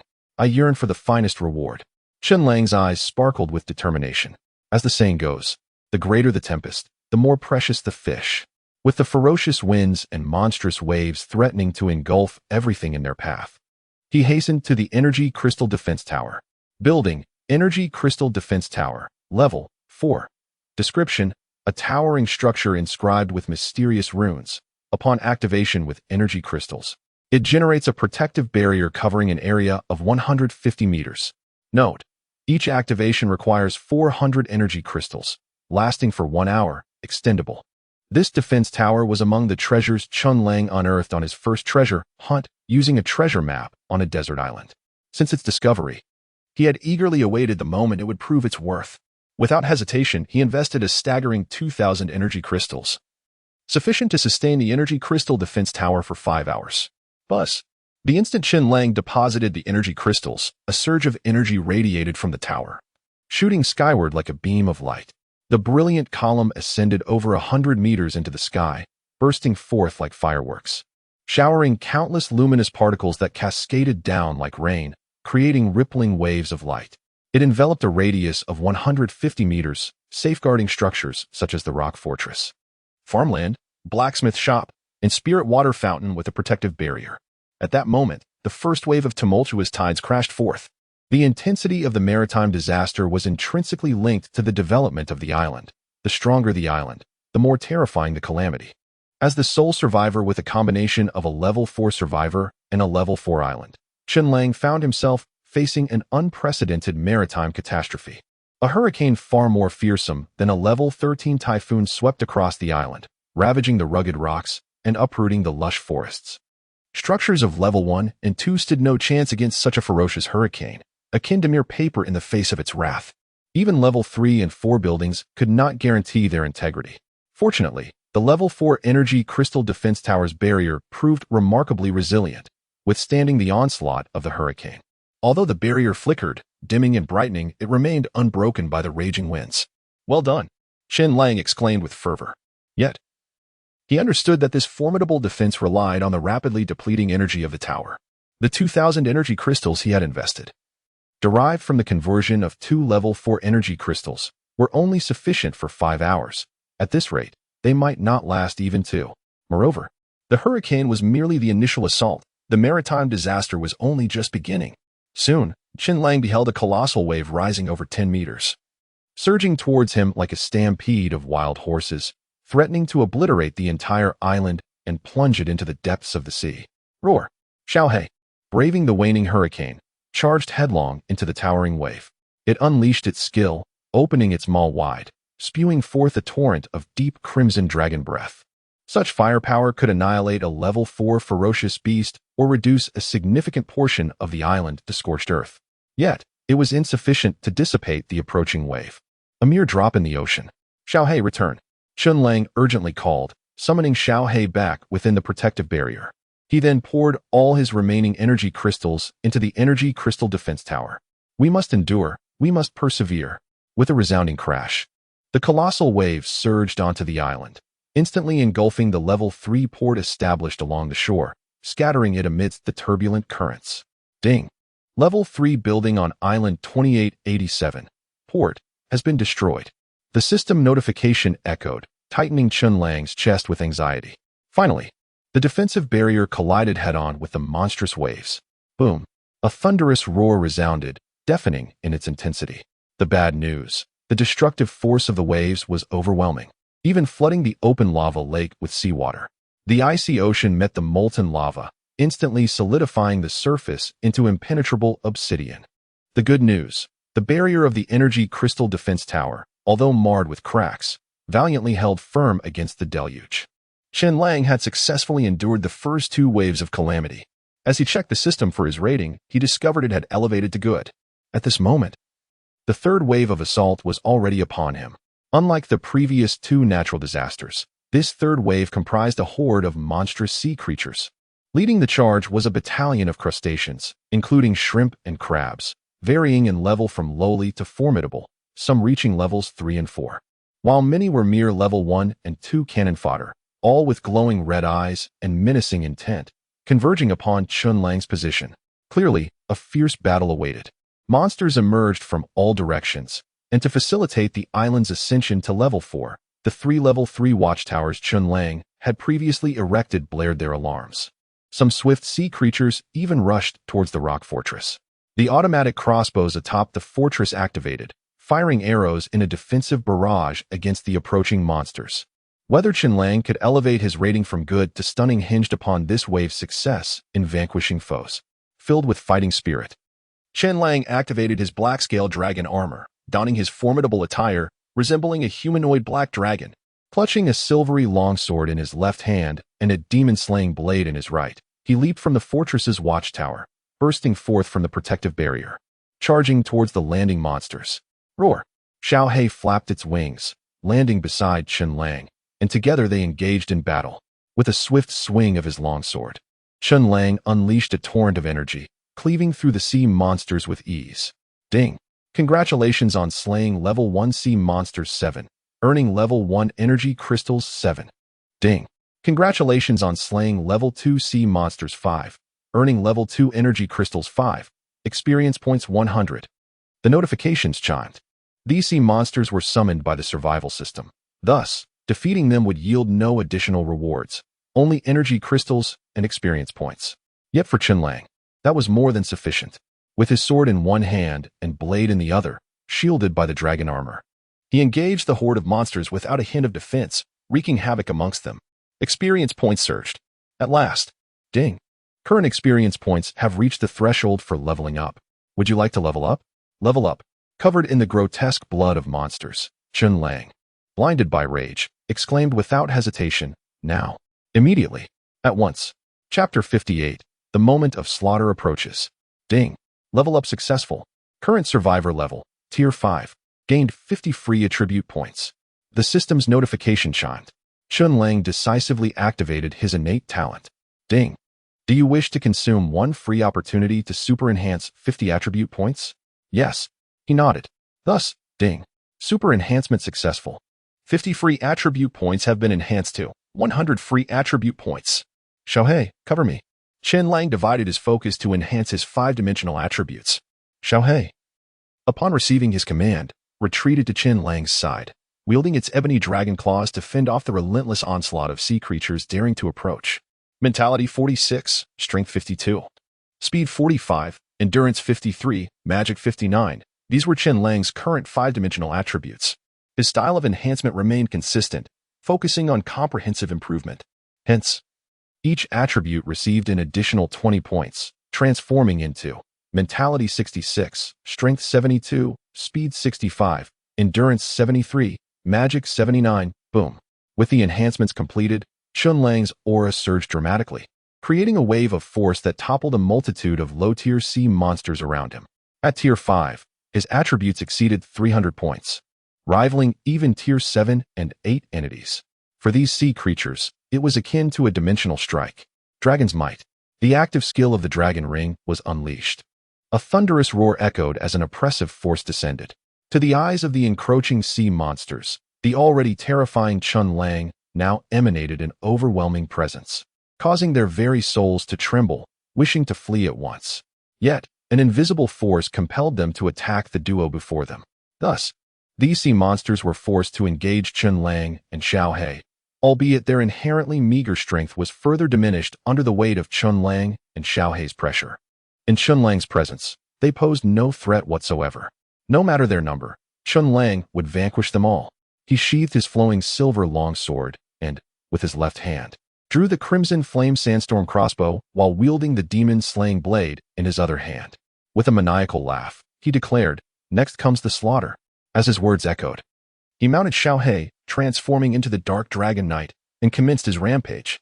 On Chen Lang's side, he had withstood the initial waves of assault and even began to counterattack with unparalleled ferocity. The system's performance evaluation had unknowingly risen from good to excellent, merely a step away from being remarkable. However, this was merely an isolated case. Across the entire region, among the thousands of survivors still alive since the onset of the maritime calamity, the vast majority, even if facing a lesser intensity of disaster due to their slower development, were utterly powerless to resist. Those who observed the regional communication interface would notice that since the onset of the maritime disaster, nearly every minute, a survivor's avatar would turn black and white, their name reverting to default, never to be changed again, while the total number of survivors continued to dwindle. It was evident that they had perished within the calamity, some swept away by hurricanes, others submerged by towering waves, or their defenses breached by the invading sea monsters. In short, their fates were gruesome and final.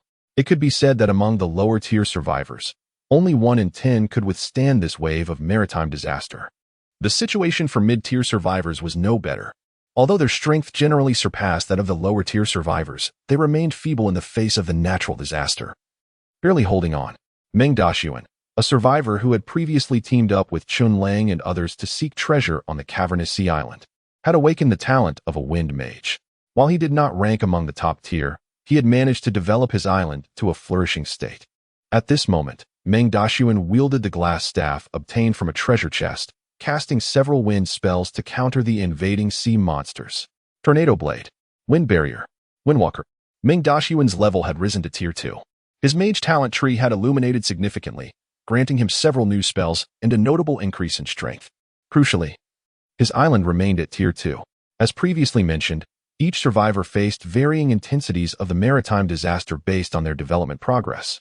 In Meng Daxuan's case, the strongest sea monsters landing were at most Tier 2 peak, teetering on Tier 3. Although it was challenging for him to withstand, he was not without means to retaliate. Hold on. The onslaught of sea beasts is beginning to wane. If we endure, we shall prevail. The first-tier survivors, such as Lu Rinjia, Song Shiran, Lu Zhukai, and Zheng Rou, each faced varying circumstances. If Chen Lang was undoubtedly the foremost survivor in the region, then Lu Rinjia could be regarded as the perennial second, albeit significantly overshadowed by Chen Lang. Yet, when compared separately to others, he was a force to be reckoned with. Currently, although lacking special structures like crystal towers, the aftermath of the hurricane and towering waves had left the island in shambles, with only half of the structures remaining intact. Nevertheless, Lu Rinjia was simultaneously engaged in battle with the sea monsters, elevating his survivor level to Tier 4. He rapidly allocated his points, enhancing his awakened hunter talent. Entering a state of heightened focus, Lu Rinjia's strength surged, enabling him to barely hold the line on his own. If all went well, he too could endure this maritime disaster. Similar situations applied to Song Shiran and Zheng Rou, although they tended to be more low-key. Both excelled in personal strength and island development. Zheng Rou, in particular, had acquired a crystal defense tower akin to Chen Lang's, albeit at a lower level. By expending energy crystals to activate the defensive barrier, she found a means to persist despite her lack of offensive prowess. Among the first-tier survivors, the most precarious situation belonged to Lu Zhukai and his companions bound to the same island. Lu Zhukai, Han Jiao, Li Yun, and Gu Min had awakened on the same island and had continually banded together for warmth and mutual development, exemplifying the adage that many hands make light work. Their collective progress was remarkably swift, particularly for Lu Zhukai, who had ascended to Tier 4, with the island also reaching Tier 4. However, this advancement meant they encountered the same intensity of disaster as Chen Lang during this maritime calamity. As the tornado and hurricane ravaged their surroundings, monstrous waves crashed down, and a multitude of sea beasts invaded. Even Chen Lang, at Tier 5 with a battle companion like Xiaohe, found it somewhat challenging to cope. How much more difficult it was for Lu Zhukai and his companions, who suffered significant losses in the initial wave. Once the sea beasts landed, their defenses crumbled in no time. Even Han Jiao, one of the four, was gruesomely bisected by a colossal fourth-tier red-armored giant crab, the size of a tank. With its formidable pincers, his demise was nothing short of tragic. Speed does not guarantee victory. True success lies in avoiding a fall. Lu Zhichai sighed deeply.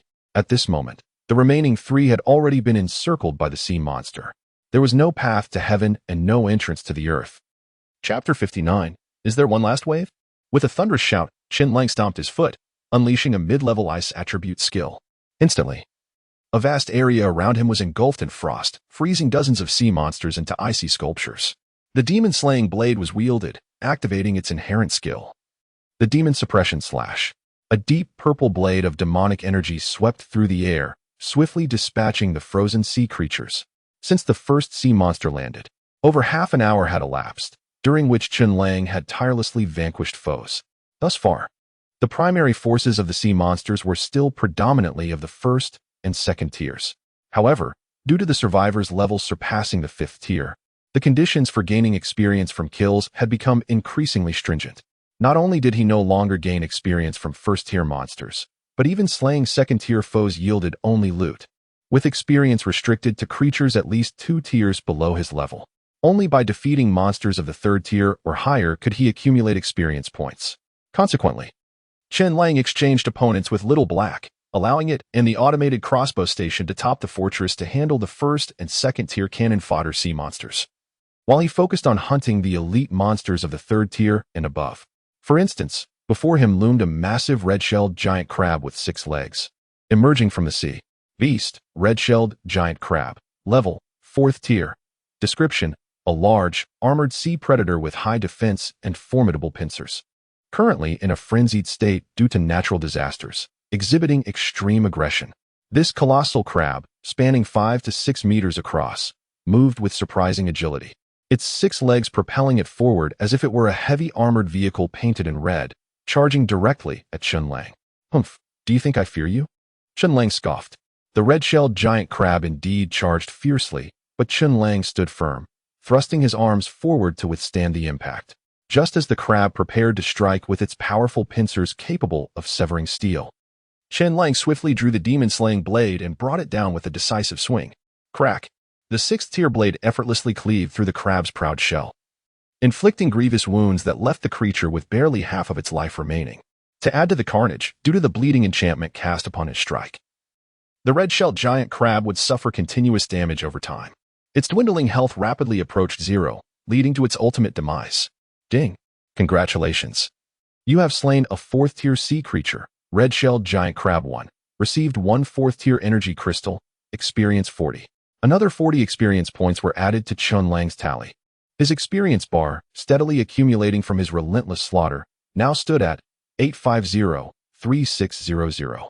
For him, this maritime catastrophe, which was a disaster for other survivors, felt more like a golden opportunity. The more foes he felled, the greater his rewards. The elite monsters of the 4th tier were not limited to the red-shelled giant crab. Shortly after dispatching the crab, yet another 4th-tier sea creature led a new wave of sea monsters ashore, relentlessly attacking. This time, however, the leader was an electric eel. ZZZ. The crackling sound of electricity reverberated through the air. A 7 to 8 meter long electric eel, as thick as a barrel and radiant in deep blue, surged from the tumultuous sea, its surface crackling with electricity, almost harmonizing with the ominous storm clouds above. After gathering energy, it unleashed a barrage of lightning strikes. Boom, boom, boom. The lightning struck with incredible speed, leaving Chen Lang barely enough time to evade. However, clad in the black-scale dragon armor, which boasted a 7th-tier equipment level, he possessed formidable defensive capabilities. Even a full-force assault from a 6th-tier beast would struggle to inflict fatal harm upon him. Moreover, he had enhanced the armor with a 7th-tier thorny enchantment, which reflected 50% of any damage taken back at the attacker. Thus, the 4th-tier electric eel's lightning bombardment not only failed to harm Chen Lang, but the reflection effect of the thorns inflicted considerable pain upon itself. It had anticipated damaging its enemy while sustaining no harm, yet the outcome was starkly opposite, inflicting 0 damage while suffering 500 in return. Realizing the peril, the 4th-tier electric eel attempted to retreat to the sea. Humph, you think you can come and go as you please? Chen Lang would not let this prey slip away. To him, these monsters were merely vessels of experience points. He would slay as many as he could, with a thought. The black dragon wings behind the black-scale dragon armor unfurled, propelling him skyward. The dragon might skill of the magic dragon ring activated once more, resonating with a thunderous roar. Roar! The sound terrified the 4th-tier electric eel, causing it to freeze in fear. Seizing the moment, Chen Lang raised the Crimson Flame Sandstorm crossbow, invoking the lava arrow skill. After a brief charge, a molten arrow was launched, piercing through the electric eel from tail to snout, emerging from its mouth. The terrifying heat of the lava arrow seared the electric eel, causing it to explode mid-descent. Boom. Ding. Congratulations, you have slain a 4th-tier sea creature. 4th-tier energy crystal 1, experience 40. having dispatched 2 elite monsters in succession. The sea monster onslaught seemed to wane. It appeared as though the maritime disaster was finally nearing its conclusion. Yet, Chen Lang's performance rating remained firmly at the excellent tier, failing to reach the stunning level. Puzzled, he frowned. Based on his current actions, he believed achieving a stunning rating should be feasible. Why then had it not risen? Could it be that the maritime disaster was not yet over? Was there one final wave? Chen Lang's speculation was not unfounded. In fact, it was remarkably astute. For in the very next moment, a massive whirlpool emerged in the waters ahead of Island 2887, measuring several meters in diameter and exuding an aura of terror from its depths. Roar! Little Black soared over, sensing the presence of a formidable entity within the whirlpool. Although it did not detect any bloodline pressure, it felt an overwhelming sense of caution regarding the power emanating from within. Chen Lang's brow furrowed deeper. The creature lurking within the whirlpool must be incredibly powerful. He knew he had to act swiftly. Before the entity revealed itself, he resolved to strike first and catch it off guard. Thus, he unleashed a flurry of arrows from the Crimson Flame Sandstorm crossbow, enhanced with expansion enchantments. Swoosh, swoosh, swoosh. Little Black hovered beside Chen Lang, unleashing a deep crimson dragon breath in tandem. The simultaneous strike of one person and one dragon undoubtedly gained the upper hand, successfully inflicting damage upon the core of the creature within the vortex. Yet it also provoked the beast's fury even further. A suction cup tentacle, over 10 meters long and adorned with sharp, curved hooks, suddenly surged forth from the whirlpool, crashing down fiercely towards Chen Lang. Chen Lang's pupils dilated in shock. How formidable! Chapter 60 Boss. The Old One's Kin. Chen Lang's exclamation was a testament to the formidable power of this move, which he deemed the strongest he had ever witnessed. The oppressive aura he felt during his confrontation with the 5th-tier Blackwing dragon paled in comparison. Undoubtedly, the master of this suction cup tentacle was a being of boss-level prowess. Yet, it was still insufficient. As the robust tentacle descended upon him, Chen Lang made no attempt to evade. Instead, he gathered his strength for the demon-slaying blade and unleashed the demon-subduing slash. A deep violet blade of demonic energy flashed through the air, and the tentacle, laden with immense force, was severed mid-fall. Blood-enchanted damage manifested instantly, accompanied by a pained shriek emanating from the depths of the whirlpool. In the next moment, with a resounding crash, the boss-level sea creature hidden in the depths could no longer remain concealed, revealing its true form, a grotesque and fearsome tentacled beast reminiscent of the Old Ones. Beast, Old One's Kin, Octopus Beast, Level, Tier 6, Attributes, Spirit 50, Strength 63, Speed 30. Endurance 28, Magic 20, Description: a minion of the ancient Old Ones, steeped in resentment. It aims to drag everything it sees into darkness as a sacrifice to the legendary Old Ones upon its return to the world. Skills: Old Curse, Rapid Regeneration. Powerful Arm Strike, Power of Corruption. Upon reading the description of the Tier 6 Octopus Beast, Chen Lang's brow furrowed with concern. He realized he was delving into deeper mysteries. What exactly were the Old Ones? However, pondering such profound matters would have to wait. His immediate priority was to vanquish this octopus beast and elevate his performance rating to astonishing heights. Thus, Chen Lang exchanged a glance with Xiaohei, and they both launched their assault. Sword energy surged. The flowing silver longsword was drawn, and after harnessing its enchanted power, a blade of white light, approximately 10 feet long, was unleashed. Simultaneously, his other hand wielded the demon-slaying blade once more, executing another demon-subduing slash. One sword light and one blade of energy crossed paths, striking in tandem. Having suffered a previous setback, the octopus beast, wary of underestimating its foes again, activated its skills, imbuing 2 of its tentacles with the power of corruption, which emanated a faint gray glow. This allowed the tentacles to withstand the onslaught of the flowing silver longsword, yet the demon-slaying blade pierced through its defenses, nearly severing another tentacle. Blood damage numbers continued to appear, and the octopus beast found itself at a disadvantage once more. In desperation, it activated its rapid regeneration ability, visibly restoring the 2 injured tentacles at an astonishing rate. Observing this, Xiaohei, who had been circling the battlefield, quickly intervened. Now at Tier 2, its raw strength might still lag behind the Tier 6 octopus beast, but providing support was well within its capabilities. Xiaohei unleashed the Dark Energy Dragon armor skill, enveloping its body in a layer of annihilation power, enhancing both its attack and defense. It released a draconic pressure that combined with Chen Lang's dragon might from his dragon ring, further disorienting the octopus beast. But that was not the end of it. Xiaohei took to the skies, flapping its wings and raking its dark claws, leaving numerous ghastly wounds upon the octopus beast. In pain and fury, the beast retaliated with its powerful arm strike skill, its 8 thick and elongated suction cup tentacles thrashing wildly, churning the sea and carving deep gorges into the island's surface. Fortunately, both Chen Lang and Xiaohei were agile, their nimbleness allowing them to narrowly evade the devastating strikes. With such ferocious speed and range, close combat proved futile. It was time to shift to ranged attacks. Perched on Xiaohei's back, Chen Lang distanced himself from the octopus beast and altered his strategy, summoning the Crimson Flame Sandstorm crossbow. With a whoosh, after applying an expansion enchantment, he loaded a single arrow that equated to 6 in firepower. Xiaohei also unleashed its devastating dragon breath, as both man and dragon bombarded the octopus beast from afar. Gradually, the creature's wounds accumulated, and even its rapid regeneration struggled to keep pace. Infuriated, it unleashed a powerful skill, the Old Curse. A dense mass of corruption coalesced into a dark gray sphere, which then erupted, transforming into numerous esoteric, ancient runes that relentlessly pursued Chen Lang and Xiaohei. With a swift motion, Chen Lang activated one of the skills of the Crimson Flame Sandstorm crossbow, Fiery Rock Arrow, shooting a molten arrow that successfully shattered one of the ancient runes. Meanwhile, Xiaohei unleashed its trump card, Black King Annihilation. Its vast maw opened wide, as if it were a bottomless abyss, consuming all the old curse runes. The annihilation power countered the corruption contained within the runes. After executing these maneuvers, Xiaohei found itself utterly exhausted, unable to sustain any further effort as it descended onto the island. Nonetheless, it had cleared the greatest obstacle for Chen Lang. At that moment, the octopus beast, having exhausted all its tactics, could only consolidate its 8 tentacles and launch a desperate strike against Chen Lang. "Come at me."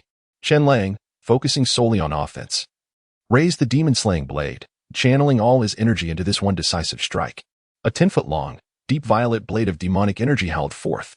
Simultaneously, the octopus beast's final retaliatory strike landed on Chen Lang. The Tier 6 creature's desperate blow managed to barely penetrate the defenses of the black-scaled dragon armor, though its force was significantly diminished, leaving Chen Lang with a mere discomfort in his chest, followed by darkness. However, the enchanted thorns triggered as expected. The reflected damage was not based on the harm Chen Lang sustained, but rather on the damage dealt by the attacker. Thus, despite Chen Lang remaining largely unscathed, half of the unmitigated force of that blow was instantaneously returned to the octopus beast, causing it to experience a harsh lesson in self-inflicted harm. The creature's octopus-like head deflated under the impact, stars dancing before its eyes, before it could fully comprehend its predicament. The 10-foot-long blade of the demon-slaying slash followed closely behind, delivering the final blow. Not only did it sever several tentacles intended for defense, but it also cleaved the octopus beast in half. Ding! Congratulations on defeating the Tier 6 beast, Old Oneskin, Octopus Beast 1. Earning a Tier 6 Energy Crystal 1, Experience Point 60. The system's kill notification echoed in the air. With the most formidable octopus beast vanquished, the remaining sea creatures, overwhelmed by fear, hastily retreated into the depths of the ocean. The battlefield, now a chaotic scene, bore witness to the bodies of sea beasts gradually dissipating into luminous particles. Finally, after a prolonged silence, no further natural disasters or sea creature incursions occurred. The maritime calamity had come to a definitive close. The system's settlement alert reverberated throughout the entire area, echoing in the minds of every surviving seeker. Chapter 61. The catastrophe concludes. Rankings revealed. Rewards distributed. Beep. The maritime disaster, tempest, colossal waves, and beast tides have concluded. A total of 591 survivors participated. 145 individuals survived. Among them, 1 exhibited extraordinary performance, 10 performed excellently, 178 showed commendable effort, 336 were passable, and 620 had mediocre results. Specific individual performances and rankings are as follows. As the system notification chimed, the survivors, weary from their ordeal, collapsed onto the ground, gasping for the briny sea breeze. Clearly, they had yet to recover from the relentless onslaught of maritime calamities. Nevertheless, their eyes were fixated on the ranking board, hoping for a higher position and better rewards. The rankings were announced in reverse order. The vast majority of participants had barely endured this maritime disaster. often bearing numerous injuries, with the island left in disarray. Their week of development seemed nearly futile. However, without those 7 days of preparation, their survival amidst such chaos would have been impossible. Despite this, from an initial population of 10,000, only slightly over 1,000 remained, yielding a staggering death rate exceeding 90%. As the rankings unfolded, some discovered their positions exceeded expectations, and their rewards surpassed estimations, leading to joyful laughter. Others, despite their valiant efforts, received only mediocre evaluations, with rewards that scarcely compensated their losses, merely representing a second chance at life, resulting in frustrated lamentations. Meng Daxuan, having acquired a glass staff, showcased considerable strength among his peers, earning him a commendable performance. He received a commendable treasure chest, from which he unveiled a 4th-tier mage's robe, glistening silver and resembling a cloak or a monk's garb. Its attributes were exceptional, enhancing both his defense and mana recovery speed, a true boon for any mage. Zhang Xiang, possessing an innate talent for environmental perception, though not adept in battle, excelled in avoiding perilous situations. Thanks to this gift, he emerged as a rare survivor whose island structures remained remarkably intact, becoming one of the 10 with excellent performance. The rewards he received were substantial, bringing him immense joy. Lu Liang and Su Liang, who had previously traded with Chen Lang, managed to endure the disaster, receiving only the lowest rating of mediocrity, yet survival held paramount significance. As the rankings ascended, it became increasingly apparent that those at higher tiers were typically the dominant figures within their regions. The top 10 rankings were as follows. 10th, Lu Zhikai, Island number 1234, excellent performance. 9th, Zheng Ro, Island number 7659, excellent performance. 8th, Huang Baichuan, Island No. 1005, excellent performance. 4th, Song Shuren, Island number 0026, excellent performance. 3rd, Lu Rinjia, Island number 9033, excellent performance. 2nd, Gu Shao, Islands number 0001, 0783, 2775, excellent performance. 1st, Chen Lang, Islands number 2887, 9527, extraordinary performance. Among these rankings, certain placements were surprisingly unexpected. For instance, Lu Zhukai, who, along with 3 others on his island, should have collectively secured top 10 positions if circumstances had permitted. However, their unity had been both a blessing and a curse. While their combined strength facilitated rapid development during the novice phase, the subsequent maritime disaster escalated beyond their capacity to withstand.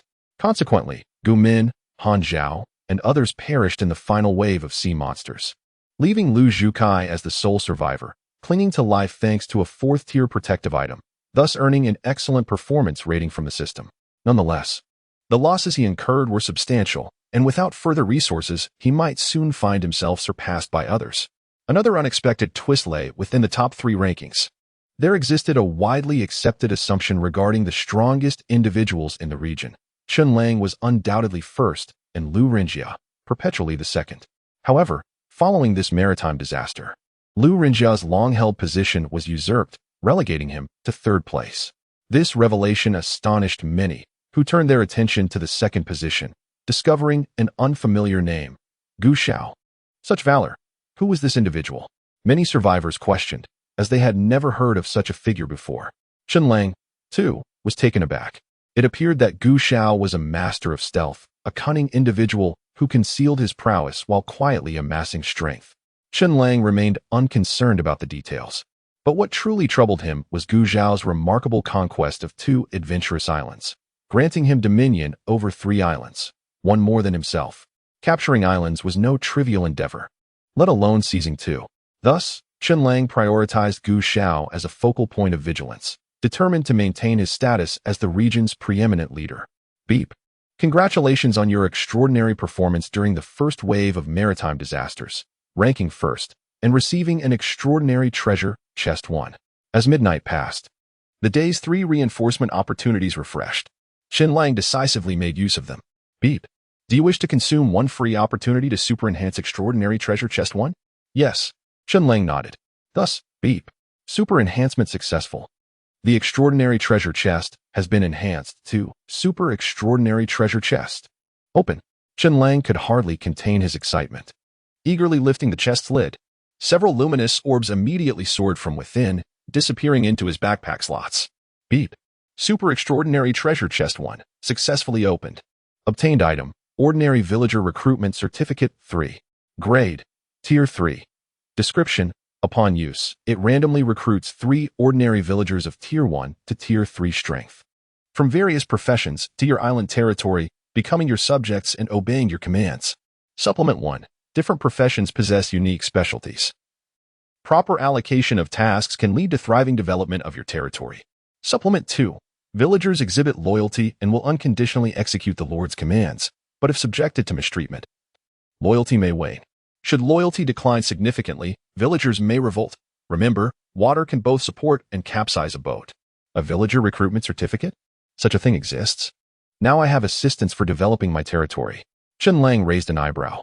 Once again, the innate ability was activated. Ding. Would you like to consume Energy Crystals 300 and Super Reinforcement Certificates for Ordinary Villagers 3?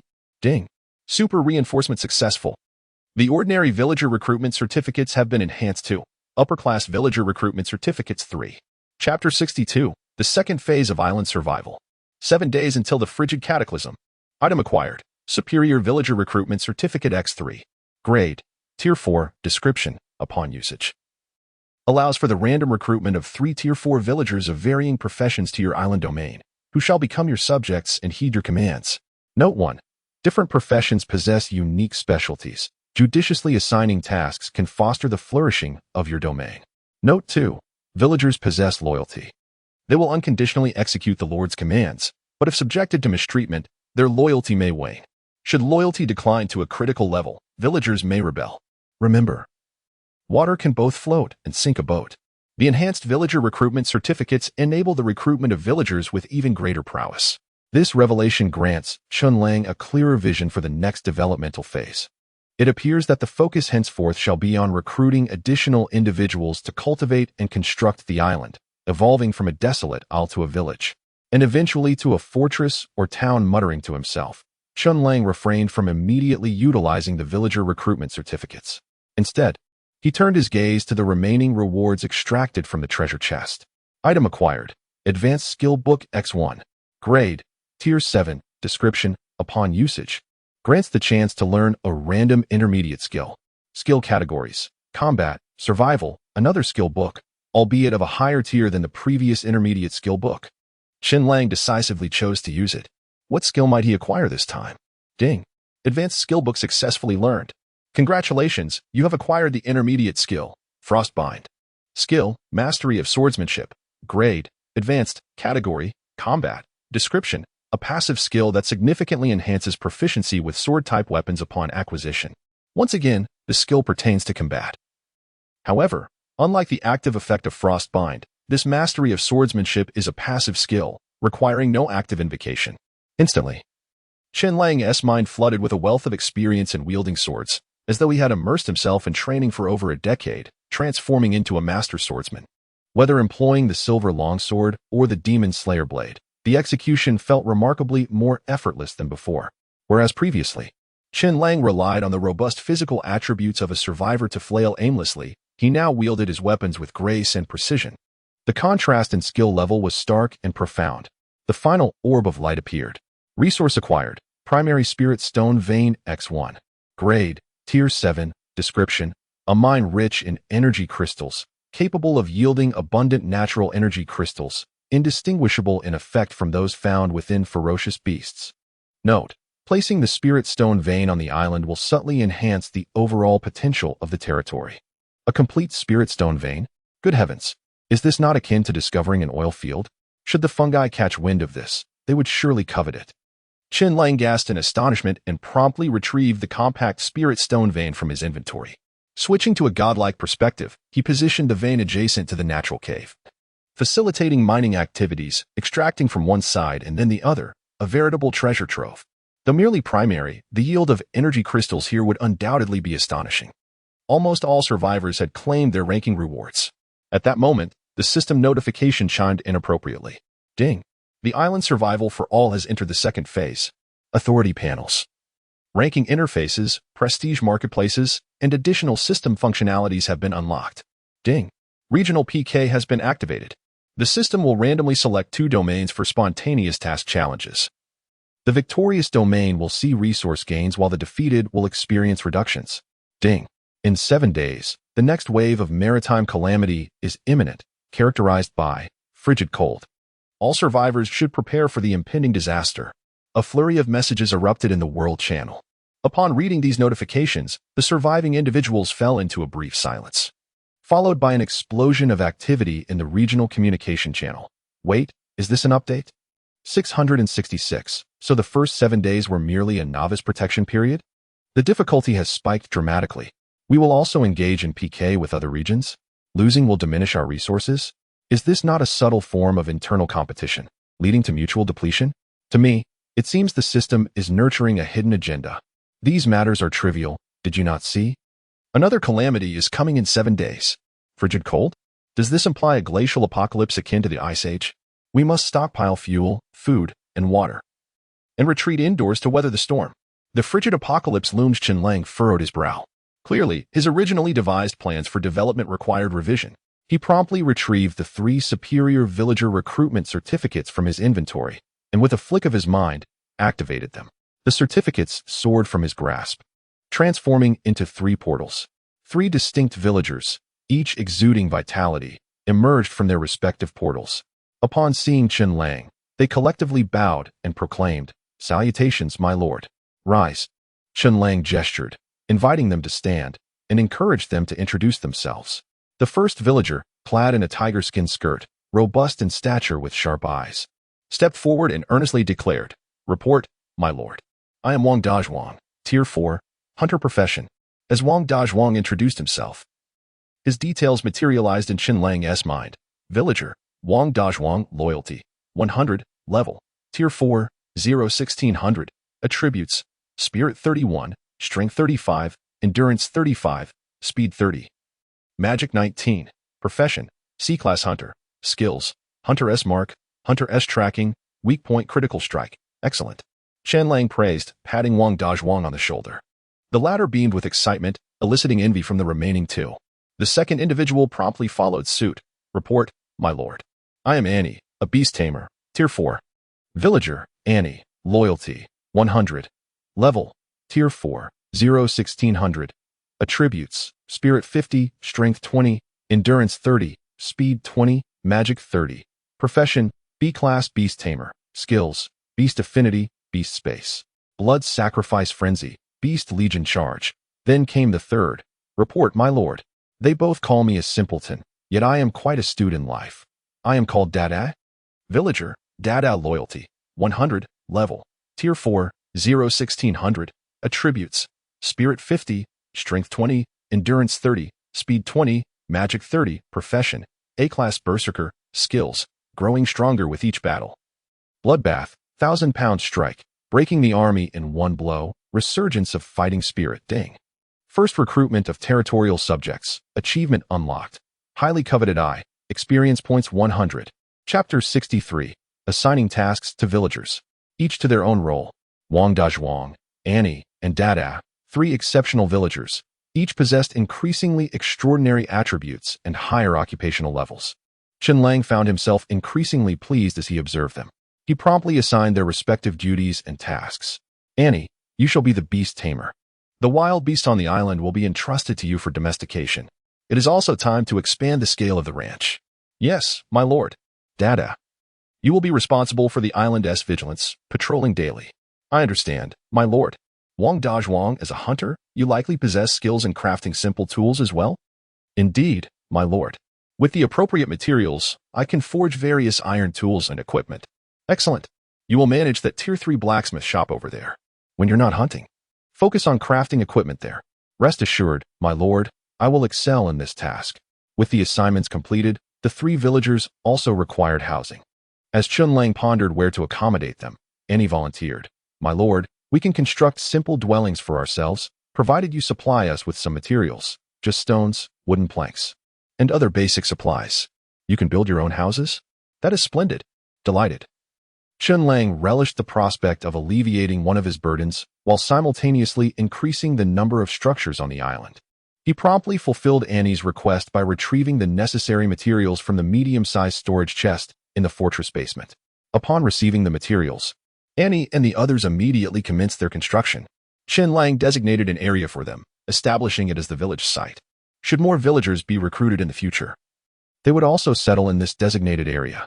The sounds of construction resonated as Annie and her companions swiftly erected a 3-unit wooden cottage within half a day. The size of the cottage was akin to Chen Lang's initial small dwelling, featuring front and rear windows, yet with a stone foundation, rendering it sturdier. Building: 3-unit side-by-side villager cottage, grade, Tier 3, description, a rudimentary dwelling constructed by villagers, fulfilling the most basic living needs. The Tier 3 cottage seemed somewhat inadequate to Chen Lang, who frowned slightly. With the island's elevation to Tier 4, structures below Tier 3 were beginning to lose their significance. Therefore, as the Lord, he decided to bestow some benefits upon his subjects. Beep. Would you like to consume 100 energy crystals to super enhance the 3-unit side-by-side villager cottage? Beep. Super enhancement successful. The 3-unit side-by-side villager cottage has been enhanced to 3-unit side-by-side stone cottage. Upon activating his innate ability, the system's notification echoed, and the glow enveloping the wooden cottage gradually dissipated. Annie and her companions were astonished to witness their newly constructed wooden cottage transformed into a sturdier and more spacious stone dwelling by their lord. They were immediately overjoyed, bowing repeatedly to express their gratitude to Chen Lang. "All right, rise." Chen Lang waved his hand, gradually regaining their composure. Annie and her companions did not enter the stone cottage, but promptly set about executing the tasks assigned to them. The tallest and strongest, Dada, wielded 2 double-edged iron axes and began patrolling the island with an imposing presence. Wang Dazhuang proceeded to the blacksmith shop, following Chen Lang's instructions to smelt rough iron and other metals in preparation for crafting various tools for the upcoming excavation of natural caves and spirit stone veins. As for Annie, Chen Lang called back the small dragon, Xiao He, to assist her in fishing at sea. With Xiao He's intimidating presence and Annie's beast-taming skills, their efficiency would be significantly enhanced. However, when the fearsome-looking Xiao He suddenly descended before Annie, it startled her greatly, causing even Wang Dazhuang and Dada to react as if a dragon invasion was imminent. Aware of the potential peril, they instinctively prepared to confront Xiao He. But Chen Lang intervened, clarifying that Xiao He was his pet. Had he not done so, a conflict might have ensued. This incident underscored the unwavering loyalty of Annie and her companions, who were indeed willing to risk their lives for their lord. Thus concluded the brief interlude. Following the first disaster, Island 2887 was finally beginning to thrive. Chen Lang returned to the seaside with his fishing rod, ready for another day of angling. Unfortunately, the harbor was devastated by the massive waves. Had it not been for this, fishing from the port would have yielded even better results. Natural disasters inevitably incur some losses. However, the damage remained within Chen Lang's anticipated limits. Moreover, with the island's elevation to Tier 4, the fishing rod's yield rate had also improved. Each fishing attempt has a 10 chance of failure, a 40 chance of obtaining a Tier 4 treasure chest, a 25 chance of obtaining a Tier 5 treasure chest, a 15 chance of obtaining a Tier 6 treasure chest, a 9 chance of obtaining a Tier 7 treasure chest, and a 1 chance of obtaining a Tier 8 treasure chest. Remaining fishing attempts. 5. The fishing rod in Oppo's S level, akin to that of the shelter, had risen to Tier 5 following the super enhancement, ensuring it would always exceed the island's level by 1 tier. As such, the current fishing rod had reached a grade of 5, and the treasure chest yield rates and average grades had also increased, with the potential to even catch a Tier 8 treasure chest. Without hesitation, Chen Lang began to fish. Beep. Fishing successful. Obtained 1 Tier 4 treasure chest. Beep. Fishing failed. Failure count 1. Beep. Fishing successful. Obtained 1 Tier 6 treasure chest. Beep. Fishing successful. Obtained 1 Tier 5 treasure chest. Beep. Fishing successful. Obtained 1 Tier 4 treasure chest. After 5 fishing attempts, he garnered 2 Tier 4 treasure chests, 1 Tier 5 treasure chest, 1 Tier 6 treasure chest, and 1 failure. The haul was satisfactory to Chen Lang. He immediately activated the remaining 2 free super enhancement opportunities. Beep. Super enhancement successful. The Tier 5 treasure chest has been super enhanced to 1 Tier 7 treasure chest. The Tier 6 treasure chest has been super enhanced to 1 Tier 7 treasure chest.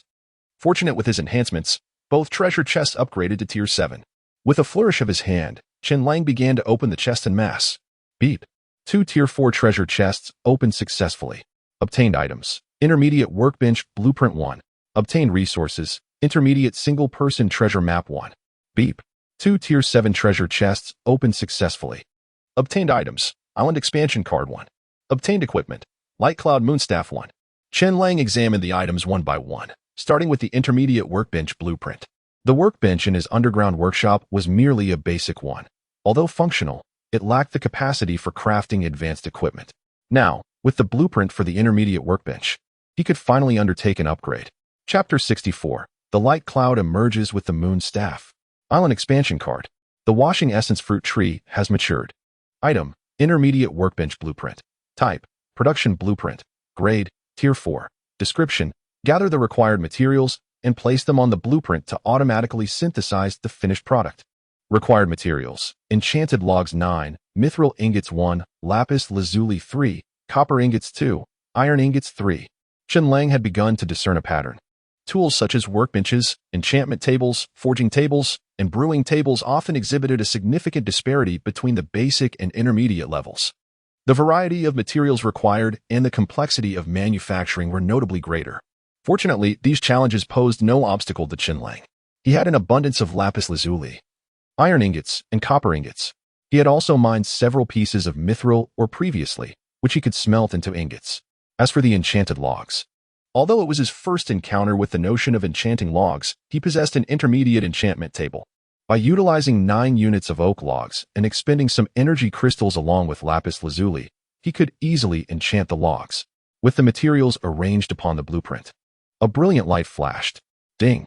Manufacturing successful. Acquired item. Intermediate workbench 1. Item. Intermediate workbench. Grade.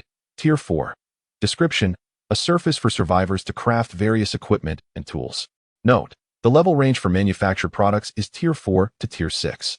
Manufacturing Tier 5 and Tier 6 items will increase where on the workbench, accelerating durability loss. With this new addition, you may take a temporary leave. Chen Lang used his luck-enchanted stone pickaxe to extract the basic workbench and replaced it with the newly crafted intermediate workbench. He then transferred the blueprints stored in the basic workbench to the intermediate one. Thus, a seamless transition between the two workbenches was achieved. As for the basic workbench that was removed, Chen Lang had no intention of leaving it idle. Instead, he planned to assign it to another position to continue its service. He made his way to the blacksmith shop and presented the workbench to the villager Wang Dazhuang. Here is the workbench. It will make your tasks easier in the future. Upon receiving the workbench, Wang Dazhuang expressed his gratitude profusely. Thank you, my lord. I will certainly work hard to serve you. Yes, I have faith in you. Chen Lang replied with a smile, patting Wang Dazhuang on the shoulder. He then turned his attention to the other rewards he had obtained from the treasure chests. Item. Intermediate treasure map. Solo. Grade. Tier 4. Description. A map depicting ancient treasures. Click to use and be transported to the starting point of the treasure map to begin your search until you reach the end and find the treasure. Note 1. The area of the treasure map is often fraught with danger. Only challenge it if your survivor level is equal to or higher than that of the treasure map, or the likelihood of failure is significant. Note 2. There is one opportunity to retreat during the treasure hunt. Using this opportunity will transport you back to the designated island. But it will be considered a failure, causing the treasure map to vanish and become irretrievable. Note 3. Treasure maps are available in solo and multiplayer formats, with the latter allowing survivors to team up for treasure hunting. Yet another treasure map. This was the second treasure map Chen Lang had acquired. But it was a level higher than the previous one, implying increased difficulty and more substantial rewards. Once he finished his current tasks, he would click to use it.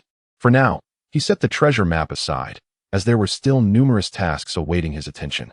He then shifted his gaze to the rewards from the 2 Tier 7 treasure chests. First, the initial item. Equipment. Light Cloud emerges with the Moon Staff. Grade. Tier 7. Description.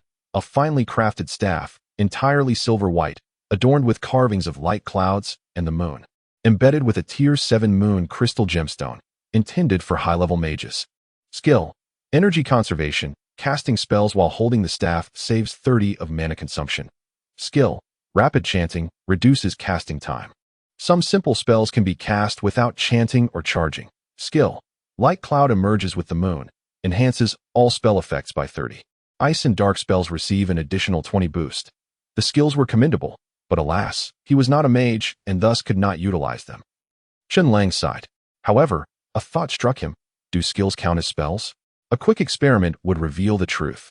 Without hesitation, he grasped the light cloud emerges with the moonstaff and activated the intermediate skill Frost Freeze. Upon attempting it, the results were indeed remarkable. The speed at which the frost spread and the hardness of the frozen layer had both seen significant enhancement compared to before. A rough estimate indicated an improvement of over 50%. Evidently, the skill's effects aligned with the enhancement of all spell effects by 30, with ice and dark spells receiving a 50 boost. Thus, it was not completely useless. After all, it was a tier 7 piece of equipment. So he decided to keep it for the time being. He stored the light cloud emerges with the moonstaff away. Among the 4 rewards obtained from fishing, the most captivating to Chen Lang was undoubtedly the last item. Island Expansion Card. Item, Island Expansion Card. Grade, Tier 7. Description, designate an island for use. Doubling its area and refreshing its resources. Doubling the area of an island? I must see how this works. Chen Lang immediately focused his thoughts and chose to use it. Ding. Island Expansion Card 1. Usage successful. The system prompt echoed. In the next moment, Island 2887 trembled slightly, reminiscent of the vibrations felt during an island level upgrade. The tides receded, revealing circles of land that quickly transformed into various terrains. Previously, upon reaching Tier 4, Island 2887 had a diameter of 2,000 meters. Now, with the area doubled, while the east-west length remained unchanged, the maximum north-south length had expanded to 4,000 meters. This provided Chen Lang with a larger area for agricultural structures. Moreover, the quantity of resources on the island was closely tied to its area. With the island's size now doubled, various forests, animals, and other resources had also increased accordingly.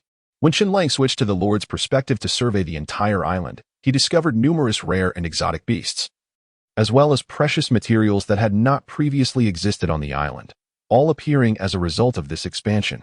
Green mountains and clear waters are indeed treasures. Chen Lang mused. The more resources, the better. One could never have too much. He nodded in satisfaction and then strolled towards the 3 plots of farmland. Thanks to the protective barrier of the energy crystal defense towers, the vulnerable farmland had not been adversely affected by the calamities at sea. The crops planted there had continued to grow normally and were largely mature. Chen Lang initiated the harvest. He gathered a bountiful collection of red flame flowers, dew fruits, azure spirit grass fruits, coconuts, spirit rice, and oak trees. Of course, the highest level crop in the fields, the washing essence fruit tree, had also reached its first round of maturity. Towering at 10 meters, its lush crown bore nearly 100 washing essence fruits. All were promptly harvested by Chen Lang. Crop, cleansing fruit. Grade, Tier 5. Description, a rare treasure with the ability to purify the marrow. Long-term consumption subtly enhances and improves physical attributes, elevating innate talents. Supplement, most effective on creatures of Tier 5 and below.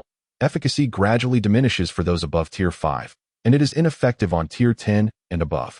I currently find myself at Tier 5, making the effects of the cleansing fruit most optimal. A chuckle escaped my lips. Chen Lang wiped the fruit clean and promptly devoured a cleansing fruit in just a few bites. Chapter 65. The Magnificent Cleansing Fruit. Attribute Enhancement. Another defeat of the Island Lord. The cleansing fruit, a rare treasure of nature, had previously been discovered by a fortunate survivor, who at that time was merely an ordinary individual without even a single tier. After consuming one, he instantly gained 1 point in free attribute value. While this may seem negligible, it is vital to recognize that means of enhancing one's attributes among survivors are exceedingly scarce. Apart from the fixed allocation upon leveling up, the only way to augment attributes is by equipping items with unique passive effects. Attributes significantly determine a survivor and oppo's strength. Thus, even a mere increase of 1 attribute point would attract countless survivors eager to pursue it. Now, Chen Lang, possessing an entire cleansing fruit tree, can reap a substantial harvest of these fruits at regular intervals. Should word of this spread, it would undoubtedly incite envy among the other survivors in the region. The cleansing fruit is exquisite in flavor, bursting with juice, and delectably sweet and sour. Chen Lang found himself increasingly addicted to them. Coupled with the enormous appetite of a 5th-tier survivor, he unknowingly consumed every single fruit from the tree. The effects were immediate, granting him a remarkable increase of 10 attribute points. Moreover, The enhancement from the cleansing fruit was comprehensive, benefiting all 5 dimensions equally. Spirit 68, Strength 74, Speed 67. Endurance 75, Magic 81. This surge in power brought Chen Lang's total attribute score to an impressive 365 points.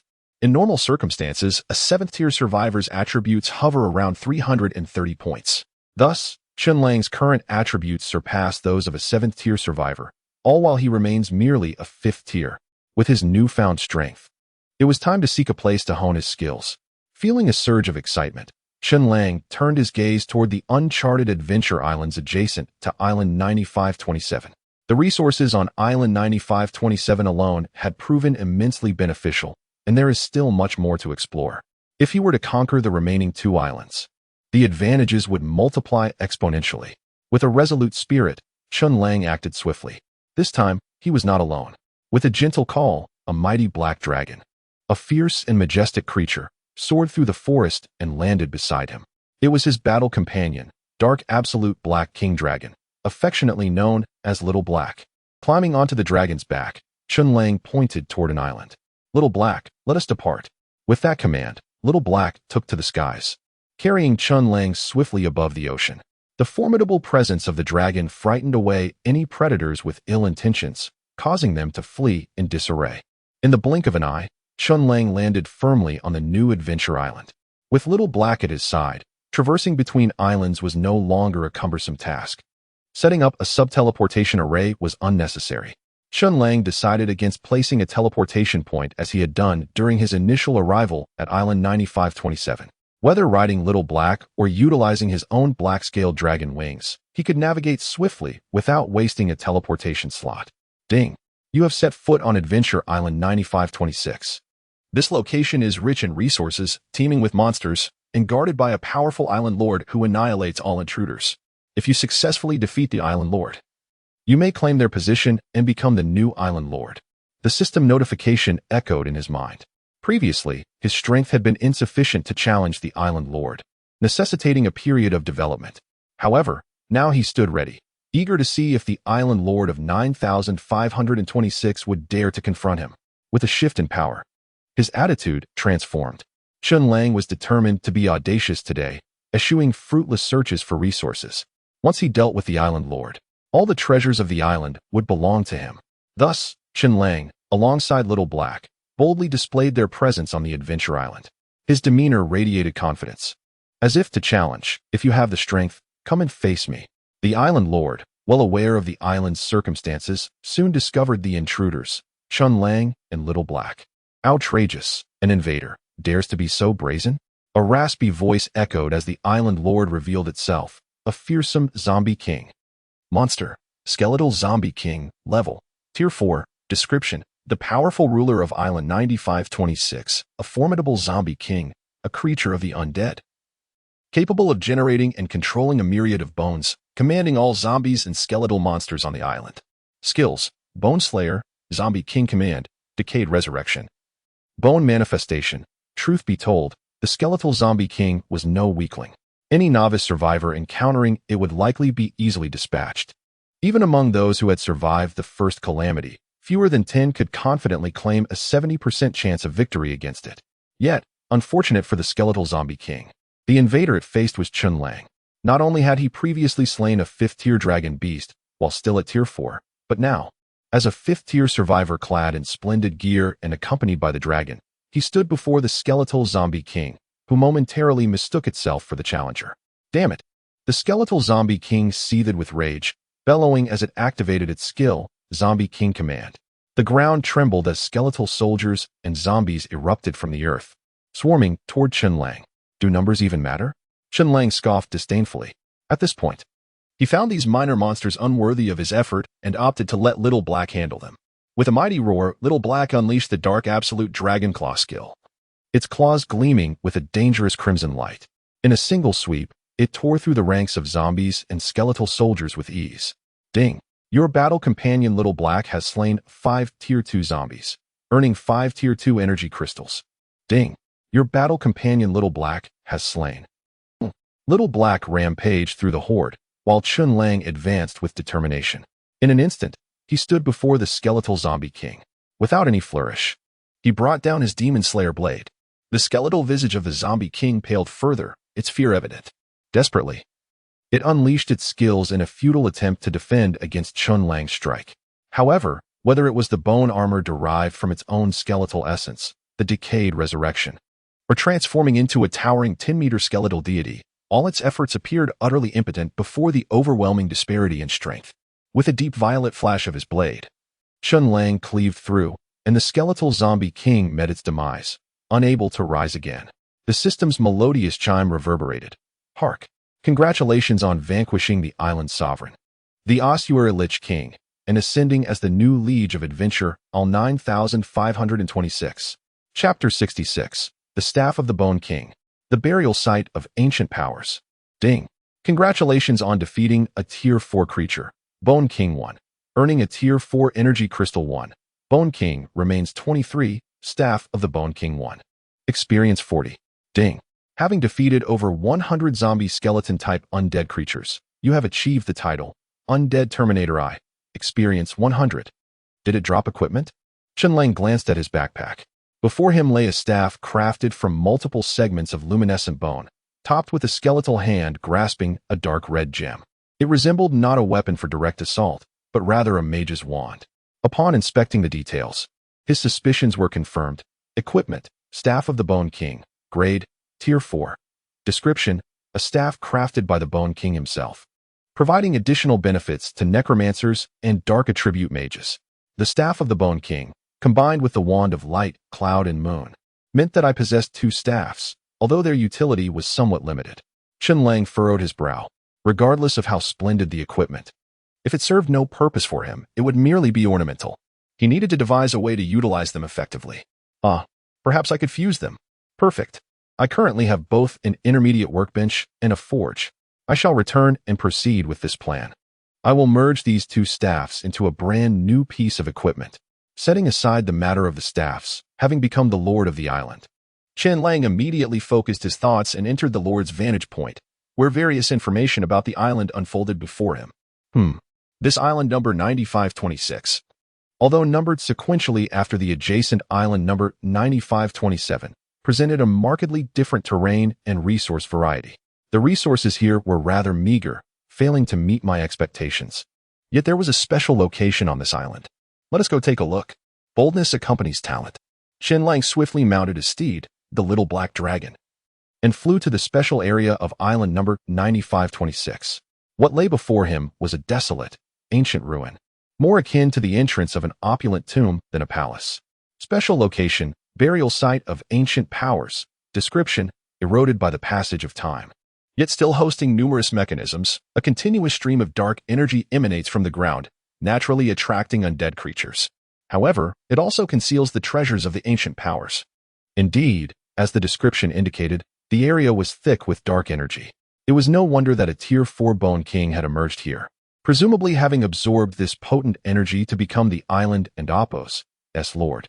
Moreover, the remnants surrounding suggested that the Bone King had long coveted the treasures within the tomb, persistently attempting to breach the grand entrance, yet failing due to its insufficient Tier 4 strength. Ultimately, it was up to me. Chen Lang chuckled softly, raising his gaze to the intricately weathered entrance of the grand tomb. The little black dragon curiously approached, its sharp claws merely leaving superficial scratches upon the stone, indicating that considerable effort would be required to breach it, given its formidable strength. It was no surprise that the Bone King had failed to open the door even in death, inadvertently granting this opportunity to Chen Lang. With resolve, Chen Lang drew the Wand of Light, Cloud, and Moon. Grasping the staff, he activated his intermediate skill, Frost Freeze. Crack, crack, crack. The crystalline blue frost rapidly spread, encasing the heavy door in ice. Then, he switched to the Crimson Flame Sand crossbow, loading an arrow and charging it for an extended duration. Upon releasing the trigger, the skill, Lava Arrow, was unleashed. Thanks to the expansion enchantment, 6 lava arrows were fired simultaneously. Whoosh, whoosh, whoosh. Upon striking the stone door, the lava arrows erupted in a series of explosions. Boom, boom, boom. The icy cover combined with the explosive force ultimately breached the entrance, creating a substantial opening. Let us go. Chen Lang charged into the tomb. However, the resting place of ancient powers could not be devoid of defenses. The moment Chen Lang and the little black dragon entered, they triggered a defensive mechanism. The stone floor of the tomb abruptly shifted, and 4 stone pillars rose, each featuring a hollowed-out groove where a cold, mechanical puppet stood poised. As they detected the intruders, the 4 puppets emerged from the pillars, their eyes glowing red, emitting a low, menacing growl, unmistakably signaling their lethal intent. The next moment, the 4 puppets launched their assault. Creature, Guardian Puppet. Grade, Tier 6.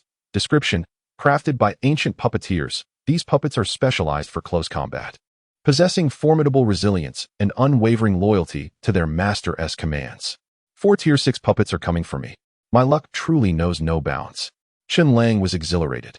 He had not anticipated encountering such a formidable scene on an island ruled by a mere Tier 4 lord. He felt a surge of excitement, even opting not to summon the little black dragon for assistance. He would face the 4 puppets alone. Clang! The sound of metal clashing resonated. Encased in his black-scaled dragon armor, Chen Lang deflected the majority of the puppet strikes, which triggered the hard thorn enchantment, causing half of their force to rebound upon themselves. The puppets staggered, their defenses compromised. With a flourish, Chen Lang unleashed his sword skills. Having learned the passive ability of sword mastery from an advanced skill book, his prowess with both sword and dagger had significantly improved, rivaling that of a legendary master. Each strike now carried tremendous weight, enhancing the lethality of his attacks. A flurry of sword energy slashed forth. Even the puppets, forged from resilient material, bore deep gashes upon their surfaces. Yet it was still not enough. The silver sword's power, while impressive, fell short against the Tier 6 adversaries. Chen Lang decisively switched to the Demon Slayer blade. The demon-slaying strike was unleashed. A deep purple blade of energy cleaved through the air, rending open a gaping wound in one puppet's chest. The lingering effects of the blood enchantment allowed the residual energy to seep further into the puppet, inflicting continuous damage. Seizing the moment, Chen Lang struck again. This time, the guardian puppet could withstand no more, shattering into a cascade of fragments. Ding! Congratulations on defeating a Tier 6 creature, Guardian Puppet 1. Earning a Tier 6 Energy Crystal 1, Shattered Puppet Heart 1, Experience 60. With 1 defeated, the remaining 3 Guardian Puppets posed little threat to Chen Lang. His strength had surpassed conventional measures of levels. Even if Tier 7 or higher creatures appeared, he would remain unperturbed. Ding! Congratulations on defeating Tier 6 creatures, Guardian Puppet 3, earning Tier 6 Energy Crystals 3, Shattered Puppet Hearts 3, Experience 180. Glancing into his backpack at the spoils collected. The heart of the puppet, an item that is almost certain to drop upon defeating a puppet, caught Chen Lang's attention. Chapter 67. The Unexpected Regional PK. Item, Damaged Puppet Core. Grade, 6. Description, the driving core of a puppet. Although damaged, its exquisite crafting techniques are still apparent, with intricate runes on the surface. Supplement, collecting multiple damaged puppet cores can synthesize a complete puppet core, which can be used to create new puppets or repair damaged ones. So this is its purpose. Chen Lang nodded in realization. He glanced at his backpack. Whether from previously defeating the yellow sand puppet, teaming up with Lu Rinjia and others to raid the fire demon puppet, or shattering 4 6th-grade guardian puppets in one go, he had accumulated quite a number of damaged puppet cores. Together, they could be synthesized into a new complete core. Chime. Obtained item, Puppet Core 1. Grade, 6. Description, a complete puppet core, the most crucial component of a puppet, akin to its brain. Supplement, capable of powering 6th grade and below puppets.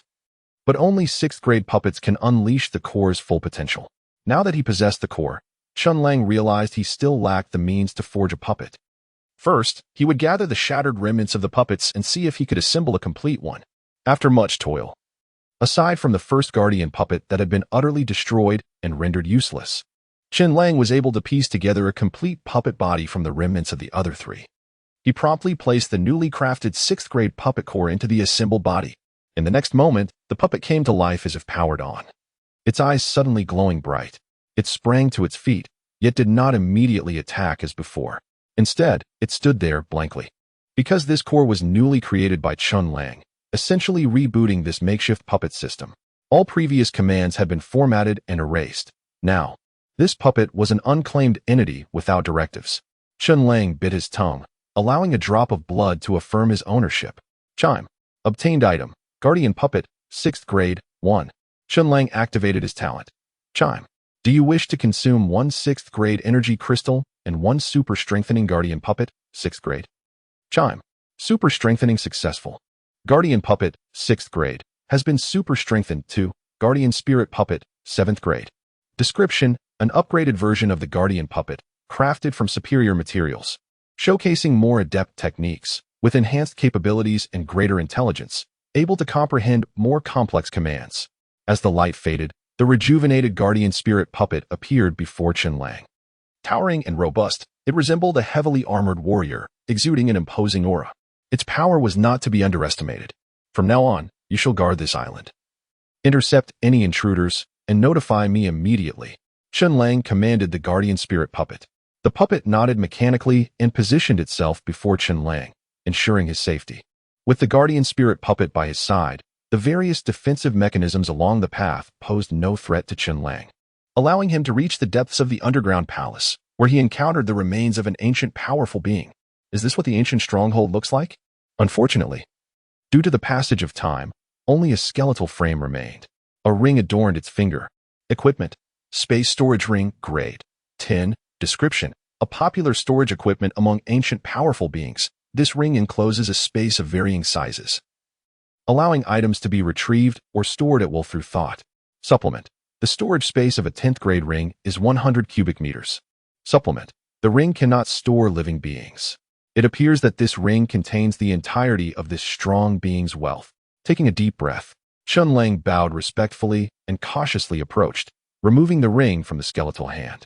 With its former master fallen, the space storage ring had become an unclaimed object. After re-establishing ownership with a drop of blood, Chen Lang willed the contents within the ring to be revealed. Platter. Obtained items: 3, 840,000 gold coins. Obtained item: Advanced Refiner's Skill Book 1. Obtained item: 4 Square Fire Furnace 1. Obtained item: Advanced Enchantment Table 1. Obtained item: Advanced Forging Table 1. Obtained item: Advanced Workbench 1. Obtained resources: Mithril Ingots 76. A plethora of resources nearly filled Chen Lang's backpack. The contents of the ring made him realize that this skeleton had once been a high-ranking refiner of the ancient era. What was the ancient world truly like? It feels somewhat akin to the current mass survival on islands, yet also distinctly different. The more he encountered artifacts from the ancient era, the stronger his curiosity grew. After all, it was evident that the billions of souls who traversed here inhabit a world that indeed possesses remnants of prehistoric civilization, and that the ancient era was undoubtedly replete with powerful beings. But why did this era ultimately decline, and what became of its formidable figures? Ultimately, it all circles back to strength. As long as I continue to enhance my own power, I shall one day touch upon the truth of the ancient era. Perhaps I can unveil the mysteries of the mass survival on islands. Chen Lang murmured, his fists gradually clenching. With Xiaohei and the guardian spirit puppet by his side, he departed the underground palace, sealing it away. The guardian spirit puppet remained to safeguard the island, while Chen Lang planned to venture forth to conquer the next adventure island. However, just as he was about to set off, a sudden system announcement reverberated and flooded the screen, forcibly appearing before every survivor. Chime. A regional PK is about to commence. The current region, number 10086, will engage in a regional PK with region 10010 in 10 minutes. The regional PK is time limited to 48 hours. After the countdown ends, the system will compare the development status of both regions. Each victory will yield 1 point. The region with the most accumulated victory points will win the regional PK and receive rewards for all its inhabitants. The losing region will face collective penalties, including but not limited to a reduction in total regional resources and an increase in monster levels. The specific PK criteria are as follows. Highest survivor level in both regions. Highest island level in both regions. Number of 5th grade survivors in both regions. Number of 5th grade islands in both regions. The communication channel between both regions has temporarily opened, facilitating interaction among survivors. The cold, mechanical voice of the system echoed in the ears of every survivor in Region 10086 and their opponents in Region 10010. Both sides were taken aback by this sudden announcement of a PK, caught completely off guard. After a brief moment of astonishment, the interconnected regional communication interface was instantly abuzz. Chen Lang promptly entered the communication interface. Chapter 68. Chen Lang. It doesn't matter. I will take action. Fourth update. Lu Renjia. Is the regional PK starting already? Isn't this a bit sudden? Su Janning. Indeed, there is no time to prepare, and losing will reduce our regional resources. It's quite challenging. Lu Zhihai. There are 5 PK projects, which means we must win at least 3 to secure victory in the overall regional PK. Zheng Rou. We are in region 10086, but we are unaware of the strength of our opponent in region 10010. Song Shuren. Look at the system announcement. The details of our 2 regions projects have been outlined. The survivors from region 10010 have an average skill level that is quite formidable. We are indeed facing a tough challenge. Upon seeing Song Shuren's words, Chen Lang switched to the system announcement interface. Indeed, the system had outlined the 5 PK projects and the circumstances of both regions. 1. Highest survivor level of both regions, region 10086, level 5 region 10010, level 5 2. Highest island level of both regions, region 10086, level 4 region 10010, level 4 3. Number of level 5 survivors in both regions, region 10086, 1 region 10010, 2 4. Number of level 5 islands in both regions, region 10086, 0 region 10010, 0 5. Number of level 4 survivors and islands in both regions, region 10086, for region 10010, 7. Out of the 5 projects, 3 were tied, yet in the remaining 2, their region was at a disadvantage, starting off with a 2-point deficit. This opening left Chen Lang with a furrowed brow. The other survivors in region 10086 were also lamenting their misfortune. What? We are actually behind. Are even the top 10 survivors from our region no match for the opponents? We are relying solely on Chen Lang to maintain our reputation. Otherwise, we would be in an even worse situation. Starting off at a disadvantage does not bode well for victory. The atmosphere in region 10086 was bleak. In contrast, the survivors from region 10010 were reveling in their advantage, many of them taunting. Ha ha ha. Starting off with 2 projects behind, your region 10086 is lacking. We from 10,010 are superior. Exactly. In this first regional PK, you are bound to lose. Our region boasts a prominent figure who has awakened an SSS-level talent. What do you have to compete with us? Indeed, Yi Yunxiao, who has awakened the SSS-level critical fishing talent, secured 2nd-tier equipment on the first day, and now possesses a full set of 6th-tier equipment. What do you have to contend with our esteemed Yi Yunxiao? Just give up already, ha ha ha. Yi Yunxiao, the figure lauded by many survivors from region 10010, took to the stage with confidence. Rest assured, with me here, the people from region 10086 will not rise again.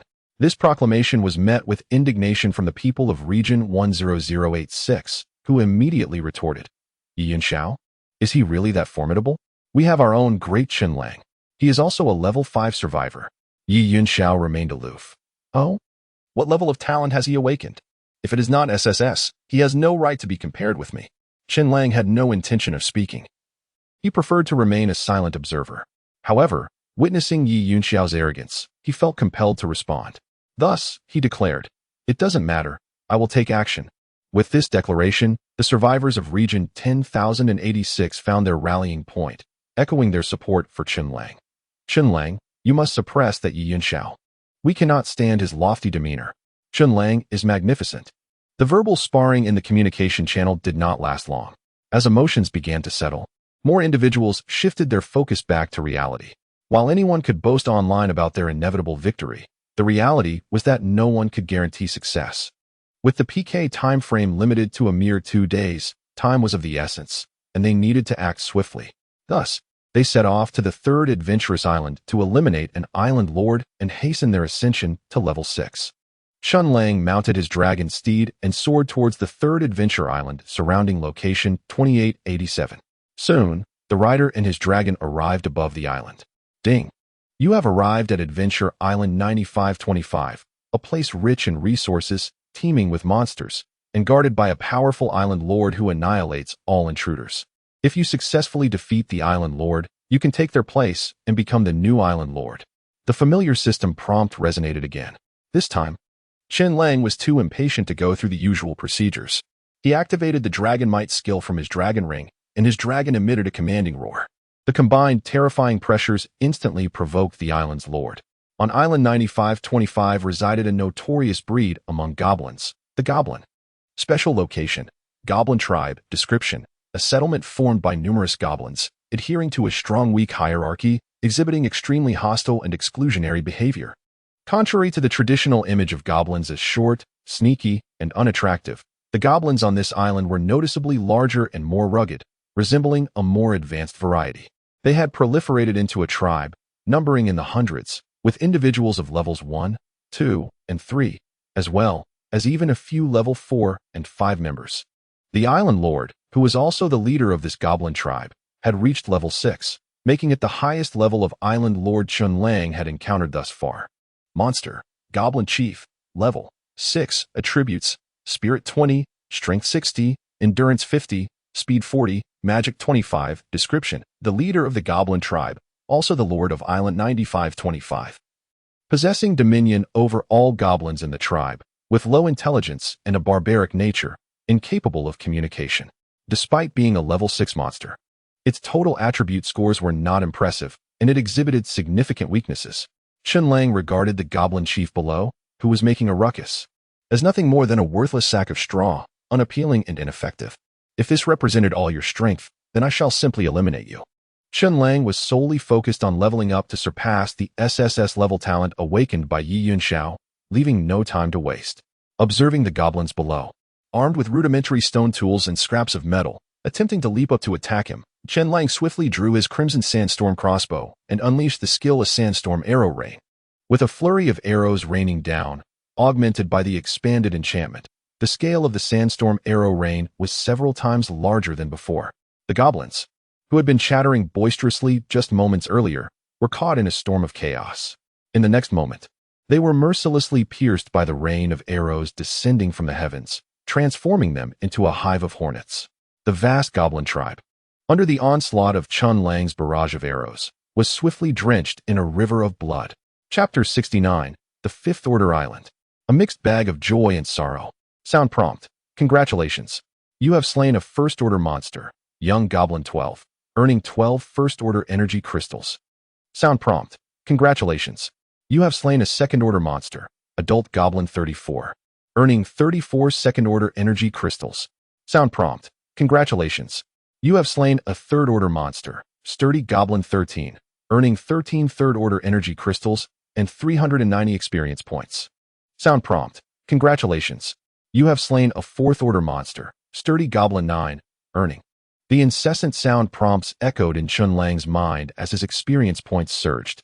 In the blink of an eye, the goblin tribe had been decimated, leaving only the goblin chief standing. Roar. Humans, die? The goblin chief, seemingly unfazed by the slaughter of its kin, was primarily concerned with its own survival. For the goblins, as long as it could live and capture a new batch of females, it could soon breed another generation of goblins. What truly incited the goblin chief's fury was Chen Lang's formidable strength and the threat it posed to its status. It would not allow a stronger being to exist on this island. In a fit of rage, it brandished its bone club and swung it violently at Chen Lang. However, in the next instant, with a swift motion, the demon-slaying blade appeared, slicing through the air. The goblin chief's club, along with its neck, was severed in one clean stroke, causing the upper half of the club and its astonished head to thud to the ground. Sound prompt. Congratulations.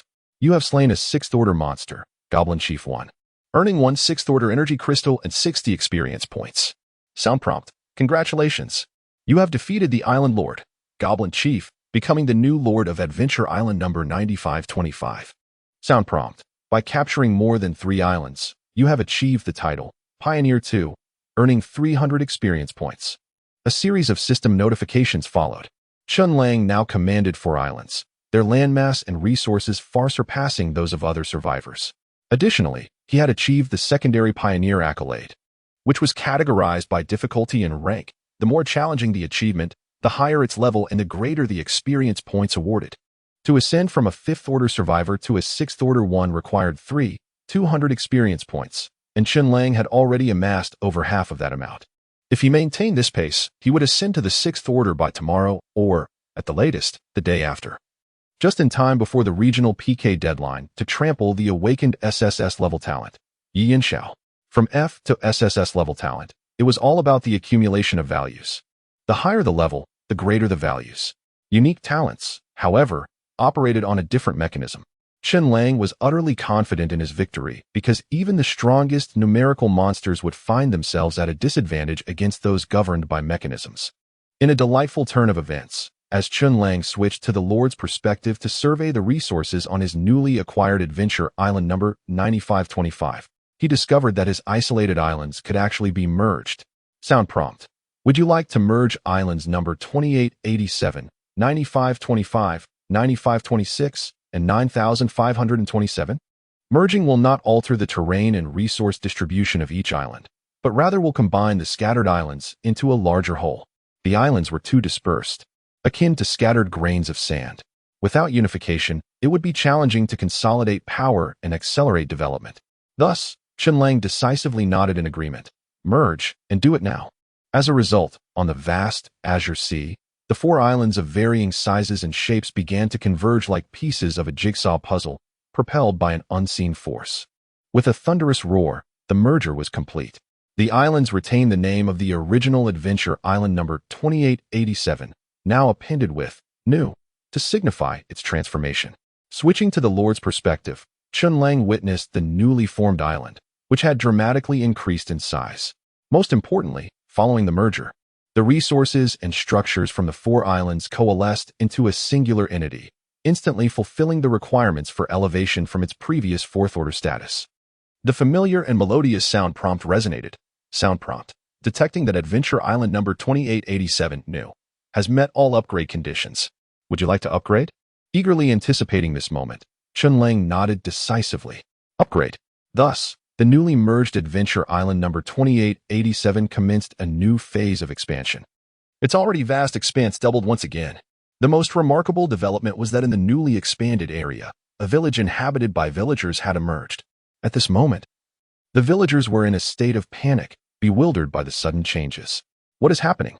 Why has our island suddenly expanded so much? Could it be that the legendary celestial emissaries have descended upon us? Are the myths of ancient times truly real? A miracle. This is undoubtedly a miracle. From their conversations, it became evident that their island had seemingly been teleported from afar by the system's might, merging with Chen Lang's island, making them his subjects. Much like the recruits he had previously gathered, Annie, Wang Dazhuang, and Dada. However, there was a slight difference. Annie and her companions were upper-class villagers, with awakened talents starting at a minimum of C grade, possessing considerable potential for future growth. In contrast, the villagers of this ordinary settlement generally held levels of only 1st or 2nd order, with a few exceptional individuals reaching merely 3rd order. If they encountered the goblin tribe that Chen Lang had easily annihilated moments earlier, they would likely face total destruction. Despite their apparent weakness, now that they were on his island, they would be his subjects, and with proper nurturing, they could prove valuable in the future. Chen Lang did not belittle these ordinary villagers due to their humble beginnings. Instead, he soared above the village on his dragon, announcing his identity and proclaiming that they would henceforth obey his commands and pledge their loyalty. Anticipating some resistance, he was surprised to find that the villagers accepted his declaration with remarkable ease. The elder village chief, leading a group of men, women, and children, knelt before Chen Lang, exclaiming in unison, "We pay our respects to the Lord." Chen Lang nodded, curiosity piqued. He approached the village and inquired, "How is it that you have accepted these changes so swiftly? What do you mean by celestial emissaries? What is the current status of your village? Tell me everything." The elder village chief, Lu Ning, who had reached a venerable age with white hair and dressed in a simple linen robe, leaned on his cane and began to recount the unfolding events to Chen Lang. As Chen Lang listened intently to the elder's narrative, at that very moment, the news of his island's elevation to the 5th tier swiftly disseminated through the system announcement, reaching the joint communication interface of the 2 major regions, simultaneously informing the survivors of both territories. The reactions among the survivors of regions 10086 and 10010 were decidedly varied, evoking a mixture of joy and despair. Ha ha ha. Has the esteemed Chen Lang truly elevated his island to the 5th tier so quickly? Remarkable. He truly lives up to his reputation. 666.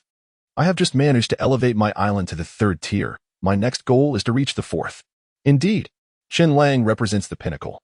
While the rest of us determine the baseline, we must strive to develop and aim to triumph in all PK projects. Well said.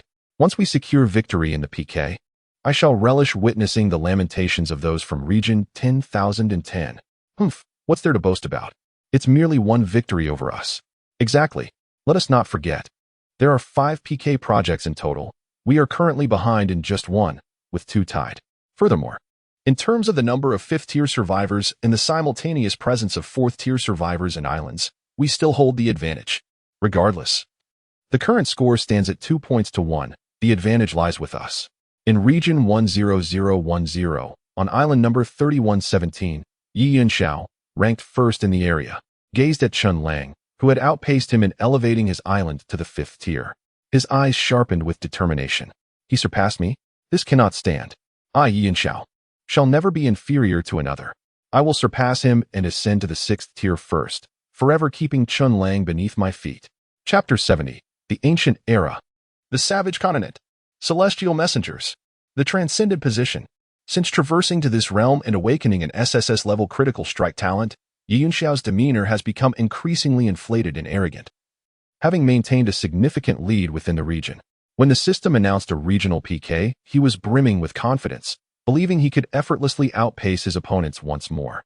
However, to his astonishment, there was a figure named Chen Lang in the 10086 region whose survivor level was remarkably comparable to his own. Chen Lang had even elevated his island to the 5th tier faster than Yi Yunxiao, effectively putting him in the shade. Unable to accept this, Yi Yunxiao resolved to surpass Chen Lang through his survivor level. He ventured alone to the Adventure Island. Surrounding his island, number 3117, was a solitary adventure island teeming with monsters, which would respawn the following day even after being eradicated. Thus, after vanquishing the Lord, Yi Yunxiao designated this location as his hunting ground for experience points. With a mere thought, a sinister long-handled scythe was summoned. The obsidian blade swept through, cleaving the surrounding monsters in half, reducing them to ash. Ding! Congratulations on defeating 7 Tier 3 monsters, earning 7 Tier 3 energy crystals. Experience points 210. Ding! SSS level critical strike talent has been activated.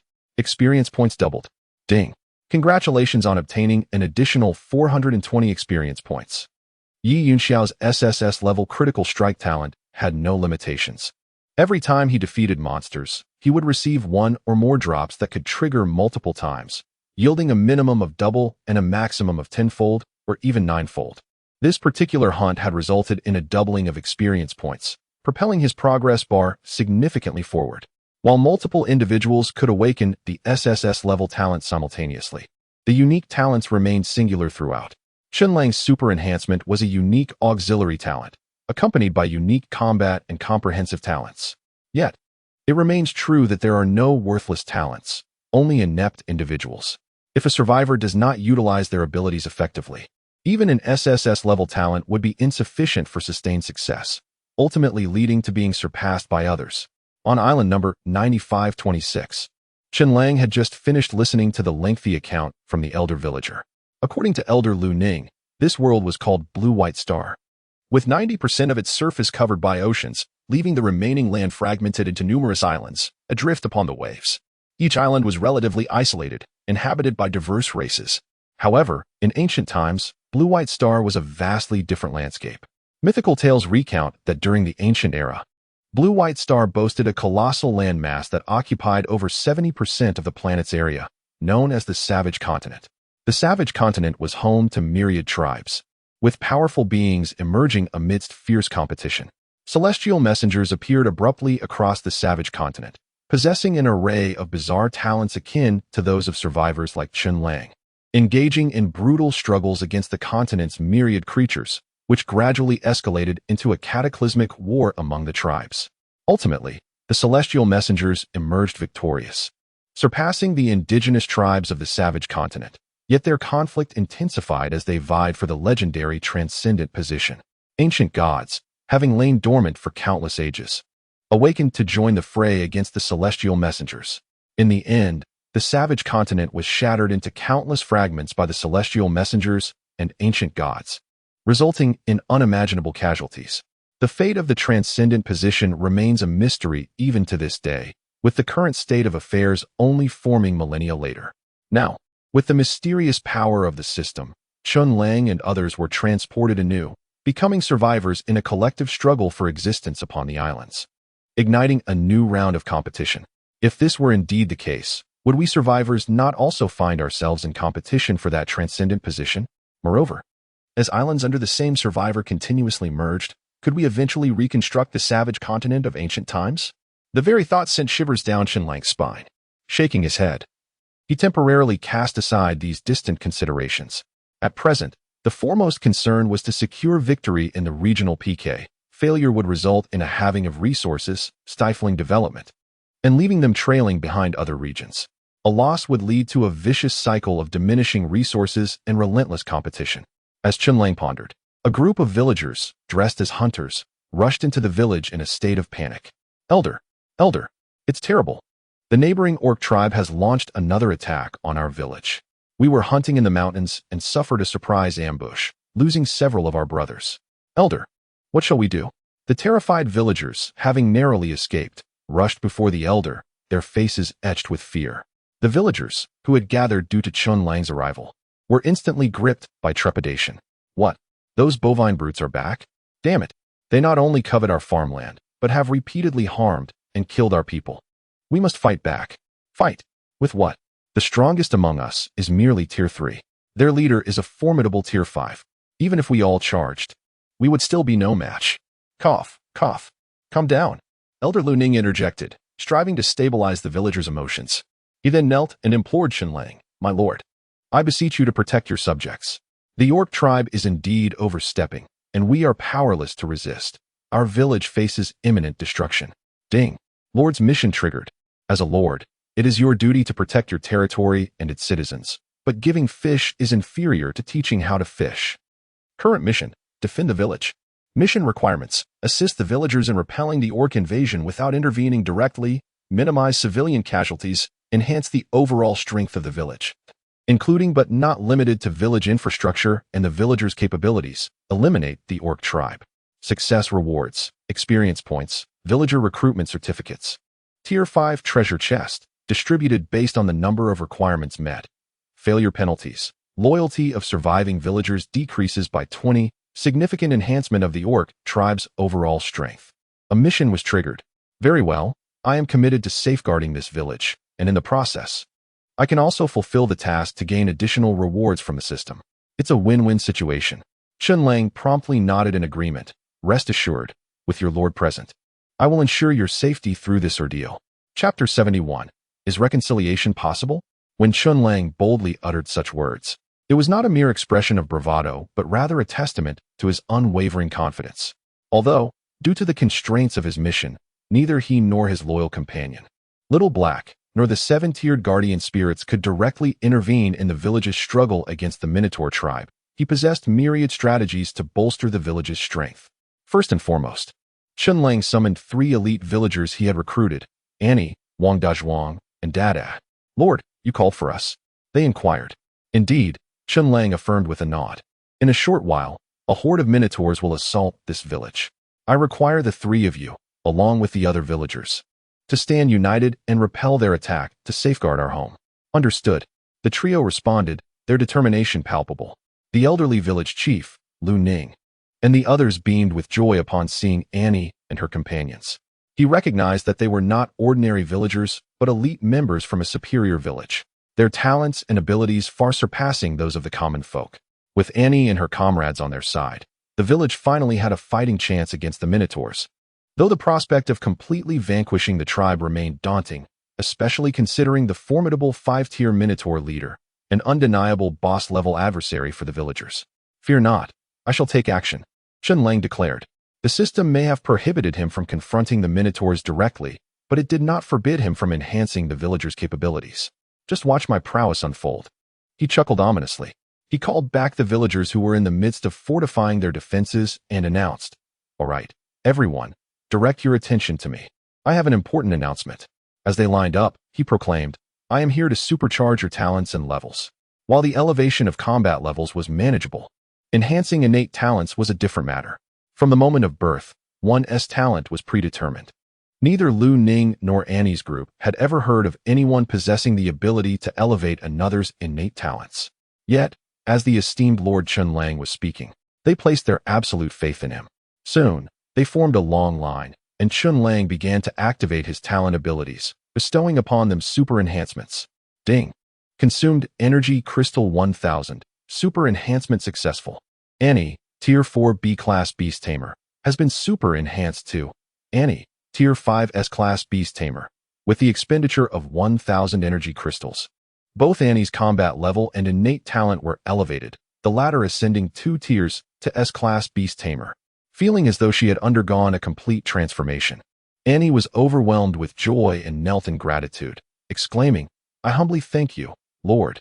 As the first villager to receive Chen Lang's enhancement, Annie's remarkable transformation left those behind her astonished, igniting their eagerness to be similarly empowered.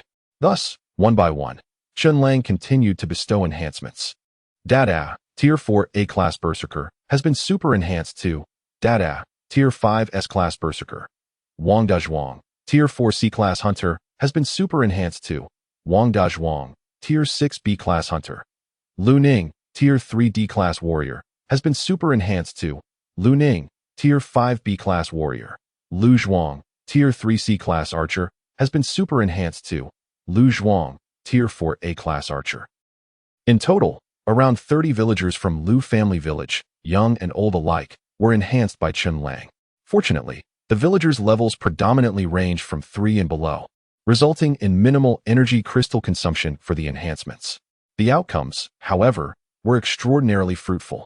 Each individual experienced at least a 1 or 2 tier increase in strength and talent levels, transforming Lu family village into a force comparable to that of a superior village, boasting several Tier 5 survivors and a multitude of Tier 3 and 4 fighters, with some underdeveloped children even reaching Tier 2.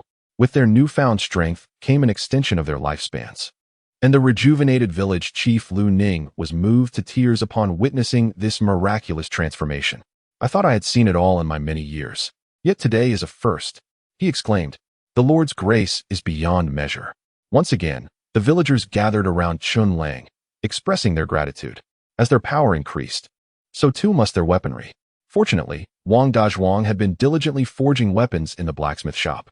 Initially, Chen Lang intended to trade these at the marketplace, but now decided to allocate them to the villagers of Lu family village. Armed with these weapons, the villagers' combat prowess surged, their latent fury against the Minotaur tribe boiling over. At that moment, the villagers stationed at the village gates sounded the alarm. Ding ding ding, ding ding ding, ding ding ding. 3 resounding rings echoed through the air. The Minotaurs were upon them. Elder Lu Ning straightened his posture and shouted with vigor, "Prepare yourselves." Behind him, the villagers of Lu family village were already brimming with righteous indignation, gripping their iron swords, axes, spears, hammers, and crossbows, eager to exact vengeance upon the encroaching Minotaurs. Seeing this, Chen Lang waved his hand decisively, commanding, "Charge." In the next instant, the villagers of Lu family village surged forward, roaring as they clashed with the Minotaurs. "Kill! My fellow villagers, the time for vengeance has arrived. Ha ha ha, you beasts, today marks your demise. With the Lord's enhancements, victory is assured." While the morale of Lu family village soared, the invading Minotaurs remained oblivious, assuming these villagers were still the disorganized rabble they once were. Towering and immensely powerful, they believed they could easily trample the villagers.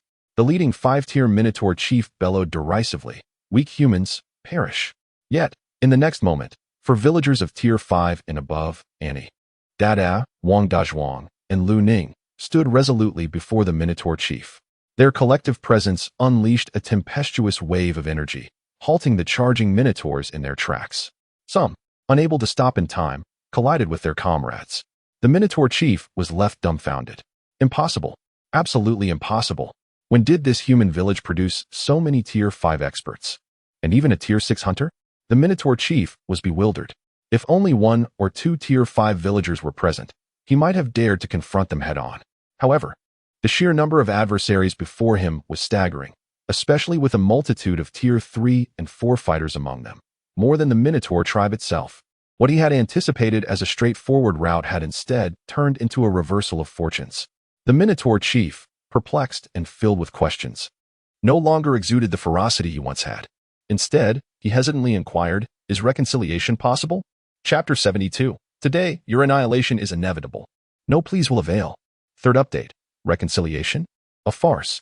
The usually genteel village elder, Lu Ning, unleashed a torrent of expletives. The Minotaurs had repeatedly invaded Lu family village, relying on their overwhelming strength. Without the Lord's protection, Lu family village would have faced utter destruction today. Now that the tables had turned and the Minotaurs found themselves at a disadvantage, they dared to seek peace? Such folly! Today, the Minotaurs shall be exterminated, and no one will be able to plead for mercy. This is the decree of the Lord. Dida could hardly contain his eagerness. "Old Lu, what are you discussing with this beast? Allow me to cleave it in two."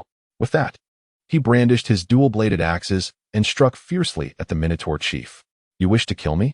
It won't be that easy."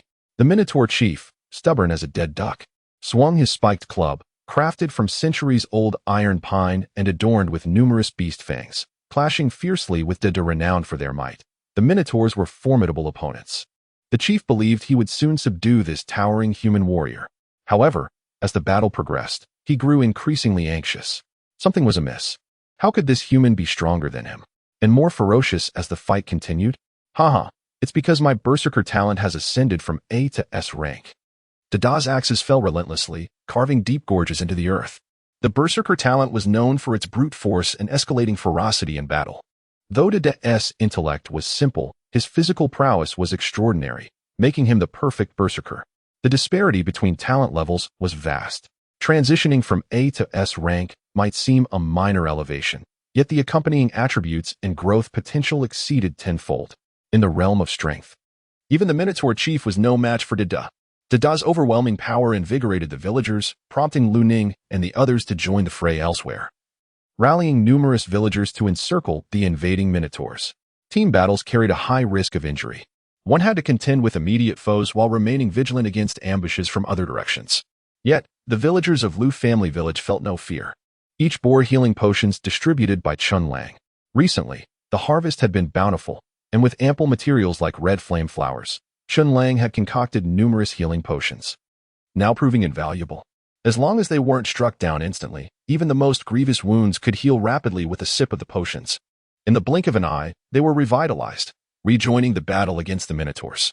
This near-infinite healing strategy left their adversaries in sheer disbelief. The villagers, despite their rudimentary equipment and lower intellect, unleashed an almost one-sided slaughter against the Minotaurs, who primarily relied on brute force. As subjects of Chen Lang's territory, every Minotaur they felled contributed to his experience points. Ding. Your subordinate has slain 12 third-stage Minotaurs, gaining you 360 experience. Ding. Your subordinate has slain 3 fourth-stage Minotaurs, gaining you 120 experience. Ultimately, Dida unleashed his fury, delivering the final blow to the beleaguered Minotaur chief. Ding. Your subordinate has slain 1 fifth-stage Minotaur, gaining you 50 experience. The invading Minotaurs were utterly vanquished. The first 3 requirements of the village defense task had been fulfilled, leaving only the final one: exterminate the Minotaur tribe.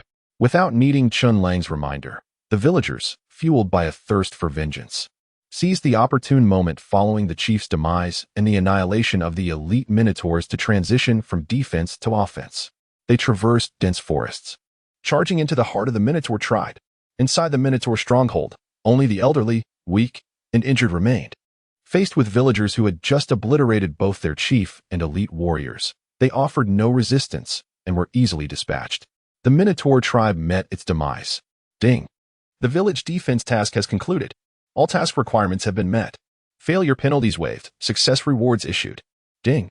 Congratulations, you have gained 1,200 experience, 9 common villager recruitment certificates, and 4 fifth-stage treasure chests. The villagers returned triumphantly, and the system's notification resonated in Chen Lang's mind. Rewards were distributed, and 1,200 experience points were credited. During the calamity at sea, Chen Lang had ascended to 5th stage, and after this killing spree, his experience points had surged past the halfway mark. The recent skirmish with the Minotaurs further augmented his experience tally. Now, the system rewarded him with an additional 1,200 experience for completing the task. Waves upon waves of experience propelled Chen Lang's progress toward leveling up. The system chimed. Ding. Current experience has reached the threshold for leveling up. Would you like to advance? Ding. Level up successful. Current survivor level, 6th stage. Earn 60 free attribute points. Chen Lang followed his usual strategy, employing his talent to super enhance his attributes, aiming to at least double them. However, as his level increased, the energy crystals required for each enhancement also escalated. This time, he needed a minimum of 10,000 first stage energy crystals or 1 6th stage energy crystal. Fortunately, Chen Lang had a sufficient reserve. Thus, ding, super enhancement successful. 60 free attribute points have been enhanced to 180 free attribute points. Fortune smiled upon him. Typically, his points doubled, but this time they tripled. From 60 to 180, the attribute values he gained from advancing a single stage surpassed what a typical survivor would accumulate from advancing 8 or 9 stages combined. He immediately set about allocating his points. The original attributes were Spirit 68, Strength 74, Speed 67, Endurance 75, and Magic 81. This time, Chen Lang aimed to balance his 5-dimensional attributes. After careful calculation, his new 5-dimensional attributes were as follows: Spirit 109, Strength 109, Speed 109, Endurance 109, Magic 109. Total attribute value reached an astonishing 545 points. Such figures would leave even 9th stage survivors agape. 6th stage, 9th stage, surpassing 3 stages. Chen Lang's heart swelled with elation. Where there is joy, there is also discontent. At this moment, the group chat interface in the 2 regions reflected this reality. Just a minute prior, the section showcasing the highest level survivors refreshed suddenly, revealing Region 10086, 5th stage Region 10010, 6th stage. It turned out that Yi Yunxiao from Region 10010 had seized the opportunity to level up to 6th stage through critical hits, boosting the morale of the survivors in Region 10010. Chapter 73. You are too slow. 4th update. Look, our region's Yi Yunxiao has just made a breakthrough. 6th tier survivor. Huh. I am clearly above you. Wonderful. Yi Yunxiao beamed with pride. Chen Lang, you are too slow. The members of the 10086 region instantly wore expressions of despair. Oh no. Even Chen Lang's leveling speed cannot surpass that of the opponent. This Yi Yunxiao is leveling up too quickly. This is bad. Not only have we failed to close the gap, but the distance has widened. Damn it. I have just broken through to the 4th tier. I am of no help. Lu Renjia, I have just reached the 5th tier, still over 3,000 experience points away from the 6th tier. Yet, amidst this decline in morale, the PK project refreshed in real time. 10086 region, 6th tier 10010 region, 6th tier Yi Yunxiao publicly tagged Chen Lang. At that moment, Chen Lang retaliated. Slow? Yet. It seems to me that we have merely just begun. Yi Yunxiao, you. Chen Lang, do not rush. The real spectacle is just commencing. Chen Lang continued to review the rewards awarded for completing the task of defending the village. He received 9 ordinary villager recruitment certificates. While ordinary villagers possess lower potential and cannot keep pace with the development of the territory, Chen Lang decisively waved his hand and continued to consume energy crystals for super enhancement. Consumption of energy crystals, 900, super enhancement successful. Ordinary villager recruitment certificates, 9 have been super enhanced to. Upper class villager recruitment certificates, 9. Chen Lang immediately utilized them. Whoosh, whoosh, whoosh. A series of spatial portals appeared. Subsequently, 9 figures emerged from the portals, bowing in unison before Chen Lang, reminiscent of when Annie and her companions were recruited. We pay our respects to you, Lord. All right, rise. Chen Lang raised his hand. His gaze swept over the 9 upper-class villagers, examining their detailed profiles. Among them, a youthful girl captured his attention. Villager, sure loyalty, 100 level, 5th tier, 1600, attributes, Spirit 55, Strength 25, Endurance 20, Speed 30. Magic 60 profession, A-class alchemist skills, alchemical knowledge, intermediate alchemy proficiency, magical prayer to his delight. She possessed the rare talent of an alchemist. Chen Lang's eye sparkled, and he immediately performed a super enhancement on Sure. Beep. Super enhancement successful. Sure, 5th tier A-class alchemist, has been super enhanced to Sure, 6th tier SS class alchemist. Boom. What an explosive success. Through a single super enhancement, he had unearthed an SS class talent alchemist. Chen Lang felt a surge of exhilaration akin to drawing a golden ticket. The modest and youthful Shir was overwhelmed with joy, instinctively throwing herself into Chen Lang's embrace. "Thank you, Lord, for your blessings." Chen Lang affectionately patted Shir's head, smiling. "From now on, you shall be the leader of these 9 individuals. Your primary responsibility will be alchemy. Should you have any needs, do not hesitate to seek me out." "Yes, my lord. I will not disappoint you." Although Shir was petite, her resolve was commendable. She immediately adjusted her demeanor, assuring Chen Lang of her commitment to meet his expectations. Chen Lang chuckled heartily. Excellent. He entrusted the newly recruited Shir and the others to Annie and her companions for their arrangement, dismantling the original stone houses of the 3 villagers and relocating them to Lu and Appo's village. Chen Lang also funded the renovation of the buildings, wells, roads, and other facilities in Lu's village. Consequently, the number of structures on the new island number 2887 significantly increased. Promotion conditions: survivor level reaches 6th tier, possesses 18 or more buildings. Includes the Lord. At least 3 personnel of 6th tier or above. All the promotion conditions were finally met. The system's prompt resonated in Chen Lang's mind once more. Beep. Detection indicates that island number 2887, new, has met all upgrade conditions. Shall we promote? Chen Lang nodded promptly. Promote. Thus, another island drifting in the vast sea was instantaneously merged with island number 2887 through the system's unseen power, completing the integration. Fishing rods, shelters, natural caves, and other structures were upgraded by 1 tier, and a new resource, a fire crystal mine, was refreshed.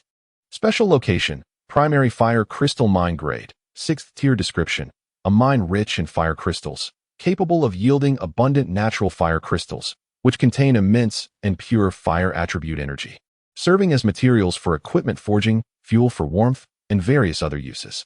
With the island's upgrade and resource refreshment, the PK project also refreshed both regions' highest island levels. 10086 region, 6th tier. 10010 region, 4th tier. Chen Lang had elevated his island to the 6th tier, while the opposing 10010 region had yet to promote anyone to the 5th tier.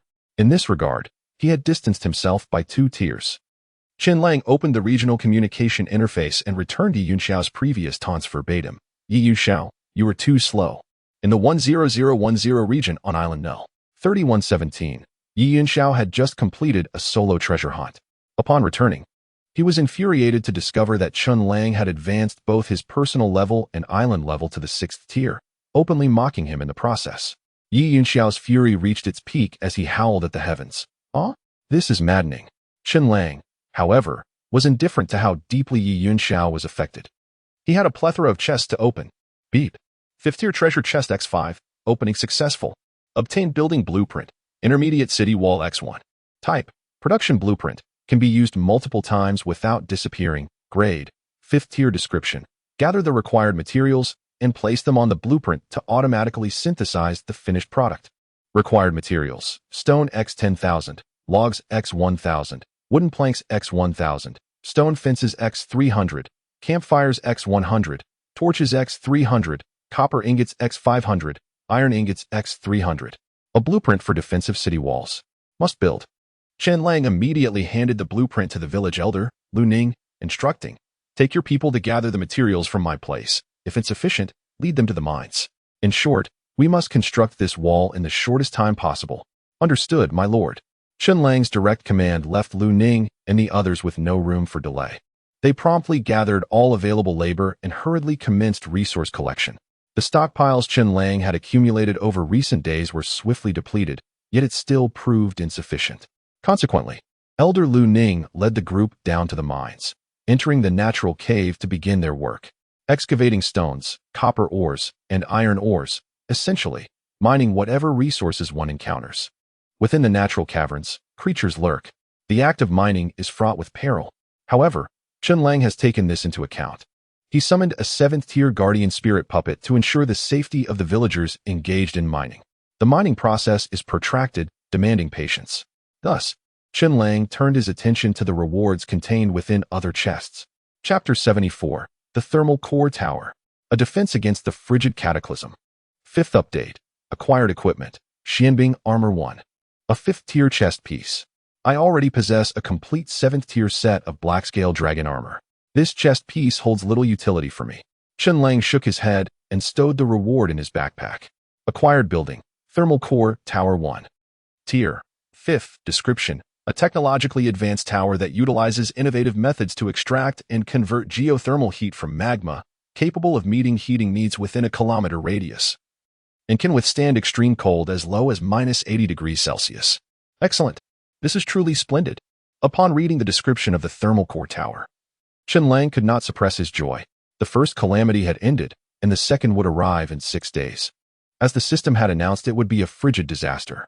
The intensity of the second calamity would surely surpass the first, and conventional heating methods like bonfires would be utterly ineffective against such harsh cold. However, this thermal core tower could withstand temperatures as low as -80 degrees Celsius. It should serve as a robust safeguard against the impending frigid catastrophe. The only concern was its requirement to draw heat from underground magma. But that was not an insurmountable issue. When I ascended to the 4th tier of the island, a vast open magma lake had conveniently appeared, boasting an astonishing reserve of magma.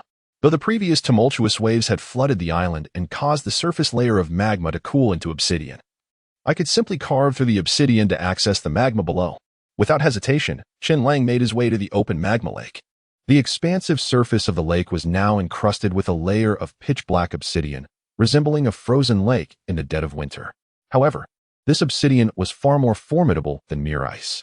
Chen Lang swung his pickaxe vigorously, but after a lengthy struggle, the obsidian remained utterly unyielding, showing not even a crack. It appeared that the pickaxe was no longer suited for the task at hand. Chen Lang resolved to return to the underground workshop of the rock fortress shelter, intending to upgrade his production tools. He also retrieved the set of equipment for an advanced blacksmith he had obtained from an ancient relic in the catacombs. Chen Lang fashioned an intermediate workbench, an enchanting table, and a forging table, but they were now rendered obsolete.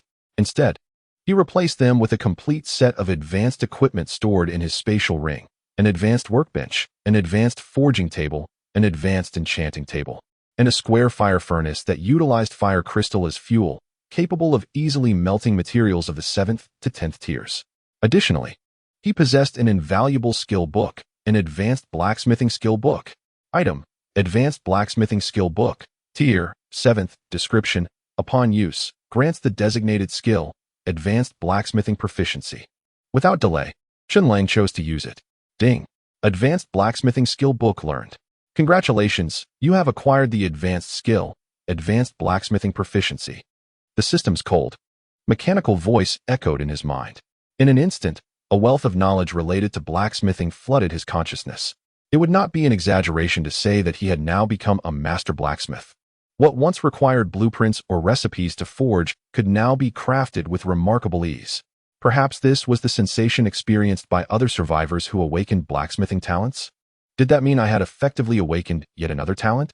Chen Lang chuckled mischievously and set to work. It is often said that many hands make light work. Previously, when Chen Lang mined alone, even with his enchanted pickaxe of fortune, his efficiency was ultimately limited. However, in order to gather enough materials for constructing the city walls, the village elder, Lu Ning, led Wang Dezhuang, Dada, Lu Zhuang, and other able-bodied villagers into the natural mine to extract ore. After a half-day's toil, they had unearthed a considerable amount of minerals, necessitating Chen Lang to craft several storage boxes to accommodate their findings. Of course, as the villagers mined, akin to slaying monsters, Chen Lang, as their lord, also benefited from their experience share. Ding. Your subordinate mined rough iron 876. Your experience points 87. Ding. Your subordinate mined rough gold 190. Your experience points 19. Ding. Your subordinate mined lapis lazuli 2700. Your experience points 27. Ding. Your subordinate mined mithril 7. Your experience points 7. Chen Lang retrieved 3 freshly mined pieces of semi-processed mithril from the boxes and cast them into the square fire furnace for smelting. The efficiency of the square fire furnace surpassed that of a standard furnace, allowing even the notoriously difficult mithril to melt and be recast into standard mithril ingots in a short period. Chen Lang accessed the advanced workbench and placed the 3 mithril ingots alongside 3 wooden sticks on the surface. With a mere thought, ding. Manufacturing successful. Acquired item, Mithril Pickaxe 1. He then took the completed Mithril Pickaxe to the Advanced Enchanting table, preparing to apply an enchantment. The Advanced Enchanting table offered a wider variety of enchantments, all of a higher tier, but required a greater expenditure of energy crystals and lapis lazuli. It necessitated 3,000 first-tier energy crystals and 1,000 pieces of lapis lazuli. Quite costly. Gritting his teeth, Chen Lang gathered the requisite materials for a single enchantment, along with the Mithril Pickaxe, and placed them on the Advanced Enchanting table. Then, the familiar enchanting sequence commenced once more. Ancient tomes unfurled, and rows of obscure, arcane runes floated from the pages, arranging themselves in a specific order. A total of 5 enchantment options appeared. Durability, enhances wear resistance. Prolonging lifespan, 4th tier enchantment, luck, each time minerals are mined. There is a 70 probability of an additional drop of the same type 7th tier enchantment. Repulsion, each time an attack hits an enemy. It will push them back a distance. 6th tier enchantment. Efficiency, significantly enhances mining efficiency. 7th tier enchantment. Durability, enhances wear resistance, prolonging lifespan. 5th tier enchantment, with 5 enchantment options. He could select 2 to apply to the item. Naturally, he would choose the highest. Chen Lang decisively selected the 2 7th tier enchantments, luck and efficiency. Item, Mithril Pickaxe, enchanted. Tier, 6th, description, crafted from mithril and wooden sticks. The material is sturdy, providing a solid feel, with a high initial durability. Addendum, enchanted with 7th tier luck and 7th tier efficiency. With the tool upgraded, Chen Lang immediately grasped the Mithril Pickaxe, now imbued with dual enchantments, and returned to the open magma lake sealed beneath obsidian. He swung the Mithril Pickaxe with fervor. The 7th tier efficiency enchantment significantly amplified his mining speed, allowing him to extract a substantial chunk of the resilient obsidian within mere seconds. The luck enchantment further enhanced his yield, resulting in a commendable output. Ding. Mining successful. Luck enchantment triggered, acquired obsidian 7, experience points 0. 7. Ding. Mining successful, acquired obsidian 1, experience points 0. 1. In no time at all, Chen Lang excavated a substantial portion of the open-air magma lake, extracting the obsidian that lay upon its surface. The bubbling magma surged forth, radiating a dazzling crimson glow, with waves of heat enveloping him. At last, there was ample space to position the thermonuclear tower. Chen Lang exclaimed. He promptly retrieved the miniature thermonuclear tower from his backpack and, with a mere thought, placed it into the midst of the open magma lake. Chapter 75. If you can break through the city walls, count me defeated. With a thunderous roar, the ground trembled violently. A towering steel spire, reaching several meters high and exuding waves of heat from its apex, loomed above the lava lake. The base of the tower was deeply embedded in the magma, transforming and radiating the geothermal energy ceaselessly. In an instant, the air surrounding the tower grew sweltering, as if summer had abruptly arrived. This was merely the low-power default state of the thermal core tower. If fully activated, its effects would be even more pronounced. Feeling the onslaught of heat, Chen Lang nodded in satisfaction. However, the thermal core tower had its shortcomings. While the temperature was sufficient, its coverage area was somewhat limited, only enveloping a radius of 1 kilometer, similar to that of the Energy Crystal Defense Tower. Yet, the Energy Crystal Defense Tower needed only to protect the core area of my bastion. In contrast, I relied on this thermal core tower to withstand the impending disaster of extreme cold that threatened the entire island. It was imperative to extend the heat radiated by the thermal core tower to a broader expanse. Addressing this challenge was not particularly difficult. First, a wave of enhancements was in order. Ding. Do you wish to consume 1 Tier 5 energy crystal for a super enhancement? Ding. Super enhancement successful. Building, large thermal core tower, grade, Tier 7, description, an upgraded version of the thermal core tower, boasting a more expansive coverage area and improved total heat conversion efficiency. Supplement 1. Significantly increased demand for underground magma, requiring the use of fire crystals for replenishment. Supplement 2. Heat radiation range expanded to a radius of 3 kilometers. With the ability to place ordinary thermal core towers at multiple sites, forming a thermal energy matrix that can cover dozens of kilometers. A flash of light illuminated the scene. The already towering thermal core tower now appeared even more magnificent and imposing. The core at the top radiated an intensifying crimson glow, resembling a red sun from afar. with the calamity of extreme cold yet to arrive. There was no need for such high power. I decided to reduce the output to avoid scorching the surrounding land into desolation. The luminous sphere of thermal energy at the tower's peak dimmed slightly, awaiting its grand display in the days to come. With this large thermal core tower in place, the core area of the island was assured a measure of protection. However, to encompass the entire island, further strategies were required. Patience was key, as one cannot rush the process. Chen Lang glanced at the progress of the city walls. "My lord, we have mined throughout the night, and this natural cavern boasts a remarkable Tier 9 level, with an abundance of resources," reported the villagers. "We have only excavated the first level, and though we encountered some formidable monsters, everyone remained safe under the protection of the guardian spirits. We have gathered all the resources needed for the construction of the city walls." The village elder, Lu Ning, with a significantly worn iron pickaxe in hand, sweat glistening on his brow, led Chen Lang to a substantial pile of storage boxes within the cavern. These wooden storage chests were filled to the brim with mined stones, iron ingots, and other materials, enough to construct a formidable wall. The importance of the city walls was manifold. Firstly, they would effectively separate the island's core from its non-core regions, minimizing disturbances from wild creatures. Secondly, the construction of the walls was intrinsically linked to the island's ascension to Tier 7. The progression from Tier 1 to Tier 3, Tier 4 to Tier 6, and Tier 7 to Tier 10 represented significant leaps in advancement. The conditions for ascending from Tier 6 to Tier 7 were markedly different from those preceding it, delineated as follows. 1. The island lord's level must reach Tier 7 or above. 2. The island must possess at least 3 Tier 7 buildings. 3. A wall must encircle the core area, delineating the main city from the outskirts. 4. The island must maintain a populace of at least 100 residents, with a minimum of 10 Tier 6 residents and 20 Tier 5 residents. As the levels advanced, the challenges multiplied. Achieving these conditions would not be a trivial task. Chen Lang resolved to tackle the easier tasks first, beginning with the construction of the city walls to establish a clear demarcation between the core area and the outskirts. With this intent, he retrieved the blueprints for the walls and began to tally the required materials. 10,000 stones, 1,000 logs, 1,000 wooden planks, 300 stone fences, 100 bonfires, 300 torches, 500 copper ingots, and 300 iron ingots. With a mere thought, all the materials vanished, replaced by the compressed products of the city walls in his inventory. Switching to the Lord's aerial perspective, he surveyed the entire new island numbered 2887.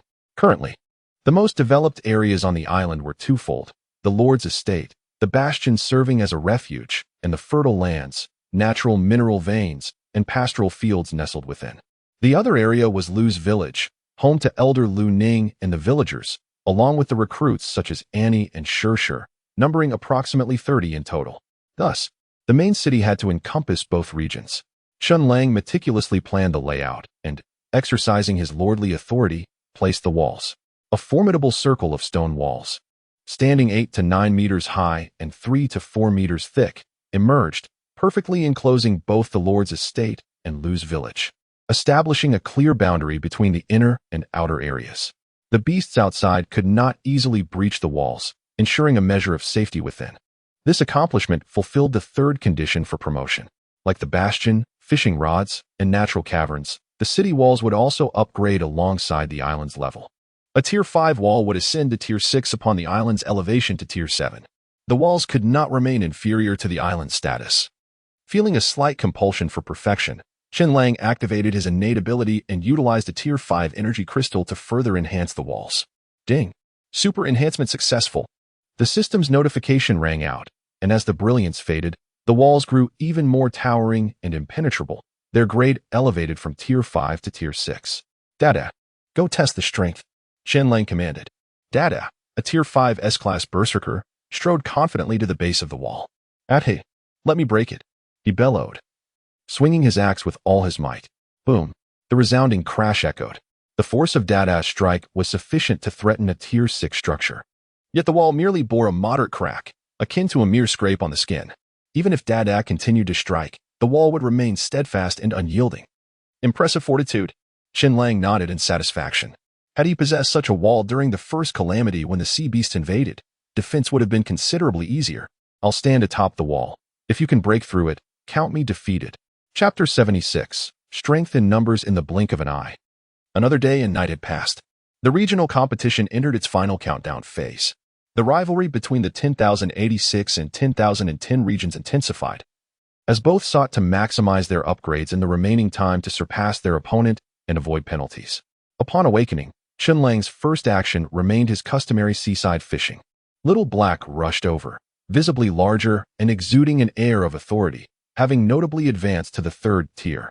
While Chen Lang engaged in fishing, Little Black soared beyond the city walls, hunting the wild creatures that randomly spawned on the island. Chen Lang had also assigned tasks to the villagers of Lu family village. The able-bodied continued mining. Currently, the island boasted 3 mineral resources: a primary spiritual stone vein, a primary fire crystal vein, and a 9th-tier natural cave. Such abundant resources, buried beneath the ground, could not aid the island's development unless excavated. Of course, to work effectively, one must first hone their tools. To enhance the villagers' mining efficiency, Chen Lang upgraded their tools, distributing enchanted iron pickaxes.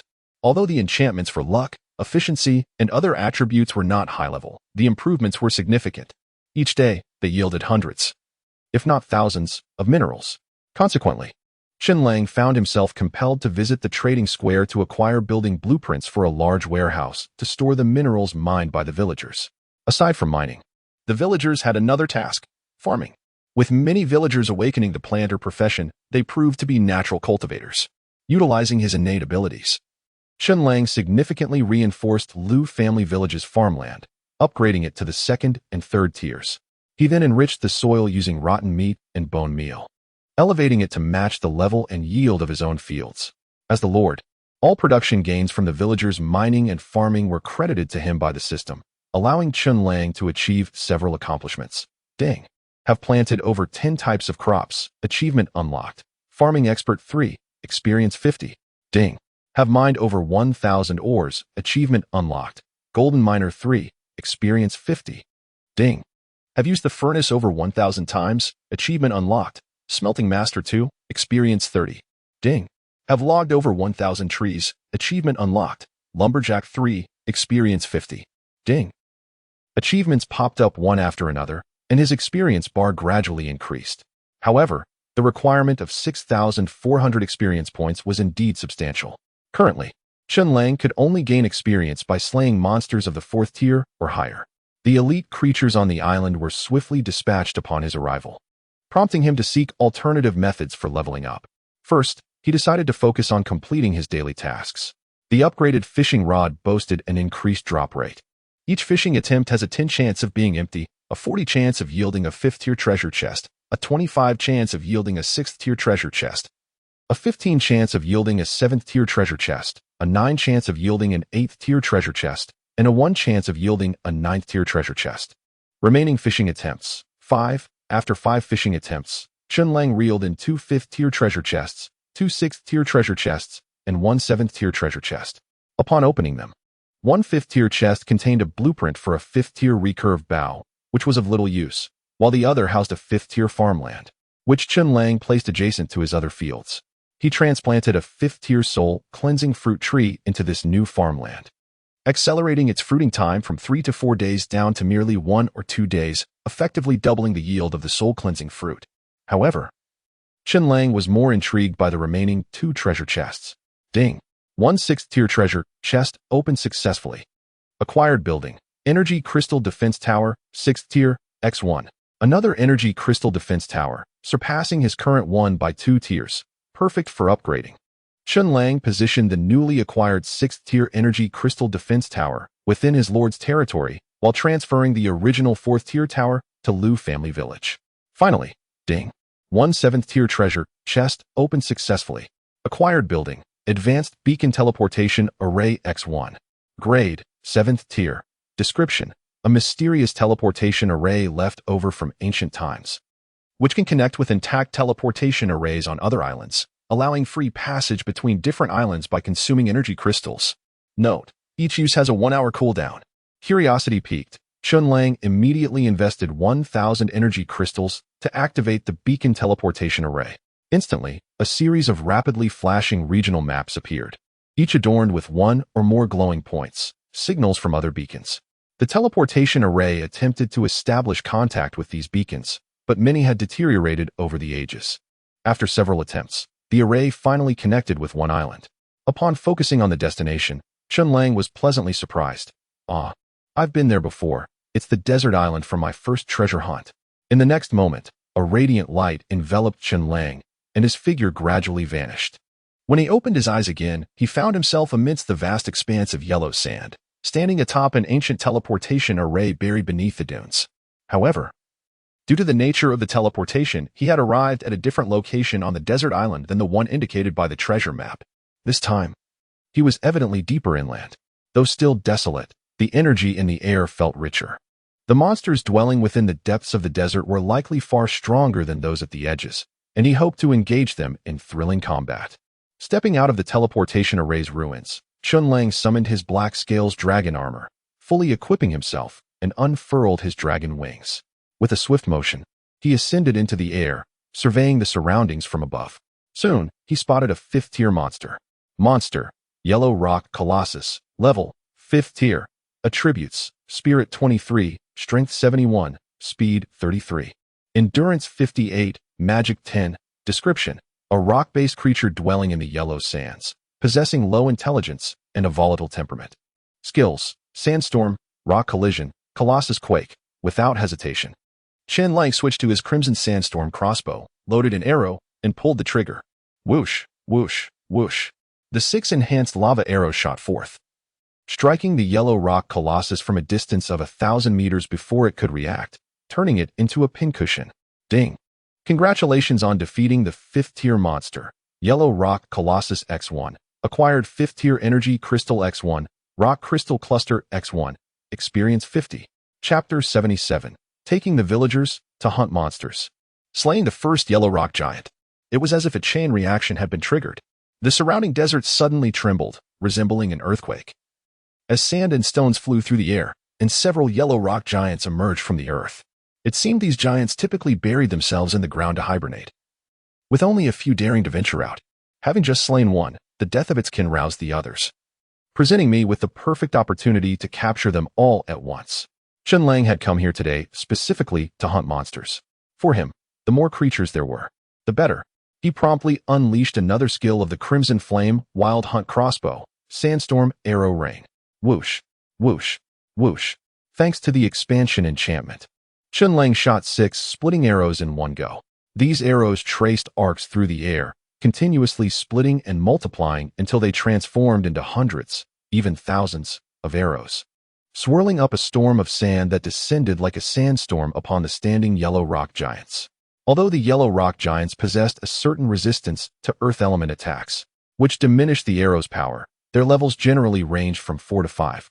The arrows, however, boasted an attack power of level 6. Even with the resistance mitigating some of the damage, the remaining lethality was more than sufficient to be fatal for these giants. Ding! Congratulations. You have slain 3 level 4 monsters. Yellow Rock Giants 3, you have gained. Ding! Congratulations, you have slain. The Yellow Rock Giants on this dune were completely eradicated. Chen Lang immediately scanned the surroundings, searching for his next prey. As my level increases, I must slay higher level monsters to gain experience, for those below level 3 yield no experience at all. However, elite monsters are not so easily found. I need to devise a way to expedite my leveling. Eureka! An idea flashed in Chen Lang's mind, and he snapped his fingers in excitement. I will return to the island and bring the villagers from Lu family village. As my subjects, their kills will grant me experience shares, and crucially, this experience source will not be hindered by level caps. When the villagers slay monsters of level 3 and below, I will still receive experience. They can help me clear the smaller creatures, and I will step in for the bosses. This is the plan. The more he explored, the more Chen Lang felt that the villagers on his island would not be a burden, but rather a significant asset to his swift development. Thus, once the teleportation array's cooldown ended, Chen Lang immediately returned to island number 2887. He summoned the old village chief, Lu Ning, instructing him to gather some combat-capable villagers to accompany him to another island for battle. Currently, the recruited villagers, including Annie and Shur, had already formed a harmonious rapport with the original inhabitants of Lu family village, led by the old chief Lu Ning. They were loyal to Chen Lang, and upon hearing his call to arms, Nearly all capable villagers eagerly volunteered. Lu Ning's son, Lu Zhuang, raised his hand, exclaiming, "My lord, I volunteer." The Hunter King, De Zhuang, added, "What prey are we hunting? Leave it all to me." The berserker, Dida, chimed in, "Me too." Thus, after careful selection, Chen Lang chose 9 villagers to accompany him to the desert island for monster hunting. Naturally, he also brought along the little black creature he had not taken on his first visit. Additionally, the SS-level alchemist girl, Shi, approached Chen Lang, shyly requesting, "My lord, may I join you? I am currently in need of a rare herb that grows in the desert." Chen Lang readily agreed to Shi's request, recognizing her as a vital figure on the island. While others were mining or farming, Shi had been diligently working in the underground laboratory of the rock fortress, utilizing a full set of alchemical equipment to concoct a variety of potions. Initially, Chen Lang only possessed the formula for basic healing potions, but since Shi took charge of alchemy, his potion inventory had become diverse. New additions included fire resistance potions, strength-enhancing elixirs, and growth potions to boost crop efficiency, among others. This was still limited by the scarcity of spiritual herbs on the island, preventing the creation of higher-tier potions. Otherwise, Shi could concoct an even wider array of potent brews. Yet, even with the current offerings, both Chen Lang and the entire island greatly benefited. A single basic potion could boost strength by 10, elevating a strength attribute from just over 100 to nearly 130. When combined with weapon damage, even enemies of levels 8 or 9 would suffer severe injuries. In summary, the team assembled, and the 1-hour cooldown for the signal teleportation array concluded. Chen Lang, accompanied by his gathered team, infused energy crystals to activate the teleportation array. Whoosh! Everyone's figures were engulfed in light, reappearing atop the ancient teleportation ruins, half buried beneath the yellow sand. Back to the original starting point. Humming a melody, Chen Lang assigned the task of scouting for monsters to the hunter profession, Wang Dazhuang. The hunter class boasts 3 main specialties: proficiency in ranged attacks, the ability to craft and upgrade ranged weapons such as bows and crossbows, and the skill to mark the weaknesses of prey, ensuring critical hits upon successful strikes, often dealing significant damage even if not lethal. The third specialty is adeptness in tracking. Even the faintest traces left by prey can be detected and followed by a skilled hunter. Chen Lang had witnessed these abilities during his previous treasure hunting expedition with fellow hunter Lu Rinjia, and now he observed Wang Dazhuang demonstrating them as well. Wang Dazhuang employed his innate hunter skills, carefully examining the surroundings. Soon, he reported, "My lord, there appears to be a group of fierce beasts in the southwest direction. Their numbers seem considerable. We should reap substantial rewards."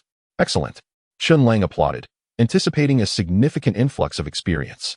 However, Wang Dazhuang's tone shifted, becoming serious as he continued. "But we are not the only ones eyeing those prey. I have detected signs indicating another group, likely local indigenous tribes, is also heading towards them. If we delay, they may seize the opportunity before us." Upon hearing that others were vying for the same quarry, Chen Lang resolutely could not accept the situation. "What are we waiting for? Let us commence the pursuit at once. Forward!"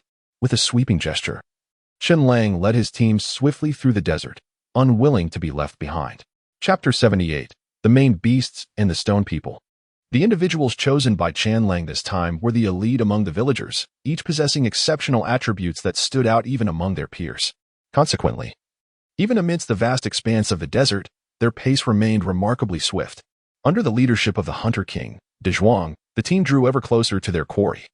They could now discern the disarrayed footprints, undisturbed by the winds and sands, stretching ahead. At that moment, Chen Lang's expression brightened.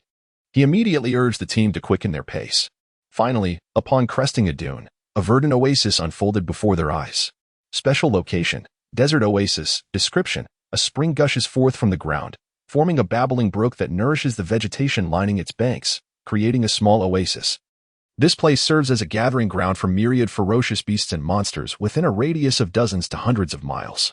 It frequently attracts creatures seeking water and sustenance, and is often occupied by intelligent races that establish bases, leading to the development of tribes, villages, towns, and even cities. As Chen Lang gazed upon the brook of the oasis, he spotted a herd of beasts, roughly the size of bison, with coarse, sand-colored skin and sharp tusks protruding from their jaws, drinking water in groups. "My lord, it's a herd of maned beasts." De Zhuang, the Hunter King, was the first to identify these ferocious creatures.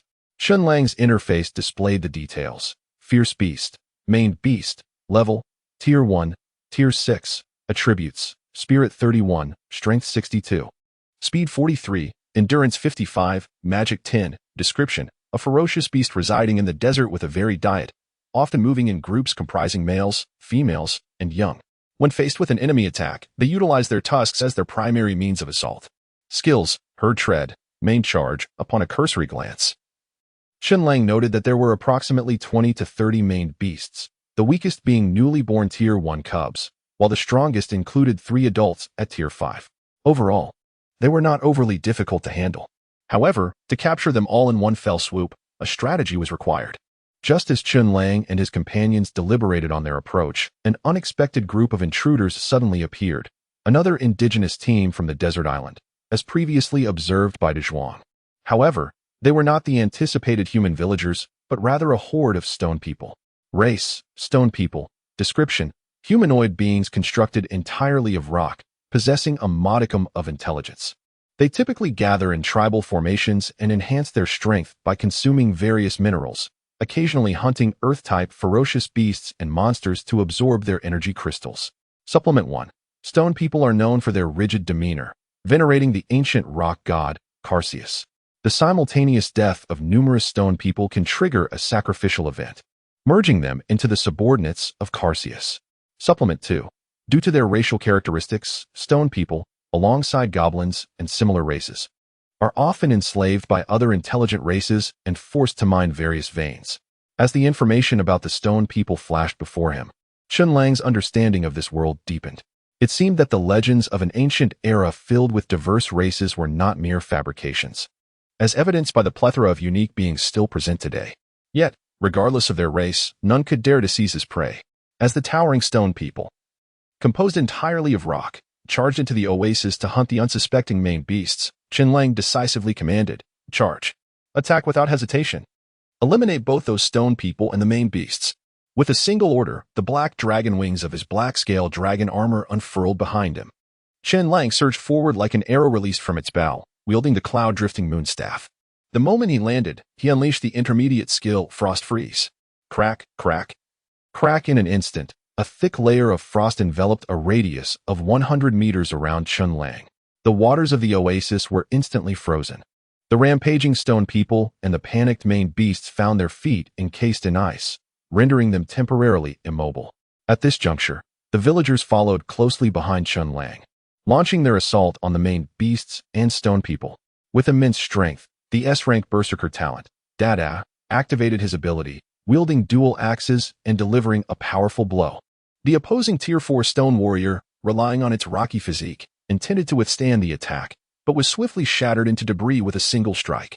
Notification: your subject has slain a Tier 4 creature, Stone Person 1. You have acquired a Tier 4 Rock Crystal 1, Experience 40. Hunter King De Zhuang drew his bow, which was no ordinary weapon. With Chen Lang's approval, he had crafted a Tier 5 enchanted longbow using the workbench and enchantment table, its enchantment effect being Tier 3 split. Aiming at the head of a main beast, he activated the Hunter Talent's weakness marking effect. Releasing the string, the arrow sang through the air, splitting into 3 projectiles that all struck true at the main beast's skull, triggering a critical hit. The creature's health was instantly depleted. Notification: your subject has slain a Tier 3 beast, Main Beast 1. You have acquired a Tier 3 Energy Crystal 1, Tusks 2, Beast Hides 4, Beast Meat 9, Bones 7. Experience 30. Not just Dada and De Zhuang, but also Lu Zhuang, the village elder's son, and other villagers followed suit, slaughtering mercilessly the main beasts and stone people. Incapacitated by Chen Lang's frost freeze skill, could neither evade nor retaliate, suffering heavy casualties. The notification sounds of kills rang incessantly in Chen Lang's mind. The experience points that he would typically have to earn by personally slaying creatures of Tier 3 and below were now accumulated through the villagers, contributing to his leveling progress. As the frost freeze skill dissipated, the main beasts and stone people had suffered significant losses, leaving only the more formidable Tier 4 and Tier 5 individuals standing. At last, they perceived the opportunity to counterattack. However, they soon recognized the vast disparity in strength. Chen Lang slowly withdrew the Demon Slayer blade from his inventory. After a brief moment of concentration, he activated the blade's innate skill, demon slicing. Whoosh! A deep purple blade of light swept forth. The overwhelming power swiftly cleaved through every remaining main beast and stone person, leaving none alive. Notification, notification, notification. In total, this wave yielded nearly 1,000 experience points. If this momentum were to be maintained, he would soon accumulate the 6,400 experience points needed to ascend to Tier 7. Chen Lang found himself thoroughly satisfied with the gains. Meanwhile, his gaze remained fixed on the corpses of the stone people. For the introduction hinted that the simultaneous death of many stone people could lead to the fusion of their bodies into the subordinates of the legendary rock god. The subordinates of the ancient god were at the very least elite creatures, perhaps even of the boss caliber. Slaying them would yield even greater rewards. Chen Lang could hardly contain his anticipation. Before long, the shattered remains of the stone people indeed began to exhibit unusual phenomena. The favored ones of the ancient deities are about to make their appearance. Chapter 79, Slaying the 10th Tier Boss. Dropping the extraordinary yellow sandware soul sword. Amidst the endless yellow sands, ancient and mysterious magic circles began to illuminate beneath the scattered fragments of stone. The number of these formations multiplied, growing in scale and radiating a tawny glow. The stones were bathed in this light, levitating as if manipulated by an unseen hand, assembling like building blocks. Ultimately, they coalesced into a legless giant of rock, suspended in midair, adorned in a rocky armor, wielding a longbow and longsword of the same material. Its visage imposing and exuding an aura of intimidation. Monster, Rock Goddess Affinity, Yellow Sand Guardian, Level, 10th Tier. Attributes, Spirit 60, Strength 103, Speed 40, Endurance 98. Magic 88. Description: a guardian of the Yellow Sand Legion under the ancient god of rock, Kalthus. It lay dormant since the ancient war, now summoned by a sacrificial magic circle to exact vengeance for its fallen kin. Skills: Power of the Sandstorm, Yellow Sand Arrow Array. Yellow Sandsword Aura. Upon the appearance of the 10th Tier Guardian, a gasp of astonishment swept through the crowd. Panic ensued among the villagers, whose strongest among them barely reached the 6th tier. The chasm between their strengths felt insurmountable. Despite any efforts, they feared they could never prevail against such a formidable foe. They urgently implored Chen Lang, "My lord, that is a 10th tier monster. We must flee. We cannot contend with it." Wang Dazhuang, Dada, Lu Zhuang, and others urged Chen Lang to retreat and avoid confrontation. Aware of his villagers' concerns, Chen Lang understood their trepidation. However, the Yellow Sand Guardian had already been summoned. An escape was no longer a simple option. Regardless, a confrontation was inevitable. Moreover, he held confidence in his own capabilities. The rewards for slaying a 10th tier boss must be substantial. Resolute, Chen Lang patted the head of the young girl, Sure, beside him, preparing to engage in battle. Sensing his intent, Sure quickly rummaged through her small bag and produced several vials of potions, thrusting them into Chen Lang's hands. "My lord, this is a strength potion. This is a healing potion, and here is a speed potion. Take them. They will surely aid you in battle." "Excellent." Chen Lang beamed, promptly consuming the strength and speed potions. Instantly, his strength and speed attributes surged by 10% for 3 minutes, elevating his 5-dimensional attributes to Spirit 109, Strength 120, Speed 120, Endurance 109, Magic 109. With his already exceptional 6th tier attributes further enhanced, he stood undaunted against the 10th tier Guardian, a scion of the ancient god. At that moment, the Yellow Sand Guardian charged forth, brandishing a bronze-hued long sword of sand, nearly 10 meters in length. Its colossal form made it feel as if Chen Lang was battling a giant.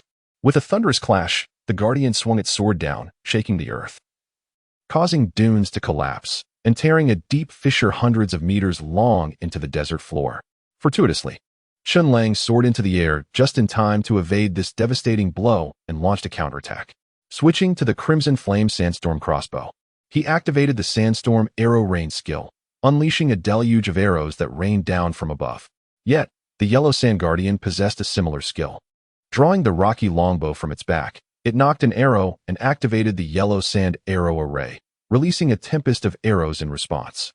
The sky became a battlefield of arrows, clashing against one another, most canceling each other out without inflicting harm.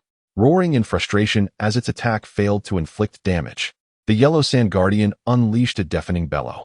The villagers, witnessing their lord engaging a 10th tier boss with such vigor, were left agape, rallying in support. My lord, we believe in you. Defeat the foe. Encouraged by their cheers, Chen Lang altered his strategy, whistling for the eager little black dragon, who promptly soared to his side. Together, they faced the 10th tier boss. The little black dragon, possessing the bloodline of the dark absolute black dragon, rivaled the ancient gods in lineage. Although still a fledgling, its strength was formidable enough to contend with beasts of the 7th or even 8th tier, making it a worthy ally for Chen Lang. With one man and one dragon, they executed a pincer maneuver, one distracting while the other launched fierce attacks, gradually gaining the upper hand in the battle. The Yellow Sand Guardian struggled to defend against their dual onslaught, slowly being pushed back. Realizing it was at its wit's end, the Guardian roared again, activating the power of the Sandstorm skill, releasing a pure energy shockwave in an attempt to suppress both Chen Lang and the little black dragon, who would yield in a contest of might. Chen Lang nearly laughed at the notion. While his magic ring proved ineffective due to the opponent's level, the little black dragon unleashed its full power. With a mighty roar, the dragon's innate pressure surged forth. As a pure-blooded dragon, its might was terrifying. In contrast, while the Yellow Sand Guardian was an elite creature among the Yellow Sand Legion, it was merely a rank-and-file soldier in essence. In a battle of quality and quantity, it stood no chance against the little black dragon. Instead of suppressing Chen Lang and the little black dragon, the Guardian found itself overwhelmed by the dragon's presence, its own momentum faltering. Seizing the opportunity, Chen Lang's eyes gleamed with determination. Seizing the moment of weakness, he unleashed every damaging skill at his disposal: Silver Flow Longsword, Sword Chi Traverse, Demon Slayer Blade, Bleeding Demon Slash, Crimson Flame Sandstorm Crossbow, Expanded Fiery Arrow. The little black dragon joined in, executing its signature moves: Dark Absolute Dragon Claw, Great Annihilation Dragon Breath, bombarding the Yellow Sand Guardian with relentless ferocity. The assault resulted in the Guardian being riddled with cracks, shedding fragments of rock, clearly battered and on the verge of collapse. Realizing it was nearing its end, the Yellow Sand Guardian prepared for one final desperate strike, activating the Yellow Sand Sword Aura skill, locking onto Chen Lang with a deadly swing. The colossal sword light surged forth, a lethal wave of energy. Faced with this ultimate attack, Chen Lang had no time to evade. He swiftly crossed his Silver Flow Longsword and Demon Slayer Blade before him, bracing for the impact. Simultaneously, he retrieved the 5th tier armor, the Xianbing Treasure Armor, which had been stowed away since its unboxing. This further unleashed the full potential of the Black Scale Dragon Armor. With a thunderous roar, Chen Lang was hurled away by the sword light.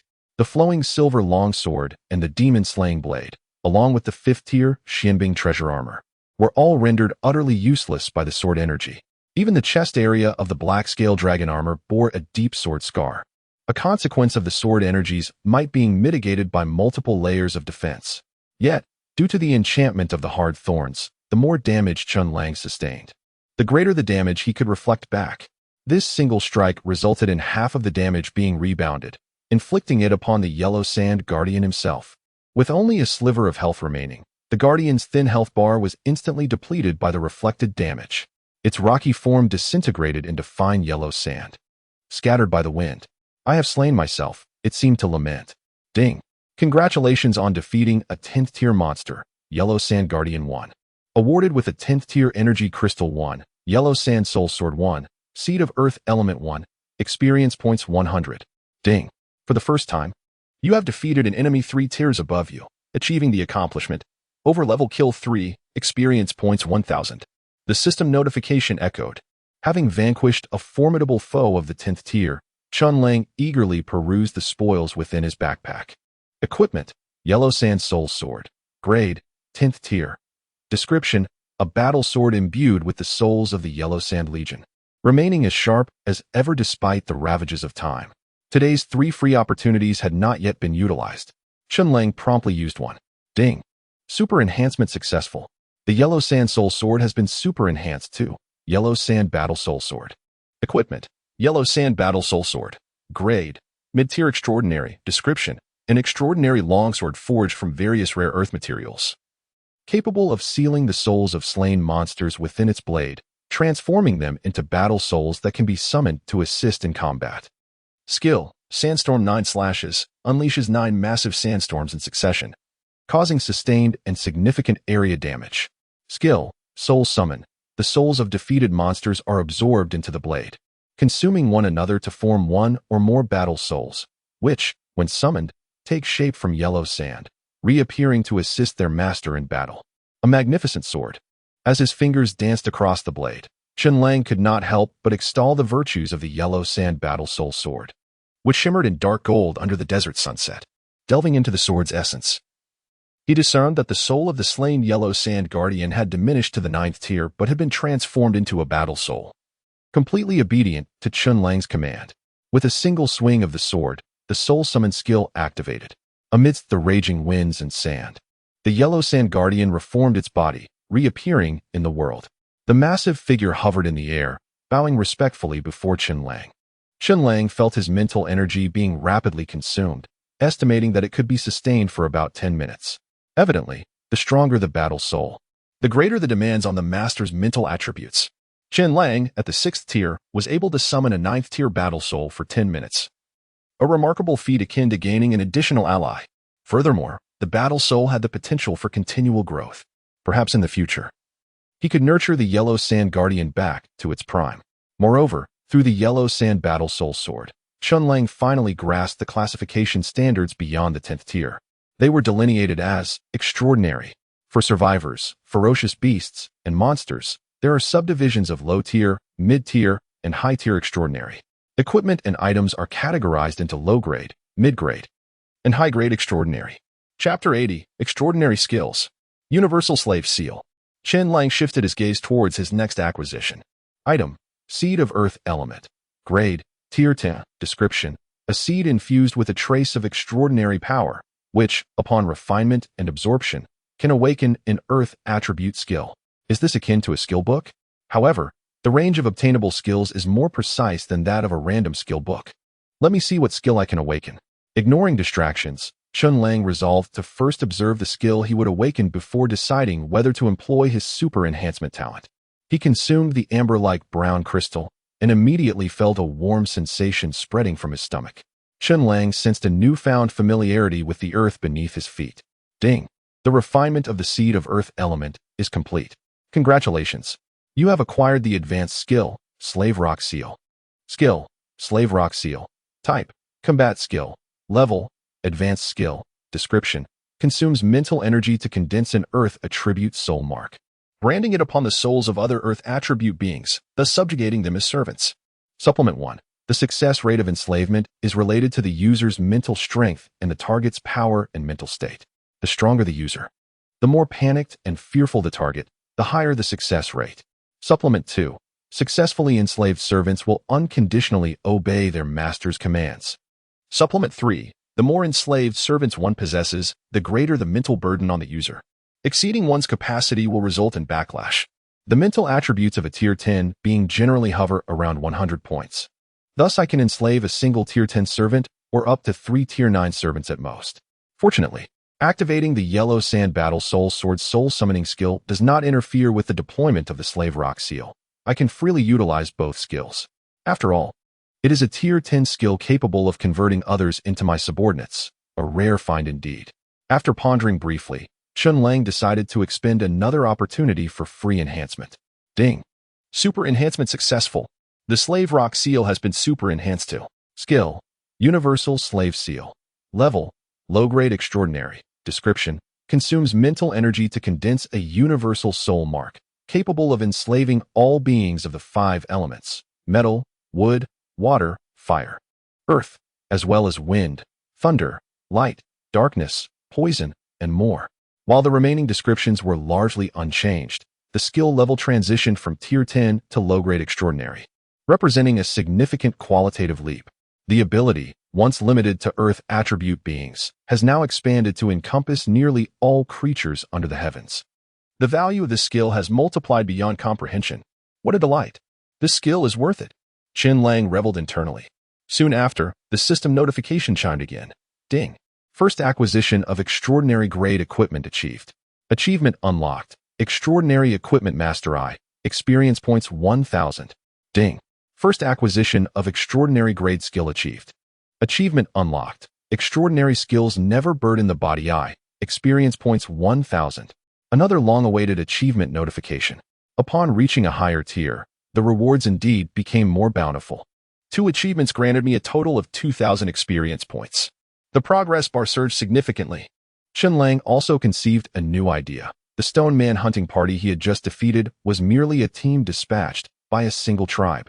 If he could locate this tribe and find a way to incorporate the entire tribe into his domain, would he not establish a foothold in this desert island? Without delay, after acquiring the universal slave seal skill, Chen Lang resolved to put into practice some previously contemplated ideas that had been hindered by circumstances. He instructed Wang Dazhuang, the hunter class member, to track the footprints of the stone men. Wang Dazhuang's tracking skills were exceptional. Even though the environment around the oasis had been ravaged by the recent battles, he managed to glean a few traces from the periphery. The team commenced their advance.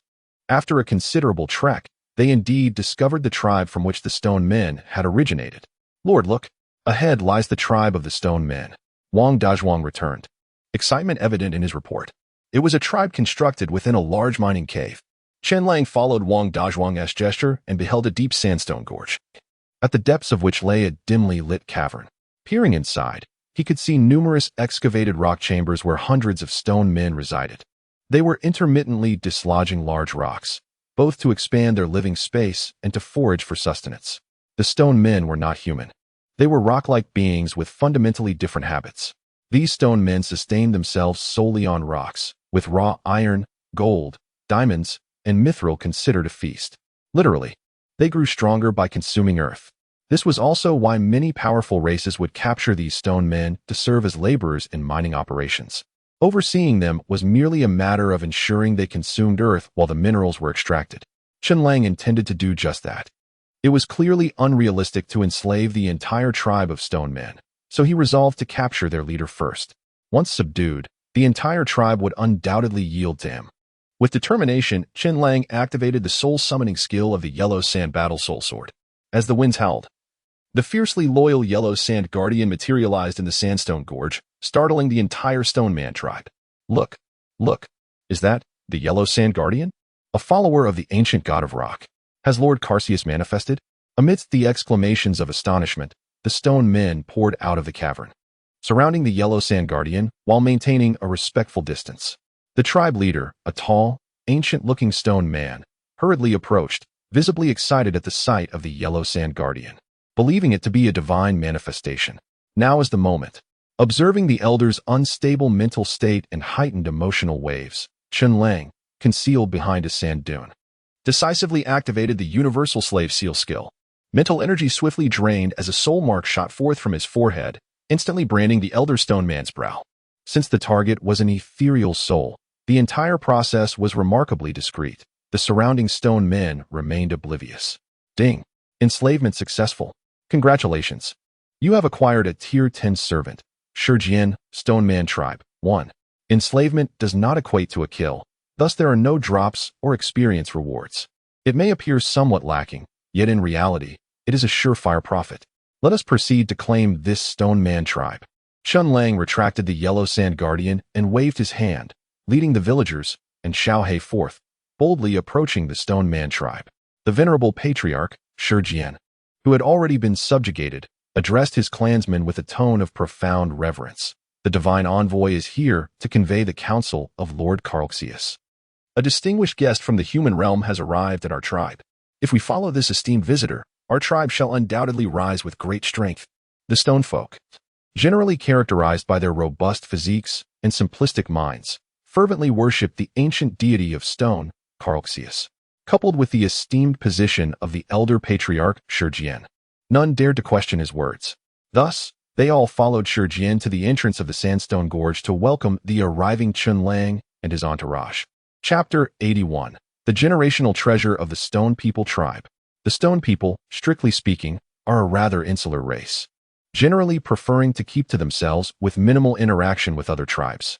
However, with the emergence of the Yellow Sand Guards and the esteemed endorsement of the tribe's elder, Stone Jian, visitors like Chen Lang from afar received a warm welcome from the Stone People. Naturally, at this juncture, if one were to reveal their identity and attempt to forcibly annex the Stone People tribe, it would likely incite rebellion. Thus, Chen Lang casually bestowed super enhancements upon several smaller, seemingly newly awakened Stone People, significantly elevating their levels and potential. This display of skill further convinced the stone people that Chen Lang was indeed a distinguished guest sent by the ancient deity of rock, Calcius. The subjugated elder, Stone Jian, seizing the opportunity, presented several rare or specimens from the tribe's hidden treasures as a tribute to Chen Lang, all of exceptional quality, ideal for forging equipment. Chen Lang graciously accepted these offerings. After settling in the elder's spacious cavern, they engaged in conversation for a while before Elder Stone Jian signaled for the other tribe members to leave, remaining alone with Chen Lang. Then, a slave mark illuminated on Elder Stone Jian's forehead, and he reverently knelt on one knee, stating, "Master, it was inconvenient with so many present earlier. Please allow this old servant to pay my respects now." "Rise," Chen Lang gestured, allowing Stone Jian to stand, and instructed, "I shall not linger here for long. You must cultivate a sense of belonging among your tribe within the next few days. The members of your tribe should voluntarily propose a merger. With your years of experience and control over the tribe, this should not pose a challenge, correct?" The elder responded firmly, "Rest assured, Master. I shall not fail you and will ensure your satisfaction." "Very well," Chen Lang nodded. At that moment, Elder Stone Jian revealed a secret known only to the lineage of past leaders. "Master, the first chieftain of the stone people discovered a mysterious mine hundreds of years ago, believed to be a remnant treasure from ancient times. However, due to various constraints, we have never managed to open the treasure's door, only bringing back some peculiar metals. The very ones I just presented to you." "Oh, a treasure?" Chen Lang's interest peaked as he raised an eyebrow. "Where is it? Please elaborate." Thus, Elder Stone Jian began to narrate the tale, and with each word, Chen Lang became increasingly convinced that it was indeed an undiscovered treasure. Generally, treasures are concealed in obscure locations, typically only locatable by survivors armed with treasure maps under the system's guidance. To his surprise, the indigenous Stone People tribe had such fortuitous luck. Moreover, based on Elder Stone Jian's description, the treasure seemed to possess considerable value. Likely a high-tier treasure that Chen Lang had yet to encounter. This opportunity was not to be missed. Chen Lang resolved, rising to his feet and declaring to Stone Jian, "Time is of the essence. Take me there at once." "Yes, Master." Stone Jian promptly arranged for their departure. Chen Lang gathered his team, and under Stone Jian's guidance, they left the Sandstone Canyon and continued their journey. After traversing the vast desert for some time, they arrived at a towering rocky peak. "This is the place." Stone Jian indicated the weathered rock wall before them. Approaching it, he located a mechanism. With a click, a large section of the wall recessed and slid aside like a sliding door, revealing a deep tunnel hidden behind the rock face. Illuminating stones were strategically placed along the tunnel, casting a dim light that prevented total darkness. "There are traps within the tunnel. Please follow my footsteps carefully, Master, or you may encounter danger." As the tribe's leader, Stone Jian was evidently no stranger to this ancestral treasure site, skillfully guiding Chen Lang and the villagers to evade numerous traps. After navigating through the winding tunnel for a considerable time, they finally emerged into a spacious cavern, roughly the size of a football field. "Is this the treasure's burial site?" Chen Lang surveyed the surroundings. Elder Stone Jian shook his head. "Indeed, Master, but not entirely. This area resembles a foyer. Behind that grand door lies the treasure's storage. However, opening the door requires a special token, which our tribe has been unable to locate for centuries." "Let me see." Chen Lang approached and noted a depression in the center of the massive stone door, which shimmered faintly. He struck it with his fist, only to have his hand repelled by a barrier of light. Clearly, it was a protective mechanism for the treasure. Without the token, brute force would not suffice. "Must I return empty-handed?" Chen Lang sighed, pulling up the system panel. The regional PK between areas 10086 and 10010 was now on a countdown. Initially, area 10,086 faced disadvantages, but now, with his comprehensive lead over Yi Yunxiao, Lu Renjia, Song Shiren, Lu Jichai, Zheng Ro, Gu Xiao, and other top survivors, the situation was gradually reversing in favor of 10,086, the score standing at 3-2. With area 10010 trailing by 1 point. This shift caused the survivors of area 10010 to lose their earlier complacency and rush to compensate for their lagging progress. Yet it was evidently challenging to overtake now. At that moment, Chen Lang suddenly heard commotion. "Haha, we've finally reached the end," exclaimed a voice. "After this arduous journey, especially through the traps in the tunnel. Yet, hard work pays off." Guided by the treasure map, I have finally located this ancient treasure. Others? Chen Lang's instincts heightened. He motioned for Stone Jian, the villagers, and Xiao He to seek cover in the surrounding shadows. Cautiously peeking out, he was taken aback by the identity of the uninvited guests. It was Yi Yunxiao, the leader of Area 10,010, accompanied by 4 other top survivors from Area 10010. Yi Yunxiao brandished a treasure map, exclaiming with delight, "Ha! This high-tier treasure was indeed elusive, but I have found it." Our efforts, battling countless monsters to obtain this treasure-opening key, were not in vain. Once I claim this treasure, both our individual strengths and island rankings will surely surge to new heights. In an instant, I shall trample that Chen Lang beneath my feet. How dare he steal my thunder? Once he loses this regional PK, he will have ample reason to weep. Ha ha ha. Yi Yuxiao harbored no reservations regarding his thoughts, believing that only he and his teammates existed in this realm. With each utterance, his audacity grew bolder. He then transferred the treasure map to his left hand, while his right hand retrieved the treasure keys, hard-won artifacts obtained from afar. Guided by the map, from his backpack, he was poised to place them into the recess at the center of the stone door, ready to dispel the luminous barrier and claim the treasure as his own. How delightful that thought was. At that moment, Chen Lang decisively struck. The crimson flame sandstorm crossbow was raised and fired. Whoosh, whoosh, whoosh. A flurry of molten arrows surged toward Yi Yuxiao. The latter reacted with commendable swiftness, narrowly evading the ambush. However, the treasure map and tokens were struck down to the ground. From the shadows, Xiao He darted forth with the speed of a released arrow, akin to a streak of dark lightning. He swiftly seized both the treasure map and the treasure keys, delivering them into Chen Lang's grasp. Mounted upon Xiao He, Chen Lang was followed closely by the elder patriarch of the Stone Clan, Shi Jian. Wang Dazhuang, and other villagers emerged from various corners, encircling Yi Yuxiao and his treasure-hunting team with determination. Chapter 82. A single blow to vanquish Yi Yuxiao. The regional PK concludes. The moment of reckoning. Chen Lang? Is it truly you? Due to the real name system and regional communication, even the avatars displayed are genuine identification photos. Thus, as Yi Yunxiao beheld Chen Lang astride a dragon, accompanied by a throng of followers emerging from the dimly lit mountain hollow, disbelief engulfed him. You? How did you end up here? Do you possess a treasure map as well? Yes, Chen Lang replied, raising an eyebrow, deliberately withholding an explanation, relishing the shock and confusion etched upon Yi Yunxiao's face. In this moment, Yi Yunxiao realized that regardless of how Chen Lang had managed to arrive ahead of him, he was now bereft of his treasure map, unable to abandon this treasure hunt, nor return to their designated islands. The key to unlocking the treasure had been seized, and he found himself surrounded by a multitude of foes. The situation had deteriorated to an alarming degree. Just moments ago, he had reveled in the thought of surpassing Chen Lang and redeeming his past failures, only to have the tables turned in an instant. This reversal of fortune was particularly unbearable for the proud Yi Yunxiao. His gaze towards Chen Lang brimmed with murderous intent.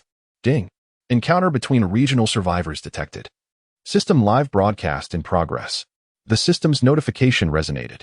At that moment, survivors from zones 10086 and 10010 were treated to a live broadcast of the unfolding drama. Lu Renjia, Chen Lang, and Yi Yunxiao? Ha ha ha, what a coincidence. Zheng Ro, go Chen Lang. Show that opponent what you're made of. Su Liang, Yi Yunxiao. Of all people to provoke, you chose our Chen Lang. Looks like you've bitten off more than you can chew. Song Shuren, have you noticed? The villagers surrounding Chen Lang are all tier 3, 4, and 5. And wait, is that a tier 9 stone creature beside him? Lu Zikeo, are they all his subordinates? Wei Yi just broken through tier 5, and he already has tier 9 followers. Yang Zhe, if I may ask, what exactly are these villagers? Wei Yi never encountered them before. Fong Ting, those are only accessible to tier 5 and above. They seem to be summoned through a villager recruitment certificate. However, they typically remain below tier 3.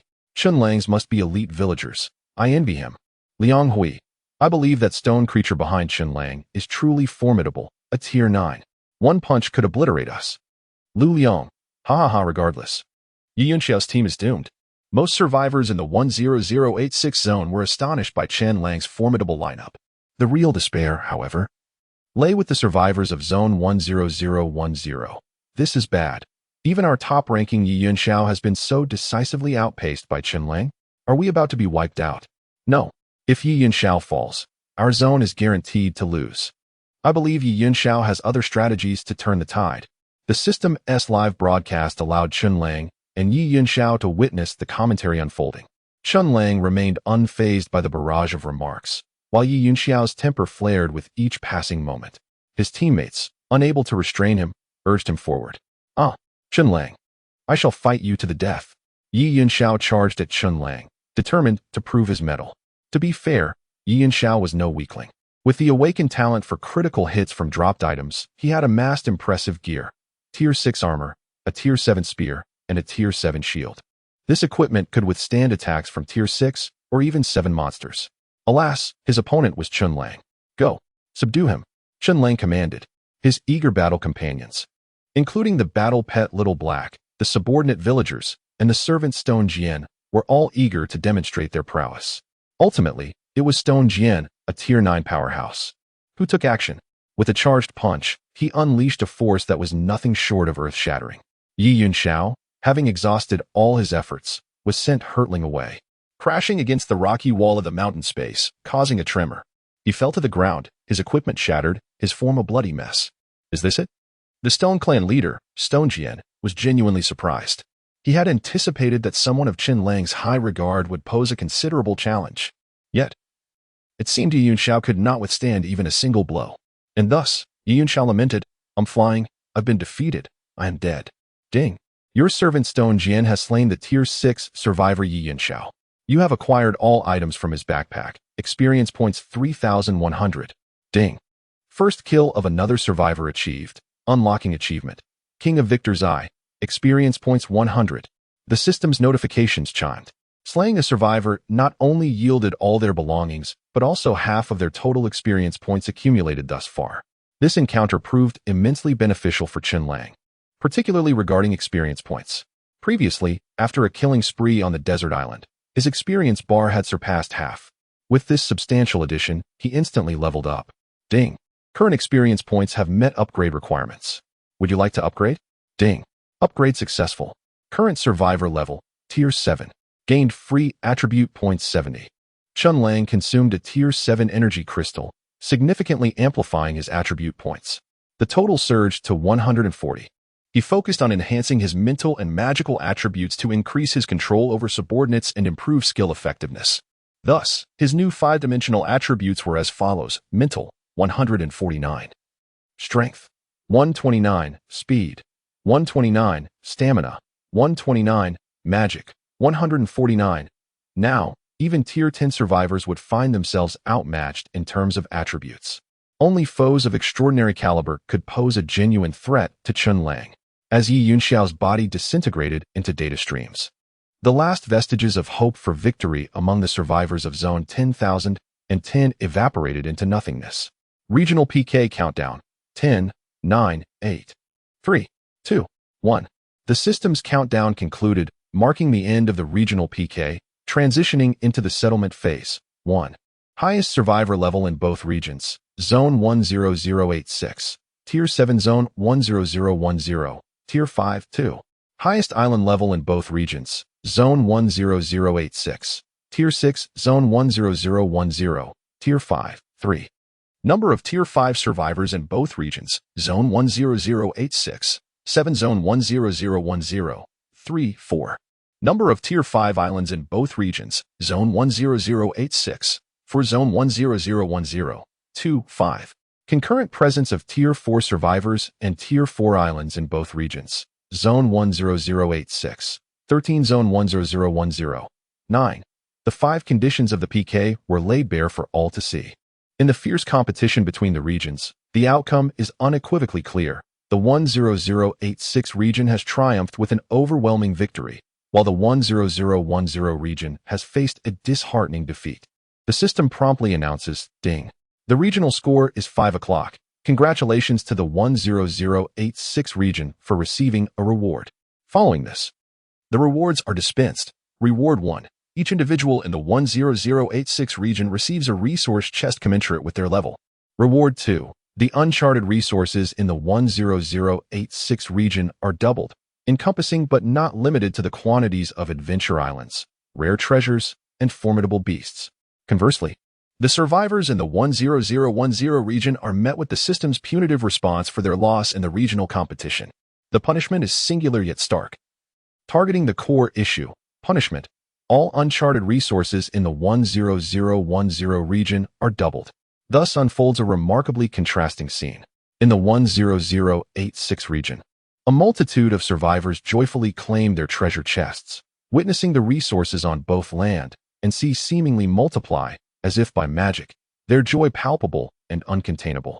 Meanwhile, the survivors in the 10,010 region were expressions of utter desolation, each looking as though they have suffered a profound loss. In the 10010 zone, numerous survivors witnessed the palpable depletion of resources on their islands. Once verdant forests became sparsely wooded, and formerly abundant mines dwindled in yield. A significant number of outlying islands awaiting exploration vanished altogether. The sole consolation lay in the having of formidable monsters, yet this also meant a corresponding reduction in experience points, hindering the survivors' progression. In island survival, resources are paramount. Ample resources can fuel rapid advancement, even from humble beginnings. Conversely, a resource-barren environment can stymie even the most prodigious talents. Under normal circumstances, the overall strength of survivors in the 10086 and 10,010 zones would not differ greatly. However, with the conclusion of the Zone PK, the scales have tipped dramatically. The 10086 zone now boasts double the resources, while the 10010 zone suffers a 50 reduction. Consequently, the 10,086 zone possesses 4 times the resources of its counterpart. It is now virtually impossible for survivors in the 10010 zone to catch up to those in the 10086 zone. Ding! Zone PK rewards distributed. Congratulations! You have received Tier 7 Treasure Chest 1. A system prompt chimed, and a Tier 7 treasure chest materialized in Chen Lang's inventory. He promptly opened it. Ding! Tier 7 Treasure Chest 1 successfully opened. Acquired building, Thermal Matrix 1. Description: a network of interconnected thermal nuclear towers capable of raising the temperature of the surrounding 10-mile radius, providing resistance to extreme cold. Additional: enhancing the thermal matrix with large thermal nuclear towers will increase its intensity and cold resistance. A thermal matrix, indeed? How fortuitous. He had recently super-enhanced a large thermal nuclear tower and was precisely lacking this component. It was like a pillow arriving just as one grew weary. Chen Lang beamed with delight. He glanced at the chat channel and discovered that this was a universal system reward. The majority of survivors received level-appropriate treasure chests containing rewards related to heating and cold resistance, aimed at bolstering their survival chances in the impending natural disaster. I'll connect this thermal matrix to the large thermal nuclear tower upon my return, he murmured, regaining his composure. He then turned his attention to the 4 survivors from the 10010 zone who had been allied with Yu Xiao. Chen Lang had some recollection of these individuals, as they were among the top-ranked survivors in the 10010 zone, which explained Yu Xiao's invitation for them to join his treasure hunt. However, their fortunes had taken a drastic turn. Not only had they suffered defeat in the Zone PK, but they were now prisoners due to Yu Xiao's demise. Releasing them was out of the question. Chen Lang contemplated 2 options, execution or, after some deliberation, he activated the transcendent skill, Myriad Spirit Slave Seal. Whoosh whoosh whoosh. 4 slave seals shot forth, embedding themselves in the foreheads of the 4 survivors, branding their very souls. This would compel them to obey his commands instinctively while retaining their self-awareness. Furthermore, Chen Lang could detonate their souls with a mere thought. Their lives were entirely at his mercy. Ding! Enslavement successful. Congratulations, you have acquired Tier 5 Thralls. Guan Xiao Xiao, Huang Yun. Experience 3,100. Ding! Enslavement successful. Congratulations. You have acquired Tier 4 Thralls. Long Chang, Sun Sudong. Experience 1,500. The system's cold, mechanical voice resounded. Chen Lang had gained 4 more survivor thralls.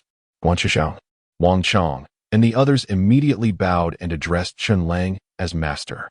Simultaneously, the islands to which they were bound were severed from the 10010 zone and transferred to the 10086 zone, falling under Chen Lang's dominion.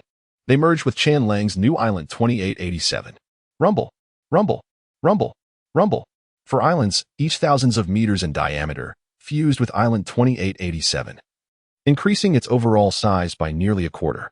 Most importantly, these 4 islands, which had suffered resource depletion due to the 10010 zone's PK failure, now benefited from the doubled resources afforded to the 10,086 zone. The combination of reduction and augmentation resulted in no net change in resource quantity, greatly alleviating development challenges, significantly reducing Chen Lang's subsequent development investment, and saving considerable effort. With these intricate matters resolved, it was time for the main event.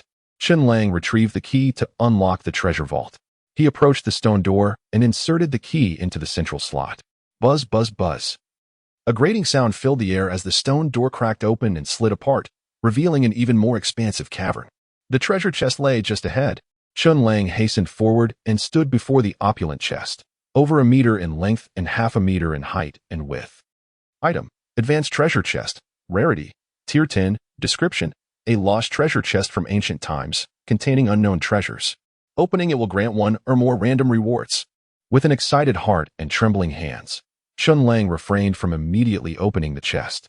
That would be a waste. This called for super enhancement. He activated his talent ability. Ding. Consume a free opportunity to super enhance Advanced Treasure Chest 1? Yes, Chen Lang affirmed. Ding. Super enhancement successful.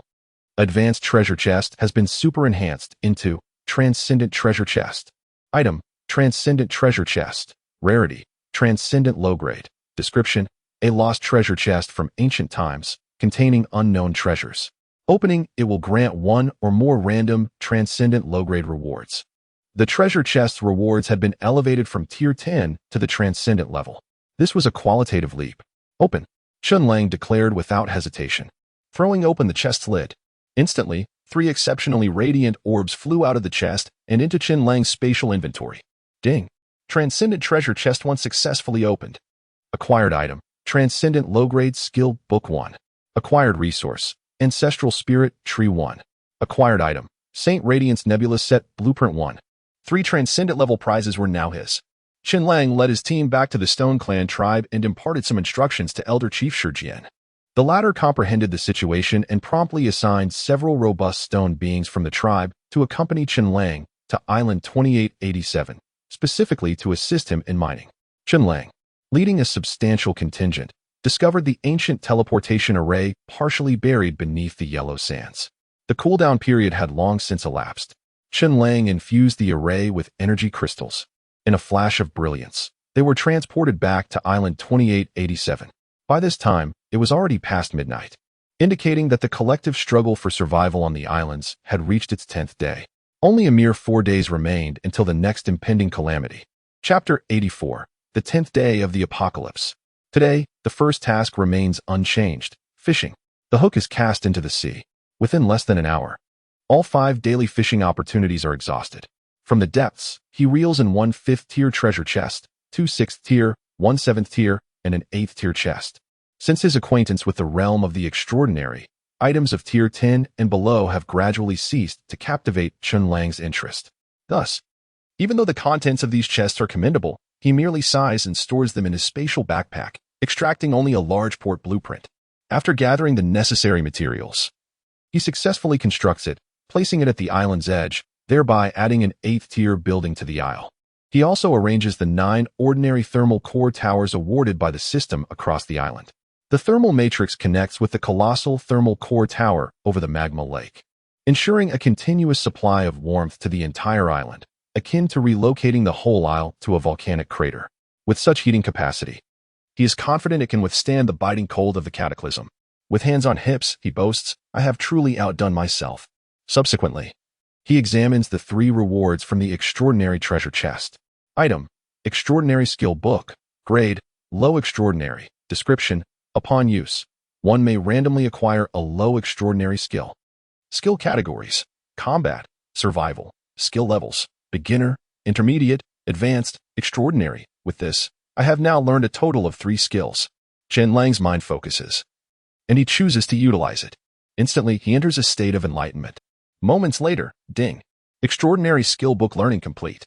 Congratulations on acquiring the low extraordinary skill, Elemental Bomb. Skill: Elemental Bomb.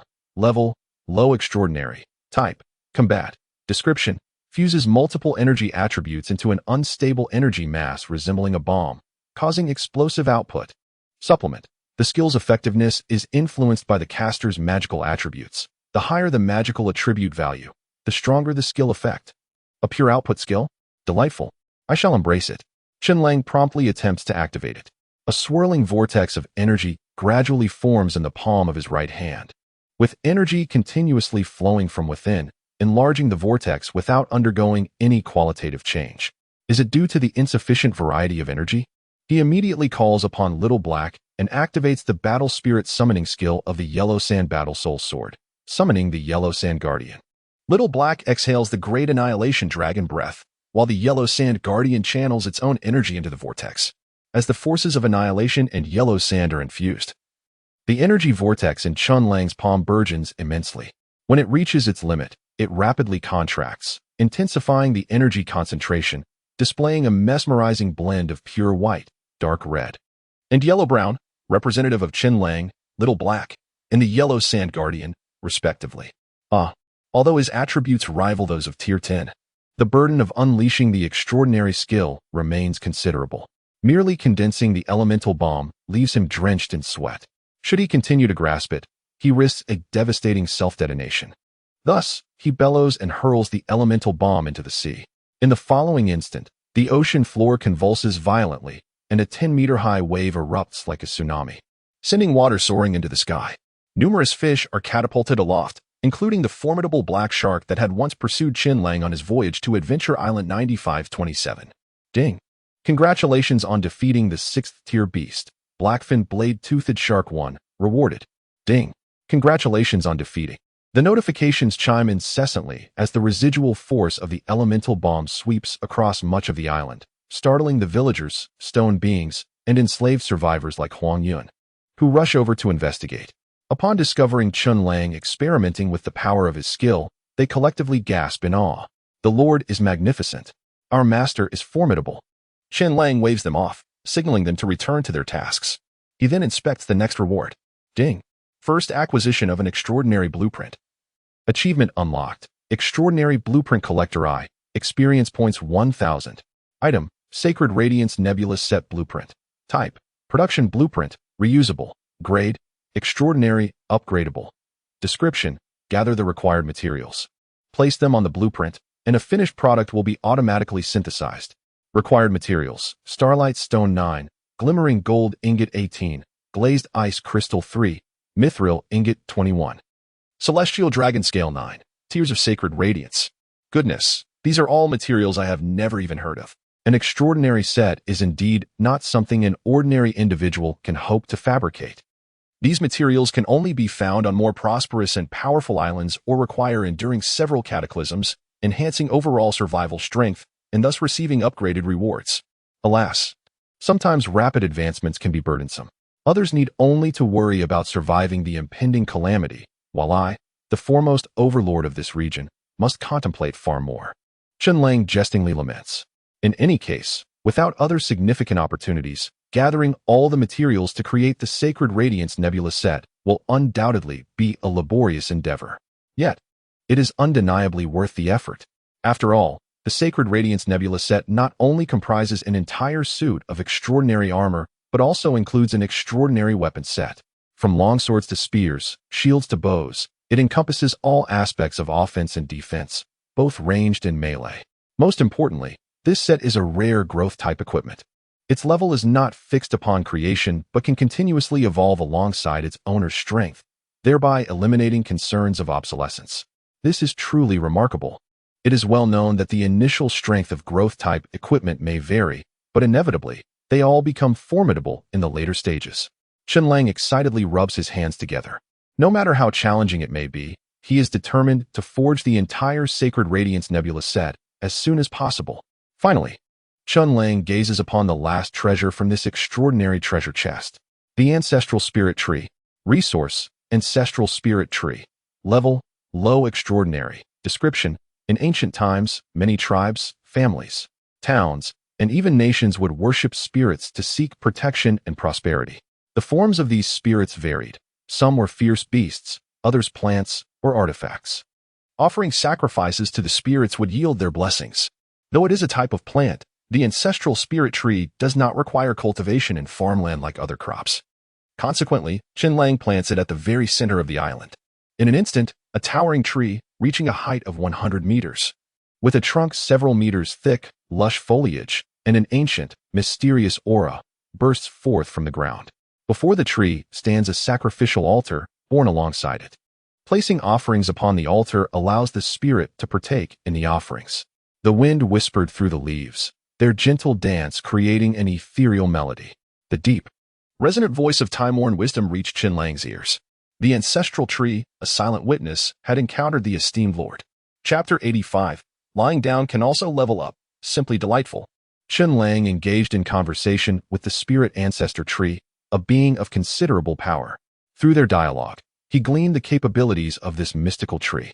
It required the consumption of entities imbued with spiritual essence, that is, the energies of heaven and earth, which included but were not limited to energy crystals, various rare treasures, and even the flesh and blood of monsters. Once sufficient spiritual essence was accumulated, it could bestow blessings upon all lives within its domain, with the Lord having the autonomy to select the recipients.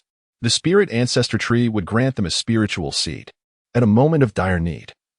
Activating this seed would enable the blessed to significantly enhance their strength temporarily, sacrificing their vitality to turn the tide of battle. Afterward, the vitality lost from burning the spiritual seed could be replenished through other means provided by the spirit ancestor tree. This explosive potential served as a crucial lifeline in desperate situations. Moreover, the abilities of the spirit ancestor tree extended beyond this. As a plant-based spirit, it could cultivate a vast array of botanical treasures by consuming spiritual essence. For instance, it could produce the red flame flower, azure spirit grass fruit, or the dragon phoenix origin fruit, among other valuable resources necessary for concocting healing potions. Henceforth, it would not merely be a matter of wanting these treasures. They would be readily available in abundance, provided the tree was given ample offerings. In addition to supplying spiritual seeds and nurturing valuable flora, the spirit ancestor tree could also unleash a myriad tree barrier, akin to an energy crystal defense tower, yet vastly superior in strength. In summary, possessing the spirit ancestor tree was immensely beneficial, both for the island itself and for its inhabitants, including Chen Lang, the Lord. The spirit ancestor tree understood the principle of investment yielding returns, and even though it had just been relocated to Island 2887 and had yet to receive any offerings, it willingly expended its own spiritual essence to bestow blessings upon all on the island, from Lord Chen Lang to villagers like Annie and Lu Ning, as well as the enslaved survivors like Huang Yun and Guan Xiao, and even the little black creature and the rock golems mining in the caves. Each individual bore a spiritual seed mark on their chest, which, when activated, would allow them to enter a state of explosive growth, catching their adversaries off guard in life and death struggles. The inhabitants of the island were electrified by such fortune and repeatedly expressed their gratitude to both the spirit ancestor tree and Chen Lang. Their lord, we are grateful to you, Master Lord, and to you, Great Spirit. As survival gradually fell into a rhythm, time flew by. In the blink of an eye, 2 or 3 days had passed, marking the 13th day of the collective survival on the island. During these days, the entire 10,086 region thrived and prospered. Foremost among them was Chen Lang, whose daily schedule was remarkably consistent. Upon rising each day, his first task was to freshen up, brushing his teeth and washing his face.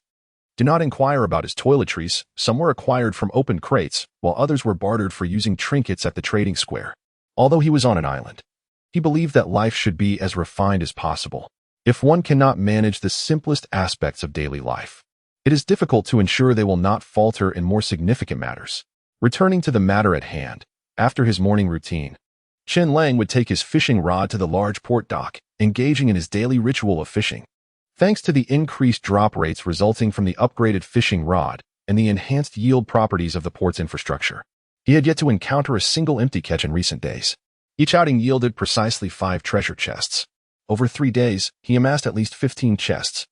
Upon opening them all at once, the contents of the 5th, 6th, and even 7th tier chests seemed lackluster to him, though he occasionally struck lucky with some commendable rewards, such as a 7th tier completed building wall. Chen Lang reinforced this wall, elevating its rank to 9th tier, significantly increasing its length and durability, which he then placed around the existing outer walls, meticulously delineating the island into 3 distinct areas: the outer city, the inner city, and the main urban district. Lu Family Village was situated within the inner city, while the main urban district was exclusively his domain. The ability to achieve such detailed zoning was also significantly aided by the island's expanded area, which had grown several folds. During these 3 days, Chen Lang elevated the island's rank from 7th to 8th tier, resulting in several new isles merging with Island 2887, thereby enhancing the island's area, resources, and governance challenges. This led to frequent incursions by groups of higher-tier ferocious beasts and monsters, but it also provided excellent opportunities for leveling up. Chen Lang, unable to acquire all the experience points himself, opted to command his subordinates, Huang Yun, Guan Xiaoxiao, the elderly village chief Lu Ning, and the hunter Wang Dazhuang from the watchtower of the now expansive rock fortress. He directed them remotely to thwart and cleanse the frequent monster attacks. Beep.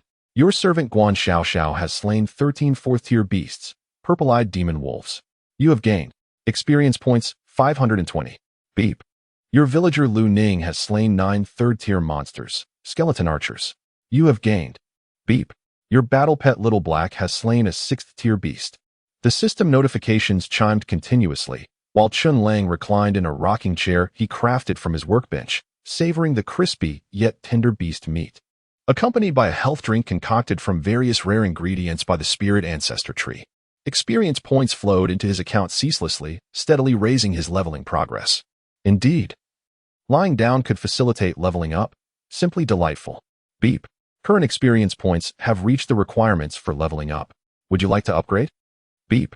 Upgrade successful. Current survivor level, 9th tier. Acquired 90 free attribute points. Beep. Super reinforcement successful. 90 free attribute points have been reinforced to 270 free attribute points. The attribute points had doubled, and during this period, Chen Lang had consumed several waves of marrow-cleansing fruits and other energy-rich foods, further augmenting his attribute values. His total 5-dimensional attributes reached an astonishing 1039 points. Mentality, 228, Strength, 198, Speed, 170, Endurance, 184, Magic, 259, Beep. Total attribute value exceeds 1,000 points. Achieving the title, A Beauty of Strength, experience points 3,000. The system notification resonated. A Beauty of Strength? I fancy the sound of that title. Chen Lang raised an eyebrow, feeling elated after his upgrade. Chapter 86. The Second Wave of Catastrophe. The Arrival of the Frigid Apocalypse. 14th day of survival on the island. Once again, it is the final day before the impending disaster. All survivors are diligently preparing, thanks to their triumph in the regional PK. The overall resources in the area have doubled, significantly accelerating the development of numerous survivors in the 10086 region compared to before. At present, on the regional leaderboard, apart from Chen Lang, who remains unshakable at the pinnacle with his 9th tier level, the ranks from 2nd to 13th have attained levels of 6 and even 7, with the average island level also reaching 6 or above. The top-tier individuals are thriving, while the mid-tier survivors have generally ascended to levels 4 and 5, equivalent to the top-tier status from 6 or 7 days prior. Currently, those languishing below Tier 3 in the entire 10086 region have become exceedingly rare. To speak harshly, these individuals are almost certainly destined to be eliminated by the forthcoming frigid apocalypse. They lack both robust shelters and means to generate warmth against the bitter cold. Their shortcomings are glaringly apparent. As darkness envelopes the sky, the chat interface of regional communication buzzes with anxious discussions about the imminent second catastrophe. Filled with unease and trepidation, Zhao Xiaoyu, the second disaster is about to arrive. I barely survived the first due to luck. I wonder if I can be as fortunate this time. Du Zitong. I am alright. I awakened a fire-based ability, enabling me to generate heat to withstand the cold. I should manage this disaster without much trouble. Wu Tao. I awakened an Ice Mage ability of B grade, although I cannot provide warmth. I am naturally more attuned to cold environments. The colder it gets, the more effective my ice magic becomes. Meng Dashuan, you both possess personal advantages. After our victory in the regional PK, I received a blueprint for a large furnace as a reward. I have been busy gathering materials and trading to finally construct the furnace, which can reach terrifying temperatures and smelt metals. Truly a twofold gain. Song Sangue, alas. Why is everyone so fortunate? I just broke through to Tier 4, my island remains at Tier 3, and I don't even possess a single heating device. It's highly likely that I won't survive this. Each individual faces their own circumstances, with some feeling that survival through this second catastrophe is assured, while others believe their time is nearly up. Meanwhile, Chen Lang is equally occupied. The blueprint for the Holy Radiance Nebula set encompasses an entire array of equipment, requiring an astonishing total of resources. However, crafting individual pieces like greaves and arm guards consumes relatively fewer materials, making them easier to gather. Over the past few days, Chen Lang has not overlooked the 3 daily opportunities for super enhancement granted by his extraordinary talent, utilizing them at critical moments. For instance, he previously obtained various legacies from the ancient stronghold on the 95-25 Adventuring Island, including a high-level blacksmithing skill book. Upon use, he mastered advanced blacksmithing, which enables him to restore damaged equipment. The Silver Flow Longsword, Demon-Slaying Blade, and the damaged Blackscale Dragon armor, which had suffered damage during his confrontation with the Sandstorm Guards, were all meticulously restored through his blacksmithing techniques. Recently, Chen Lang activated his talent ability to super enhance this skill, elevating it from advanced blacksmithing to extraordinary blacksmithing. With this newfound mastery, Chen Lang became an extraordinary blacksmith, also referred to as a master craftsman. Armed with the capabilities of a master blacksmith, he could disassemble the entire set of blueprints. He decisively split the Holy Radiance Nebula set blueprint into several components, such as helmet blueprint, chest armor blueprint, greaves blueprint, battle boots blueprint, arm guard blueprint, gauntlet blueprint, sacred sword blueprint, longbow blueprint, and nebula arrow blueprint, among others. Each blueprint requires different materials. Thanks to the elevation of island levels, not only has the output limit of fishing rods increased, but so too has the drop rate. Now, Chen Lang is capable of fishing up Tier 10 resource chests. He was exceptionally fortunate to uncover a crucial material for crafting the Holy Radiance Nebula set from a Tier 10 chest, the scales of the Nine-Spirit Dragon. The Nine-Spirit Dragon is the juvenile form of the Nine-Heavens Spirit Dragon, akin to the current state of Xiaohe. The scales of the mature Nine-Heavens Spirit Dragon are among the materials required for the creation of the Holy Radiance Nebula armor. Thus, upon opening this treasure, Chen Lang promptly utilized one of his free enhancement opportunities to super enhance the Nine-Spirit Dragon scales into Nine-Heavens Spirit Dragon scales. Furthermore, after departing from the desert island, the elder patriarch Shijian, who had been taken as a servant, graciously presented several ancestral treasures, including several pieces of radiant gold ingots and a block of glass ice crystal stone. Chen Lang successfully gathered enough materials to craft a pair of gauntlets. He immediately placed the materials upon the disassembled blueprint for the Holy Radiance Nebula gauntlets. A flash of brilliance enveloped him. Ding! Manufacturing successful. Acquired equipment. Holy Radiance Nebula gauntlets. Equipment. Holy Radiance Nebula gauntlets. Grade. Extraordinary lower tier. Description. Gauntlets infused with divine radiance and stellar power, capable of delivering powerful strikes while also providing protection. Only those of extraordinary grade or with total attributes exceeding 1,000 can wield them without burden. Skill. Holy Radiance Guardian. Releases holy light to form a barrier against attacks. Skill. Stellar Fist. Concentrates stellar power to unleash a devastating punch. Supplement 1. This equipment possesses growth potential, absorbing holy light or stellar power to enhance its level. Supplement 2. Collecting the complete Holy Radiance Nebula set activates set attributes, granting additional benefits. Chen Lang adorned the resplendent gauntlets, which exuded an aura of luxury and nobility, rather than appearing cumbersome. The gauntlets radiated a sense of holy grandeur and imposing presence. Most significantly, the Holy Radiance Nebula gauntlets possessed both holy light and stellar power, 2 unique forces. Consequently, Chen Lang's elemental bomb skill could now merge and amplify these 2 powers, dramatically enhancing its lethality. He hoped that the final boss of this second catastrophe would reach extraordinary level, granting him the opportunity to display his prowess. Eager and anticipatory, Chen Lang gazed at the countdown for the impending disaster and promptly gathered all the inhabitants of the island domain, hastening final preparations to withstand the catastrophe.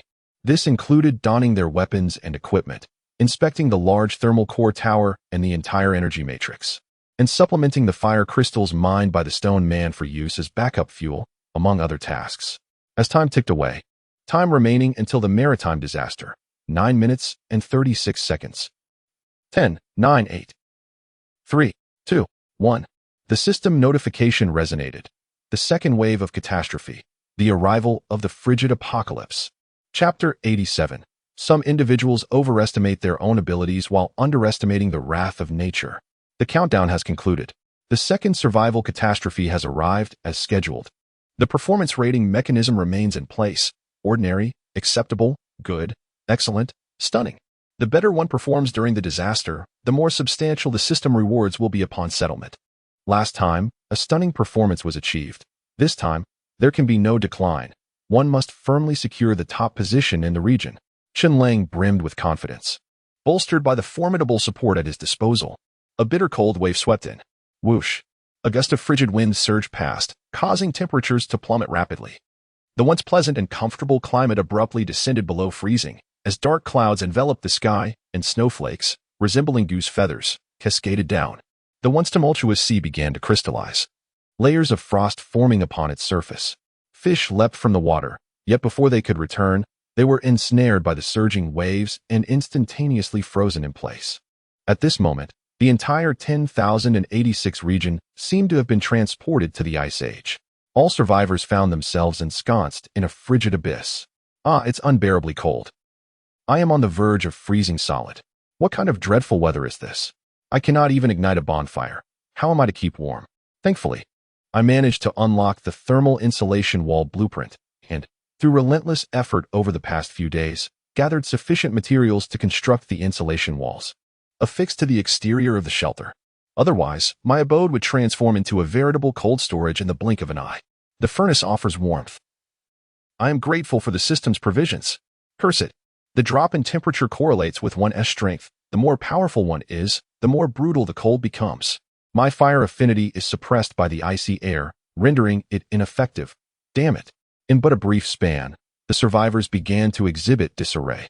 Some overestimated their capabilities, while others underestimated the calamity, succumbing to the extreme cold.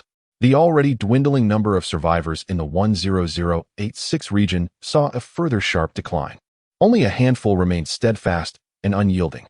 At this very moment, upon Island 2887, a gathering of individuals stood resolutely, gazing at the encroaching frigid current with solemn expressions. If the cold wave were to reach the island, it would likely transform it into a desolate winter wasteland in an instant. Activate the thermal energy matrix, Chen Lang commanded. The ever-watchful Huang Yun, Guan Xiaoxiao, and others positioned at the large thermal core towers immediately sprang into action, activating these structures. Gurgle, gurgle. The pipes writhed as molten magma from the open lava lake was swiftly siphoned into the reactors of the towering thermal cores. The entire thermal energy matrix surged to full power. In an instant, Island 2887 was transformed into a sweltering desert, the temperature soaring. As the very air became distorted by the heat, whoosh, the frigid current collided with the thermal energy matrix's emanating heat waves, plunging the island into a realm of contrasting extremes. Cold and hot air clashed and transformed, generating fierce turbulence, even birthing tornadoes that tore through the air, relentlessly battering the sturdy outer walls of the island. Yet this was merely the beginning. As temperatures continued to plummet, the descending snowflakes morphed into colossal hailstones. Boom, boom, boom. The thunderous impact sent dust billowing into the air. The hailstones, increasing in size and quantity, plummeted from the heavens like a barrage of artillery. The largest comparable to a small car, crashing down from thousands of meters above. The sheer kinetic energy was akin to meteorites streaking across the sky, relentlessly bombarding Chen Lang's territory, creating deep and exaggerated craters, shaking the very ground beneath. My lord, if this continues, the environment will be devastated. The village elder, Lu Ning, trembled, his voice laced with urgency. Fortunately, Chen Lang had anticipated this. Activate the energy crystal defense tower. During the first disaster, Chen Lang had successfully shielded the island's core development area using the energy crystal defense tower. Since then, he had grown accustomed to its advantages, especially after previously fishing and uncovering a 6th-tier energy crystal defense tower, which he promptly super-enhanced to reach the 8th tier. Now was the time for it to shine. On the 12th day of survival on the desert island, the Stone Giant clan leader, Shi Jian, had successfully reformed the internal dynamics of his tribe and pledged allegiance to Chen Lang with his entire clan. Hundreds of robust stone giants were dispatched to the natural caves, mining the fire crystal and spirit stone veins. Stone giants were, by nature, exceptional mining machines, outpacing even the villagers wielding enchanted pickaxes. In just a few days, they unearthed vast quantities of various minerals, filling numerous large storage chests with gold, silver, copper, iron, fire crystals, and energy crystals, leaving nothing lacking. At present, Chen Lang was liberally investing energy crystals into the Energy Crystal Defense Tower, activating its protective barrier. A soft, ethereal glow enveloped the defense barrier, safeguarding the island's core region. The massive hailstones, like a torrential downpour, continued to rain down without causing any damage, all halted by the barrier. Inside, all remained tranquil and undisturbed. As seconds ticked by, the chilling effects of the cold wave reached their zenith. The tumultuous blue sea froze beneath a thick layer of ice, while icebergs, remnants of fallen hail, towered, blanketed in pristine snow. At dawn, the morning sun illuminated the landscape, causing the white snow to glisten and the ice to shimmer like a mirror, presenting a breathtaking winter wonderland. An eerie silence enveloped the scene. In stark contrast, the 2,887 island governed by Chen Lang displayed a vibrant and thriving atmosphere. Thanks to the thermal energy matrix in the Energy Crystal Defense Tower, the island had not succumbed to the cold wave, remaining untouched by the frost. At most, a thin, uneven layer of snow covered the interface between the island and the ocean, while the true core areas, namely the Lord's shelter, farmlands, villages, mines, and pastures, remained entirely unscathed. Villagers continued their daily labors, and the stone giants eagerly mined in the caves. Chen Lang reclined leisurely on a deck chair, listening to the continuous chime of system notifications. As experience points accumulated steadily, he appeared content, yet he was acutely aware that this disaster was far from over. In fact, this extreme cold catastrophe might persist until the arrival of the next disaster in 7 days, compounding the challenges ahead. Buzz, buzz, buzz, surrounding the island. The watchtowers triggered alarms. One of Chen Lang's survivor subordinates, Sun Sudong, rushed over in a flurry. Master, trouble has arisen. A large horde of unfamiliar ferocious beasts and monsters has suddenly appeared on the offshore ice, launching an attack on our island. Sun Sudong's awakened ability, akin to that of another survivor, Chen Xiang, was called Boundary Warning. He could delineate a safe zone by connecting several coordinates in a line, triggering an alarm if any unknown entities crossed that boundary. Thus, Sun Sudong is primarily responsible for the affairs of island vigilance and patrol. Upon discovering the invasion of monstrous creatures, he promptly reported to Chen Lang. Meanwhile, the others on the island were alerted by the sirens from the lookout tower. Realizing that enemies were intruding, villagers with combat capability gathered, ready to heed Chen Lang's command to engage. Xiaohei, come, let us take a look. Chen Lang beckoned Xiaohei. He swiftly mounted the dragon's back and soared towards the coastline, which was enshrouded in ice and snow. From this elevated vantage point, he indeed observed a large swarm of an entirely new breed of ferocious beasts and monsters emerging relentlessly from the frozen sea, advancing towards the island. It was evident that they sought to replicate the scene of the initial wave of calamity when the sea beasts attacked the island. Not only on island number 2887, but as part of the second wave of the second disaster, all surviving survivors within the 10086 region were simultaneously besieged by a multitude of glacial monsters. Having barely endured a night of plummeting temperatures, the survivors were compelled to drag their trembling bodies into a grueling battle against the icy fiends. Chapter 88. The monster horde reemerges. The ice attribute beast tide approaches. The arrival of the frigid calamity has drastically altered the regional environment, leading to the gradual disappearance of many once common monsters. The monster population has undergone a significant refresh. In their place, numerous ferocious beasts and creatures, more attuned to the cold environment, have emerged. These monsters converge into massive waves, roaring as they traverse the vast icy expanse, simultaneously launching assaults on the remaining 500 islands within the 10086 region, where survivors are still holding their ground. Hunters mark rapid-fire shooting star. Standing atop the walls of his island, Lu Rinjia unleashes a flurry of fiery arrows from his 6th-tier longbow, striking several snow-maned wolves charging toward the island with deadly precision. Their crimson critical damage visible to all. The lethality is evident, yet against the overwhelming horde, it is merely a drop in the ocean. My lord, our arrows are depleting too quickly. At this rate, we will run out soon. A blood-soaked, sweat-drenched village leader shouts as he ascends the walls. The more experienced survivors have realized that the next phase of development for the island involves increasing the population and expanding territorial boundaries. They have gathered a number of villagers, But at this moment, the village leader rushes to Lu Rinjia's side, bearing grim news. Prepare for close combat. If monsters scale the walls, strike them down. Our defenses must not falter. If these ice attribute beasts breach the island's interior, our capacity to resist will vanish. Lu Rinjia's resolve is unwavering. The threat posed by the beast tide correlates directly with the survivor's level of development. The higher the individual strength and island development, the more ferocious beasts are drawn to them. If they cannot withstand this onslaught, the island will be doomed. However, should they endure, there lies the potential for immense profit. Fortune favors the bold. And now is not the time to hold back. The future will demand their utmost. Roaring with ferocity, a frost giant bear, reaching the pinnacle of the 6th tier and towering over 8 meters, charges toward the walls, seemingly intent on demolishing them. Observing this, Lu Rinjia issues a few commands to the village leader to maintain the defense before leaping down from the walls to confront the oncoming frost giant bear in fierce combat. Even for Lu Rinjia, ranked among the top 3 survivors, the struggle against the beast tide is arduous. The circumstances for other survivors can only be imagined as perilous. Those such as Song Shirin and Gu Xiao, who were comparably strong, managed to uphold the defenses, though they teeter on the brink of collapse. Meanwhile, the situation worsens for others like Lu Zhukai, Zheng Ro, and Du Ziting, who not only face personal peril, but also witness casualties among their recruited villagers, further diminishing their already strained fighting capacity. Zhang Xiang, relying on his environmental detection abilities, has narrowly escaped numerous dangers, yet luck inevitably runs out. Some calamities can be evaded only temporarily. Zhang Xiang's development remains stagnant, and lacking a substantial number of villagers to assist in battle. The defense he painstakingly established crumbles like tissue paper under the charge of several 5th-tier beasts. Losing the defense means the island's capture is merely a matter of time.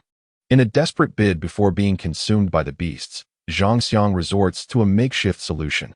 He unfurls a treasure map and teleports to an unknown adventure island, momentarily escaping disaster. Yet, treasure hunting alone has its time limitations. Once the time expires, he will be returned to the island now overtaken by monsters. It is a grim cycle, leaving Zhang Xiang despondent. Many other survivors lack even the means to evade disaster, having barely survived the life-threatening chill, only to succumb to the beasts the following day. Following the cold wave, the number of survivors has plummeted from over 500 to just above 300. It is worth noting that the region once boasted a population exceeding 10,000. The brutality of their plight is evident. Survival on the islands is a hell for the weak and a paradise for the strong. Chen Lang, without question, stands as the undisputed strongest in the region. On Island 2887, from every direction, monstrous torrents surge forth, racing toward the outermost walls. In the blink of an eye, they crash against the defenses, employing sharp fangs and claws, along with a myriad of skills, in an attempt to breach the walls and annihilate all life within. How dare you beasts invade my territory? Everyone, heed my command. Attack! Chen Lang barks, his fierce gaze commanding attention. At his command, all available forces on Island 2887 rush to the forefront of the defense. Standing atop the towering walls, prepared to resist the encroaching monster tide, in stark contrast to the other survivors, who face dwindling numbers and strained supplies. Chen Lang benefits from a significant advantage in manpower and resources, beginning with the villagers of Lu Family Village, combined with those he has recruited and the handful of villagers under the stewardship of his subordinates Han Chong, Sun Sudong, Huang Yun, and Guan Xiaoxiao. The total approaches 100.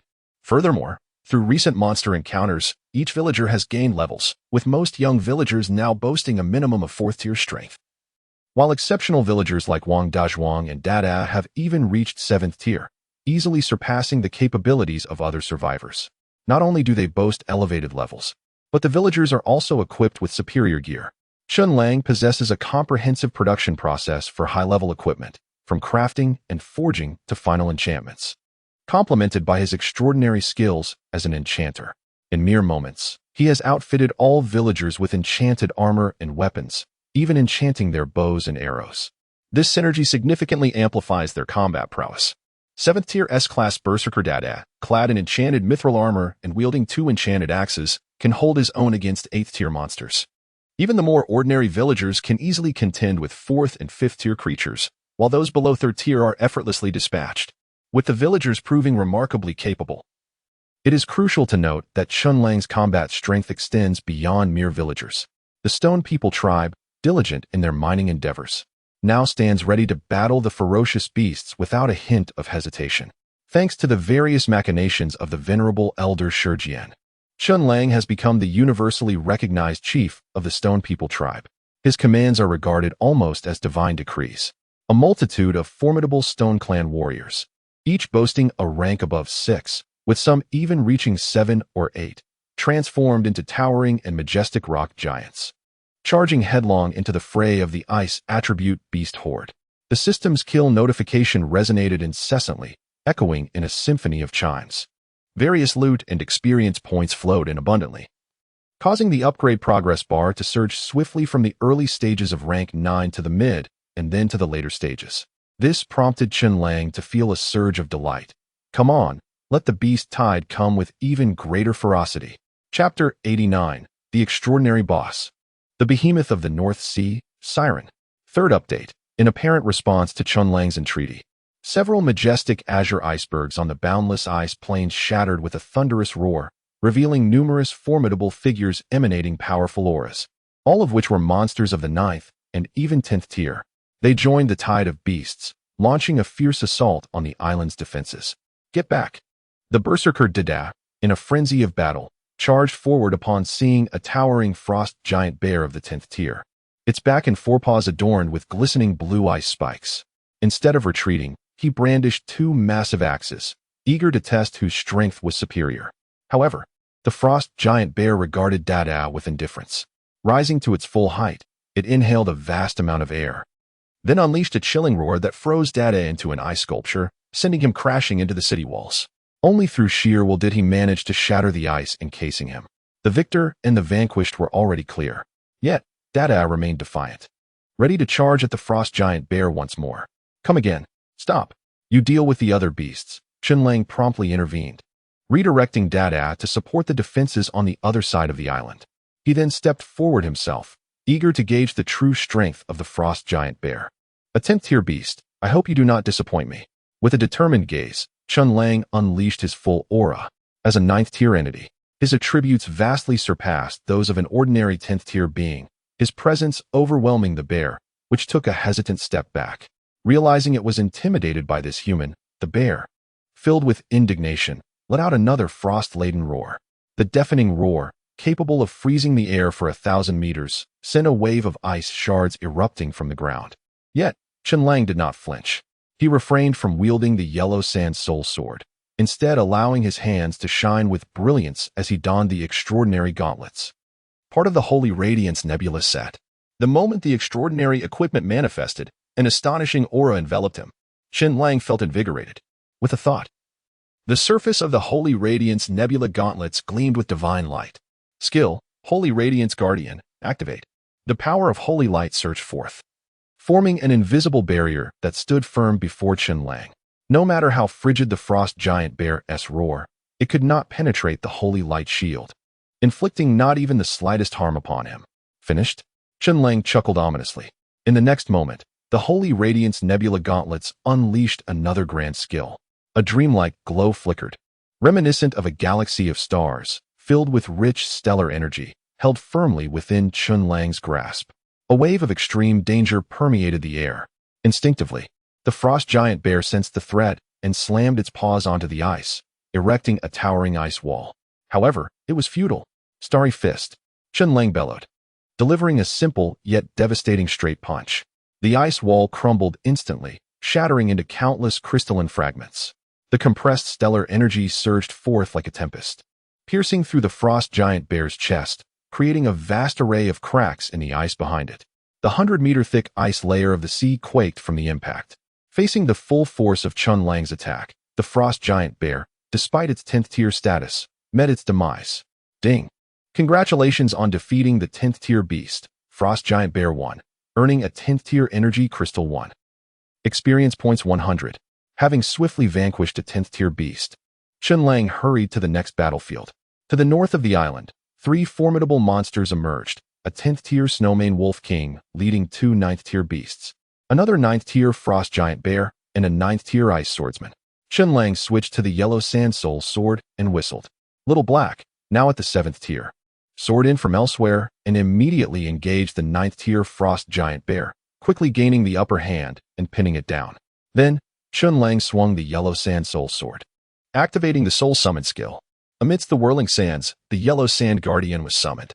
During this time, Chen Lang had often utilized the yellow sand soul sword to slay several elite monsters of the 6th tier and above, converting them into souls to battle and devour each other. Ultimately, the yellow sand guardian, with a hint of divinity, emerged victorious, breaking through to the 10th tier. Upon being summoned, it manipulated the winds and sands to form an exaggerated yellow sand greatsword. With a single strike, it forced the ice swordsman to kneel, causing the surrounding ice to fracture into a web of cracks. Clearly, it would not take long for the yellow sand guardian to conclude the battle. Chen Lang then focused on the 10th tier Snowmane Wolf King. With his advanced proficiency in swordsmanship, his techniques were nothing short of extraordinary. The yellow sand soul sword danced in his hands, executing an array of intricate maneuvers. After several exchanges, the Snowmane Wolf was left battered and bloodied, its pristine white fur stained with crimson, its gaze shifting from ferocity to trepidation, and ultimately to terror, as it wagged its tail in submission, whimpering as if pleading for mercy. Chen Lang had effectively reduced it from a wolf to a dog. Seeing this, Chen Lang quickly changed tactics. He activated the Soul Slave Seal skill, embedding a soul seal deep within the Snowmane Wolf King's essence, fully subjugating it under his command. Spirit, heal it, he commanded. The spirit ancestor tree, situated at the heart of the island, wasted no time, swiftly forming a spirit seed that fused with the Snowmane Wolf King. The spirit seed activated, releasing a torrent of life force, akin to an extraordinary healing potion. In an instant, the battered Snowmane Wolf King was restored to full health, shrinking in size and eagerly wagging its tail at Chen Lang's feet, resembling an exuberant husky. Chen Lang kicked it lightly. I spare your life because you might still be of use. Go, deal with those monsters. With a sharp command, the Snowmane Wolf King's eyes brightened. Returning to its original form, the massive white wolf, several meters long, let out a thunderous howl and charged toward the tide of beasts, cutting through them with its 10th tier prowess. Ding! Your battle companion Little Black has slain a 9th tier beast, Frost Giant Bear 1, earning a 9th tier Energy Crystal 1. Experience points 90. Ding!